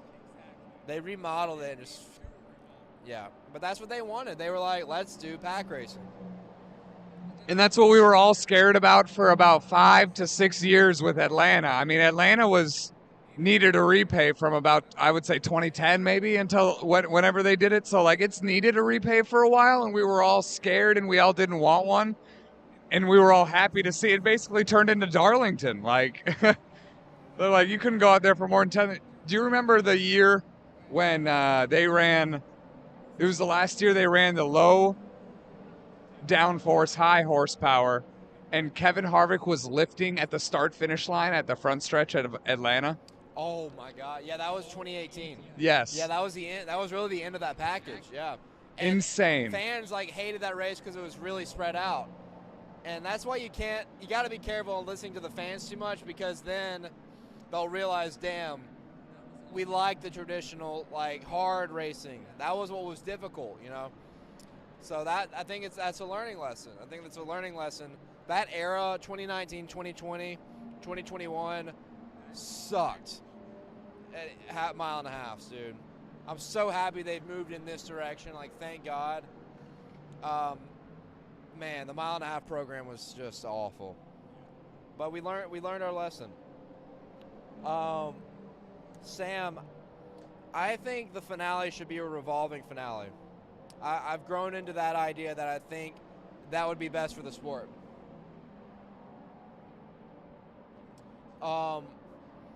It is. He found it? Okay. Okay. I wish you would have grabbed his shit, but it's all right. I think a revolving finale of like Darlington, Bristol paved, by the way. Darlington, Bristol, Homestead, Charlotte would be a good start for like every 4 years you revolve it, like you revolve like a college football playoff destination or a Super Bowl destination. I think that's a great idea for the future of the sport. I really do. But if I had to pick one,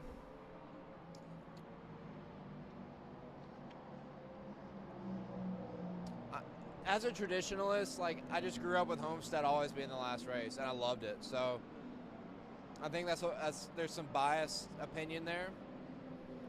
I'd probably say Homestead. I really would probably say Homestead.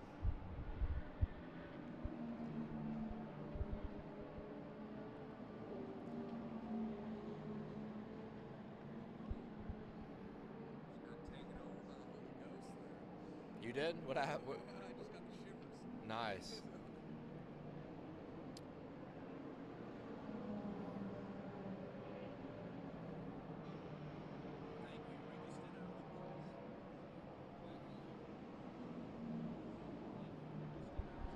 Let me get this Instagram post up. What up, Reed? Good to see you again, my friend.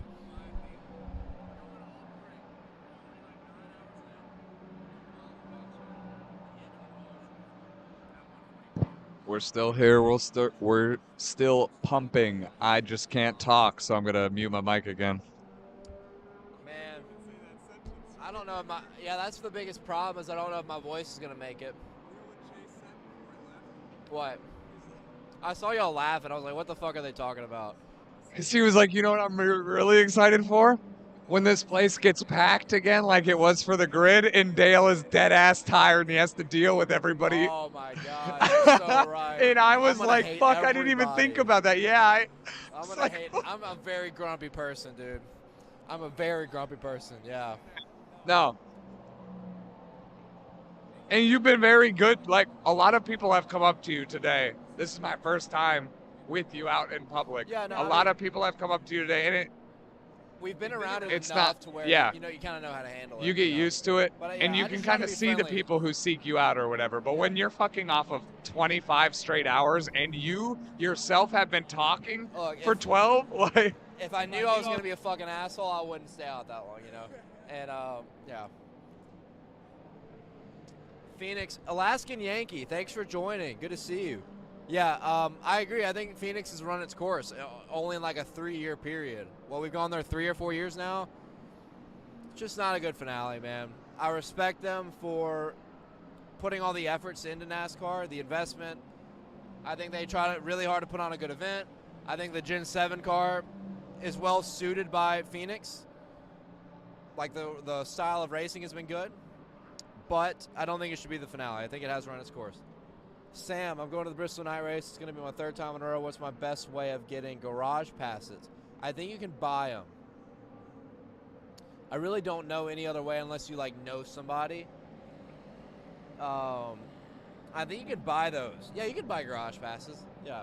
Bristol's not a great one to buy garage passes for. I'll go ahead and tell you. It's not a great one to buy garage passes for because there is no garage. There's hardly any garage. Yeah, the infield is very small. You can make a lap, you can walk a lap in less than 10 minutes. So I wouldn't get passes there. Nap on stream? Honestly, dude, that'd be kind of funny if it just fucking passed out.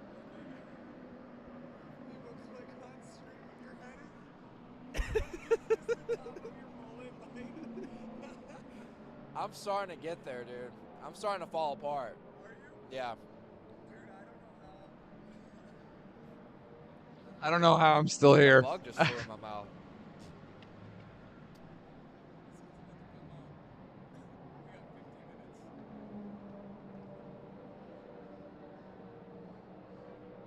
Yeah, you can buy them, but don't buy them for Bristol. It's too small. You need to buy them for somewhere like Daytona or Dega's a good one to buy them. They have new garages in Dega that are kind of advanced. Daytona's an amazing infield experience. What would you rank Daytona's infield experience compared to all NASCAR tracks? Oh man, Daytona's probably number 1. Really? I think that's why I like Daytona so much because it's so awesome. They did here in 2014 was the best investment ever. They made this place awesome. Yeah, I'd say Daytona. Talladega's is good too now. Dega's is good. But Dega's better for the environment, on the streets, Yeah, I'd say Daytona, for sure.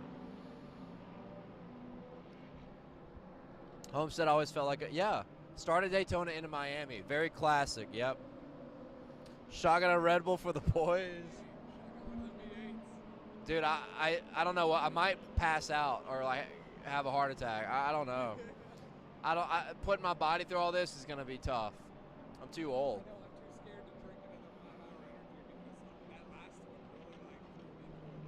Yeah, it made you feel not amped up again. It's kind of weird, right?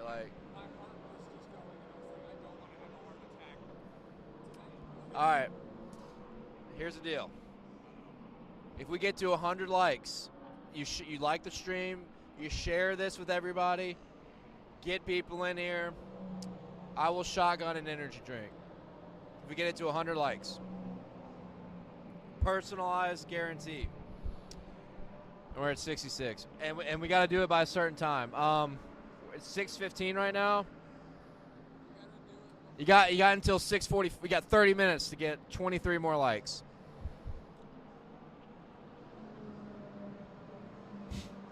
Bad idea. Bad idea. Ace has had 3 G Fuels during tonight. Dude, thank you for staying up, man. Very dedicated. I appreciate it. Yeah. Yeah, all these consistent guys that have, it's all, obviously shout out to everybody who's waking up and seeing all this. Post that. Can you pin that message? Get it to 100 likes. Dale will shotgun a energy drink. Yeah, everybody. Hey, Reed, and anybody else asking these questions, we get the merch questions all the time. Merch is in the works. Stay tuned. We will finally have a merch drop coming. So be ready for that. I cannot wait to announce it. Ideally, hopefully, it will be ready by the start of the season, but it's going to be cutting it close. It's going to be cutting it close. So, yeah, we hit 100 likes. I will shotgun an energy drink. Got to do it by 6:45 or 7 a.m. And then I think that should keep me up for another couple hours. So, I don't know what to say to that. I got, as Austin Cindric said, I got nothing for you. You could post it, yeah.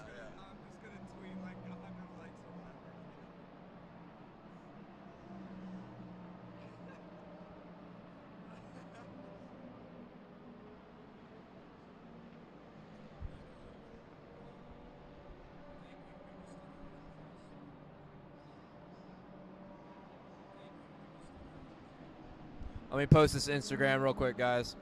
Give me 1 second. I'm putting my mic down for just a hair. One second.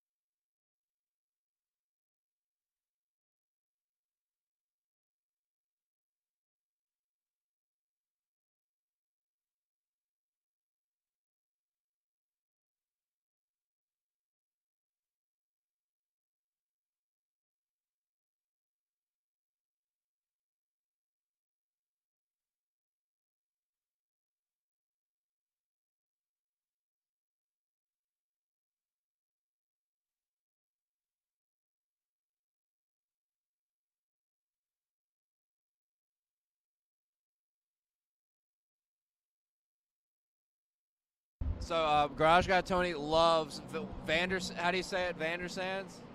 His last name is Vanderzand. I'm not sure his first name. Vanderzand, yeah, he's a beast. You also have Vandergarde leading the other one.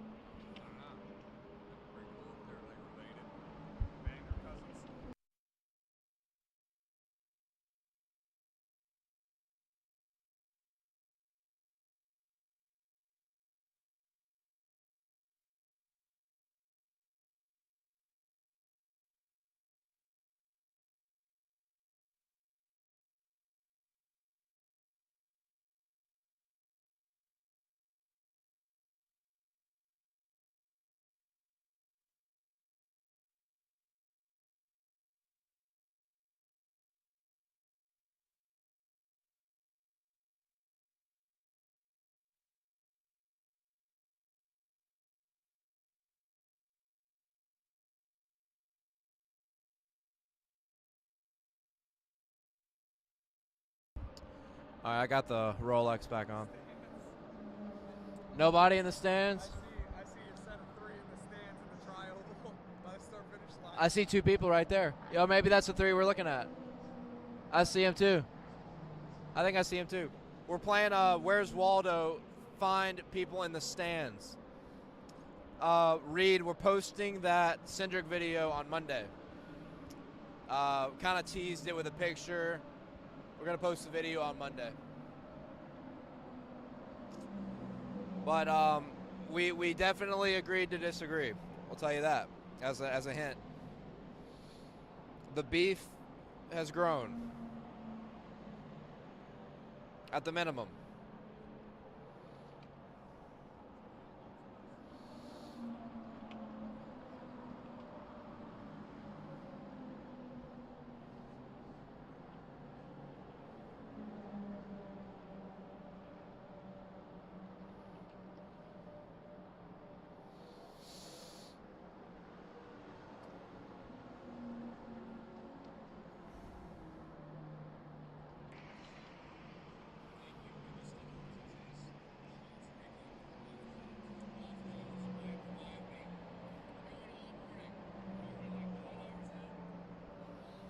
Who could have their own souvenir haulers right now? Kyle Busch for sure. Answering the question. Somebody asked, like, remember drivers used to have their own souvenir haulers? Like, who do you think could have their own right now? There are, like, Kyle Busch still had his own, I think, when he was still with Gibbs. Kyle Busch definitely. Kevin Harvick definitely. I think Kyle Larson and Chase Elliott both can have theirs. Oh, Barrett Jackson, dude. I fucking love Barrett Jackson, man. My dad has been such a big Barrett Jackson guy over the years. Like, I love sitting and watching Barrett Jackson with my dad. Yeah, we were here watching the press conference. I was shocked to see Jenson Button up there, but I think it's awesome. I think it's a hell of a lineup. Hell of a lineup. Big news. It's really cool to see NASCAR's initiative with IMSA expanding and bridging a gap of non-NASCAR fans. I think there's a lot of fans that... Uh-oh. We good?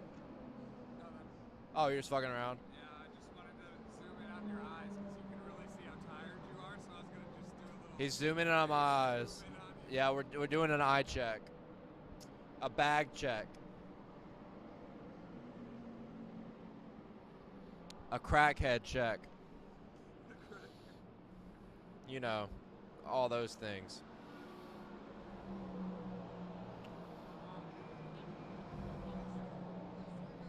Hey, how's it going? Oh my God, I'm watching the zoom in right now. Holy shit.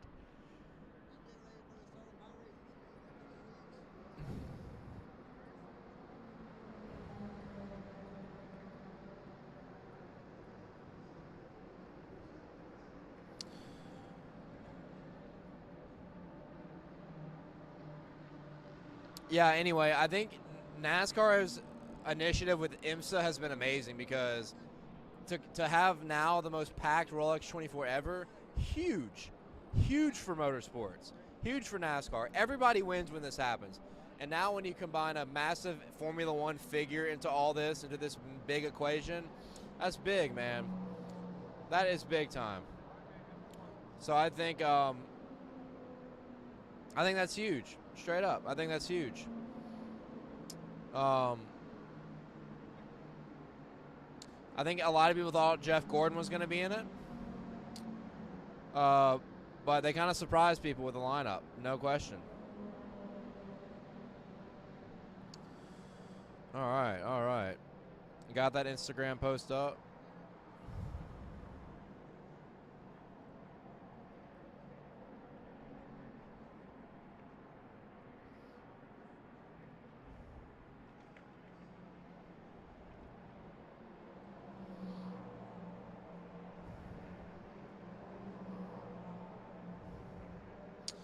Damn, bro. We've been rolling for a minute. Jack McCarthy, appreciate you, bro. Appreciate you. We're going to keep rolling. Sorry, I don't even care. I'm about to pick my nose, and I just don't care. I had to do it. My nose is feeling clogged up.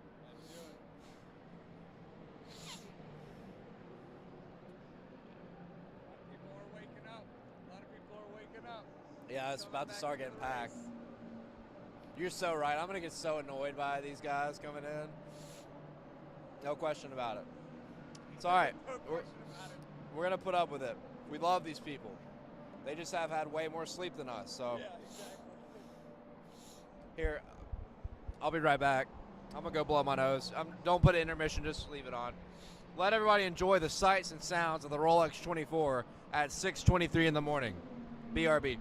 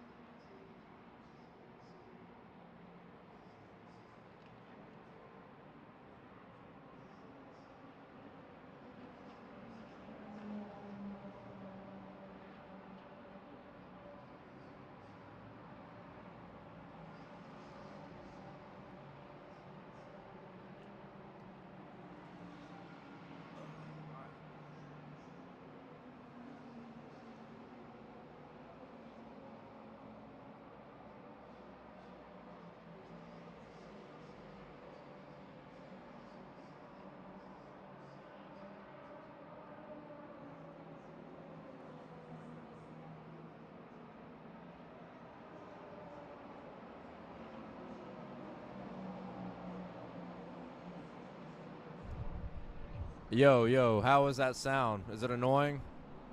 Did you all hear the cars and shit flying around? It's pretty loud. Is it loud?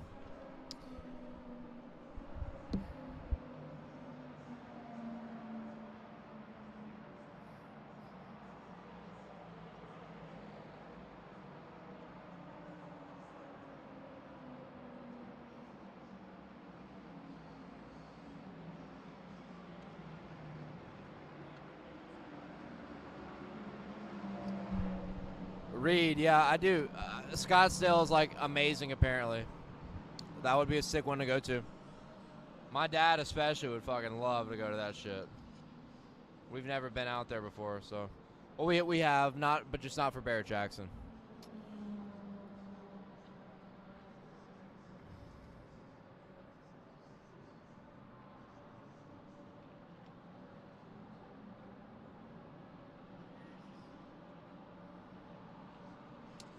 All right.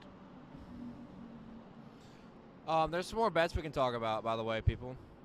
I'm going to pull up some odds on Barstool Sportsbook on the NASCAR Cup Series.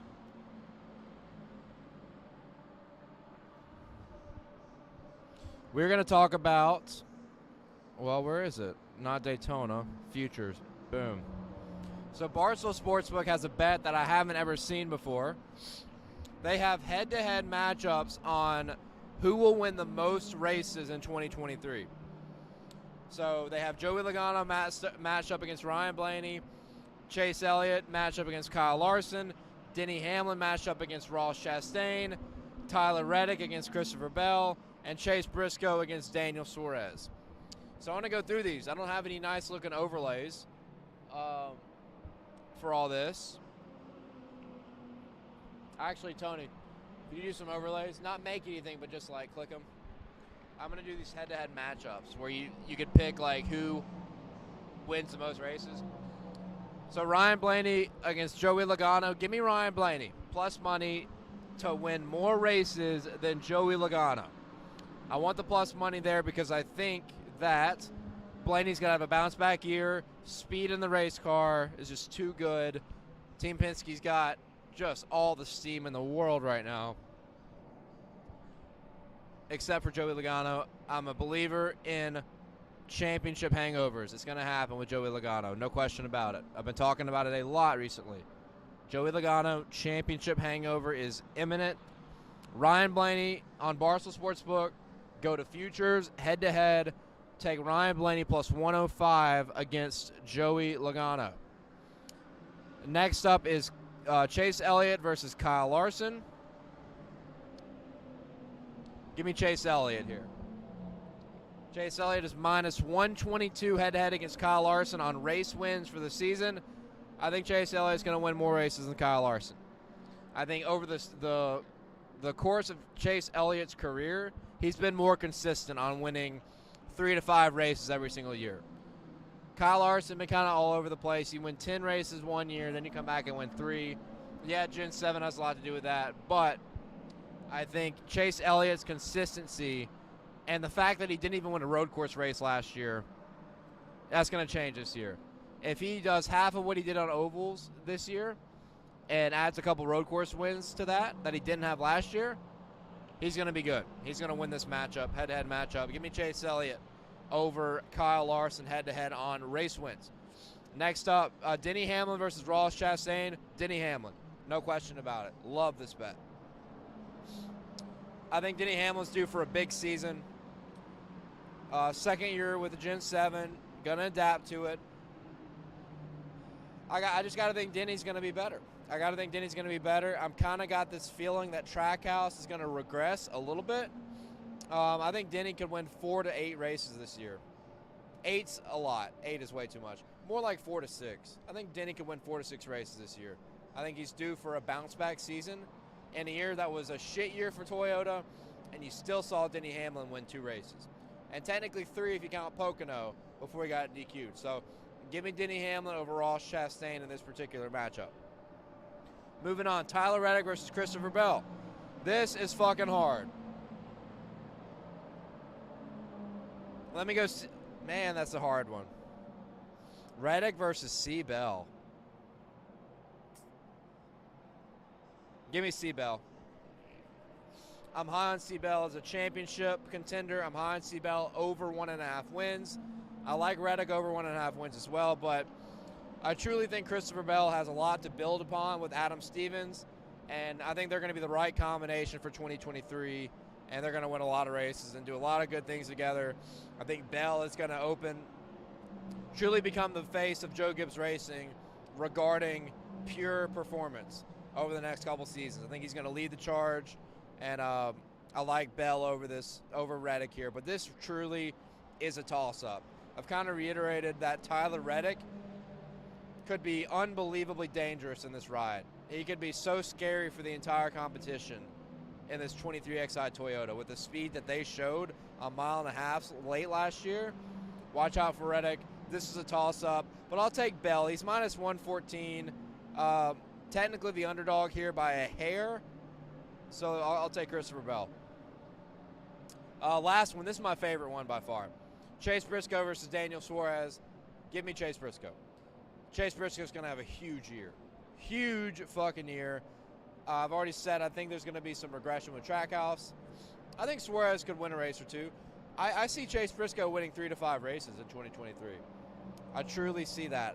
As much as he was in contention last year in a lot of big races, couldn't seal the deal. I think that'll change this year as now he's got more experience under his belt. Just signed a contract extension. Big year for Chase Briscoe to lead the charge for Stewart Haas Racing. And that's the last one on there. Head-to-head matchups via Barstool Sportsbook. Cool bet.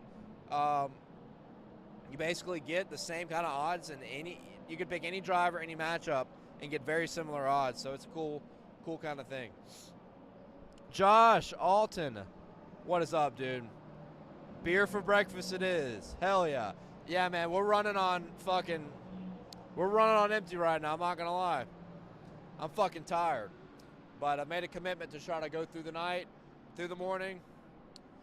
Got to keep rolling, baby. Got to keep rolling. It's Rolex 24. Got to live it up for the first time, man. We've talked hella bets. Hella bets throughout the night.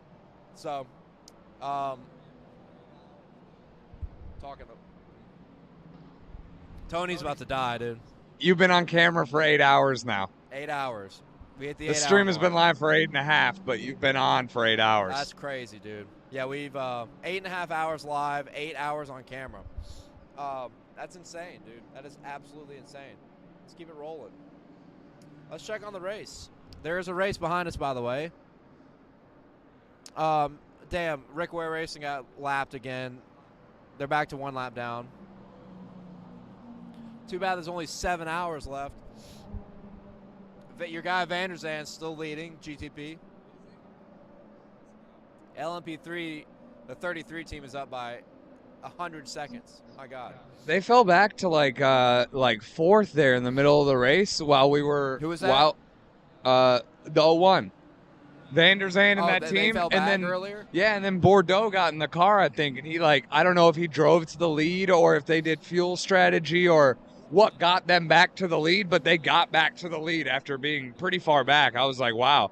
So I don't know if maybe they're off cycle with them and that's why he's in the lead or what, but it'll be interesting to see how they come down. Yeah, I think Ricky was saying, or Rick Ware was saying, you just really never, if you tune in at a random time, kind of like what we're doing, you never know what it's really like, because somebody could have just had a driver change and got lapped who was running top 3, right? So, fuck. Exactly. It's so hard to know, exactly how the teams are doing on their strat.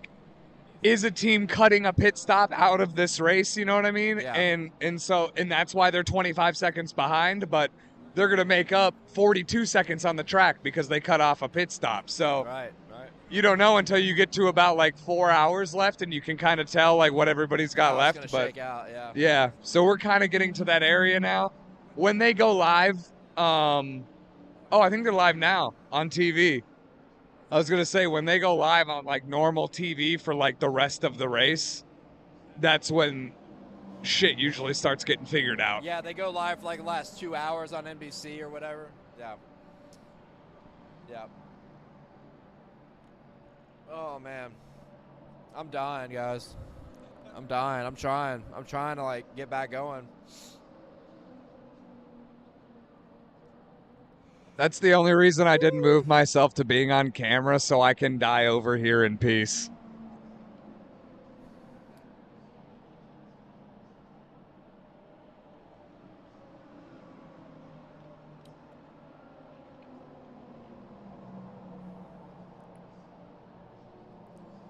Fuck, I'm so tired, dude.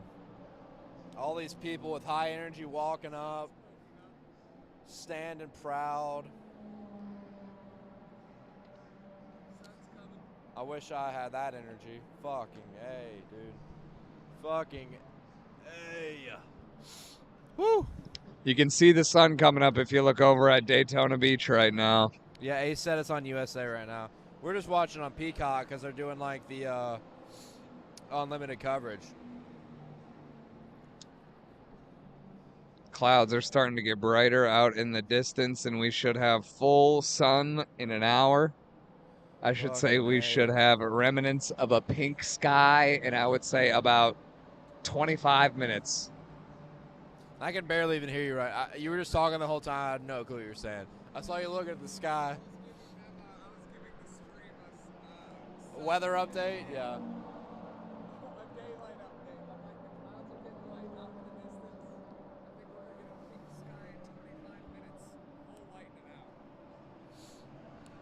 Jack, smell the racing fuel. Hit some jumping jacks. Dude, Tony hit like 60 like 20 minutes ago. He literally did 65 jumping jacks like right behind me. I don't want to do that. Oh, I definitely saw you. I could see you back there easily. I was like, when is he going to stop? He's done like 1,000.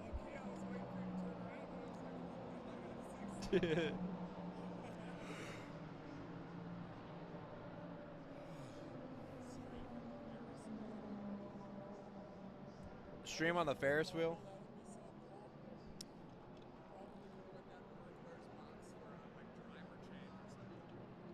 Yeah, it's just about bringing all this shit. You know.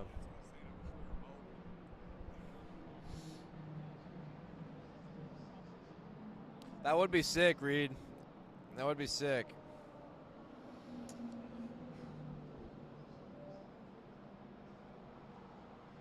Damn. I'm honestly just amazed the laptop held up. I really thought it was, especially when it crashed, I was like, yep, I knew this was going to happen. That was my biggest nightmare, like after we figured everything out. So the reason it crashed, I think, isn't because of the laptop. I think it was just because of just everything happening. Honestly, this thing has been running great. You don't need to send it back. Yeah, I'm happy. I'm happy.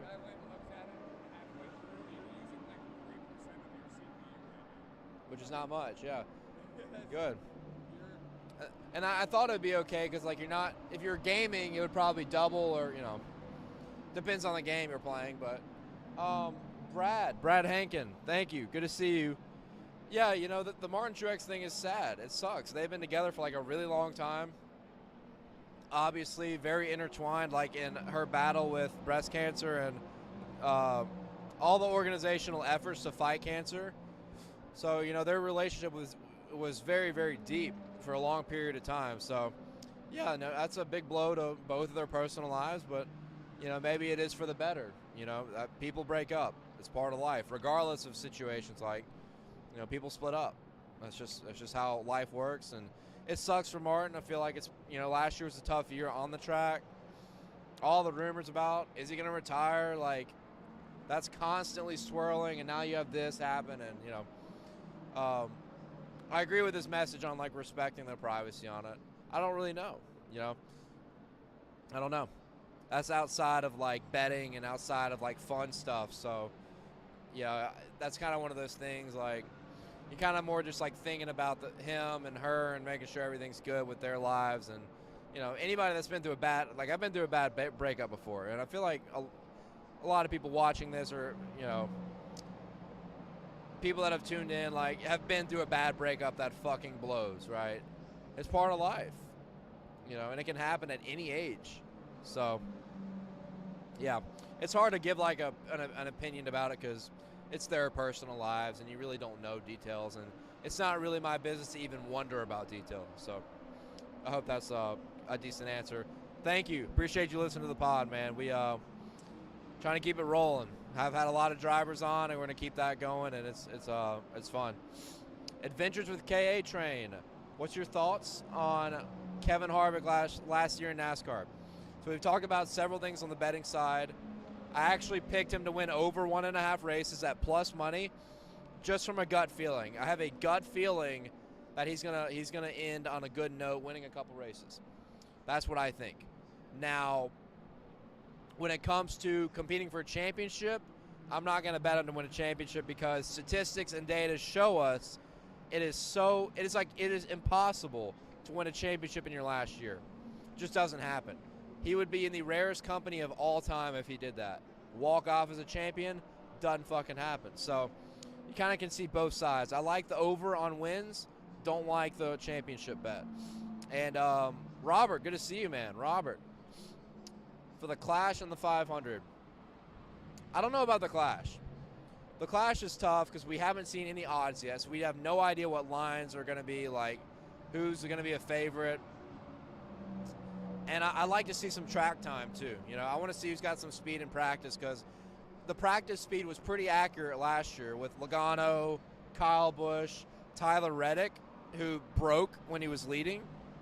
So I don't know, too early to say about the Clash, but you can make a better prediction about Daytona. And I've got 2 bets that I'm locking in 100%, and that's Ryan Blaney at 12-1 and Justin Haley at 50-1. So that way you get a favorite and you get a big underdog. And I think Justin Haley is just being very undervalued here. Whenever we get lines out for top 5, top 3, top 10, look at Justin Haley. The guy's a great super speedway racer, and they're gonna undervalue the shit out of him.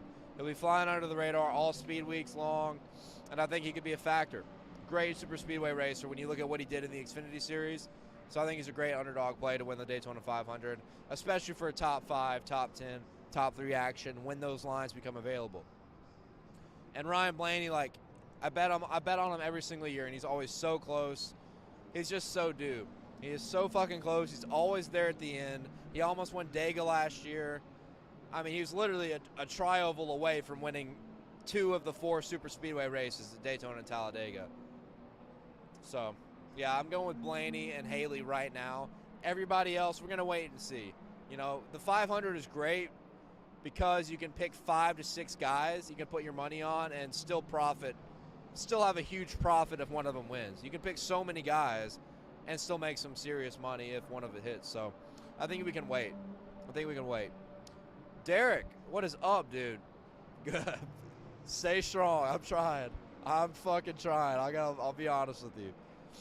Picks by Blaze. Everybody check him out. Does a great job with the NASCAR betting preview show on Wednesday nights. Shout out. Looking forward to hearing that on Twitter each week. Does a great job in the community, just helping out everybody, man. It's like Jackie Moon and semi-pro. Everybody love everybody, and that's kind of Derek. That's kind of what Derek brings to the table, and I'm that way too. I'm not as interactive as Derek is with guys on the come up, and that's really Derek's forte, along with producing a great show too. So you guys make sure you check out his shit, and I appreciate you. Yeah. What makes you think Briscoe scores multiple wins? So when you look at how many races Briscoe was in contention at last year, I just think that he's going to take that next step in maturity and that next step in just overall performance and closing out races. Couldn't close out the Coke 600 when he had a chance. Didn't have a great finish at Coda, but if you remember Coda, he was up there battling for the win with like 5 to go, and they kept wrecking, having cautions, and then he made a mistake. And Chase Briscoe is one of those guys. He drives really, really hard, and sometimes that can result in mistakes. So when you look at Charlotte, you look at Bristol Dirt, you look at Coda, this is a guy that could have won 4 or 5 races last year. Throw Martinsville into the equation. He was like 8 laps away from going to the championship 4. And that was a strategy play, of course, but you know, you put yourself in position to win, not just through skill, not through having a good car, but through strategy and being right place at the right time as well. So I think Chase Briscoe is going to have a monster year. Now, what a monster year is in Gen 7 NASCAR, a little bit different than what it was back in the day, because there's so much parity, there's so many drivers that can win. I think a monster year for Chase Briscoe is winning 4 to 6 races, 4 to 5 races, I think is pretty legit. So I think, yeah, Chase Briscoe's due for a big year. And I think at 40 to 1, I love that value for a future to win the championship, because won at Phoenix last year, a lot of good tracks for him on the schedule to start out the season. If Chase Briscoe comes out and wins a race in the first quarter of the year, first half of the year, that plus 4,000 is gone. That plus 4,000 gets cut in half to either plus 2,000, plus 1,500, because data shows that if you win a race, 99.9% of the time you will make the playoffs.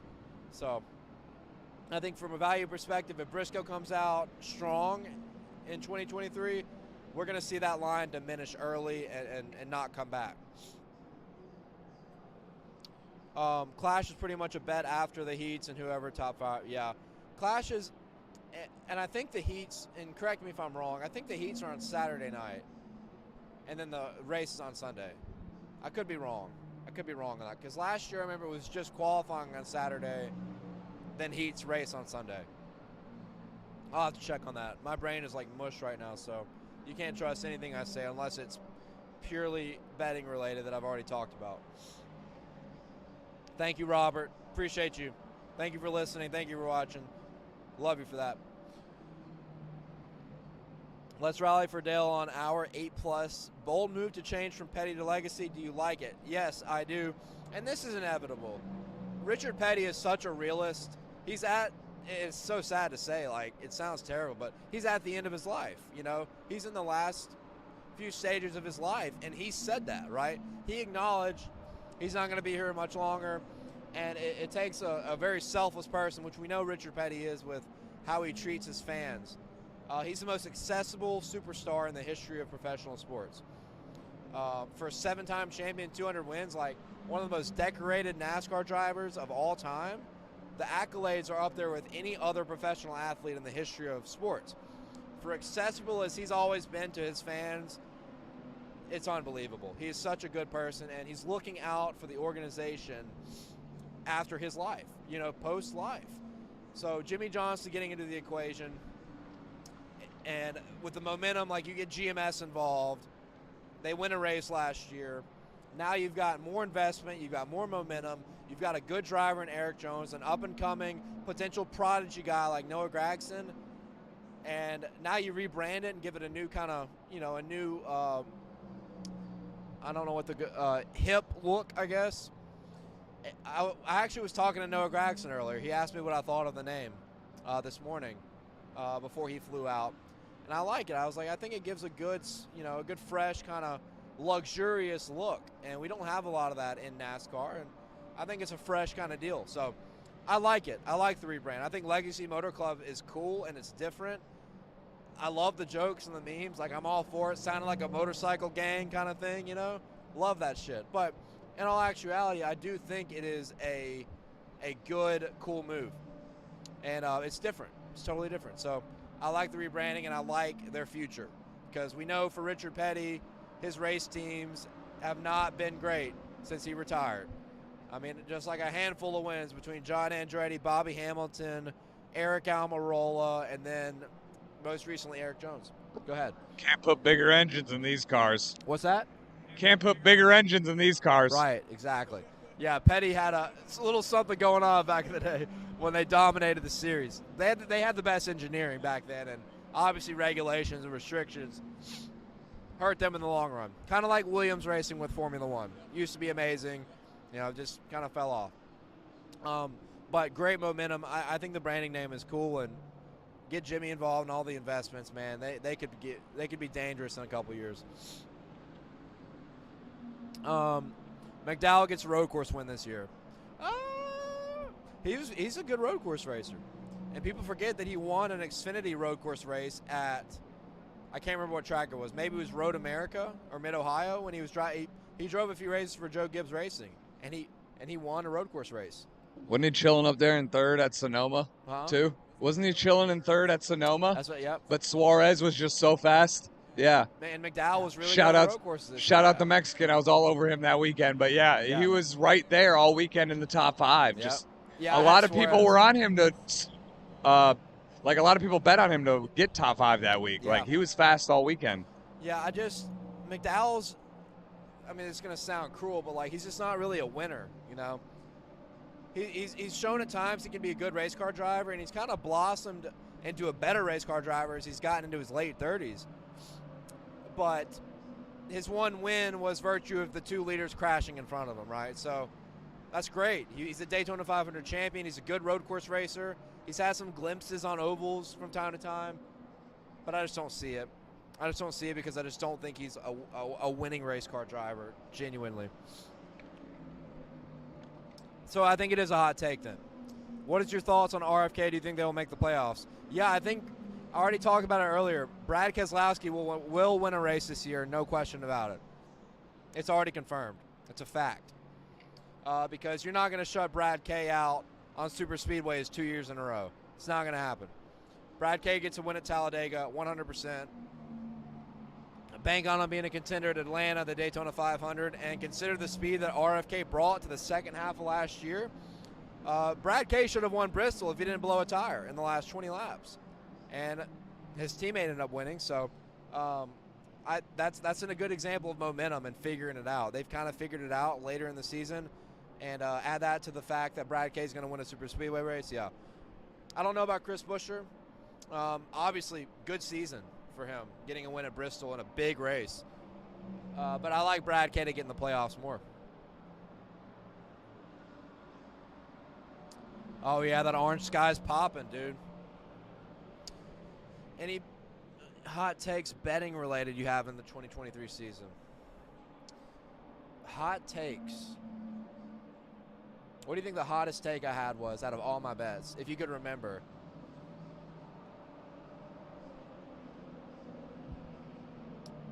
I don't know.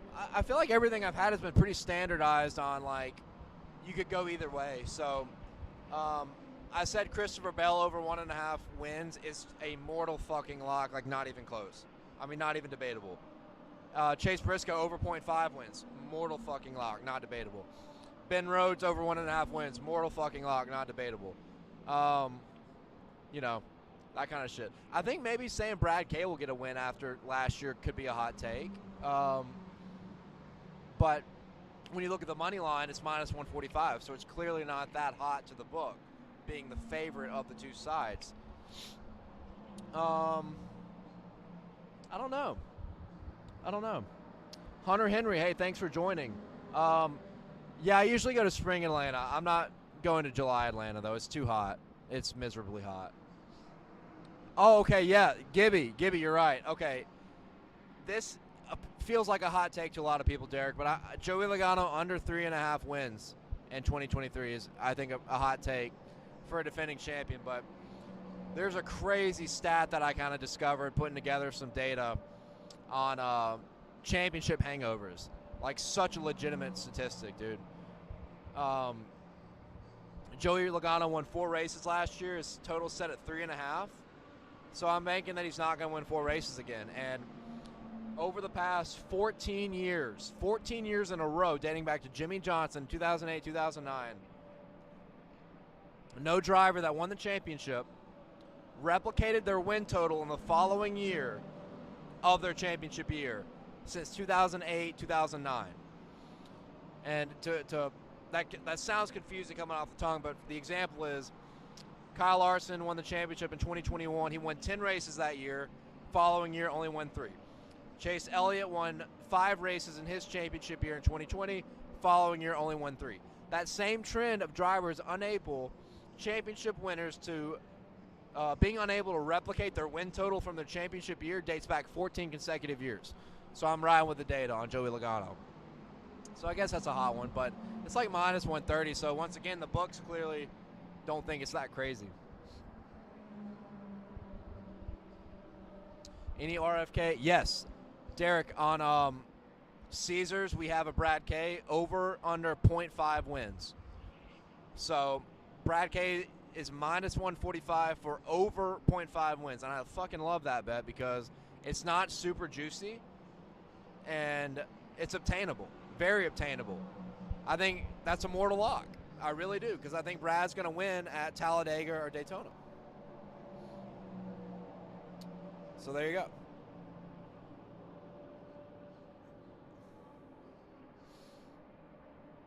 Yeah, they're talking about fading Logano. There's another matchup. Barstool Sportsbook has head-to-head matchups on most race wins. So Logano is matched up against Blaney. Who wins more races? Blaney's plus 105. Take Blaney on that one. Take the plus money because same cars, same equipment. If you look at the speed Blaney had last year, a lot of races he should have won. You got to think he's going to capitalize this year. Add in the super speedways. I don't think he's going to be shut out on super speedways 2 years in a row.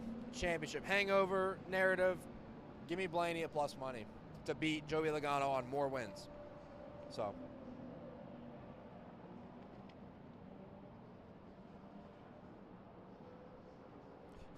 Reed, yeah. That would be sick. That would be sick, right? I actually had a guy who follows me on Instagram reach out about doing he didn't know if I lived in Charlotte, and I don't, but he reached out because he was doing a driving thing, like the NASCAR Richard Petty driving experience, and he wanted me to come out there and let me do it.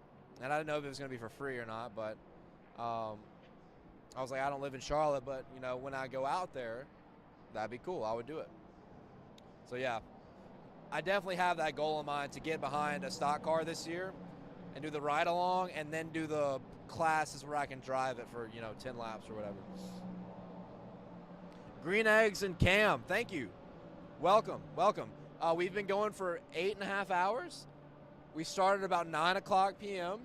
It is now 7 a.m. on the dot in about 10 seconds, I think. So we've been going for a while. Trying to make it to the end of the Rolex 24. It's going to be tough to make it. I don't know if we're going to make it, but I want to. I'm committed. I'm so committed to make it all the way through the end of the race. But holy motherfuck, I'm tired. I've been here all night with Tony. Chase, garage guy Chase, called it a night early, but, you know, Ricky Stenhouse brought me. We still here. House. Yeah, there's Tony. We still here. You're here, Tony. Tony's still here. It's the minute. Yeah, 24 hours. I have officially made it 24 hours for the first time in my life. That's wild, dude. Congratulations. On camera. Can we get a round of applause for Get Tony? on camera. Oh, no, I won't. Yeah. First time I made ever it staying up 24 hours. hours straight. And it happened with the garage guys. So proud of Tony. I'll tell you what.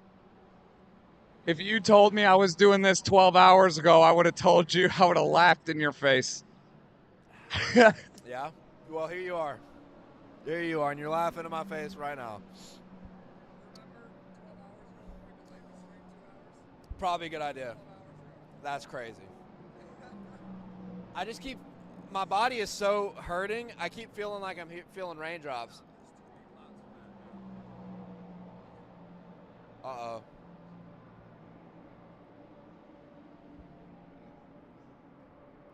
There's too many clouds. Yeah, I mean, you guys see the sky right now on the stream. There's absolutely too many clouds right now. I'm telling you, my body is so tired and exhausted, I'm making up raindrops. I think I'm just making them up. I don't feel anything. I don't see any. I think we're okay. Green Eggs and Camp, saw you at IRP last year. Oh, that was a great race, man. I had Grant Enfinger to win that bitch, and he got it on the restart. That was amazing. But, yes, it was, dude. It was like basically one way in, one way out. That was tough getting out of there. But, dude, that was a fun event. That was a very fun event. I'm so glad they came back to IRP. That was a great race. Fantastic race. So, what are you laughing at? Gibby?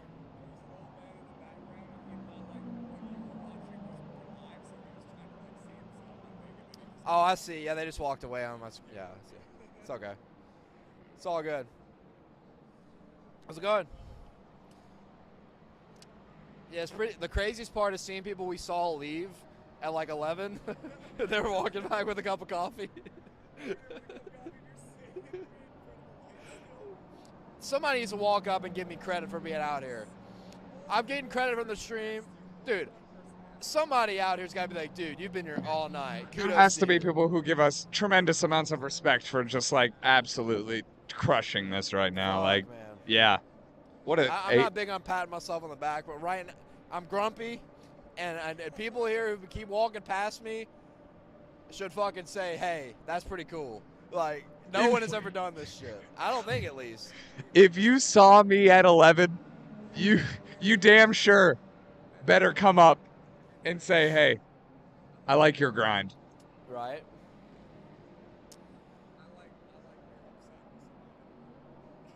Thank you. Hey, Rick Ware Racing back on the lead lap and only 2 seconds behind the podium.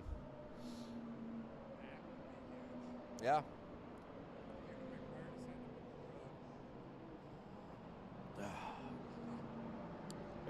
There's Scott Dixon right behind you to your left, walking past right now.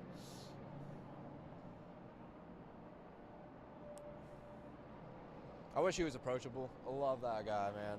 balls of steel, dude. There's only a few guys that talk about that, like balls of steel. Scott Dixon and Takuma Sato are the first two that come to mind of true balls of steel race car drivers. The only guy I've ever put my money on in IndyCar. Really? I've only placed like 3 IndyCar bets in my life. Every single time it's been on Yeah, Scott he won Dixon. me some money last year from the books. Just like undervalued him so bad. So I've never won an Indy 500 bet in like 3 tries. I've never won a Daytona 500 bet in 4 tries. I've never won a 500 bet. I've been betting since I won last year. On Cindric? Fuck you. That's You're fired. You're fired. You bet on Cindric? You're fucking fired. Hunter Henry, the zombie thing's already happened. Are you Hunter Henry from the Patriots? I'm just like the tight end. I like that guy. Maybe it's a common name. Reed. Oh, you're yeah, and the drunk thing is happening over here. I'm slurring my words. Badass, dude. Let's get you in the seat. Dude, I mean, I wouldn't just like turn that down. We got to get up that dirt oval I rating first. Yeah, you're right. Yeah, you're right. That's fucking insane. Hey, Gator, thank you. Kyle Busch, the GOAT. We talk about some Kyle Busch bets. You want to turn that off and see? We have these lights, and I think we can pack them up because we're getting enough sunlight.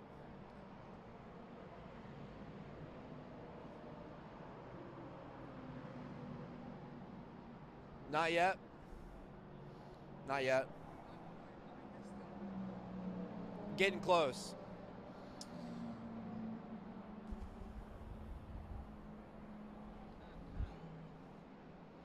I want on Cash and Evans from...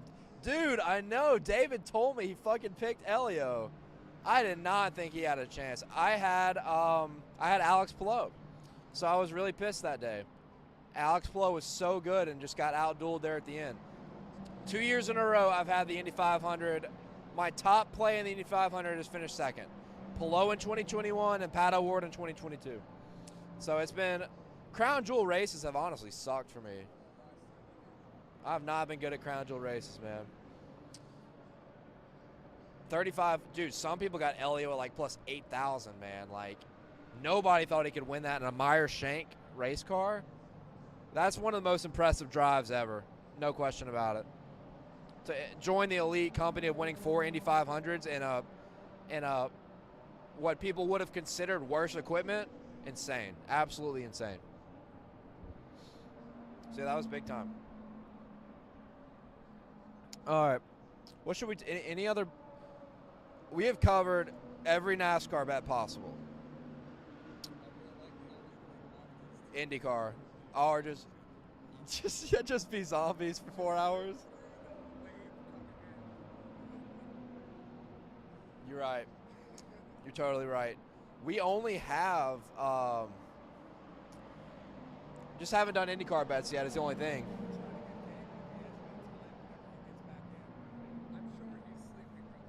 Oh yeah, Dave. Yeah. Yeah, when he comes, I'll text him. We'll try to get David to come on, and I'll just ask him, what he likes, and I'll say what I like, because there are a few things. Me and him are definitely lined up on one thing, I know for sure, but yeah, we've covered literally every NASCAR bet on the market. Pretty crazy. And not like there's like a lot, but there's a decent amount.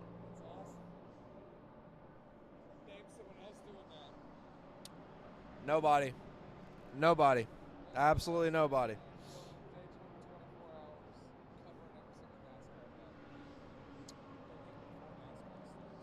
Jack, yeah, I agree. Indy 500, it's such a difficult race, man. Like,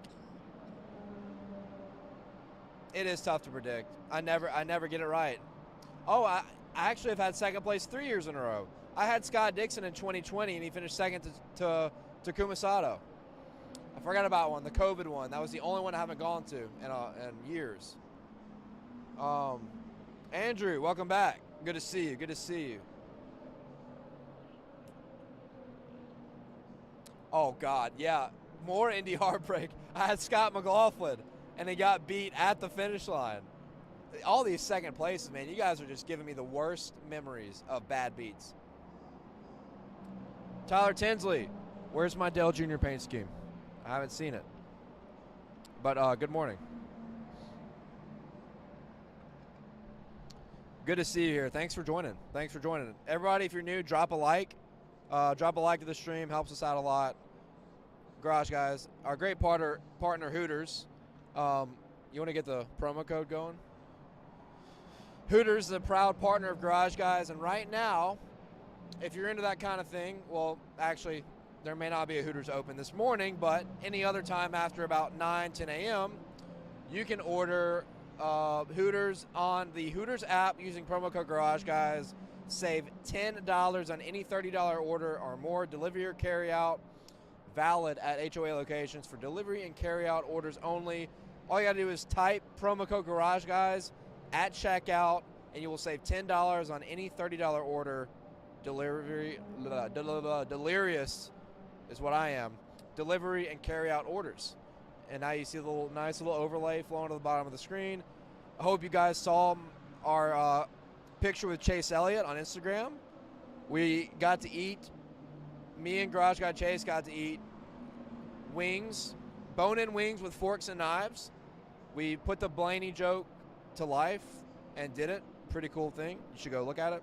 Chase Elliott played along, and it was fun, cool, whatever. But Hooters, amazing partner of ours, and very appreciative of them. So go show them some love. Use our promo code. It gets us paid and them paid too, and you're going to get great fucking food. So how about that? I'll be blunt. I'm blunt Dale right now. Not like weed blunt, but just like straight up blunt, like being honest blunt. I'm just talking. I don't smoke weed. NASCAR. Super NASCAR fan. Dale, just bet top 3. Yeah, you're right. I should only take top 3s for the Indy 500. I had Pato for top 3 last year. I did have that, so it still didn't. It wasn't enough to get the salt out of the wound, though. Iceberg, what is up, dude? Thanks for stopping by. Anybody new here, drop a like. I appreciate you guys. We have literally covered every single NASCAR National Series bet alive, unless we're talking offshores. So it's been fun. What? It's so cloudy. Yeah, it is officially daylight. We have made it to daylight, ladies and gentlemen. This is pretty wild. We've been going for about 9.5 hours now, maybe 10 hours. Where the hell's Parker Kligerman at? I don't know. Come on. I tweeted him at 2 a.m. I tweeted him at 1:58. I was like, hey, your shift is almost done. Come on down. Not from the Garage Guys account because I wasn't sure, but.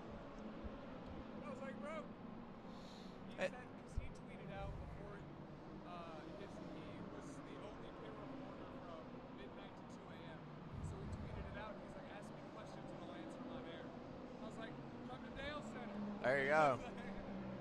Maybe at some point he'll stop by. All right. Let's see. Top of the morning, Iceberg. A lot of good guys in here. IDK player was in here last night. Iceberg, David Land stopped by the show.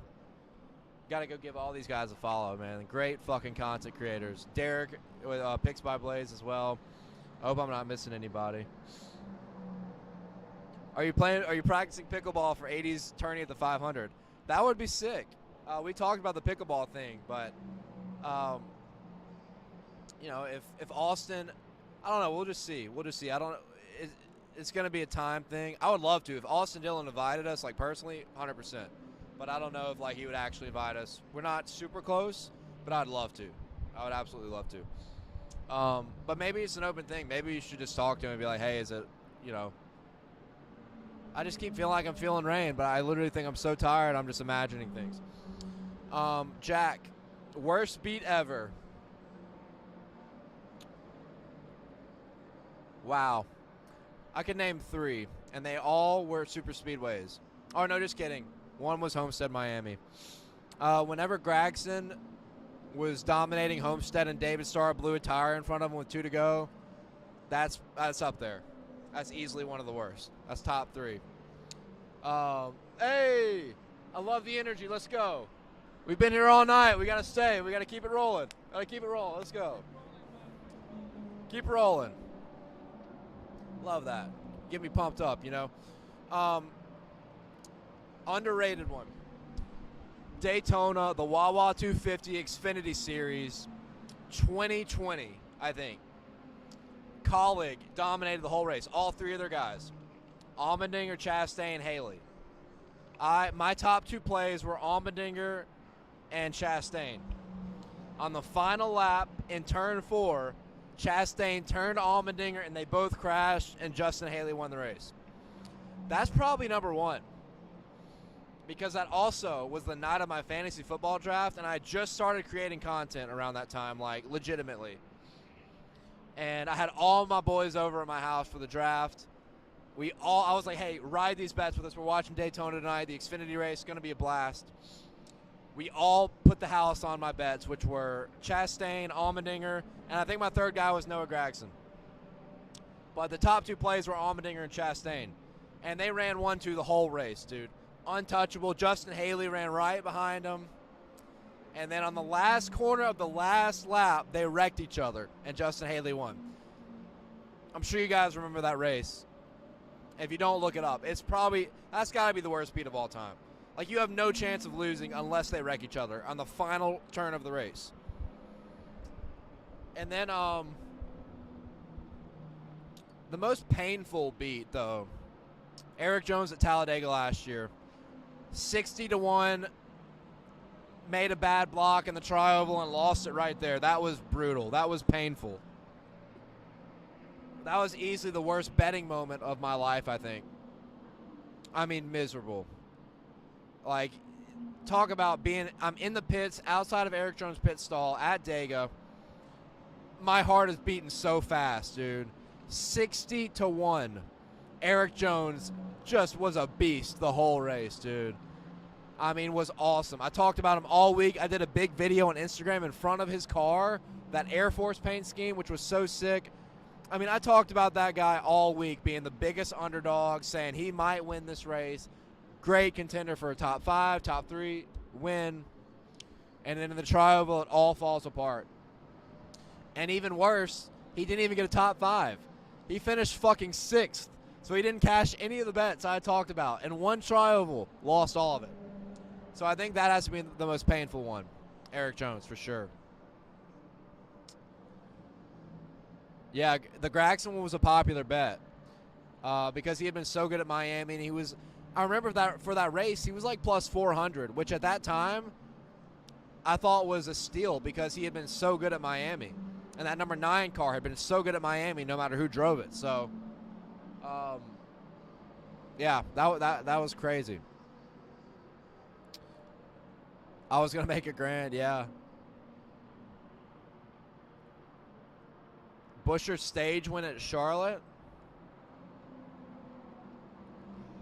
Oh, yeah. That was my worst bet ever. I put 10 units on one bet. That was pure impulse. Got way too cocky, hot shot cocky. I was like 10 units. Chris Buescher's going to advance from the Open to the All-Star race. He jumped he started on the outside front row, and he jumped the start of the race. I think that's the only time that's happened in the last 3 or 4 years in NASCAR competition. He jumped the start of the race, and I knew the bet was dead right there. So, yeah, I put 10 units on Chris Buescher to advance to the All-Star race, and he didn't do it. Very smart. Very smart on me. Yes, Green Eggs and Cam. I do remember. I was betting on NASCAR at that time in 2019, and I did see people post some slips of putting like $1 on Justin Haley at plus 100,000. I do remember seeing some betting slips.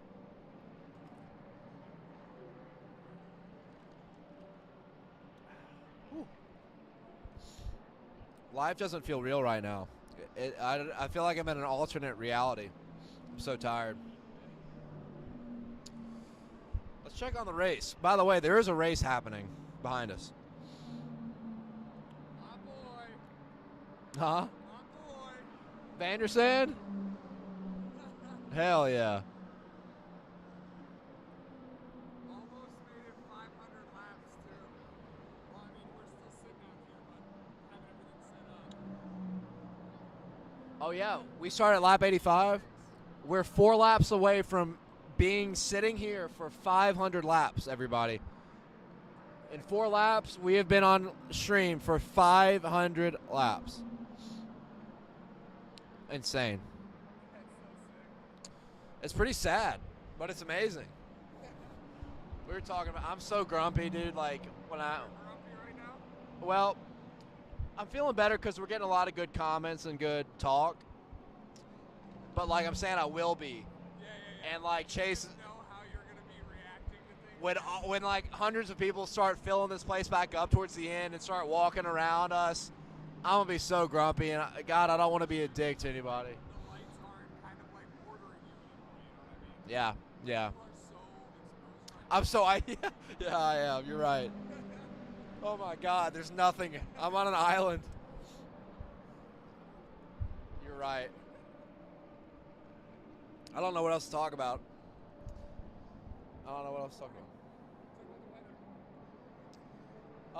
Partly cloudy. Clouds actually moving south at a very slow pace, but sky is clearing up. 0% chance of rain. Nice breeze coming through about 2 miles an hour. Blue skies are filling up, and it's actually really nice. Very, very nice. I probably could be a weatherman, I think. That wasn't my best. I've had better, but I could be a weatherman. Oh, yeah, no. All the rain? Yeah. I kept eyeing the forecast to make sure we would be good, and, yeah. It actually sprinkled last night, and anybody that missed out, we had to stop the stream because it started raining a little bit, and we're outside exposed. We had to put all of our equipment up for like 30 minutes. So we're up to 82 likes. All right, let's see. The sun comes up and Dale has new life. I wish. I really wish. Hot take, Custer doesn't make it in the top 4 in Xfinity Championship. There's just no way he doesn't. There's no way he doesn't. Cole Custer's about to just run through the Xfinity Series, guys. There's just no doubt in my mind he's going to be amazing. Jack McCarthy, what's your take on Dixie? Yeah, I saw that. Dixie DeMello halftime performance. I don't care. I mean, whatever works on attracting new fans, I think is important. So, I mean, if it brings new eyes and new people into the sport, I think that's fine. I didn't know that she was like a singer. I just only thought she was like a TikTok influencer, but that's just like my age gap not knowing, I guess.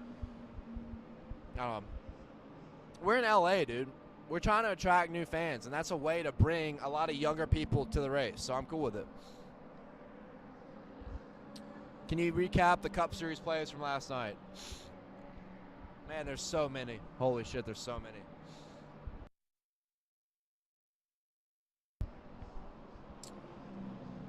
Daytona 500 plays.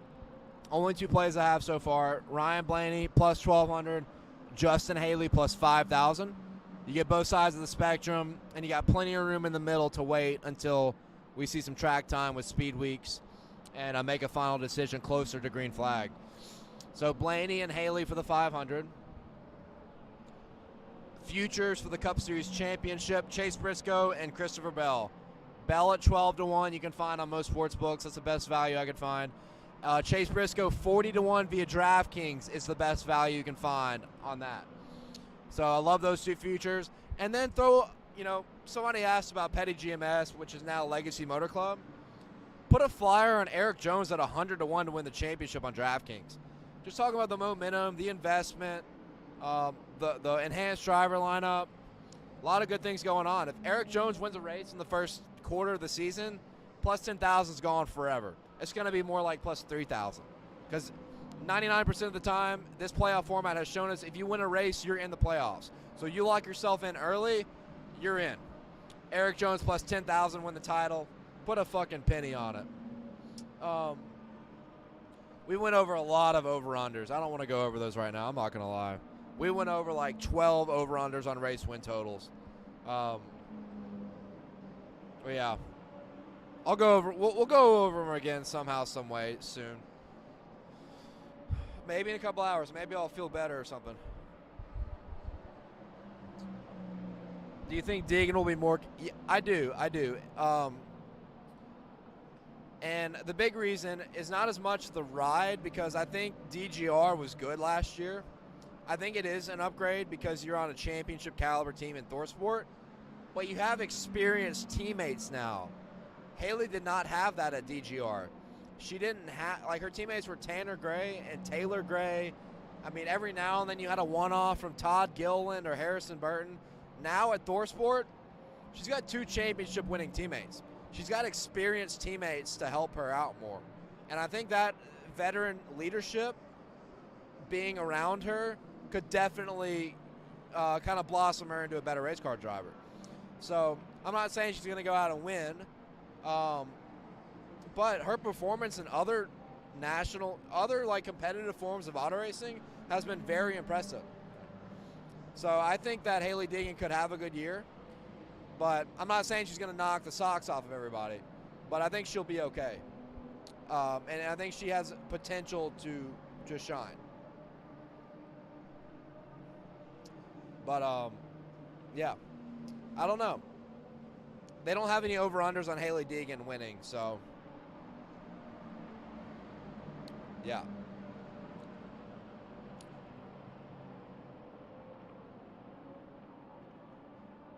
But I guess the main gist of your question is she going to be more competitive? I say yes, because it is an upgrade.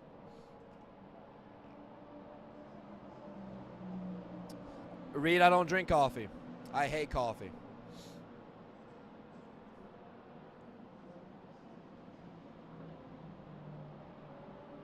I always got my caffeine through soft drinks, but it's just not going to, I just was unhealthy for a long time. So now I drink these V8 Energies. They're like a healthy alternative, and they have the same amount of caffeine as 1 cup of coffee. So they're not too bad. I've had 6 5-hour energies today, and I'm nervous to have my 7th to drive home to Tampa because I feel like I will actually explode. I did not know you've had that many. That's a lot, a 5-hour energy. The 6th one was where I was like freaking out next to you guys while you guys were doing bets, and I was like, I might be having a heart attack. 7's a lot, bro. 7's a lot. That's why I'm like, I don't think I'm gonna do it. Cinder gonna go back to back. Yeah, I fucking hope not. I really hope not on that one.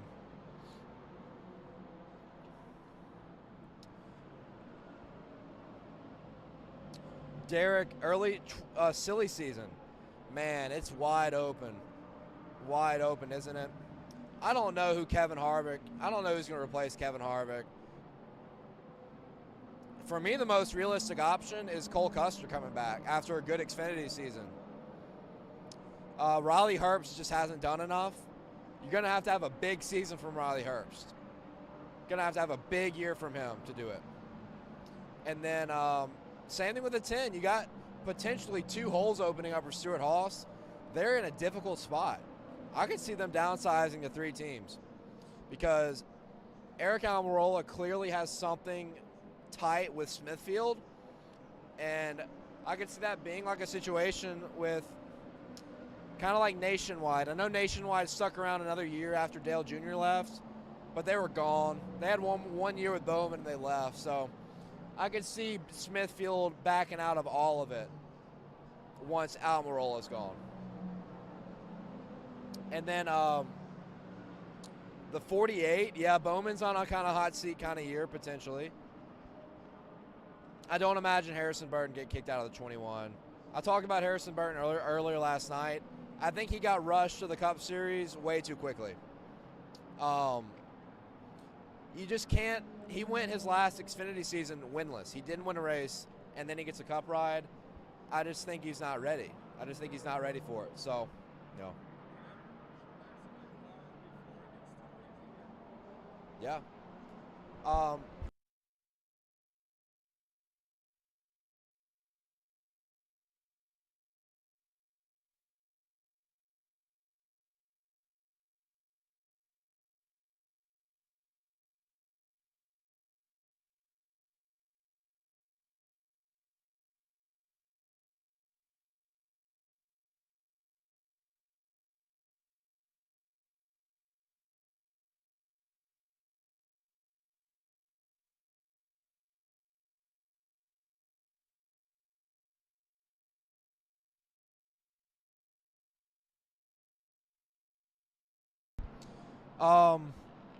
That's 30 hours of energy.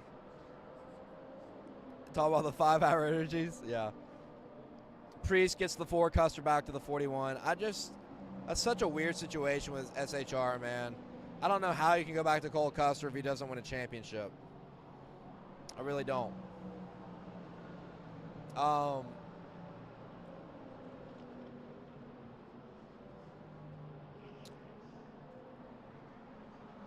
Tony just left me to go take stuff back to the car. That's what we were talking about. He's taking some equipment and stuff back because we don't need lights anymore because it's sunlight. Whew. Oh, I gotta tell Tony that you grew up in Tampa, Clearwater. Yeah, I turned the audio off on purpose. We were chatting for a second. Sir is in shambles. Yes, I am. At the minimum. At the minimum.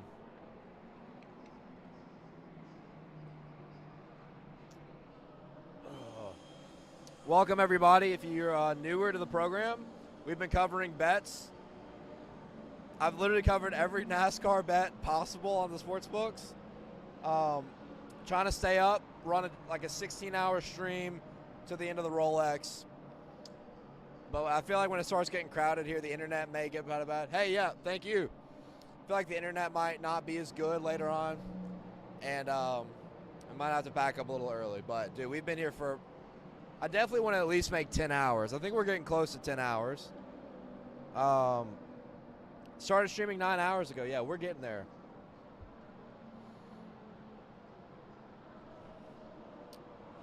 Whew.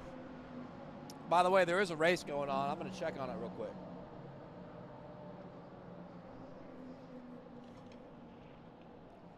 Oh, I just heard a firework. Is that a firework? Or is that just somebody engine kind of firing off?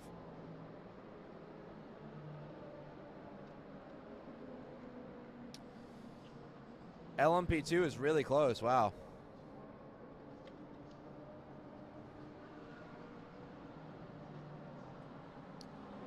Yep. Oh, yeah, we officially hit the over 500 lap marker on this live stream. That's a big time milestone, bro. If David Land comes back, I'd like to get him to come talk some IndyCar bets with me before we wrap up. That's the one thing I hadn't done yet that I said I would do is talk some IndyCar stuff, but I'm just so beat. I'm just trying to enjoy some casual conversation. Taylor, what's up, dude? Thanks for coming on, man. Thanks for joining in the chat. Appreciate you. Good to see you. Jack, overlooked NASCAR moment when Cole Custer started climbing out of his car at Coda in the rain with cars flying by at full speed. Yeah, I remember that. That was a crazy deal when Truex and him like piled on top of each other. That was a wild one. I remember how crazy that shit was. That race sucked, dude. But we were there. That was the first Coda race, and it was fun as hell. But the weather sucked. I mean, completely sucked.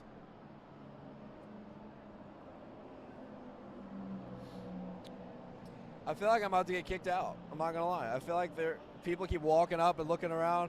What's up, Rowdy? I feel like people keep walking out, looking at me, and walking right back in. I think I'm about to get kicked out. I don't know why. I had approval to do this. I talked to people with the track. Well, that's how this kind of stuff goes. Some people approve, some people don't. Yeah, that was a very dangerous moment, straight up.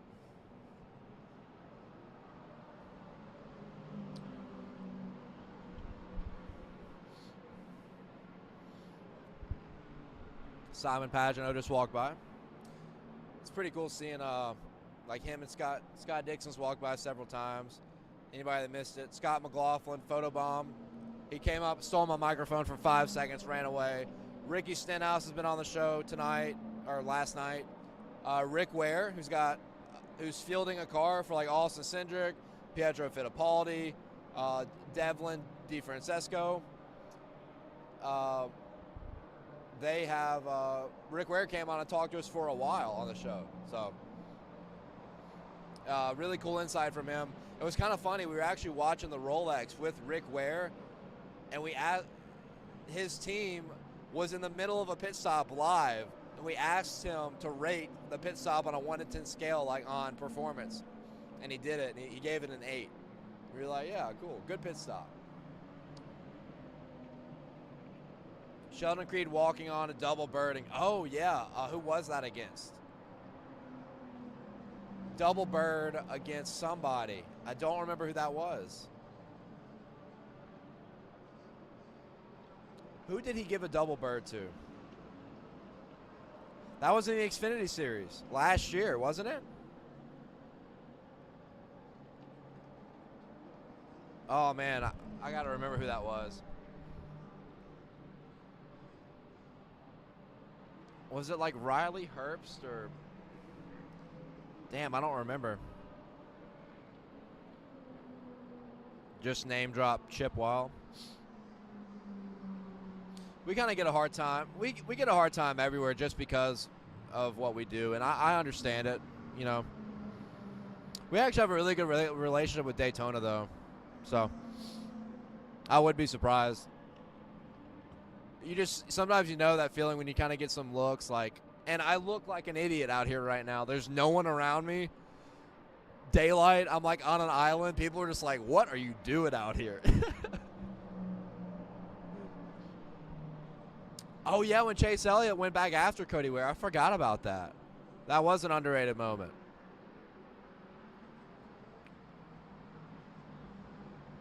Oh, Sheldon flipped off Jeb Burton because he thought Jeb, I think he thought Jeb just ran right into him, but Jeb got hit from behind. I think that's who it was. It was either Jeb Burton or Brandon Brown. I think that's correct. That Portland race was insane, though. Like, people were all upset with everybody because it was a complete disaster shit show. Dude, yeah, I remember that Cody Ware was, like, driving up on dirt trying to wreck Chase Elliott. Totally forgot about that.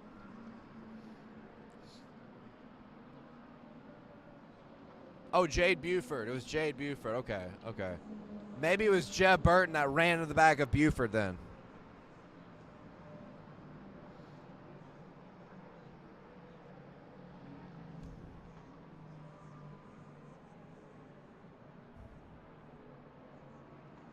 And see, I didn't even post that video, but I thought it was funny. Chase made it. I think Texas is the only track that hates us. If they hate us, I don't know. That was all Chase. Now, Chase will take 100% credit for that. I mean, I have talked bad about Texas, though, just purely from the racing product. And I think everybody has, like, you know, it's fallen apart and it's in a crisis, you know. So, but it's okay. I don't really have aspirations to go to Texas until they change it. But I don't want a super speedway. If it's a super speedway like Atlanta, I'm just not going to go. If they turn it into a short track, that's one thing. But, you know, I think Atlanta will be cool for like 4 to 6 total races, and then it will grow stale. Because we're normalizing super speedway racing too much. You don't want to do that. Super speedway racing is a very unique product of motorsport. And if you saturate it with all these little mini tracks wanting pack racing, you're going to make stuff like Talladega and the Daytona 500 feel way less cool. So I don't want us to go down this route of turning a lot of these into super speedways, you know, mini super speedways. I think it's a bad mistake. If we leave it at Atlanta, that's fine. I've heard plans with Atlanta trying to build like more attraction events, like casinos, fair kind of stuff. Like they had a concert there last year. That's a good start. So I think there's a level of entertainment that can change Atlanta for the good outside of what the track experience provides regarding the racing product. But we can't bring that kind of racing product everywhere else because we're going to normalize super speedway racing too much, which will hurt the sport. Yeah, not only did they repave Atlanta, they completely like remodeled it into this thin. It just doesn't really work. And it's kind of dangerous. You don't have any.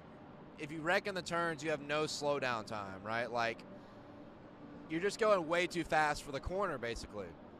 So, at least on the Cup cars, they've got Xfinity slow down so much that they don't and trucks are slowed down enough that they don't either. But Cup cars, they just go flying into these really tight corners, so it's not the best place to do it at. Which two tracks did the Kings score 15 wins apiece?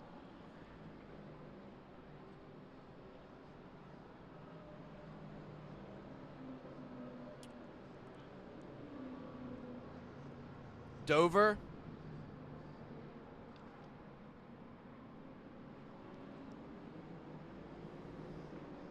No, it's not Dover. That's not it.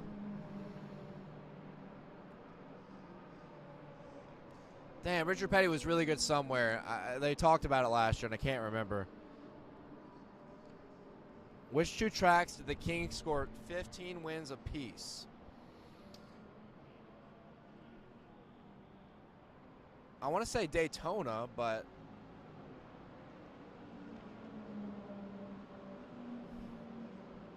maybe like Daytona and North Wilkesboro? Okay, North Wilkesboro, and the King didn't win at Martinsville 15 times, did he? I would only think Martinsville because it's literally one of the oldest tracks. Martinsville and North Wilkesboro.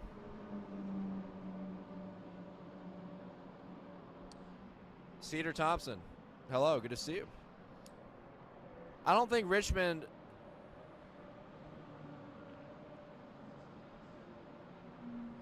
Is it North Wilkesboro and Martinsville? Or is it North Wilkesboro and Richmond? Because I said North Wilkesboro and Martinsville.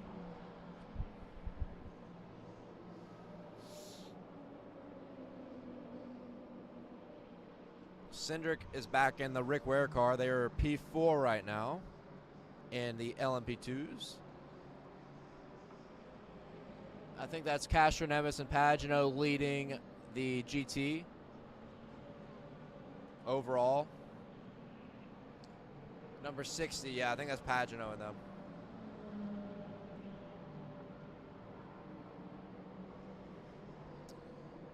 Whew.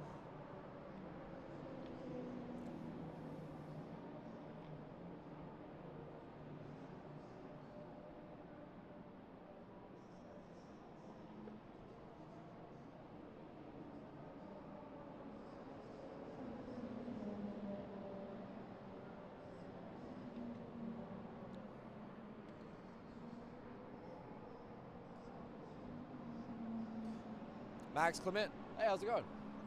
I'm good, thank you, though. I appreciate you. Very nice guy, just offered me a cup of coffee. I appreciate it. If I drank coffee, I would have taken it. Max Clement, can you see the Cup Series going racing in Canada in the near future? I don't know. I think they should, though. I love Canadian Tire Sports Park, dude. That is an awesome road course. The Truck Series will put on amazing shows there.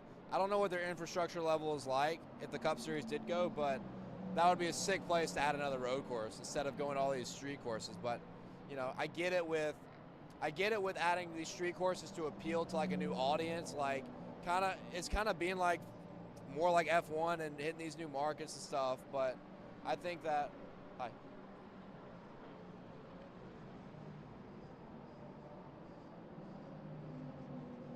One second.